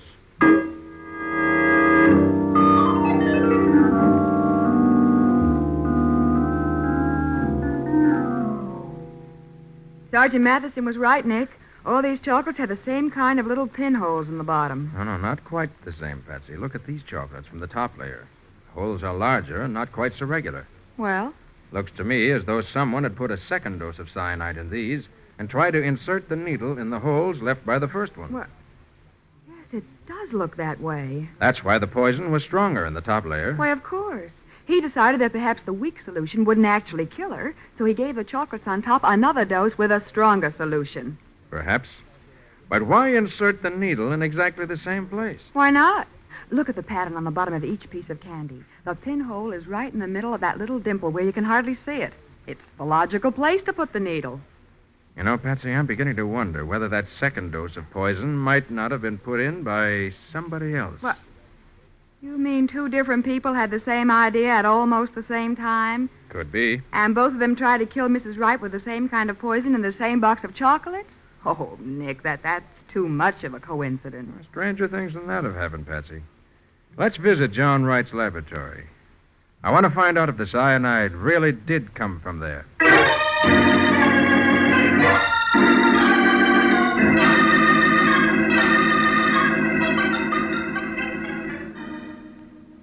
Here's the only bottle of cyanide we have, Mr. Carter, but we don't use it because it's not a very good grade. Some kind of impurities in it. I don't know exactly what. Impurities? Nick, do you remember what the sergeant said? Yeah, I know what you mean, Patsy. Must be an interesting job, Mr. Jensen, laboratory assistant to a biochemist. Oh, the work's interesting enough. You don't happen to be working for a slave driver like John Wright. Oh, don't you like him? Well, John's all right, I guess. It's sure a lot pleasanter working for Charles. You mean Charles used to be a chemist here, too? Oh, yes. Before he went into real estate. I was his assistant then, and Janet worked with John. Then after John broke their engagement and Janet married Charles... Yeah, wait a minute. This is getting complicated. Janet and John were engaged? Oh, yes. But he changed his mind. Everybody thinks she broke it off. I know different. John just let her say that to save her feelings. Then Charles was Janet's second choice, huh? Yes, that's right. Have you seen either of them lately? Yes. They were both up one day last week talking over old times. I see. Well, thanks for the information, Mr. Jensen. It's helped a lot.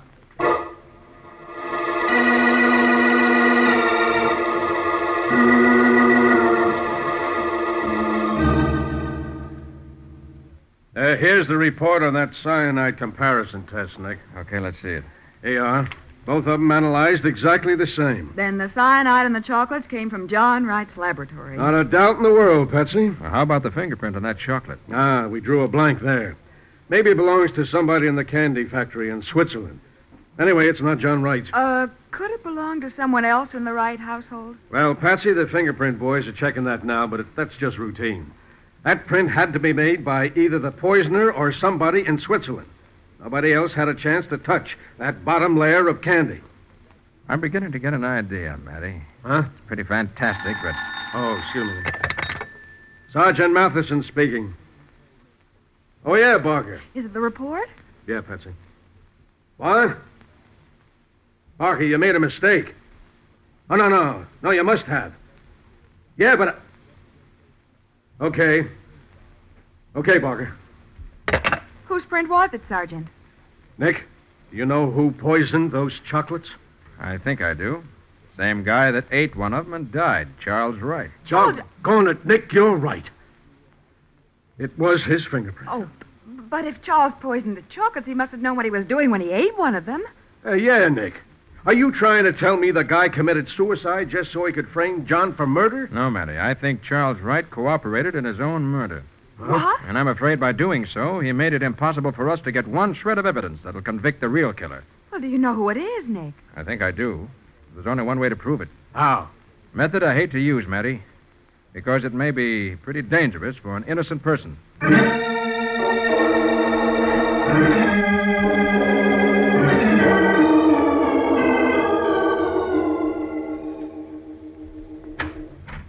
Harvey said you wanted to see me, Aunt Madge, so I... What in the world are you doing with these two laundry hampers here in your room? I'm looking for something with a chocolate stain on it. Here, Janet, you look through this hamper. Chocolate stain? What do you mean? The chocolate was soft, and whoever poisoned those candies must have got some of it on his fingers. It'd be the most natural thing in the world to wipe them off on something without even thinking about it. Aunt Madge, John poisoned them. You know that. All right.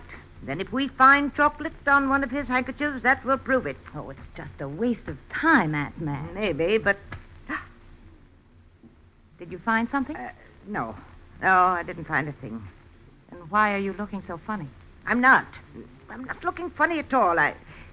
Janet, would you run downstairs and ask Harvey to bring up some tea? You're just making an excuse to get me out of the room, aren't you, Aunt Madge? I know, Janet. Why should I? Why? So you can make a telephone call to Nick Carter. Oh, what an idea. Why should I want Because you did find something in that clothes hamper. You're trying to hide it under your robe right now. I'm not trying to hide anything. Let's see. Let go of it. Why, Janet. So, one of my handkerchiefs. And there is a smear of chocolate on it. I was more careless than I thought. And it was you. You did poison that candy. Of course I did. But you knew that if I died, everything would go to John. That's why I took the candy away from you before you had a chance to eat any of it. And that's why Charles grabbed the piece first. We had it planned very carefully. You mean Charles knew about the poison? Yes. But he thought there was only a tiny bit of it. Enough to make him convincingly sick. And make you think that dear Johnny was trying to kill you. Ah, now I'm beginning to understand. You thought that I'd blame Johnny for the other attempt, too. You thought I'd change my will and leave everything to Charles. Exactly, darling. But there was more poison in the chocolates than Charles thought. Because after he finished preparing them, I gave the top layer a second and stronger dose. I can't believe it. You loved Charles. I hated him. That greedy fool. I only married him because I thought he'd be rich someday. And then you cut him out of your will. Why did you kill him, Janet? Why? So that I'd get it all for myself. And be rid of him at the same time. With Charles dead and John convicted of his murder, who could you leave it to but me? The poor, sorrowing widow. I didn't know anybody could be so evil. Well, you know now, darling. Any more last words? Last words? Yes. You're about to die of heart failure, dear. No. You don't think I'll let you tell the police about finding that handkerchief, do you? But I was just... So if you don't mind, I'll take that pillow from behind your Janet, back. No, don't, please. You won't struggle much. Your heart won't last that long. All I need to do is press the pillow over your face for a moment. Like this, Aunt Madge. Like this.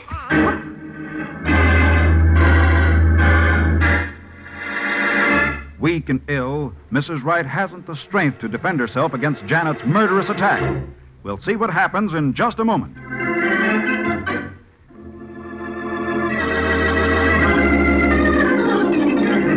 Now for the conclusion of the case of the wrong Mr. Wright. Today's adventure with Nick Carter, brought to you by new post-war Old Dutch Cleanser. Helpless in her wheelchair, Mrs. Wright struggles feebly against the suffocating pillow which Janet holds firmly over her face. Go on and die, you old... That's enough, Janet. Where did you come from? We've been hiding in the closet, listening. Are you all right, Mrs. Wright? Yes, I'm quite all right, Mr. Carter. It was such an interesting confession, Janet. I'm sure the jury will enjoy it as much as we did when you go on trial for murder.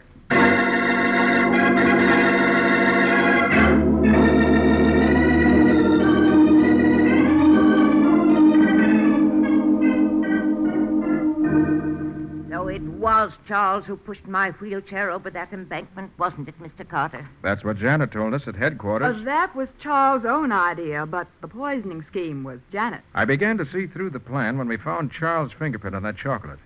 And obviously, Janet had to be in on the scheme, too. Why? Because when we found out that the chocolates had been poisoned a second time with a stronger solution, that made it pretty clear that somebody who knew what Charles had done was double-crossing him. And Janet was the most logical suspect. Yes, I suppose so. But we still didn't have any proof. Those things were only circumstantial evidence. Well, you had the handkerchief with the chocolate stain, Nick. Shall we tell her, Mr. Carter? Might as well. There wasn't any chocolate stain, Patsy. There wasn't any... But there was. I saw it. I know. Maddie and I put it there ourselves. So that's why you went through all that rigmarole and let Mrs. Wright risk her life. Oh, I wasn't worried, knowing you were all there in the closet. Anyway, it was worth it to prove that I wasn't wrong about Johnny. Well, now you can be satisfied that you put your faith in the right Mr. Wright.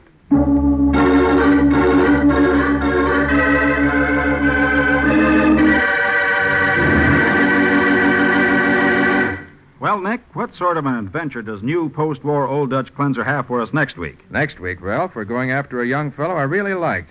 He was hiding out because of a murder committed back in 1939.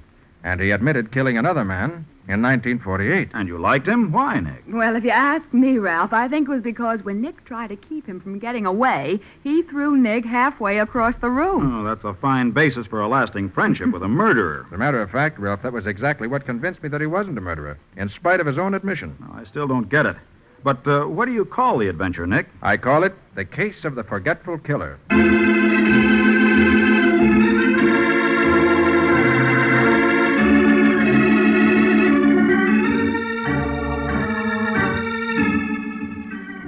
Nick Carter, Master Detective, is presented each week at the same time by the Cudahy Packing Company.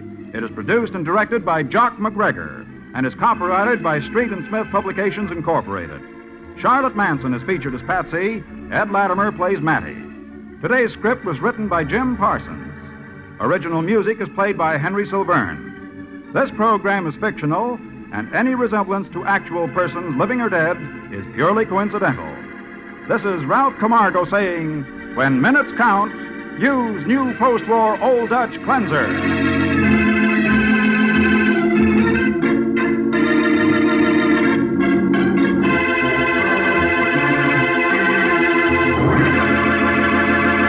This is the Mutual Broadcasting System.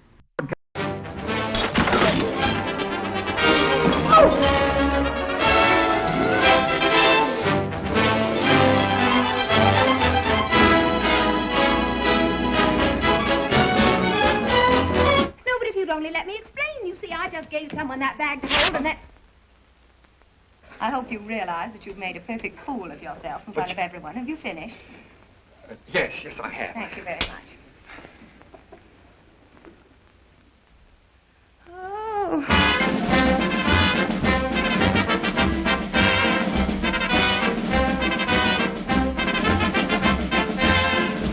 You lied to me. Yes, but just a little Telling bit. me a I mean, no. story about But it a isn't a leopard. ridiculous story. I have Where a is the leopard? In there. I don't believe you. But you must believe I've been me. the victim That's once more of your unbridled imagination.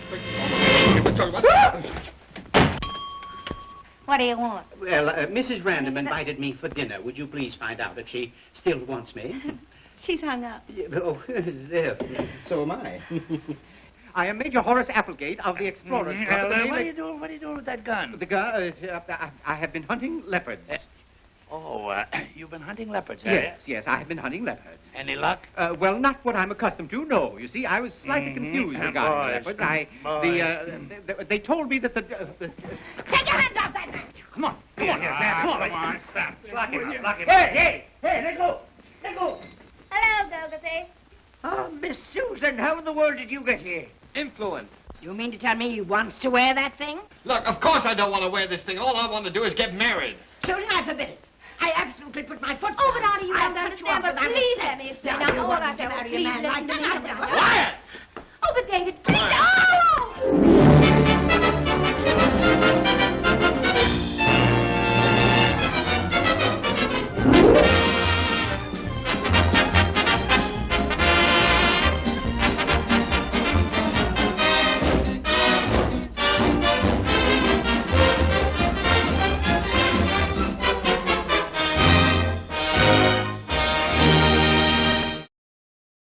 The Sears Radio Theater is up next on Nightly Old Time Radio Shows. Enjoy.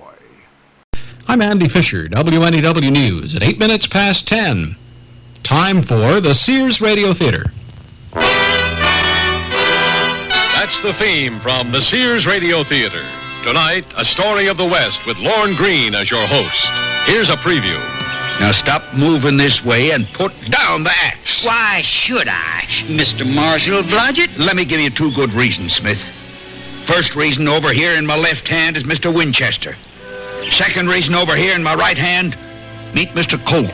The Sears Radio Theater will begin after this message from your local station. Hello, I'm Stan Martin. It's sad that many youngsters feel the only way they can make their mark on our town is with a destructive act or a smear of graffiti. One building on New York's Lower East Side stands apart from the others. Its walls are spotless inside and out. The youngsters who work and play there have earned the respect of the entire city, just as they've learned to respect themselves. I'm talking about the Boys Brotherhood Republic. The BBR has been helping underprivileged boys work their way out of the slums for almost 50 years. By giving them the responsibility of governing and policing themselves, the BBR helps create a set of values which guide its members all their lives. I know because I was a member from the time I was 6, and the BBR helped change my life. It's doing the same right now for hundreds of youngsters with no other place to turn but the streets. Help the BBR turn out solid citizens. Please send whatever financial support you can to the Boys Brotherhood Republic, 888 East 6th Street, New York, 10009. Thank you.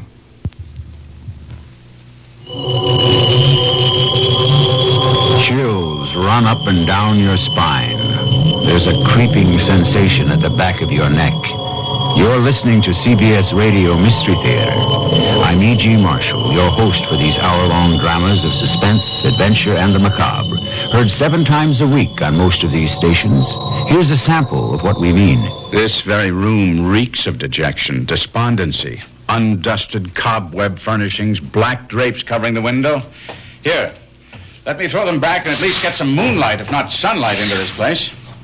In the doorway. What is it? Madeline! Am I that horrifying to look upon? Dear brother. Listen here for CBS Radio Mystery Theater 7 times a week on most of the CBS Radio network stations.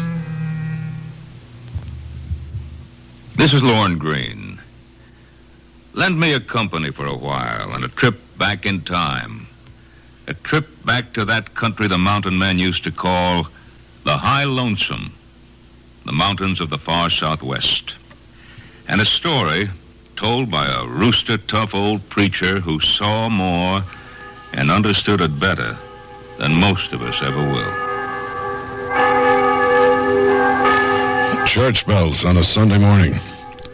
So bright and clear in the call to worship. They echo roundly against the mountains behind the valley here. And I never get tired of listening. So when the vestryman has had a little too much of Saturday night and cannot get here an hour before service to ring the bells, I pull the rope myself. An hour until the service starts.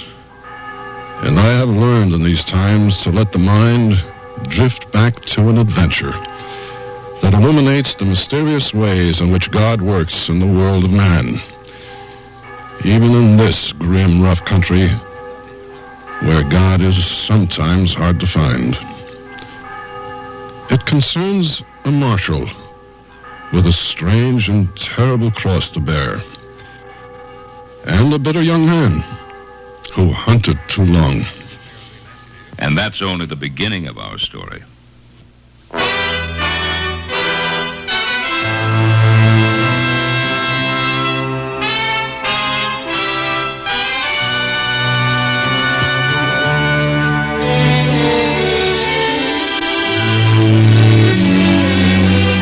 Sears Radio Theater, a new adventure in radio listening. 5 nights of exceptional entertainment every week, brought to you in Elliott Lewis production of the Sears Radio Theater. Our story, Cottonwood, by John Allen. Our stars, John Larch, Vic Perrin, and Corey Burton. The Sears Radio Theater is brought to you by Sears, Roebuck and Company. Sears, where America shops for value. Sears National Automotive Sale. The maintenance-free Sears 36 battery is now on sale. Great starting power. Now only $34.99 with trade-in. You save $5. And save on Sears Dynaglass belted 28 tires. They're on sale now at 40% off spring 1979 general catalog prices, plus federal excise tax. Dynaglass belted 28 tires. Save 40%. Super values at most Sears Tire and Auto Centers. Prices may vary in Alaska and Hawaii. Oh, here I go again. It's time to rent one of those steam-type carpet cleaners. Why rent? Now Sears puts power in a carpet cleaner you can own yourself. The Power Spray from Sears for easy home carpet cleaning. Power Spray sprays hot water into your carpet, then sucks up the dirty water. You You can see the dirt you get out. Dirt you didn't even know was there. The Power Spray Carpet Cleaner, a convenient carpet cleaner you can own yourself. Available at most Sears retail stores. Kenmore. Solid as Sears. The perfect match to strike this Father's Day. Your Dad and Sears Classic Collection separates. All super values. Save $10 on the sport coats, $4 on the slacks or reversible vest. In solid tones that mix and match to give Dad many great looks. Like a three-piece suit. Start with solid slacks, now $15.99. Add a solid sport coat, now $39.99. And reversible vest, $14.99. Each Classic Collection separate, chosen to fit Dad's build. Sale ends June 16th. Prices and dates may vary in Alaska and Hawaii. At most larger Sears retail stores.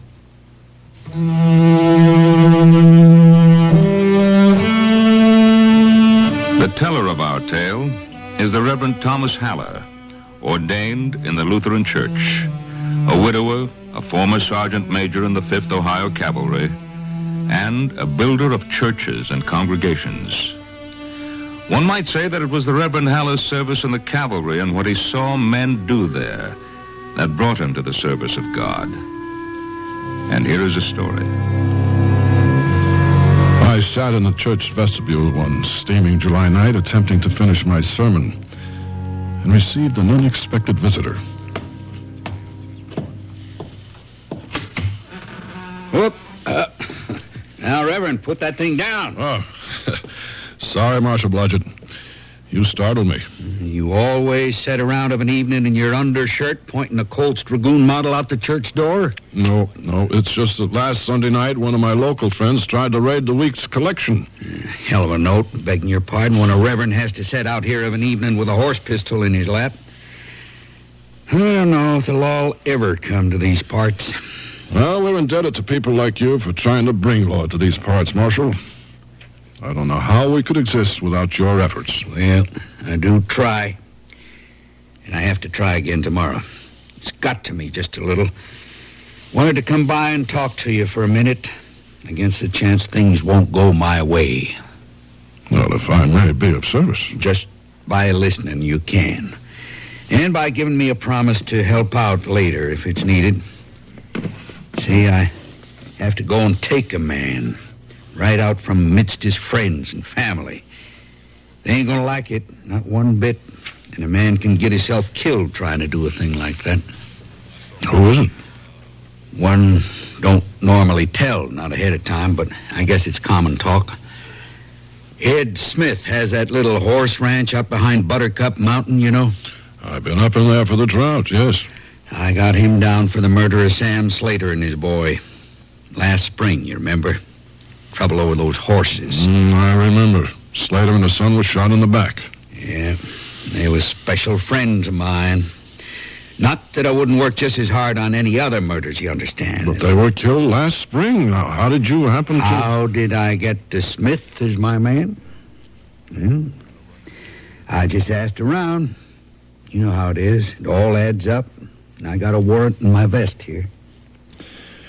I know. I do not need to say it, Marshal. But you must mind yourself. Well, may go bad on me trying to take Smith. Do my best, but there's lots of cousins living around him, thick as diamondback rattlers. Just about as friendly. So listen. Will you, if I don't get back by next Sunday, will you go over and take care of Marjorie? My will's in the top desk drawer. She knows where. I got another deputy over there now, and the jail will run itself, but I want my daughter looked after. Marshal, it will go well. But if something should happen, I will see to your daughter, yes. And now, perhaps you'll take a glass of sherry with me. Be glad to, Reverend. A little glass of something between two old horse soldiers, just to help me sleep tonight.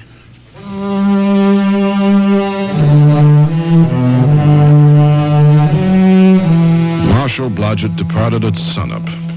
Rode all day over the front range, keeping Buttercup Mountain ahead of him to his left. The heat was made more bearable by the thin, bright air, with peaks 50 miles away appearing so close they were only over the next valley. It was the High Lonesome, the land land of blue-green pines and sharp brown cliffs and ice-fed creeks that bubbled a song you couldn't pass up. The marshal stopped every couple of hours to give his horse a swallow or two and cup his hands against his own sweating thirst. The climb was hard on the big bay horse. They were now well above 5,000 feet, and all living lungs had to labor harder as the oxygen thinned. The marshal rested himself in his mount for half an hour at mid-afternoon, carefully sweeping his back trail with his battered army spyglass. Then he rode another 3 hours to a dry camp, hidden high on the shoulder of Buttercup Mountain. Oh, well, now isn't it quiet up in here? The way the Lord intended it to be, I guess. Except somebody's dog's always barking off a back porch summers. Oh, well, Blodgett, better take a sip out of the medicine bottle to soften that saddle for a pillow. Get some rest if you can. Try not to think about going in to take a killer in the morning.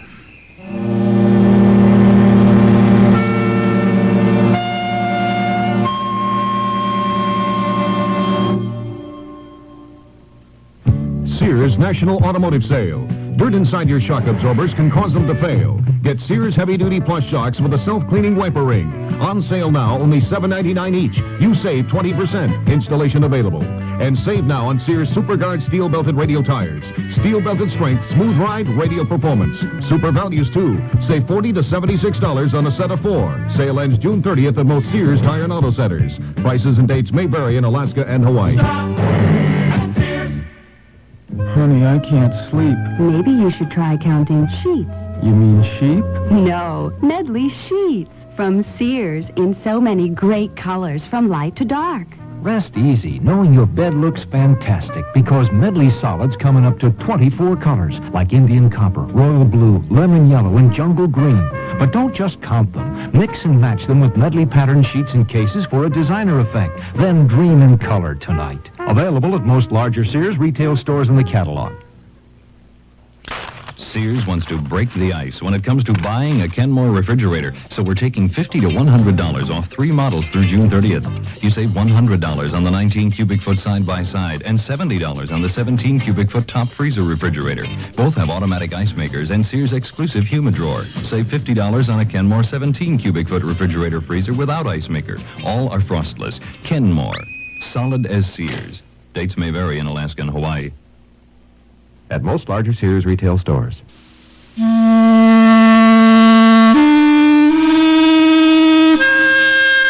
marshal had taken up the habit of talking to himself long ago. Lonesome, weary men in lonesome, weary places did whatever they could to ease their burden. All right, Blodgett. It's a new day. Make some coffee and then saddle up. You got a warrant and your vest and a job to get done. He rode off in the early morning sun. The hooves of the big bay horse muffled on the pine needles of the forest floor. After a while, far below, he saw a blue-gray feather of wood smoke, marking the cabin of the man he wanted. And he saw an axe blade flashing, too far away to hear its chop. Later, moving slowly now, the tall, thin man led his big horse down through the trees and tied off his mount at the edge of a clearing. Now drawing his rifle from its long brown scabbard, Marshal Blodgett advanced to do his duty as a very careful officer of the law. Ho, Smith, put it down. I said put it down. Oh, Marshal. What you doing up here? Have a warrant here for your arrest on a charge of homicide in the first degree. Deaths of Samuel Slater and his son Timothy. Oh, come on. I said put down the axe, Smith. They come from me, Marshal. What was I going to do? Why, you was going to give them back their horses you stole. Which you did. Which I did, yes. At least they said they was their horses. Just a little misunderstanding. Yep. You was going to give them back their horses. Then when they turned for home, why, you was going to shoot them in the back. And you did that too, Smith. The hell you say? And you can just try to prove it. And I really think I will. Now stop moving this way and put down the axe. Why should I, Mr. Marshal Blodgett? Let me give you two good reasons, Smith. First reason, over here in my left hand is Mr. Winchester. Second reason, over here in my right hand, meet Mr. Colt. Listen, one shot and there'd be 5 other Smiths over here shooting you into little pieces. Certain point to that. But you wouldn't care, would you? Because my two friends here would have already spoke their piece. You take my meaning? Yeah. That's fine for the axe. Okay. Now the revolver. By the butt. That's it. Just ease it out. Real slow. I wish we was even right now. I almost wish we was too, Smith. The Slaters was good friends of mine. You ain't gonna get the chance to shoot me in the back. Yeah. Let's go into the cabin, get your bedroll. We got a long ride ahead.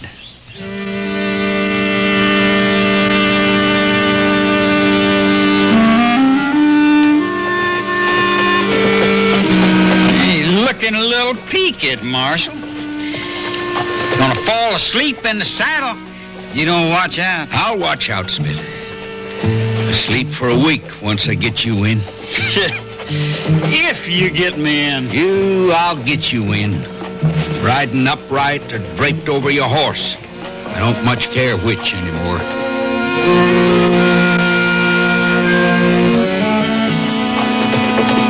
2 days on the trail with 4 hours of sleep. Always looking up the back trail, feeling the others there behind them. Wondering how long it would be before those other Smiths made their move. And now those last few miles. Only about 10 more down the valley and into town. But what an easy place for an attack. A few riders could be on them in the flat, gently rolling ground. Running them down to shoot him and scoop up his prisoner before he knew it had hit him. But then there was another way. Let's hold up, Smith. I think we're going to go home over Muletail Pass, that old Apache road through there. That's an extra 5 miles, Marshal. And a hell of a road for the horses. Nobody ever goes that way anymore. You said it, friend. It's just why we're going to go that way. My, wasn't it hot up there in Muletail Pass. The marshal told me later it felt as though they'd left open the furnace doors of Hades to blow down upon him. He had to slow the horses, not push them too fast in a terrible simmering heat, and take the chance that his pursuers might catch up to him and his prisoner. And that was his mistake. Get down off the horse, Smith, quick! They found us, Marshal. I knew they would. Oh! I told you, get down off the horse. You could have broke my neck. You got off easy. Now, down behind them rocks. Let me tell you what a stupid man you are, Marshal. There's 8 Smiths in these hills, all my cousins. They ain't about to let me rot in that stinking jail of yours. Well, I see some of your cousins, I guess I do. Rifle barrel up there, another over there. I count 4 altogether. Let me go and they let you go. Sure.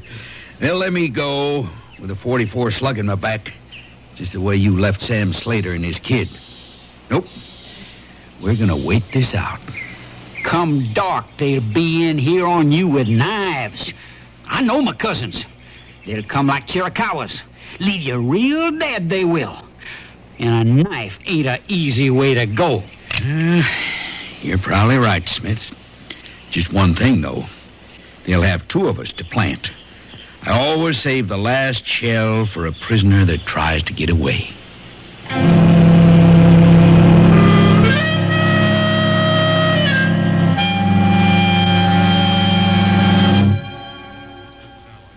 Sears Radio Theater will continue after this message from your local station.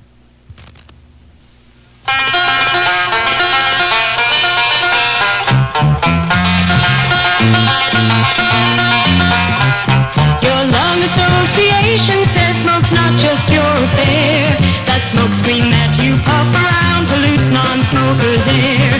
It's bad for kids and older folks with lungs not up to par. It's damaging for you, of course, but your smoke travels far. Your lung association says please keep this thought in mind. It's double damage all around and doubly unkind. So try to keep the habit and give everyone a break.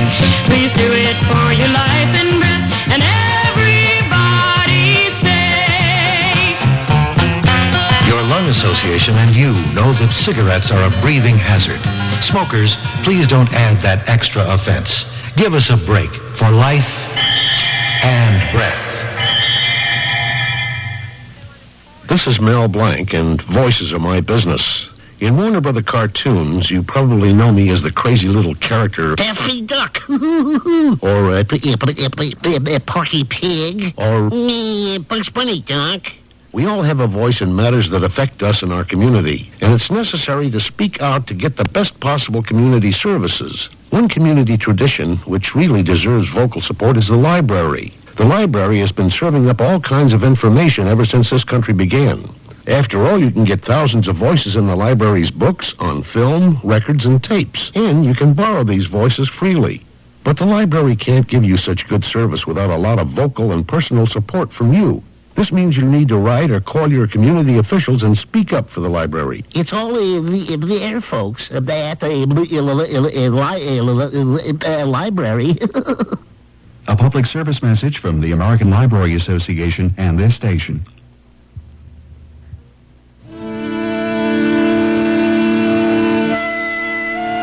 The sun sank and the heat sank. The marshal and his prisoner sat and watched each other very carefully. Now and again a shadow flitted down a rock, and the marshal had to admire his attackers in spite of himself. They did move like Apaches, too quick to get at them, though sooner or later he was going to have to try. You gotta hand it to them cousins of yours, Smith. They do move real good. And so did someone else, though they didn't see him then. High on a side trail at the end of Muletail Pass, a white-haired boy led a big horse, his fingers wedged over the nostrils. Stopped, looked down, swung up a long brass telescope from his chest, stared first at the hidden men in the rocks, then swung it down to the two men trapped far below. He lowered the telescope, shaking his head. He'd seen the bright silver badge pinned to the marshal's worn leather vest. Cool, horse. Easy. Gonna be back in business again just for a little while. Right across the saddle, like we used to do in the good old days, remember? Easy, horse. From a battered buckskin scabbard riding high on the right flank of the big horse, the stranger slid a long, heavy rifle. Checked the sight, cocked the heavy hammer, laid the rifle across the saddle. The buffalo hunter's horse spread front feet a little, remembering, waiting. Ears back, chin high against the bit. Low and to the left. Come up a click, and let's try again. Easy, horse. Nothing sensational about death. Just a lifeless rifle barrel sliding down behind a rock, more than 250 yards away. And down below, the marshal began to think that maybe he had a chance for a glass of cold beer after all. Lordy, what was that? Why, we got somebody else joined the party, Smith. You ain't ever heard of Sharp's 50 before? What kind of a gun is that? Big old buffler gun. One of two reasons you never want to mess with them buffler hunters. The other you'd know already if we was downwind of one. Stink like the very devil. Where'd he come from? I don't know. I'm just a little bit glad he did. And, oh my, just look at that. All your cousins are leaving. 20 minutes later, a crunch of stone and the stranger edged around the rock behind his buffalo rifle. The marshal grinned back at him, lowered his own weapons, and nodded. Thank you, whoever you are. Seen your badge from up on top. Looked like you wanted help. Never asked for it in my life. Never turned it down once. James Patrick Blodgett, Deputy U.S. Marshal for this territory. Heard of you, sir. My name's Cottonwood. It seems to me I heard of you, too. Cottonwoods grow down by the water. Or wherever else the buffalo go. You still on the hunt? Yep, but not buffalo. Personal now. Want me to ride with you? I'd be very much obliged if you'd ride drag, Cottonwood. Seeing that cannon of yours, don't think any of my other friends will be back. All right, Smith, back on the horse. You're going to like our jail food just fine.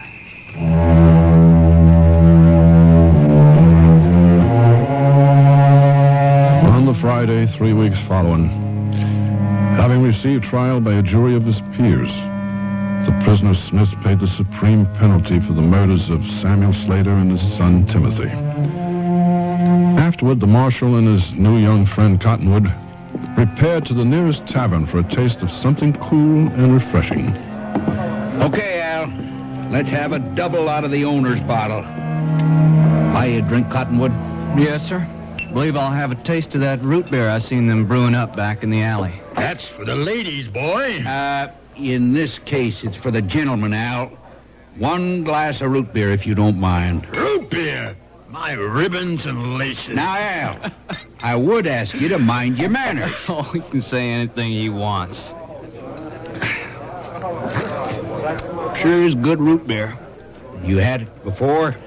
Folks was Germans, coming west in 66. Mama used to make the best there was. She could find the roots. Your folks still around? Nope. Wagon train ambushed Big Rock. Nobody got out but me.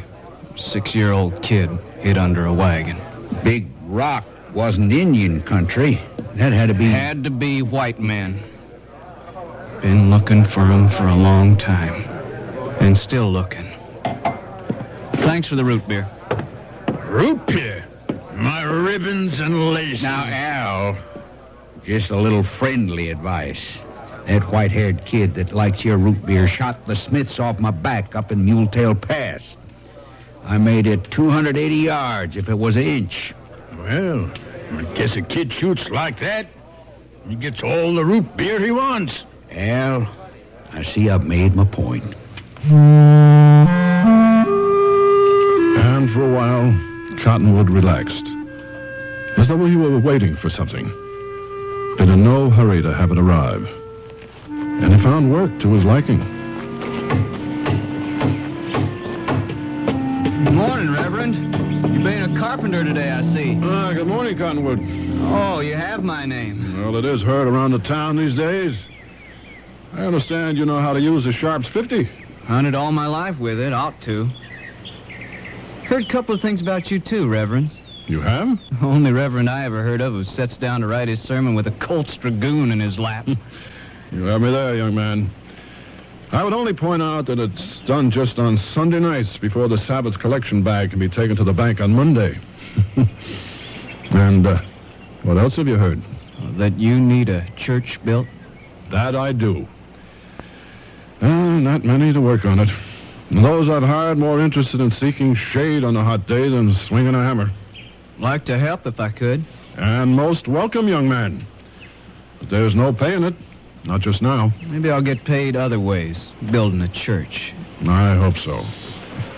Let me show you our sad lot of tools, including this very dull saw. Whew. Really is dull. You have a file? Mm-hmm. Right here.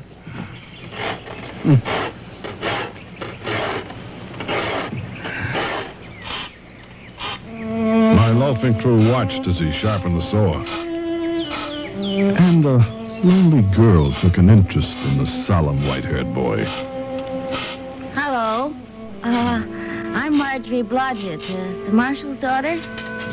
Here, good meatloaf sandwiches.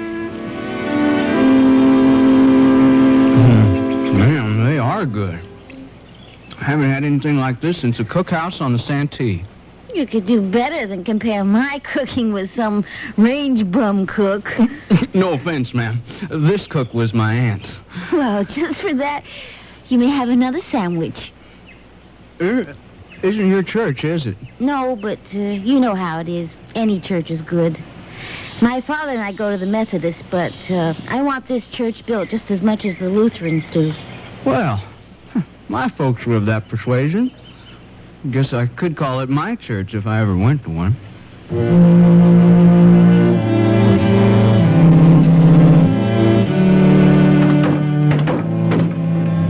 Cottonwood worked and I worked, and the church took frame.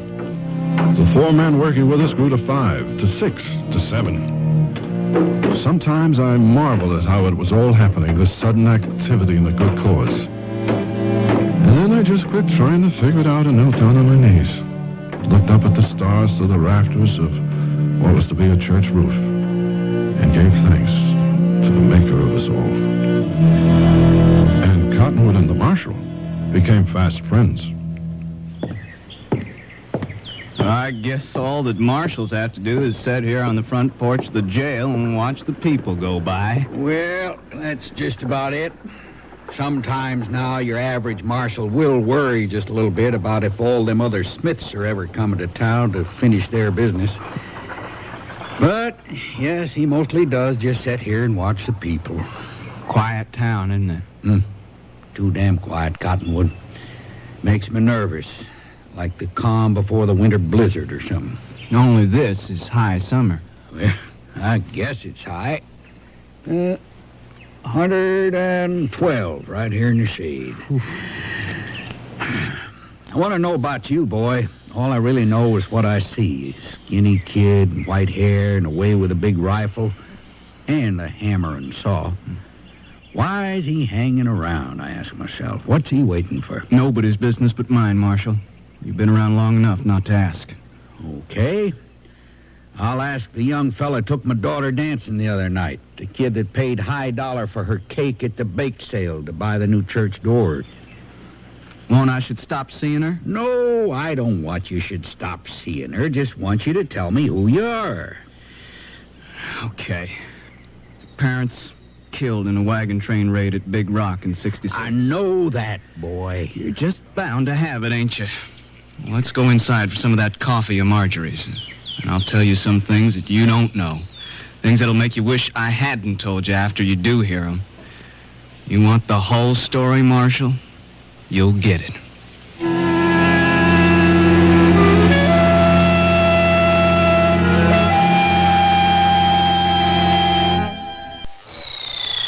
The T-shirt goes to great lengths and becomes a dress that's a super value from Sears. The T-shirt dress for $13.99 in a bright or soft palette of prints, a great get-together of interesting styles in easy care double knit polyester, sizes 8 to 18. Only $13.99 each, thanks to a special purchase. And a Sears special purchase, though not reduced, is an exceptional value. The T-shirt dress, another super value from Sears. Quantities limited. Prices may vary in Alaska and Hawaii. Watch the birdie. Oh, that's great. Your baby's wearing Sears sleep and play suit, right? Mm-hmm. And that baby stroller with the shovel handles from Sears, too? Right. Why Sears? Because Sears has what I need. Take Winnie the Pooh sleep and play suits. They have double fabric toes, a must for my infant Dynamo, and the stroller. That shovel handle lets me move the stroller easily with just one hand. But why the questions about Sears? Well, my wife's expecting. Oh, we get the picture. My dad's power hungry because he's anxious to tackle new projects with power tools for Father's Day. At Sears, find super values in a Craftsman reversible drill, saber saw with manual scroller, and dual action pad sander, each at $20 savings, now just $29.99. And check Sears heavy duty router with case at $43 savings, based on regular separate prices in Sears' current power hand tool catalog. So this Father's Day, let Craftsman satisfy your power hungry dad while you save money at Sears. Prices may vary in Alaska and Hawaii. All items available at most larger Sears retail stores. Lorne Greene again. And here's the concluding act of Cottonwood. They sat in silence in the jail office for a long time, the marshal and Cottonwood. The old lawman watched the boy suck up his coffee in the slow swallows that did tribute to its heat from the stove and its day-long brewing. And finally, Cottonwood began to talk. Almost as though he were talking to himself. I was 6 years old then.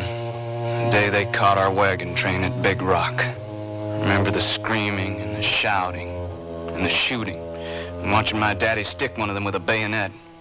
He was out of old Solomon Meredith's Iron Brigade and feared neither God nor man. I saw him shot and messed up pretty bad. Then everything quiet, the wagons burning. They rode away. Lord have mercy. And you just 6 years old. And just one more thing. Last guy to get on a horse, I seen him from under the wagon. Had a wooden leg. Big man, black beard. Seemed like he was crying. I don't know why, but he had a wooden leg. In all these years, you've been looking for the man with a wooden leg? Right. Found 6 or 7. Country like this with all the sawmills. Wooden legs not all that scarce. Thought I had him once up in the sawtooths. Knocked him off his horse and put the sharps down his throat while he cried. And then I seen it was the wrong leg. Killer had it on his left, you see. You really want him bad. What do you think? Well, I think we ought to have some of that root beer. I got a taste in my mouth right now that no root beer will ever wash out. No, thanks, Marshal. See ya. See you, kid. Fall came to the town. The heat left and the winds off the mountains began to slice under blanket coats and chill the sunburned necks. My church was finally finished. Pardon. His church. And one night a strong-willed marshal's daughter asked Cottonwood a question. Why haven't you asked me to marry you? I have this thing I have to do, Marjorie. Daddy told me. It's not human, Cottonwood. It's like an animal, to hunt somebody so long to kill them. It'd be a good life here for you and me. For us.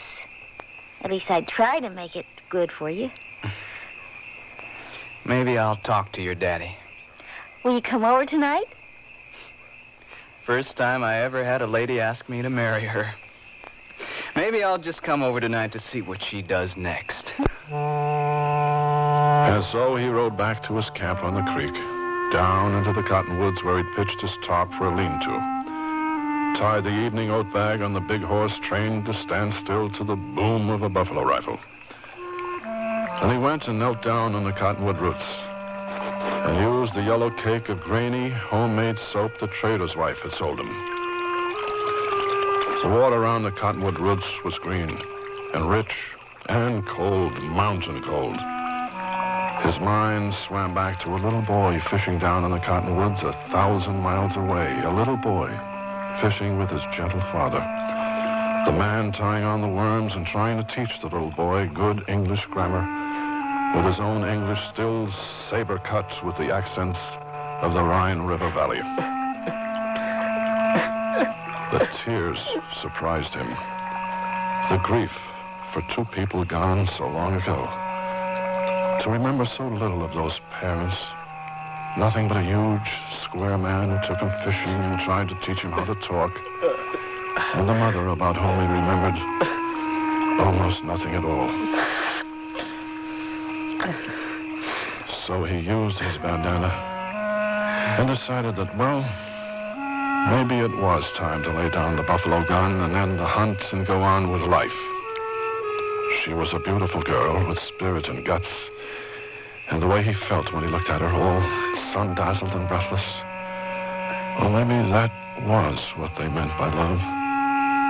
She would make a fine wife. Yes, she would. I wonder if she'll let me hang that Sharps 50 over the mantel. Probably won't even let me keep it in the house. He got out a clean shirt that he wouldn't mind the woman washing from now on, and slapped the red dust off his jeans. Took the evening oat bag off of the big horse and brushed him down. Then, as always, slid the buffalo rifle into the offside scabbard. A gesture made automatic now these 10 long years of hunting. He rode back into town and turned the corner to stop at the marshal's office hitch rail. And suddenly he froze. like a pail of wash water thrown out the door at 35 below. The man with the wooden leg, the left leg, gleaming in the moonlight on the front porch. And he knew it was the man. You can step down off the horse, Cottonwood. Figured you'd better see it now than later. That's why I pulled up my pant leg. If you're going to shoot somebody, better do it before he's your father-in-law. I don't believe it. You didn't limp like a guy with a wooden leg. You try walking on one 40 years, you won't limp either. You got a gun on me? Nope. Ain't gonna make any difference, you know. Whether you got a gun on me or not won't make no difference at all. I heard you the first time, but I don't think you heard me. No, I ain't got a gun on you. Now, why don't you step down off the horse? Been waiting a long time to find you. Oh, my, wasn't it a long time. You got your casket picked out, old man? You got your headstone carved? And then the marshal got up and walked down off the porch. He limped now on his wooden leg as he had so long before he learned how to use it. He watched as Cottonwood slid the buffalo rifle smoothly out of the buckskin scabbard, laid it across the saddle. All right, boy. Just listen for a minute. You got that cannon of yours all loaded and cocked, but you owe me a little listening first. Just don't talk too long, Marshal. Your time is up. It was me you seen there after the massacre at Big Rock. Big man with a black beard and a wooden leg. Got that wooden leg with Quantrill in Missouri. Caught a load of buckshot low one time. And you did see me crying. 18-year-old kid, sick of all this killing, but too scared to cut and run for home again. At least, up till then. Too scared to leave him? Till then, I said. Right after that wagon train ambush, I cut out. Went my own way. They were so happy with all the stuff they found in the wagons, they never missed me. I hid out up in Cutthroat Foothills and thought about it. Damn near swallowed my colt a half dozen times, if you take my meaning. Why didn't you? Save me all the trouble. I don't know. I just don't know. Maybe because it was too easy, I guess. Somewheres, everybody's got to have a way to climb back. A ladder up out of the well, back into the light. Up in the mountains, I decided I'd try to climb back up the ladder by pinning on a badge. Figured I might last a month as a lawman before they buried me. But it was just a way of making up. Look how long I've lasted. I heard your name before. You wasn't as good as some of them, but you was better than others. Did you, were you a part of it? Back there at Big Rock? No. No, I wasn't. I didn't kill your folks, and nobody else. Waited behind Big Rock till it was over, wanting to run. But I come to have a last look before I lit out. Heard you crying under the wagon. When you seen me coming, you passed out. Know how you come to be a buffalo hunter, Cottonwood? 'Cause I carried you 4 hours on the saddle, left you by buffalo hunter's camp, and then run like hell. Slowly, shaking just a little, Cottonwood tipped up the rifle, put down the hammer, slid the gun back into the long buckskin scabbard. He put both hands on his worn saddle seat, stared at the marshal. I'm gonna go now. At least I found out. I can't make it up to you. Wouldn't know how to try. But I can tell you, my girl would like to have you for her man. For the kind of life you've really been hunting all these years. Think it over.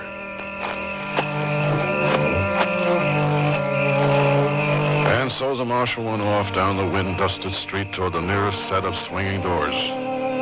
To get the kind of medicine a man needs after he's been looked in the eye by a buffalo gun. are. Where's Daddy? I thought I heard you two talking out here in the dark. You did? It's all talked out. Well, I don't know what's talked out, and I won't ask. But you, mister, can just come in and help me give Daddy's prisoners their night coffee. They won't go to sleep without it. It must be terrible weak coffee. That's a heck of a thing for you to have to do. Well, I wouldn't have to, not if I was married. Maybe we'll just do something about that. And so they were married. The wedding should have been held in the bride's Methodist church, but Marjorie suggested it be held instead in a church that Cottonwood had helped to build. So I was privileged to unite them in the bonds of holy matrimony. And afterward, well, it was the only wedding reception I've ever seen where the first toast was drunk in root beer.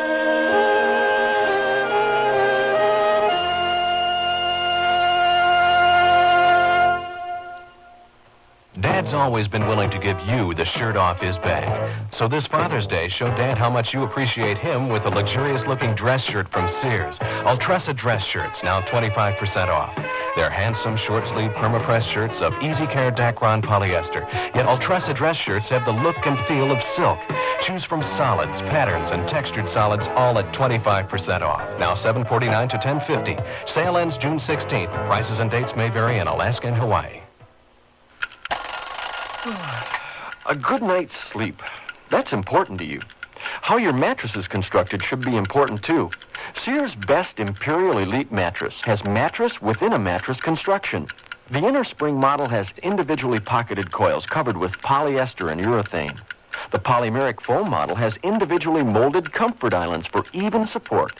Only at Sears. Sears' Best Imperial Elite, a mattress within a mattress.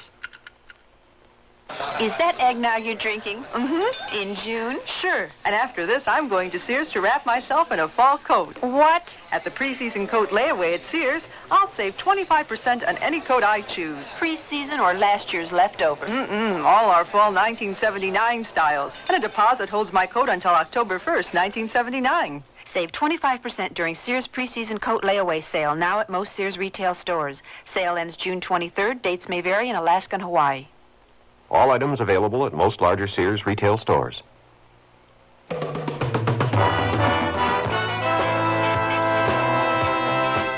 The Sears Radio Theater has been brought to you by Sears Roebuck and Company, where our policy is satisfaction guaranteed or your money back.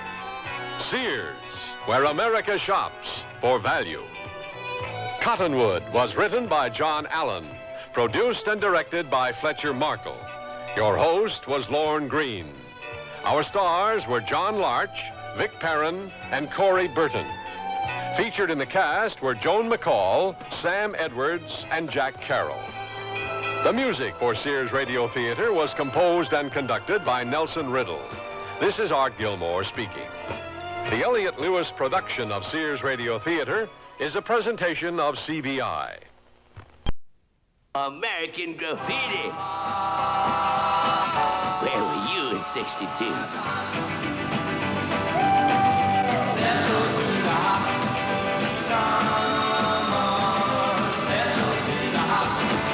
Grab that special one and jump into your candy-colored custom or your screaming machine, cruise downtown and catch American Graffiti. American Graffiti. Baby, what's that? It's a movie. Can you dig it? Can you dig it? Go back in time. Where were you in '62? Is that you in that beautiful car?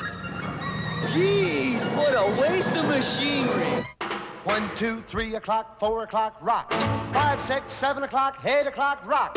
9, 10, 11 o'clock, 12 o'clock, rock. We're gonna rock around the clock tonight. What did you say? Someone wants me. Someone roaming the streets wants me. And I bet you're smart enough to get us some brew.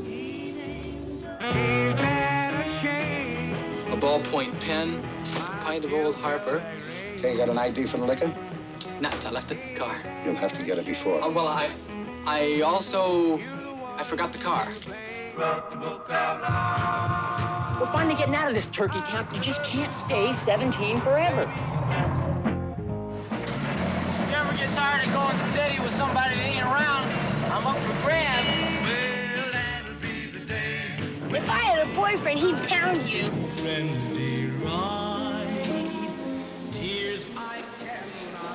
What's wrong? Go to hell. Get your boogaloos out, baby. The Wolfman is everywhere. 16 candles. You know Toby Juarez? We killed him last night. Excuse me, I think we've had an accident. Well, I won't report you this time, but next time just watch it, will you?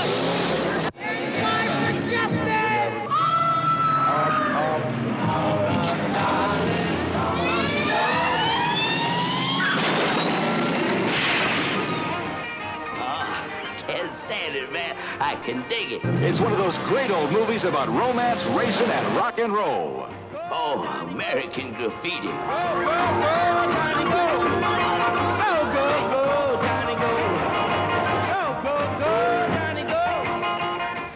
American Graffiti. Where were you in '62?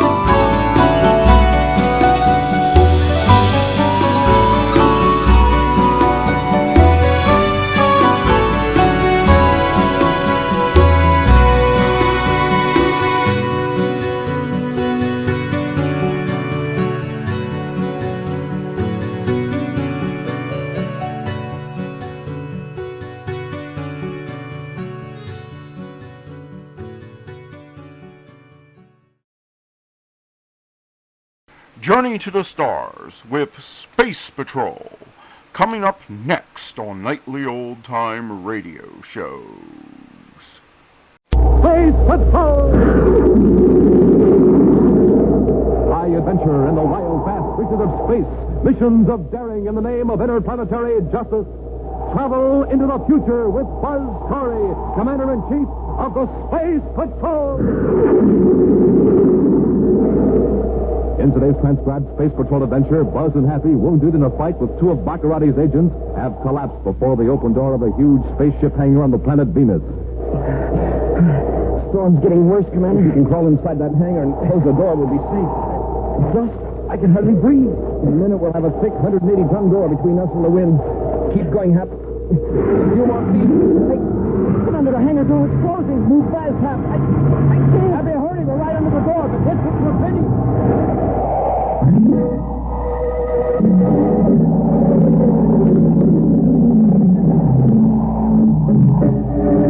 now for the complete story of today's thrilling adventure of Space Patrol.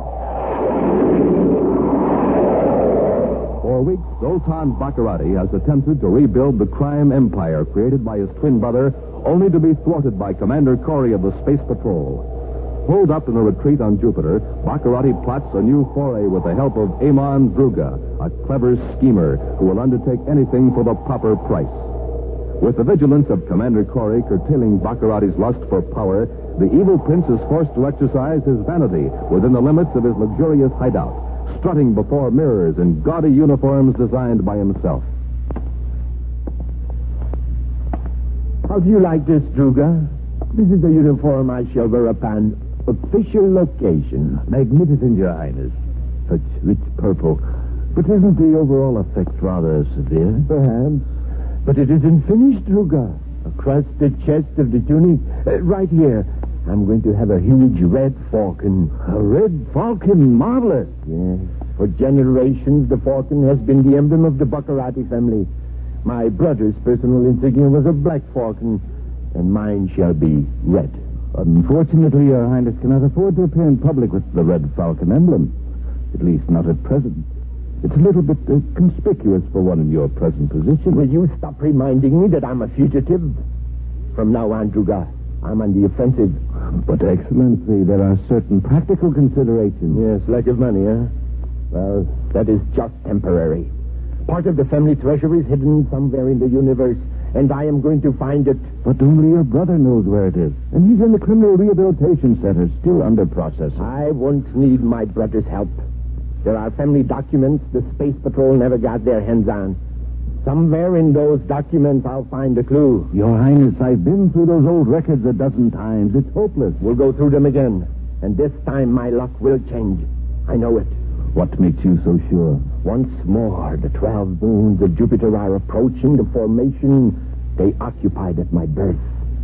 Druga, this means that it is time for me to act. For years, I lived in obscurity. My twin brother enjoyed all the rights and privileges. He tried to rule the universe. He matched wits with Commander Corey. And he failed. That's why I suggest caution, Your Highness. My brother failed because he was not meant to rule. But I am. I shall defeat Commander Corey. Elsewhere, on the man-made planet Terra, Cadet Happy enters the central office of Commander Corey and hands Buzz a copy of the spaceogram just decoded by the Space Patrol Communications Office. It's from the Criminal Rehabilitation Center on Venus, Commander. Lieutenant Ulmer said it was important. Oh, thanks, Happy. Yes, I should say it is. It concerns Prince Baccarati. Baccarati? Which one? The original prince. The one undergoing treatment at the rehab center. Oh, don't tell me he escaped. No. Well, the superintendent says Baccarati's now in phase 7 of the processing. That means the treatment is temporarily suspended to see how Baccarati's responding. Oh, to see if he's getting cured, huh? Yes. Apparently he is. Wants to turn some of his family treasure over to the government. Baccarati wants to give something away? Mm-hmm. To make amends for the trouble he's caused. But he insists on talking to me. Sounds like a trick. Perhaps. If it is, we'll know the processing isn't totally effective with Baccarati. On the other hand, he may be entirely sincere. I'll send a spaceogram to the rehab center, then we'll blast off for Venus. In Baccarati's hideout in Jupiter City, Amon Druga records a coded space-phone message on microtape. After several playbacks, he deciphers the message. Frowning at the result, he suddenly rises and rushes to Prince Baccarati's private quarters, where the crime czar poses before a mirror in his dazzling new uniform. Your Highness, this just came in... Do you like this uniform, Druga? As I said before, Your Highness, it's in excellent taste. Most impressive. Perhaps the Red Falcon could be just a little bit larger. After all, I have the chest for it. Oh, yes, what is it you wanted? A message just came through from Venus, Excellency. Some information from the Rehabilitation Center. It's about Your Excellency's brother. Yes, what about him? He has requested a private interview with Commander Corey. He wants to reveal the location of certain family treasures and turn them over to the government. No, a traitor? My own brother a traitor? I'm afraid I don't understand. The idea of a Baccarati giving anything to the government? Besides, it's not my brother's property to give away. It's mine. Frankly, I don't see what you can do about it. My spy in the rehab center. I can get word to him, and he can do away with my brother before it's too late. But the patients at the rehab center are carefully guarded. Besides, if something happens to your brother, the secret goes with him. I suppose you're right, Druga. I have it. Corey will investigate my brother's story. If we follow Corey when he leaves the rehab center, we'll know where the treasure is hidden. A splendid idea, Your Highness. I'll get Liggett to help. Get me a ship immediately. I'm going to Venus. In a private consultation room at the Venus Rehabilitation Center, Buzz and Happy confer with the original Prince Baccarati, the evil genius who terrorized the entire solar system before being captured by Commander Corey. As they talk to the man who was once their mortal enemy, Buzz and Happy are amazed at the apparent transformation that's taken place during the few months of treatment. It was very kind of you to come here, Commander. I appreciate it. I'm willing to help any man who wants to correct his past mistakes. Then you don't hold any hard feeling against me? I can tell that you're not the same Prince Baccarati that I brought in here several months ago. Your whole personality has changed, isn't that right, Happy? That's right, sir. For one thing, the prince doesn't have a chip on his shoulder the way he used to. Prince? Don't use that silly title. I realize now that it's entirely meaningless. Empty and stupid. It's too bad your brother doesn't realize it. Oh, Zoltan. I've been wondering about him. I'm afraid he's trying to take over where you left off, Baccarati. He's been giving the Space Patrol a lot of trouble. Well, perhaps I could talk some sense into him. Where is he? Well, that's what I'd like to know. Frankly, I don't think anybody could talk sense to Zoltan. But we didn't come here to talk about your twin brother. I understand you want to turn something over to the government. Yes, Commander, about 2 million credits in jewels. Smoking rockets. Well, I realize this won't begin to pay for the destruction I've caused and the wrong I've done to innocent people. But this treasure might help some of my victims. Where is the treasure, Baccarati? It's here on Venus. I've drawn a crude map to help you find it. Here, this is the approximate location, Commander. These are the Vender Mountains. Now here to the south... Hey, isn't that close to the Venus storm belt? Yes. Years ago, my grandfather built a retreat there during a period of unrest on Jupiter. You see, he was quite a tyrant, and the people were close to an open rebellion. And no one knows about it, not even your brother Zoltan. I doubt it. Zoltan is the last person I would have told. The jewels are in a vault in a sub-basement of the main building. I've written down complete instructions on how to open the vault. Fine, Baccarati. I can't give you the exact location, but you won't have any trouble. There are no other constructions within hundreds of miles. Not in that region. That's for sure. According to your map, this is the main building. What are these other structures? Oh, well, this small one is the power plant. And this is the hangar. Hangar? Yes, for a spaceship. It's quite strongly built. During the storm season, there are winds of several hundred miles an hour in that area. Yes, I know. Strong enough to rip a ship off its moorings. My grandfather was quite proud of that hangar. It's got a thick metal door that weighs 180 tons. Yet it can be opened or closed in 20 seconds. Wow. 60 years of Venus storms have battered that hangar door. And all they've done is scratch the surface of that big door. Speaking of storms, we've got to get to that hideout very soon. The storm season is due to begin. Come on, Happy. Bring the map. Several hours later, the Terra 5 skims low over the Vander Mountains near the equator of Venus.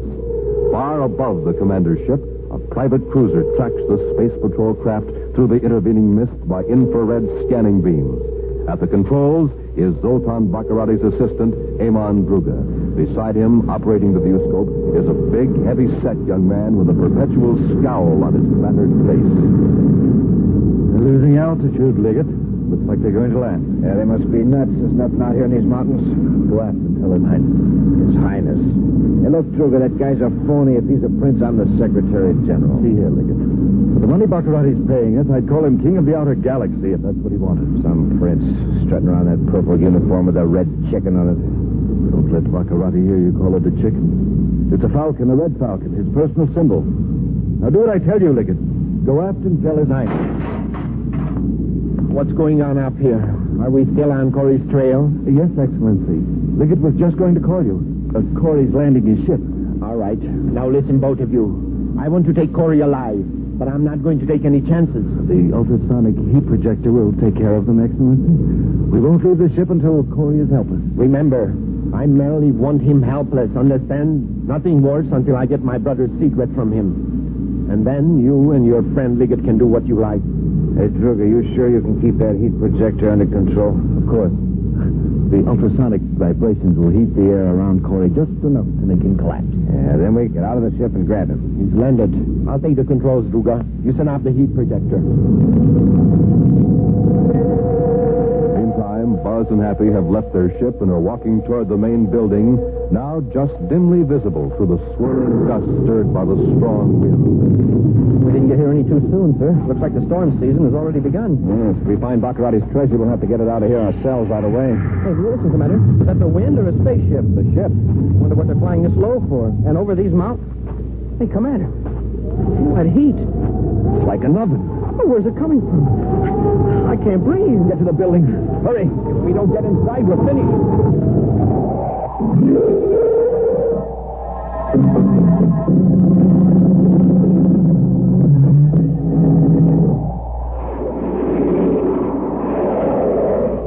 The original Prince Baccarati, now in the final phases of treatment at the Criminal Rehabilitation Center, is anxious to atone for his past deeds. He has told Commander Corey where to find a portion of the Baccarati family treasure, hidden for years in a retreat in a range of mountains near the Venus equator. But Baccarati's twin brother, Zoltan, hoping to get the treasure for himself, has followed the Terra 5 and watched it land near the ancestral hideout. As Buzz and Happy fight their way through a windstorm, Baccarati's accomplice, Amon Druga, focuses an ultrasonic heat projector on the two space patrollers. Baccarati stares gloatingly at the viewscope screen as he sees Buzz and Happy drop from the stifling heat. It worked. It worked. Shut off that heat projector, Druga. They won't have much fight in them now, Your Highness. Here's where we go to work, Druga. Let's get them. Just a minute, Liggett. I don't want Corey so badly beaten up that he can tell me where the treasure is. All right, Your Highness. Excellency, from the dust out there, the storm has already begun. Visibility is very bad. Take a portable spacerphone. I'll keep an infrared viewscope beam on you. If you get lost, I'll guide you. Yes, Your Highness. Come on, Liggett. Open the hatch.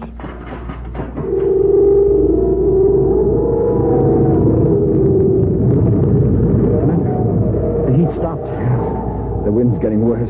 We better get moving. Yes, sir. Oh, I'm so weak I can hardly stand. Where did that heat blast come from, sir? Oh, might be from natural causes. Grab them quick, Liggett. Hey, Commander, look. They're looking for trouble, Hap. Use your ray gun. Oh, no, you don't. I'll take that gun. Quick!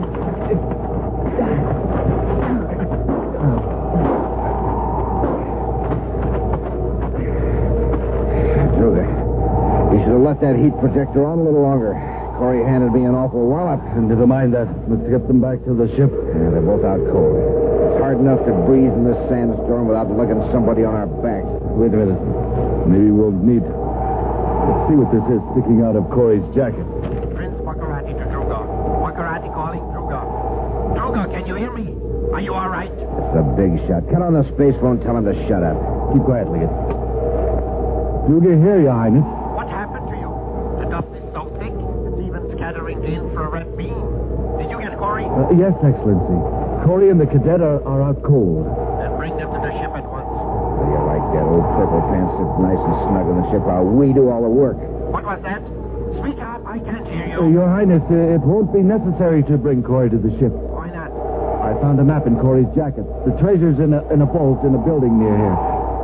Can you see Liggett and me at all in the viewscope? Yes, I can see you. And there is a big building just east of you, about 100 yards. All right, guide us there by space phone. Listen, Druga, the wind's getting worse all the time. How are we going to lug the treasure to the ship? Just shut up, Liggett. Your Highness, listen. Here's a real break. We won't have to lug the treasure through the storm. I just found something else on this map. There's an underground tunnel from the building that leads to the hangar. Guided by Prince Baccarati, Druga and Liggett trudged through the dust storm toward the hiding place of the treasure, leaving Buzz and Happy lying on the ground. Moments later, Buzz regains consciousness and crawls toward Happy.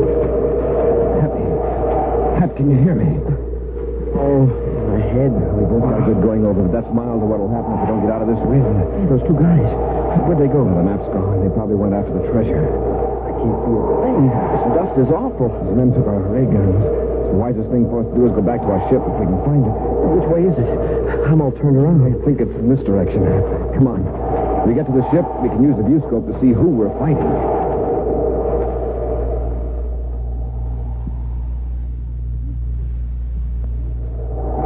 Keep moving, Hap. We've got to keep moving. Yes, sir. We must have taken the wrong direction. I'm afraid we did. Must have passed the ship by now. The dust is so thick we could have missed it by a few yards and not known it. Hap, look. There's something up ahead. It's a building. It's a spaceship hangar. It's open. The door's open. Come on, Hap, on your feet. I can't. Come on, fella. Here, I'll help you. I'm too weak, Hap. Between that heat blast, the beating, and the dust, the storm's worse. Hap, if we can crawl inside that hangar and close the door, we'll be safe. I can hardly breathe. Even if we got inside, how can we close the door? We'll find the control mechanism somehow. We've got to. That's it, Hap. Keep crawling. In a minute, we'll have a thick 180-ton door between us and the wind. Commander, I keep going, Hap. A few more feet. Commander, the hangar door's closed. Move fast, Hap. I can't. Hurry. We're right under the door. If it hits us, we're finished. Go on, Commander. If you can make it, Hap, it's a matter of seconds. Move.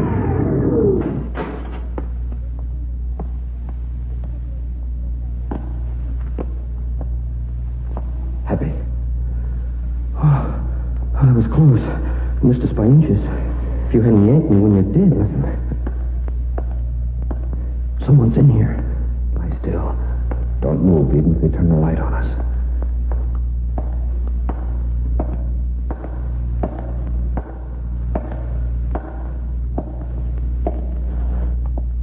Corey. I thought the door would finish you. Druga to Baccarati. Druga calling Baccarati.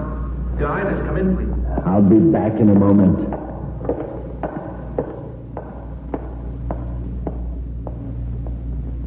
Baccarati, it is a tunnel right on us. Yes, he saw us, but he thinks the door clipped us. Hey, there's a spaceship in here. Must be his old times. Druga calling Baccarati. One of his gang is calling him by spacephone. That's a break. He'll have to go to the ship to answer the call. For him to do anything, it better be now. Are you good for a little action? Now that I'm out of that dust storm, yes. Move along the hangar wall toward the ship. Yes, sir. We'll take advantage of the dark before Baccarati gets smart and turns on the ship's floodlight. Druga to Baccarati. Your Highness, there's something wrong. Baccarati here. Your Highness, what happened? I had to leave the ship for a moment to shut the hangar door. Oh, it was getting drafty in there. Yes, a lot of strange things were blown in. Corey and the cadet, for example. Nothing to be alarmed about. They found a hangar, but it didn't do them much good. They're lying just inside by the door. Have you found the treasure? Yes, Excellency. Liggett's inside the vault now, hauling it out. Good. Have you found the tunnel opening into the hangar? Well, it must be in the back end. I'll look for it and have the door open when you and Liggett come through. Fine, Your Highness. You and Liggett hurry up. I want to blast away from here before this storm gets worse. Baccarati out. Now to locate the tunnel door.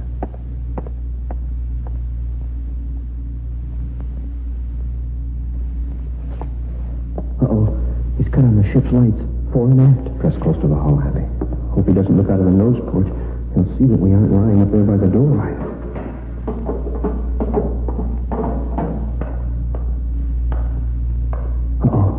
He's heading toward the back of the hangar. Well, let's renew an acquaintance. Baccarati, hurry! Don't go for that blaster! Keep out of this. I've been waiting a long time for this. Okay, Commander.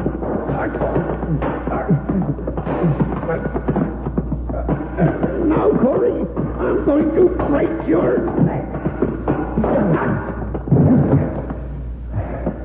Well, nice going, Commander. Get his blaster hat. Yes, sir. Now, just take it easy, Baccarat. Help him up. On your feet. Hey, Commander, look at this fancy outfit he's got on. Purple and gold. Hey, and what's this on his chest? Oh, a red falcon. Hey, he's really dressed to kill. He nearly succeeded. You haven't won yet, Corey. You're right, Baccarat.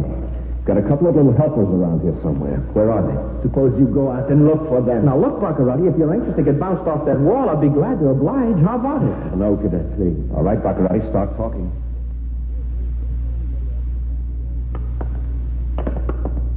Truga, how long is this tunnel anyway? How should I know? I've never been before.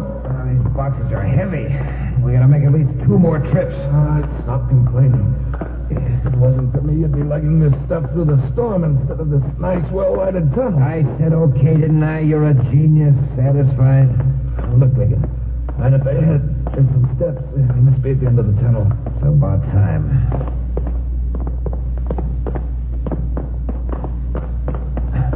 I thought His Highness was going to open the door. Take it easy. Your Highness! Your Highness! Good, he heard it. Go on through, Liggett. Well, we made it, Your Highness. Duke and I figure it'll take about 2 more treads. Yes, Excellency. Corey. Get your hands up, both of you. Baccarat, why didn't you tip us off? Get the weapons, Hap. Yes, sir. You were so smart, Druga. You and your old high and mighty there in the purple pajamas. I took your orders, but now I'm going to do it my way. Commander, look out! You asked for it, Liggett. Oh. Now then, this is a large hangar, and there's plenty of room on the floor beside Liggett. Want to join him, Druga?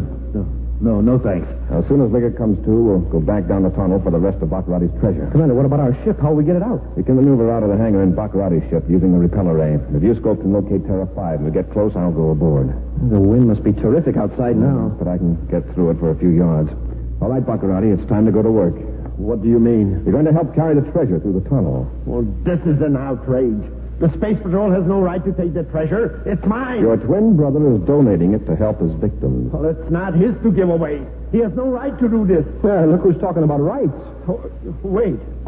I'm one of my brother's victims. Doesn't that entitle me to a share of the treasure? Hey, listen to that, Commander. It's getting as windy inside the hangar as it is outside. I'm inclined to agree. Get going, Baccarat. Very well. But what troubles have befallen the great name of Baccarat?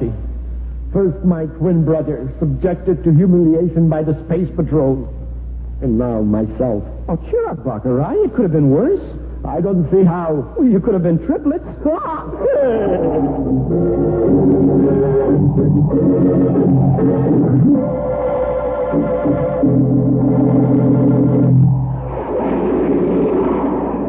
Now, an action preview of next week's exciting Space Patrol story.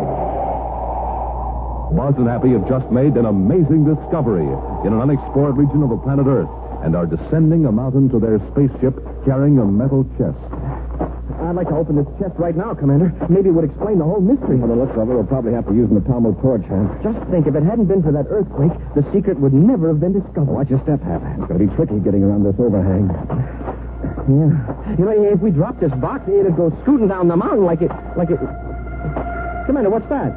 I don't know. Well, some of these tropical birds make some weird noises, but this is Hap. Look up above us. The rock's giving way. Smuggled rocket is another quake. Well, we've got to get away from here fast. The whole top of the mountain's coming down on us.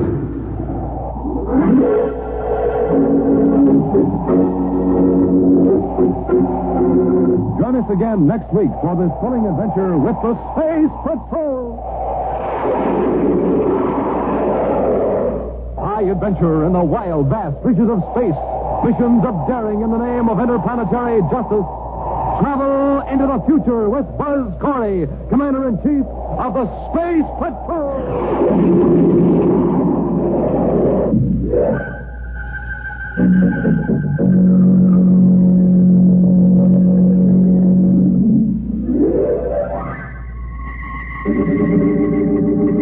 This is the United States Armed Forces Radio Service.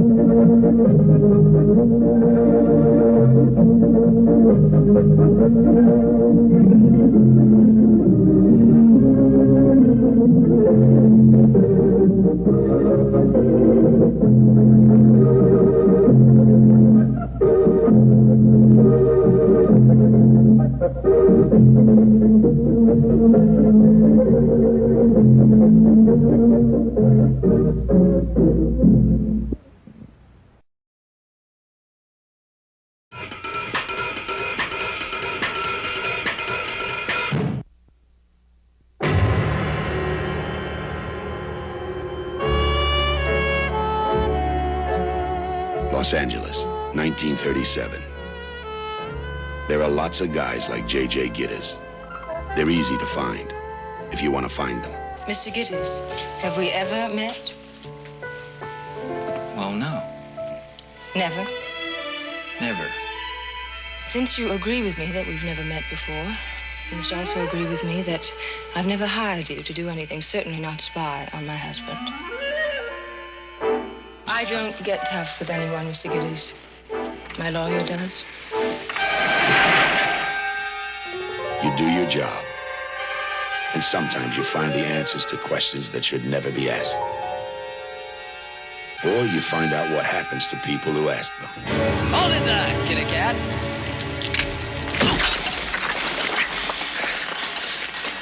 You're a very nosy fellow, kitty cat, huh? You know what happens to nosy fellows? I dislike the word cheat. Did you have affairs? Mr. Gittes. Did he know about it? Where were you when your husband died? You were seeing someone, too. For very long? I don't see anyone for very long, Mr. Gittes. It's difficult for me. Mr. Gittes, you're dealing with a disturbed woman who's just lost her husband. I don't want her taken advantage of.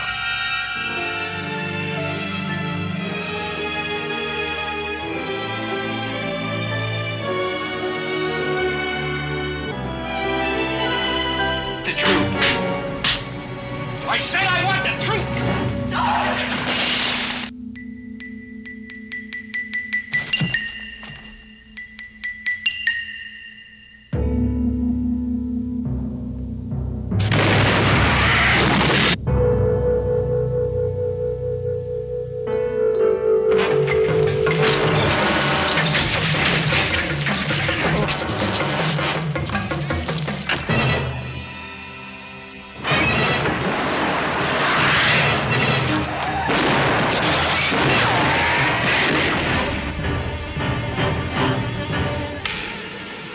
Jake.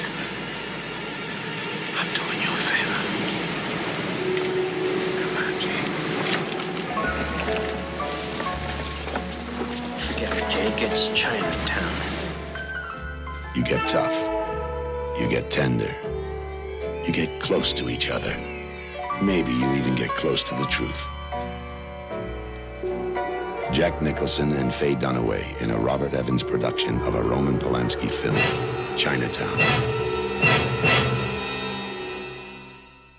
Look, up in the sky. It's a bird. It's a plane. It's the Adventures of Superman on nightly old-time radio shows. Coming up next. Presenting the transcription feature, Superman. Up in the sky. Look. It's a bird. It's a plane. It's Superman. And now, Superman.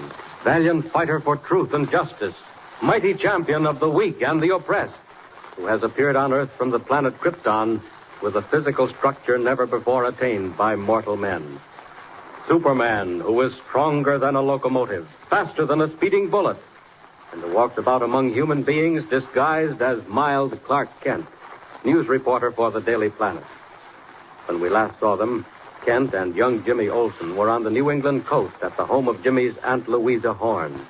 Curious events have led them to think that a mysterious group, possibly smugglers, are trying to use Miss Horn's house for their own ends.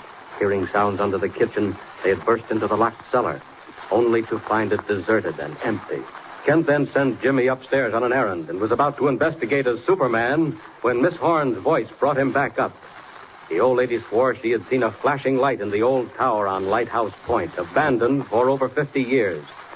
Kent and Jimmy dashed out into the night toward the point, but once clear of the house, Kent pulled the boy back. Possibly Miss Horn was merely trying to get rid of them, he explained. Better watch. See what happens. As our story continues today, Kent and Jimmy are crouched back of a bush. Before them, the lighted windows of Horn House. Beyond them, the dark tower of the old lighthouse. Listen. Listen, Mr. Kent, no fooling. You don't really think my Aunt Lou had anything to do with this, do you? Jimmy, I don't think anything, not yet. All I know is there are some very peculiar things going on in the neighborhood of Horn House. What do you mean? Keep your eyes on that window. What's your aunt doing now? Not a thing. She's just sitting there at the kitchen table.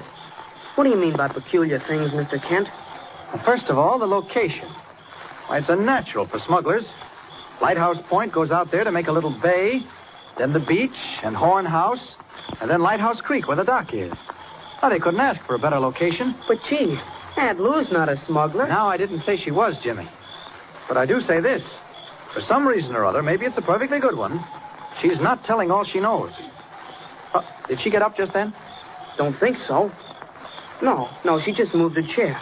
Go on, Mr. Kent. Well, she's frightened of something. She's afraid, but she won't tell us why or of what. Golly, I don't see what that proves. She's scared somebody's going to break in on her. I wonder, Jimmy. If that's so, why was she out on the beach in all that rain and storm when our catboat was wrecked? She said she was looking for us. But when we landed, she was running away from us. And what about the light in the lighthouse? Did we actually see one there? And did your aunt see one while I was in the cellar? Or is she just trying to get rid of us for a while? Gee, I don't know, Mr. Kent. Yes, I do, too. What? Mr. Kent, look behind you. Look at the tower of the lighthouse. Great Scott. Jimmy, there's a light. Your aunt was telling the truth. About that, anyway.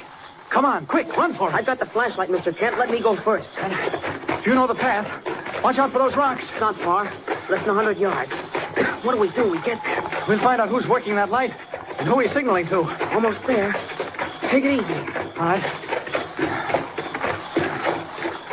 Listen. Don't I hear a boat off there in the fog? I don't hear anything. Oh, never mind. Where's the door? Right here. Golly. Mr. Kent, look. It's open. Jimmy, anybody live here in this lighthouse? Not now. When Aunt Lou ran the farm, the farmer lived here. That's what the wire's for. Wire? Where? Oh, yes. The telephone wire. Aunt Lou ran a telephone to the house in case she wanted to talk to him. Quiet now. Snap off your light. Golly, I should have done that before. They'll see us for sure. I don't think so. All right, come on, up the stairs. Take it quietly. I'll go first now. Mr. Kent, what do you think's going on? Jimmy, you remember we heard a boat on our way across the bay? Yeah, speedboat. And right after that, we saw the phony light. The one that wrecked us. But what of it? Look out for the railing. All right, thanks. After we got into the house, we heard people or something in the cellar. But we didn't find anything. Well, we didn't really look. But I'll bet I know what's happening. That speedboat was guided in by the light and landed something near enough to Horn House so we heard them. And now they're getting away again. And that's what the light's for. Smugglers. It must be. I shouldn't wonder. Now then, how high is this tower? I don't know, but we're almost to the top. I keep it quiet now. There we are. Now, you stay right here on the last landing. Where does that door go to? Into the light room. I want to come with you, Mr. Kent. No, there may be trouble. You stay right here. Keep the flash. What's that big bell? That's the old fog bell. Take it easy, Mr. Kent. Listen, I hear him moving around in there. Steady. I'm going to crash that door. You stand back, Jimmy. Mr. Kent, you should have brought the shotgun. Don't need it. There may be trouble, like you said. Gotta take a chance on that. Stand back now. Oh, wait. Maybe the door's not locked. I'll try the latch. Quiet. Not a sound. It's locked, all right. The light's still going. I can see it through a crack. Now, Jimmy, whatever happens, you stay right where you are. Or beat it back to the house. Maybe that'd be better anyway. No, I'll stay with you. I'll keep out of the way. We've got this, fella. There's no way out except down these stairs. He can't get away from us. Maybe you better wait until he comes out. No. Whatever he's doing, it's time we stopped it. But I don't want you to be mixed up in it. It's no place for kids. Oh, please, Mr. Kent. I'm not a kid. You go down the stairs. Wait for me down below. All Quick. right. Now, go on, Jimmy. If you say so. Holler if you need me. I will. He's still in that lamp room. And I think it's time he had a visitor. Now. Who's that? What are you doing with that light? Put it out and put down that gun. Where'd you come from? Stand back. Look out. I said put down that gun. Quick. I told you not to. Now we'll see how you bounce. Oh, quit that. Put me down. What do you think you're First of all, out with that light. Put me down. You're killing me. All right. I'll put you down. There. Now, quick. What was that lamp for? And what are you doing around Hornhouse? Hurry up. Start talking. You'll never know. Listen. There's the boat now, and you can't stop me. So long. Stop. Come back here. Oh, the fool. He went through the window, and it's 50 feet down. And I hope it's deep water. Gotta go after him. Out we go. Out. Out. Down. Down. He made it. He's swimming. No, he's not. He's sinking. Must have struck a rock. He's going down. There's the boat. They're trying to get to him. Pick him up. Well, let's see who's quicker. Down we go. Right into the water. Down. Now then. Gotta get him before he drowns. Then I'll get that boat. There he is. Got him. Now, up. Up.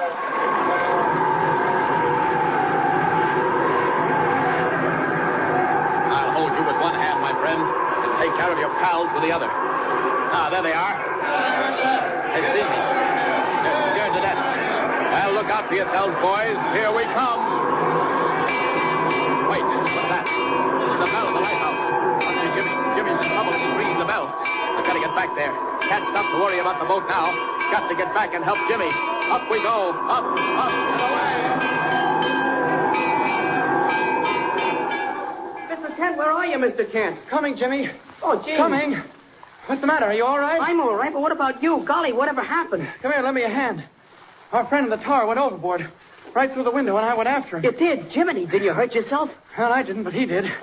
Here, give me a hand. Get him inside. He's out like a light. Yeah. Jimmy, what was the matter? Was it you ringing the bell? Mr. Kent, I was scared. You were gone, and I didn't hear anything. It told me not to go up to the light room, but that wasn't all. Here we are. Golly. All right, help me put him on that bench. That's it. There. And get him back to the house and see what's what. Oh, go ahead, Jimmy. What happened? What scared you? Mr. Kent, it was the telephone. The telephone? What are you talking about? Mr. Kent, just after everything got quiet up where you were, I heard the shots. Golly, what happened? Well, never mind that. He missed me, and then he jumped through the window. Go on with what you were saying. Mr. Kent, the telephone rang. It rang like anything. Yeah? When I took it off the hook and answered it, there wasn't anybody there. What do you mean? Just what I said. All it did was ring, but there wasn't anybody on the other end. Quick, Jimmy.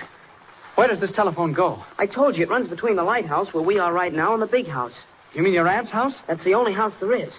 Jimmy, where's the phone in the big house? I mean, where does it hook up? In the kitchen, right where Aunt Louisa was. Well, quick, tell me, how does it work? What do you do to make it ring? Just push a button right under the phone, and a bell rings at the other end. Huh? There it is again. Listen. Jimmy, you keep your eye on that fellow on the bench. If he moves, sing out. Okay. Hello? Hello? Who's there? Miss Horn? Miss Horn, is that you? Miss Horn! What is it? Isn't there anybody there? Yes, there is. There is somebody there. Right at the other end. But they won't answer me. Miss Horn? Or if it isn't Miss Horn, who is it? Mr. Kent, hang up and ring the button on this end. Make it ring in the kitchen and see what happens then. No, I don't want to do that. I've just thought. Jimmy, it may be that your aunt doesn't want to make a noise. Any noise at all. She doesn't dare talk. Golly, why? I don't know. You keep your eye on that fellow. He's moving. Jimmy, I've got an idea. Listen, I'll send a message to your aunt on this phone. You keep quiet. Miss Horn, listen to me. If you can't talk, if you want help quickly, ring this bell 3 times. Miss Horn, can you hear me? When I hang up, if you want us to come quickly, ring this bell 3 times. Golly, do you think she heard you? Shh, wait, Jimmy. Wait.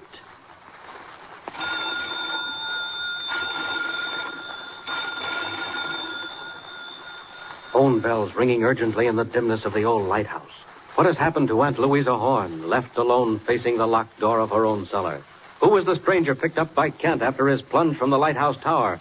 And where is the speedboat headed after its terrifying glimpse of Superman winging down from the night sky? Don't forget to tune in next time and follow the thrilling story of Superman. Up in the sky, look! It's a bird! It's a plane! It's Superman! Superman is a copyrighted feature. Superman is a copyrighted feature.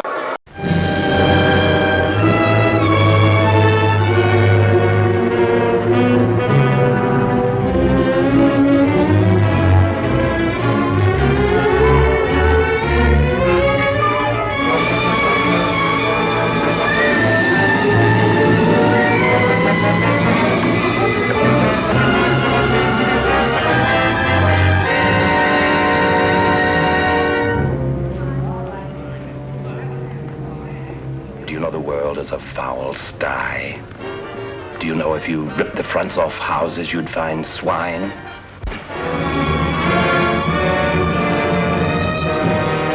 I don't want you to touch my mother. So go away, I'm warning you. Go away or I'll kill you myself. Your hands. Oh, let me go, Uncle Charlie. Let me go.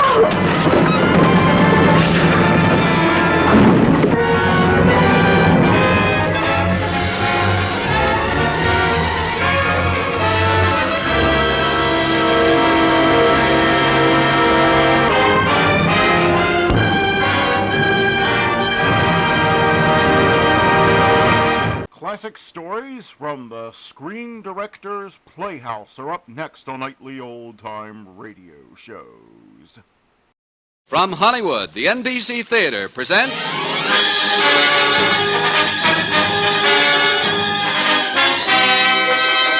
Screen Director's Assignment. Production, You Were Meant for Me. Director, Lloyd Bacon. Star, Dan Daly.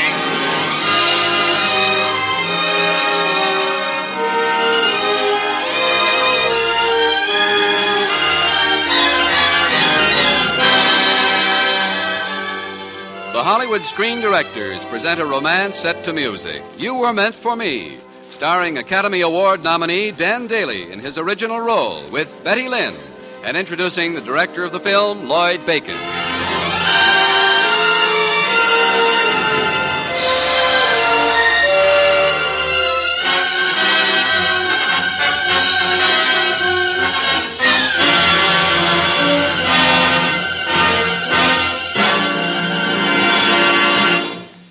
The life story of our guest screen director tonight reads like a saga of show business. Born into a distinguished theatrical family, he himself became first a stage actor and then a film actor and director. His was one of the first minds to grasp the full potentialities of motion picture sound, and his pioneering in this field established him as one of Hollywood's most resourceful and versatile artists. You've seen the fine touch of his direction in such grand entertainment as Mother is a Freshman, Give My Regards to Broadway, The Sullivans, I Wonder Who's Kissing Her Now, and tonight's story, You Were Meant for Me. Ladies and gentlemen, Mr. Lloyd Bacon.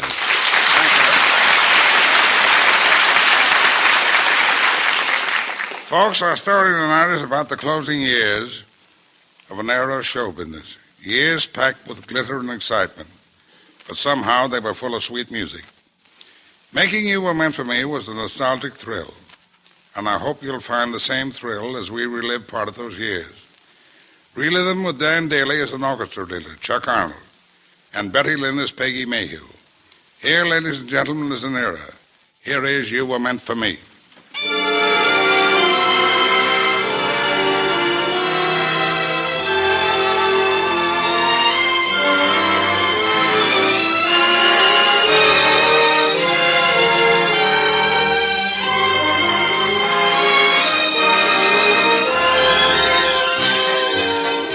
$1929. What a year. It was the beginning of the end of the era of wonderful nonsense. $1 Million Gates, Red Grange, the Galloping Ghost, flagpole sitters and marathon dancers. Admiral Byrd planting the Stars and Stripes in Little America. Rhapsody in Blue. Paul Whiteman was king of jazz, and George Gershwin and Irving Berlin were the men behind the throne. Common stocks and women's skirts were mounting to new heights, and I was doing pretty well myself. I had a smart little band, Chuck Arnold and his Sophisticates, that played the smaller circuits and one-night stands. We were doing a shot in Bloomington, and the dance pavilion was packed with the flaming youth of the town. That's when I met my Waterloo. Bloomington, 1929. Crazy rhythm, here's the doorway. I'll go my way, you go your way. Crazy rhythm, from now on we're through. Here is where we have a showdown. I'm too hi-hat, you're too low down. Crazy rhythm, here's goodbye to you. They say that when a highbrow meets a lowbrow walking along Broadway, soon the highbrow, he has no brow. Ain't it a shame? And you're to blame. What's the use of prohibition? You produce the same condition. Crazy rhythm, I've gone crazy too.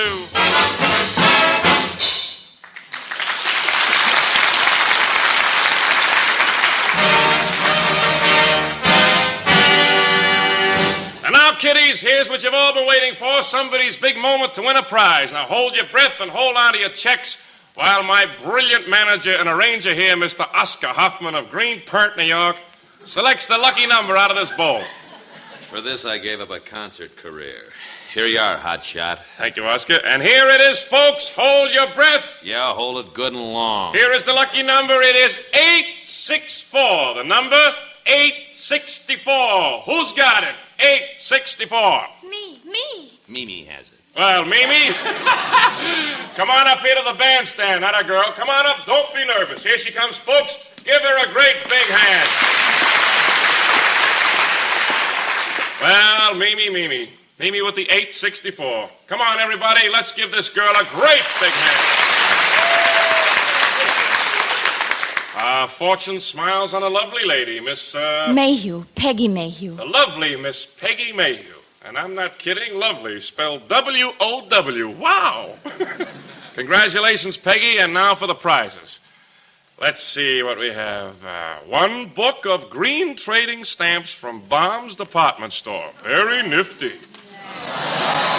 And there's a season pass for the Poli Theater. Good Tuesday matinees. And one article of feminine attire, yeah. It's gift wrapped from Weebow's Department Store. Thank you, Mr. Arnold. All right, and now in honor of this very lovely little lady, the boys and I would like to do a special arrangement of You Were Meant for Me. Your hand, beautiful lady. Oh, no. I mean, yes, sir.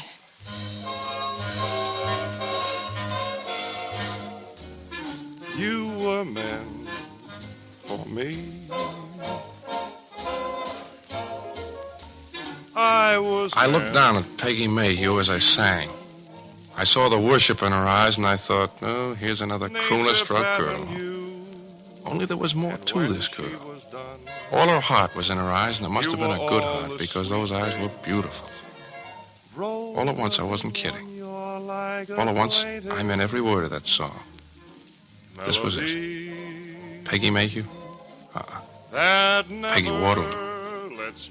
After a third of a lifetime of girls, this was the girl. And I knew. I'm content the angels must have sent you, and they meant you just for me.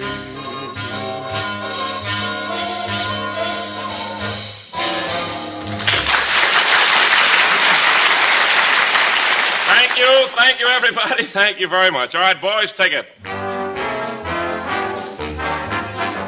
Well, thank you very much, Mr. Arnold. Mr. Arnold? Chuck, it was very nice. I enjoyed it. Oh, wait a minute. You're beautiful, you know that? Oh, thank you. May I have my hand back now? How about a prize for me? Prize? Yeah, a kiss. All right. You ask for it. There. Hey. Woo. That's big-time foliage you got there. I've got to go. No, wait a minute. Look, Peggy. Meet me after the dance tonight. I can't, Chuck. I'm with a date. Well, meet me after the country lad takes you home. Not tonight. We play Peoria tomorrow night. How about coming over? I don't know, Chuck. Well, say you'll try. All right, I'll try. I'll try. I'll see you in my dreams. Hold you in my dreams. I did get to Peoria the next night. I could hear Chuck singing inside, but the doorman wouldn't let me in without an escort. I saw Oscar, Chuck's manager, and I gave him a note for Chuck. Yeah, she gave me a note.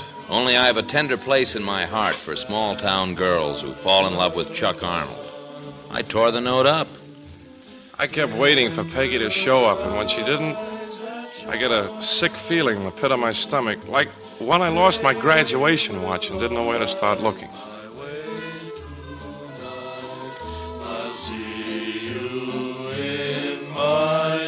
We finished playing at midnight.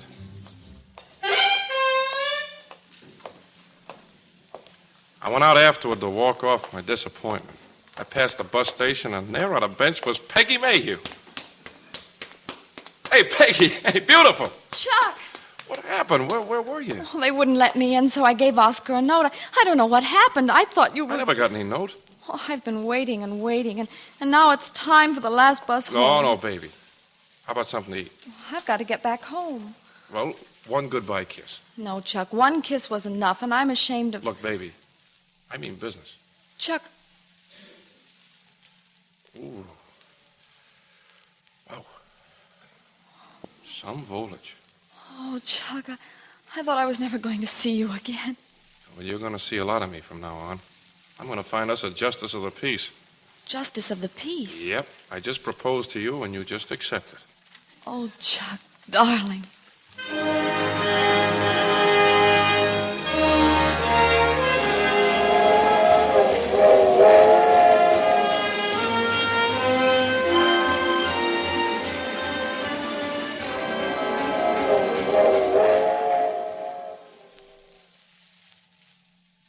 Writing another letter, baby? Mm-hmm, Mom and Dad. Hey, tell them about this plug in Variety. Arnold Combo garners top grosses on Midwest Flapper Circuit. Not bad, huh? Oh, it's wonderful. Pretty soon you'll be on the front page. Yeah, well, pretty soon you'll be writing the folks from New York. New York? Oh, Chuck, are we going to New York? We're booked into the Pennsylvania roof right after the first of the year. The Pennsylvania roof? Well, that's a big time. There's been a long pull, baby, but land is in sight. Chuck Arnold, now playing Pennsylvania roof. Oh, I can see it in Variety here.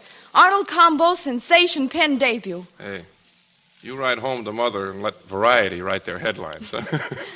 Chuck, what does this headline mean? Wall Street lays an egg.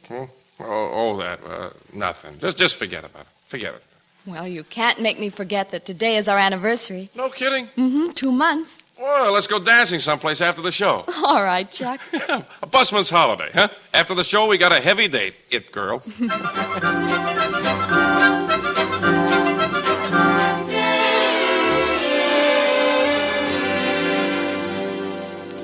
Okay, boys, that closes shop for the night. Rehearsal 10 o'clock in the morning. Hey, Chuck! Uh-oh, battle station, boys. Song plugger off the starboard beam. Hiya there, Chucky boy. Hi, Oscar. Hi, boys. Chuck wants you to have a look at the biggest thing to hit the board since Firple ran into Dempsey. Have a look at the sleet sheet. Now, wait a minute. I'll circulate among the town here and give them copies. You can give it a fast rundown.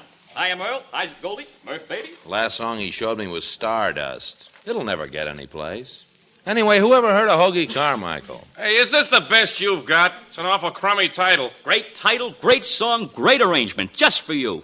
Arranger opened the vein and wrote it with his heart's blood.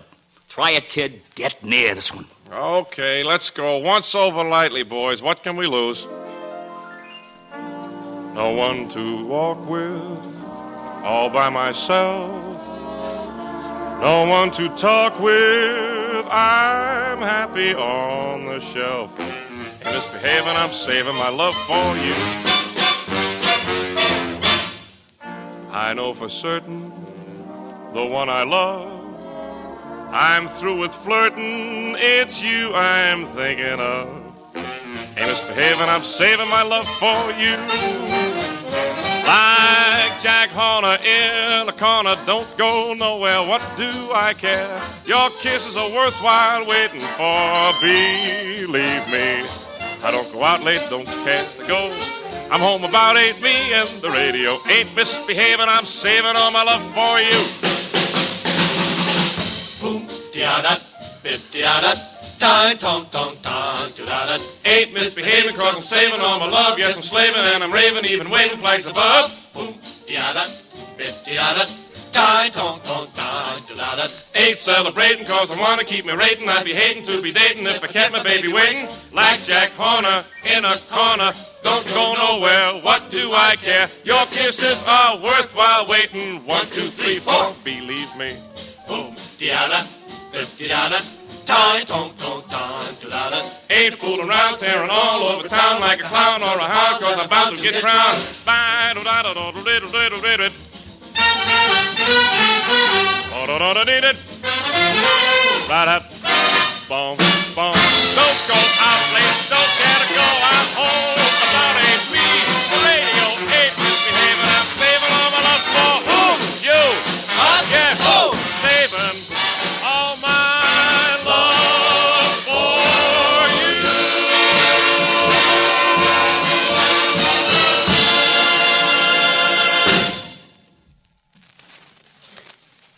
Well, how about Oscar? Yes. What do you know? That is going to be a smash, Yeah, Oscar. yeah. Well, absolute smash. Who'd have thought it was 3 a.m., you know? And what a smash hit you're going to be with Peggy. What are you talking about? Well, you had a date with her 3 hours ago. Oh, wow. Oh, good night, fellas. I got to go. Now, wait a minute. Hold it, Chuck. You see, she's asleep now. Your date is ruined anyhow, so I can tell you what I was going to hold back from you until tomorrow. What's the matter? It's been a bad Friday on Wall Street. Well, how are we on the market? Cleaned out. Now you better sit down while I break the bad news. All of it.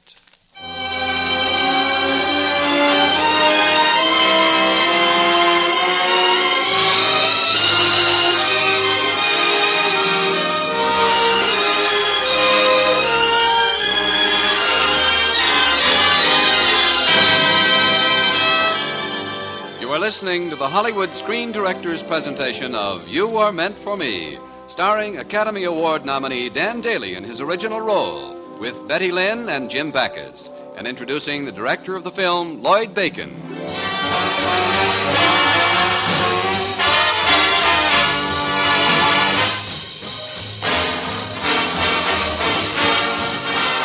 The next night, I let Oscar conduct while I stood aside holding hands with Peggy trying to break the bad news.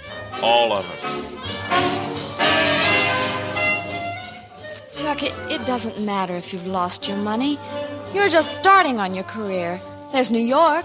Look, honey, we don't get to play New York. Oh. Well, you always did well on tour. Yeah, well, you should see the cancellations pouring in. Our whole tour is falling apart. Well, we'll just put Humpty Dumpty together again, that's all. That was the band's next to the last number. We're all finished tonight, Peg. We're breaking up. Oh. I didn't know it was that bad. It's worse. But it's just a flurry, though. Don't worry. We're broke. Now, don't worry, I tell you. Well, I'm just being practical. I was just thinking. What a wonderful opportunity for me to see my folks back in Bloomington. I thought you were crazy to go to New York. Well, if you want to know, I'm homesick. Homesick? You sure? Kind of.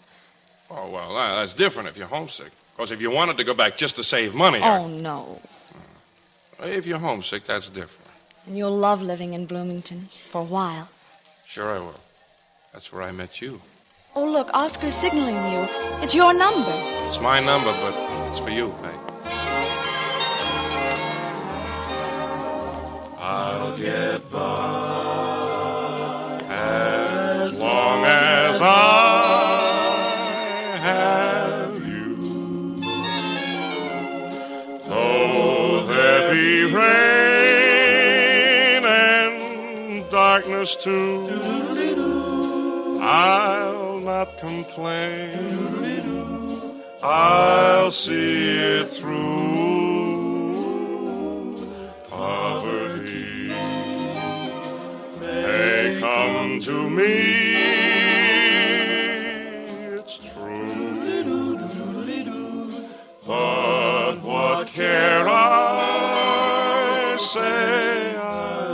goodbye as long as I have you.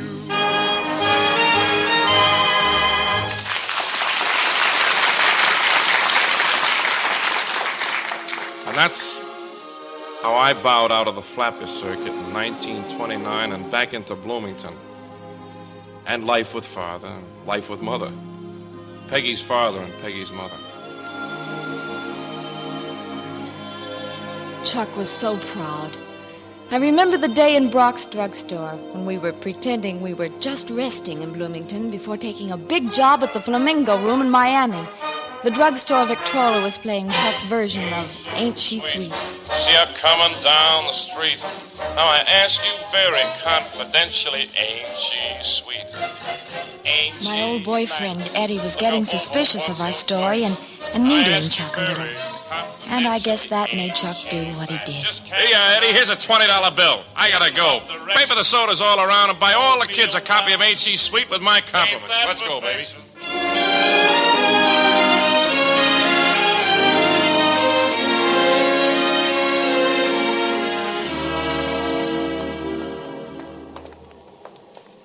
Chuck, that was kind of crazy tossing away our last $20 like that. Yeah? Look at what came in the mail today. Hey, look, step over by the street light. Open it. A check. Yep. Royalties, $278. Famous Records Company quarterly accounting. Why, we're rich. Now, will you let me run things around here? It's just that one of us has to be practical, dear. All right, tell you what. From now on, you be practical and I'll be beautiful, okay? Okay, beautiful. Okay, practical.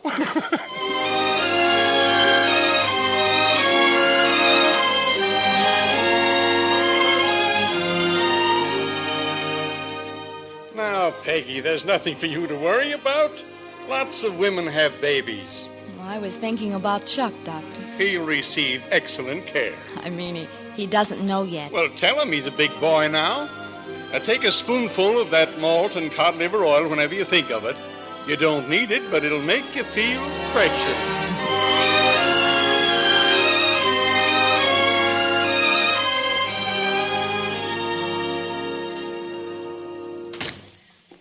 Hello, Mother. Well, where have you been all morning, Peggy? I had to go to the drugstore. Is Chuck still asleep? Naturally. It's only noon. Mother, Chuck sleeps late because his rhythm is different than ordinary people. Well, if he was my husband, he'd change his rhythm to March time, I can tell you. Mother, so long as Chuck is pulling our weight around here, I'm not going to let him be bullied into doing just anything. In fact, I see there's another letter on the table from the famous records. That means we'll have some money for you this afternoon.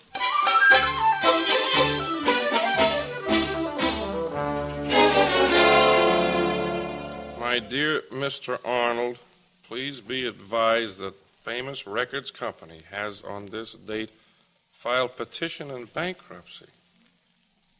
That's all, Peggy. No check? No check. How can a big concern like that go broke? I don't get it. I just don't get it.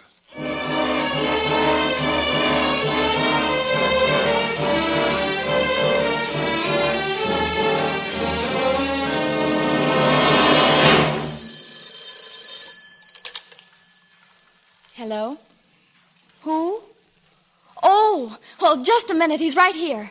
Chuck, Chicago calling. It's Oscar. Hello, Oscar. Hello. Yeah? Yeah, go on. $75 a week?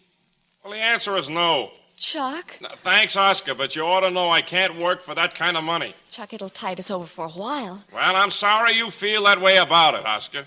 Goodbye. Oh, calling back, Chuck, calling back. Here, let me. Give me that phone. Are you crazy? Suppose it gets around that I was playing for $75 a week. But suppose something came up, a big doctor bill or something like that. $75 a week is better than nothing at all. It's big money in Bloomington. Not to me, it isn't. I'd rather dig ditches or take in floors to scrub. You bawl out your old man because he doesn't sell as many bricks in his brick factory as he used to? Well, at least he's working. He's always in there trying. He doesn't just mope around week after week, sponging on the family and... I didn't mean that, Chuck. Okay, Peggy. You've said enough. Chuck, I didn't mean to hurt you. I'll be toddling along now. I'm through sponging off your family. I'm going to New York. You want to come along, okay? You want to stay here, okay, too. Is that your ultimatum, I said Chuck? you can come along. I'm not going to beg you. You don't have to. You can go, Chuck. Alone. Okay, I'll send for my things. Goodbye, baby.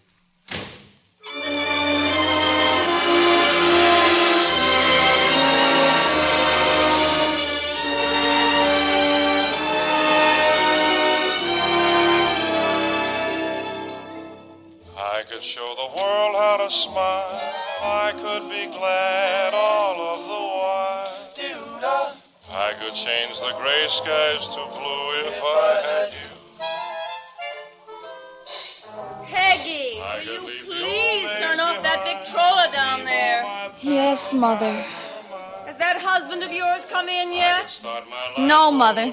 What? He isn't coming home. I can't hear you. Wait. There. Can you hear me now?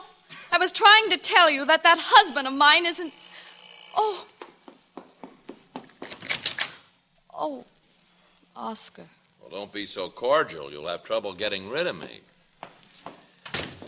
Look, I get dizzy standing on a thick rug. So what do? I spend the afternoon in an airplane to get here just to talk Chuck out of a slight case of lunacy. Where is the guy? He left for New York early today, and as far as I'm concerned, he can stay there. Couldn't take it, could he? Glass jaw. I think you're being a little harsh on him. You can't still be in love with the quitter. He's not a quitter. You ought to be ashamed, calling yourself Chuck's friend. Oh, you don't hate the guy, then? Oh, Oscar. Oscar, what am I going to do? Well... You might try serving up some dinner for a working man. Chuck! Hi, Oscar. Get you in overalls. Working all day in your old man's brickyard is work, Peggy. Oh, darling, I thought...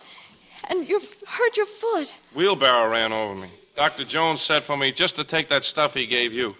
Gave me? Yeah. Doc wants me to keep up my strength. He says we're going to have a baby.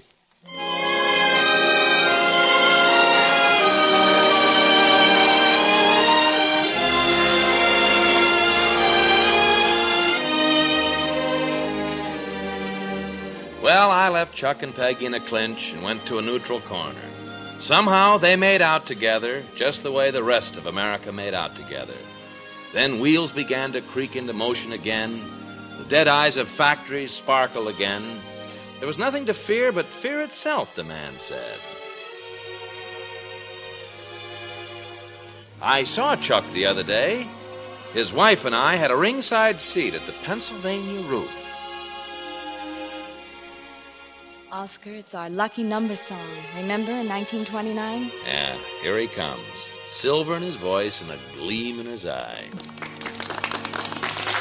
winning number is 864. Who's got 864? Me. Hello, Mimi. Hello, darling. Happy anniversary. I'm content the angels must have sent you, and they meant you just for me.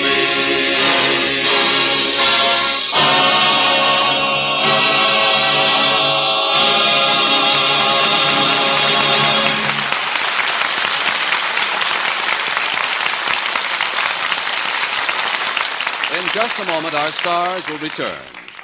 Next week, the NBC Theater takes a long, hard look at domestic bliss as it brings you the satirical comedy, The Perfect Marriage, starring 1948 Academy Award winner Loretta Young in her original role. And on following weeks, you will hear Fred McMurray and Bob Hope. And now, here are tonight's stars, Dan Daly and Betty Lynn, and screen director Lloyd Bacon.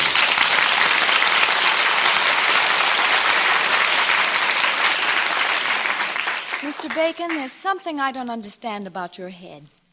Yes, Betty Lynn. Well, Dan Daly told me you always wear a baseball cap. Sure. Lloyd has a number 1 cap and a number 2 cap. The number 1 is the lid worn by last season's champs. He wears that when everything's going well on the set. What about number 2 cap? Oh, well, that cap From the team at the bottom of the heap. He wears that one when there's trouble. But what does it mean when he doesn't wear any cap at all? It means it's too darn hot in the studio.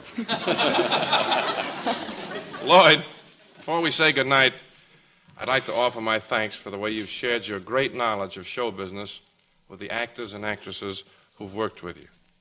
Mister, working under your direction has really been an education. After a compliment like that, Dan, there's only one way I can show my appreciation. What's that, Mr. Bacon? Put on my #1 baseball cap. Good night, folks. Good night. Good night. And good night to you, Dan Daly, Betty Lynn, and Lloyd Bacon. You Were Meant for Me was presented through the courtesy of 20th Century Fox, producers of Down to the Sea and Ships. Dan Daly is currently starring in the 20th Century Fox production Chicken Every Sunday, and Betty Lynn may be seen in the 20th Century Fox film Mother is a Freshman. Included in tonight's cast were Jim Backus, Bill Tracy, Irene Tedrow, Norman Field, and Dan Ritz. You Were Meant for Me, based on the story Orchestra Wife by James Prindle, was adapted for radio by Milton Geiger and original music composed and conducted by Henry Russell. Production was under the supervision of Howard Wiley, associate producer Bill Carr. Your announcer has been Frank Barton. Listen again next week when the NBC Theater presents... Screen Director's Assignment. Production, The Perfect Marriage. Director, Lewis Allen. Star, Loretta Young.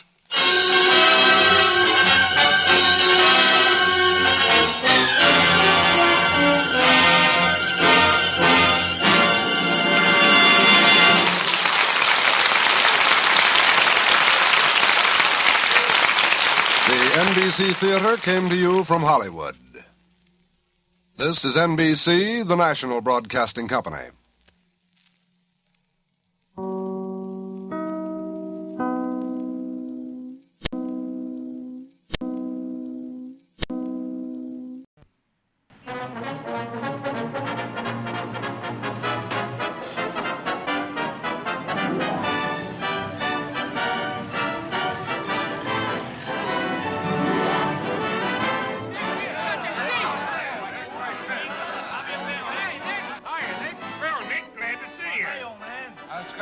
Had you dinner yet? Come on, Nick, join us.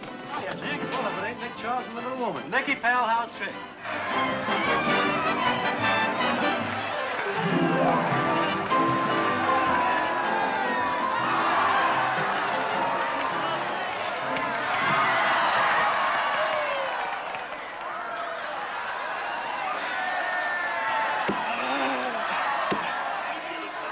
I hope you get out of it all right. Thanks, lady. Good night.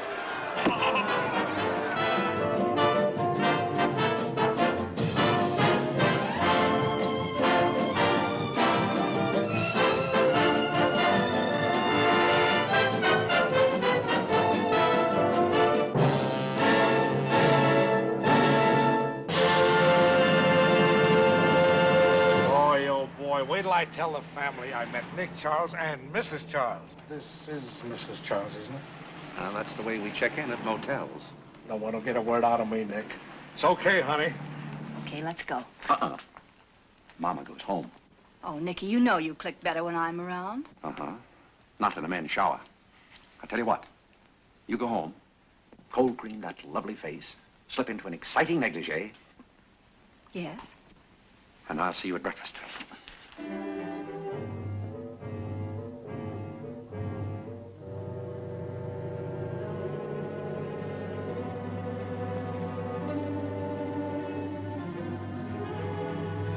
Stick 'em up or I'll blow you in two. Oh, don't shoot, Nicky. It's me. One thing about a murder case, if you just let people talk long enough, sooner or later, somebody spills the beans. Well, somebody has. Is it me? Yeah, Nick, is it her? Nick, who is it? I didn't go near the track that day, and I can prove it. And I haven't killed a jockey in weeks. Really?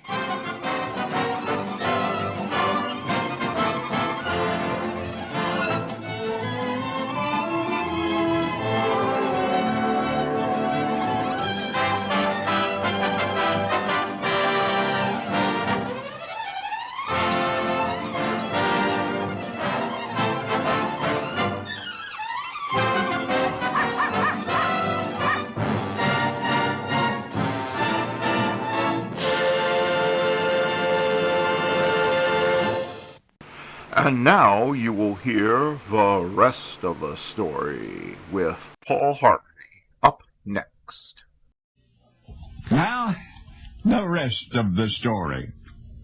It was a bright, beautiful day that marked Charles's return journey from his much-needed vacation. So sunny, so clear, that one would never have imagined the awful event that lay before him. He was traveling home by rail. There was a bridge ahead, or it was supposed to have been. The railroad workers had dismantled the bridge, had based the timing of their repairs on the next day's train schedule. A train was not supposed to be coming, but it was, and Charles was on it. When the engineer realized the predicament, it was too late. He was traveling 50 miles an hour when he clamped on the air brakes and reversed the engine. He was still doing 30 when he leaped the 42-foot gap in the rails and sailed to the opposite bank of the river. The guard's van followed, and the next coach with it. In the passenger car after that sat Charles. When he had regained his senses, Charles discovered that his coach was precariously perched, half on, half off the mostly dismantled bridge. Two ladies in his passenger compartment screamed as the car teetered there.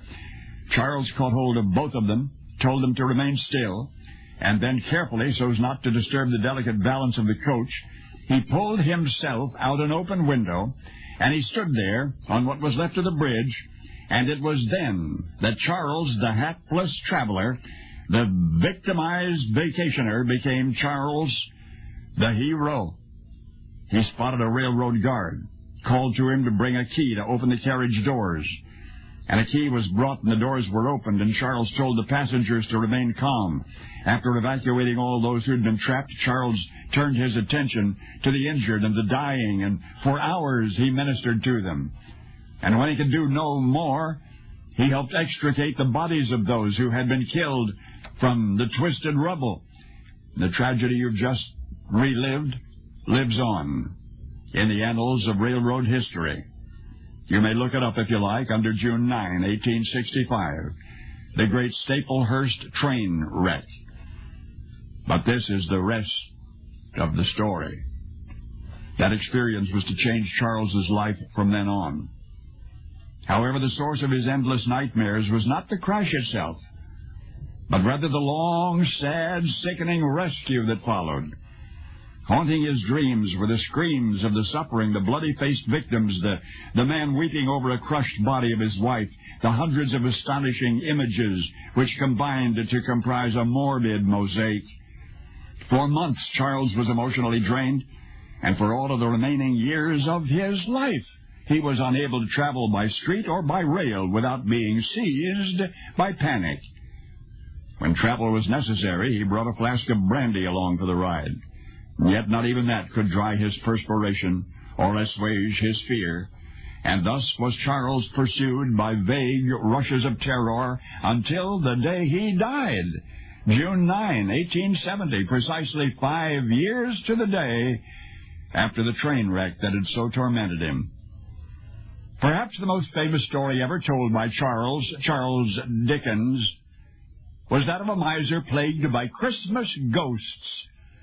But now you've met the hero of Staplehurst. Now you have seen the real-life haunting that followed the real-life Charles Dickens. Now you know the rest of the story.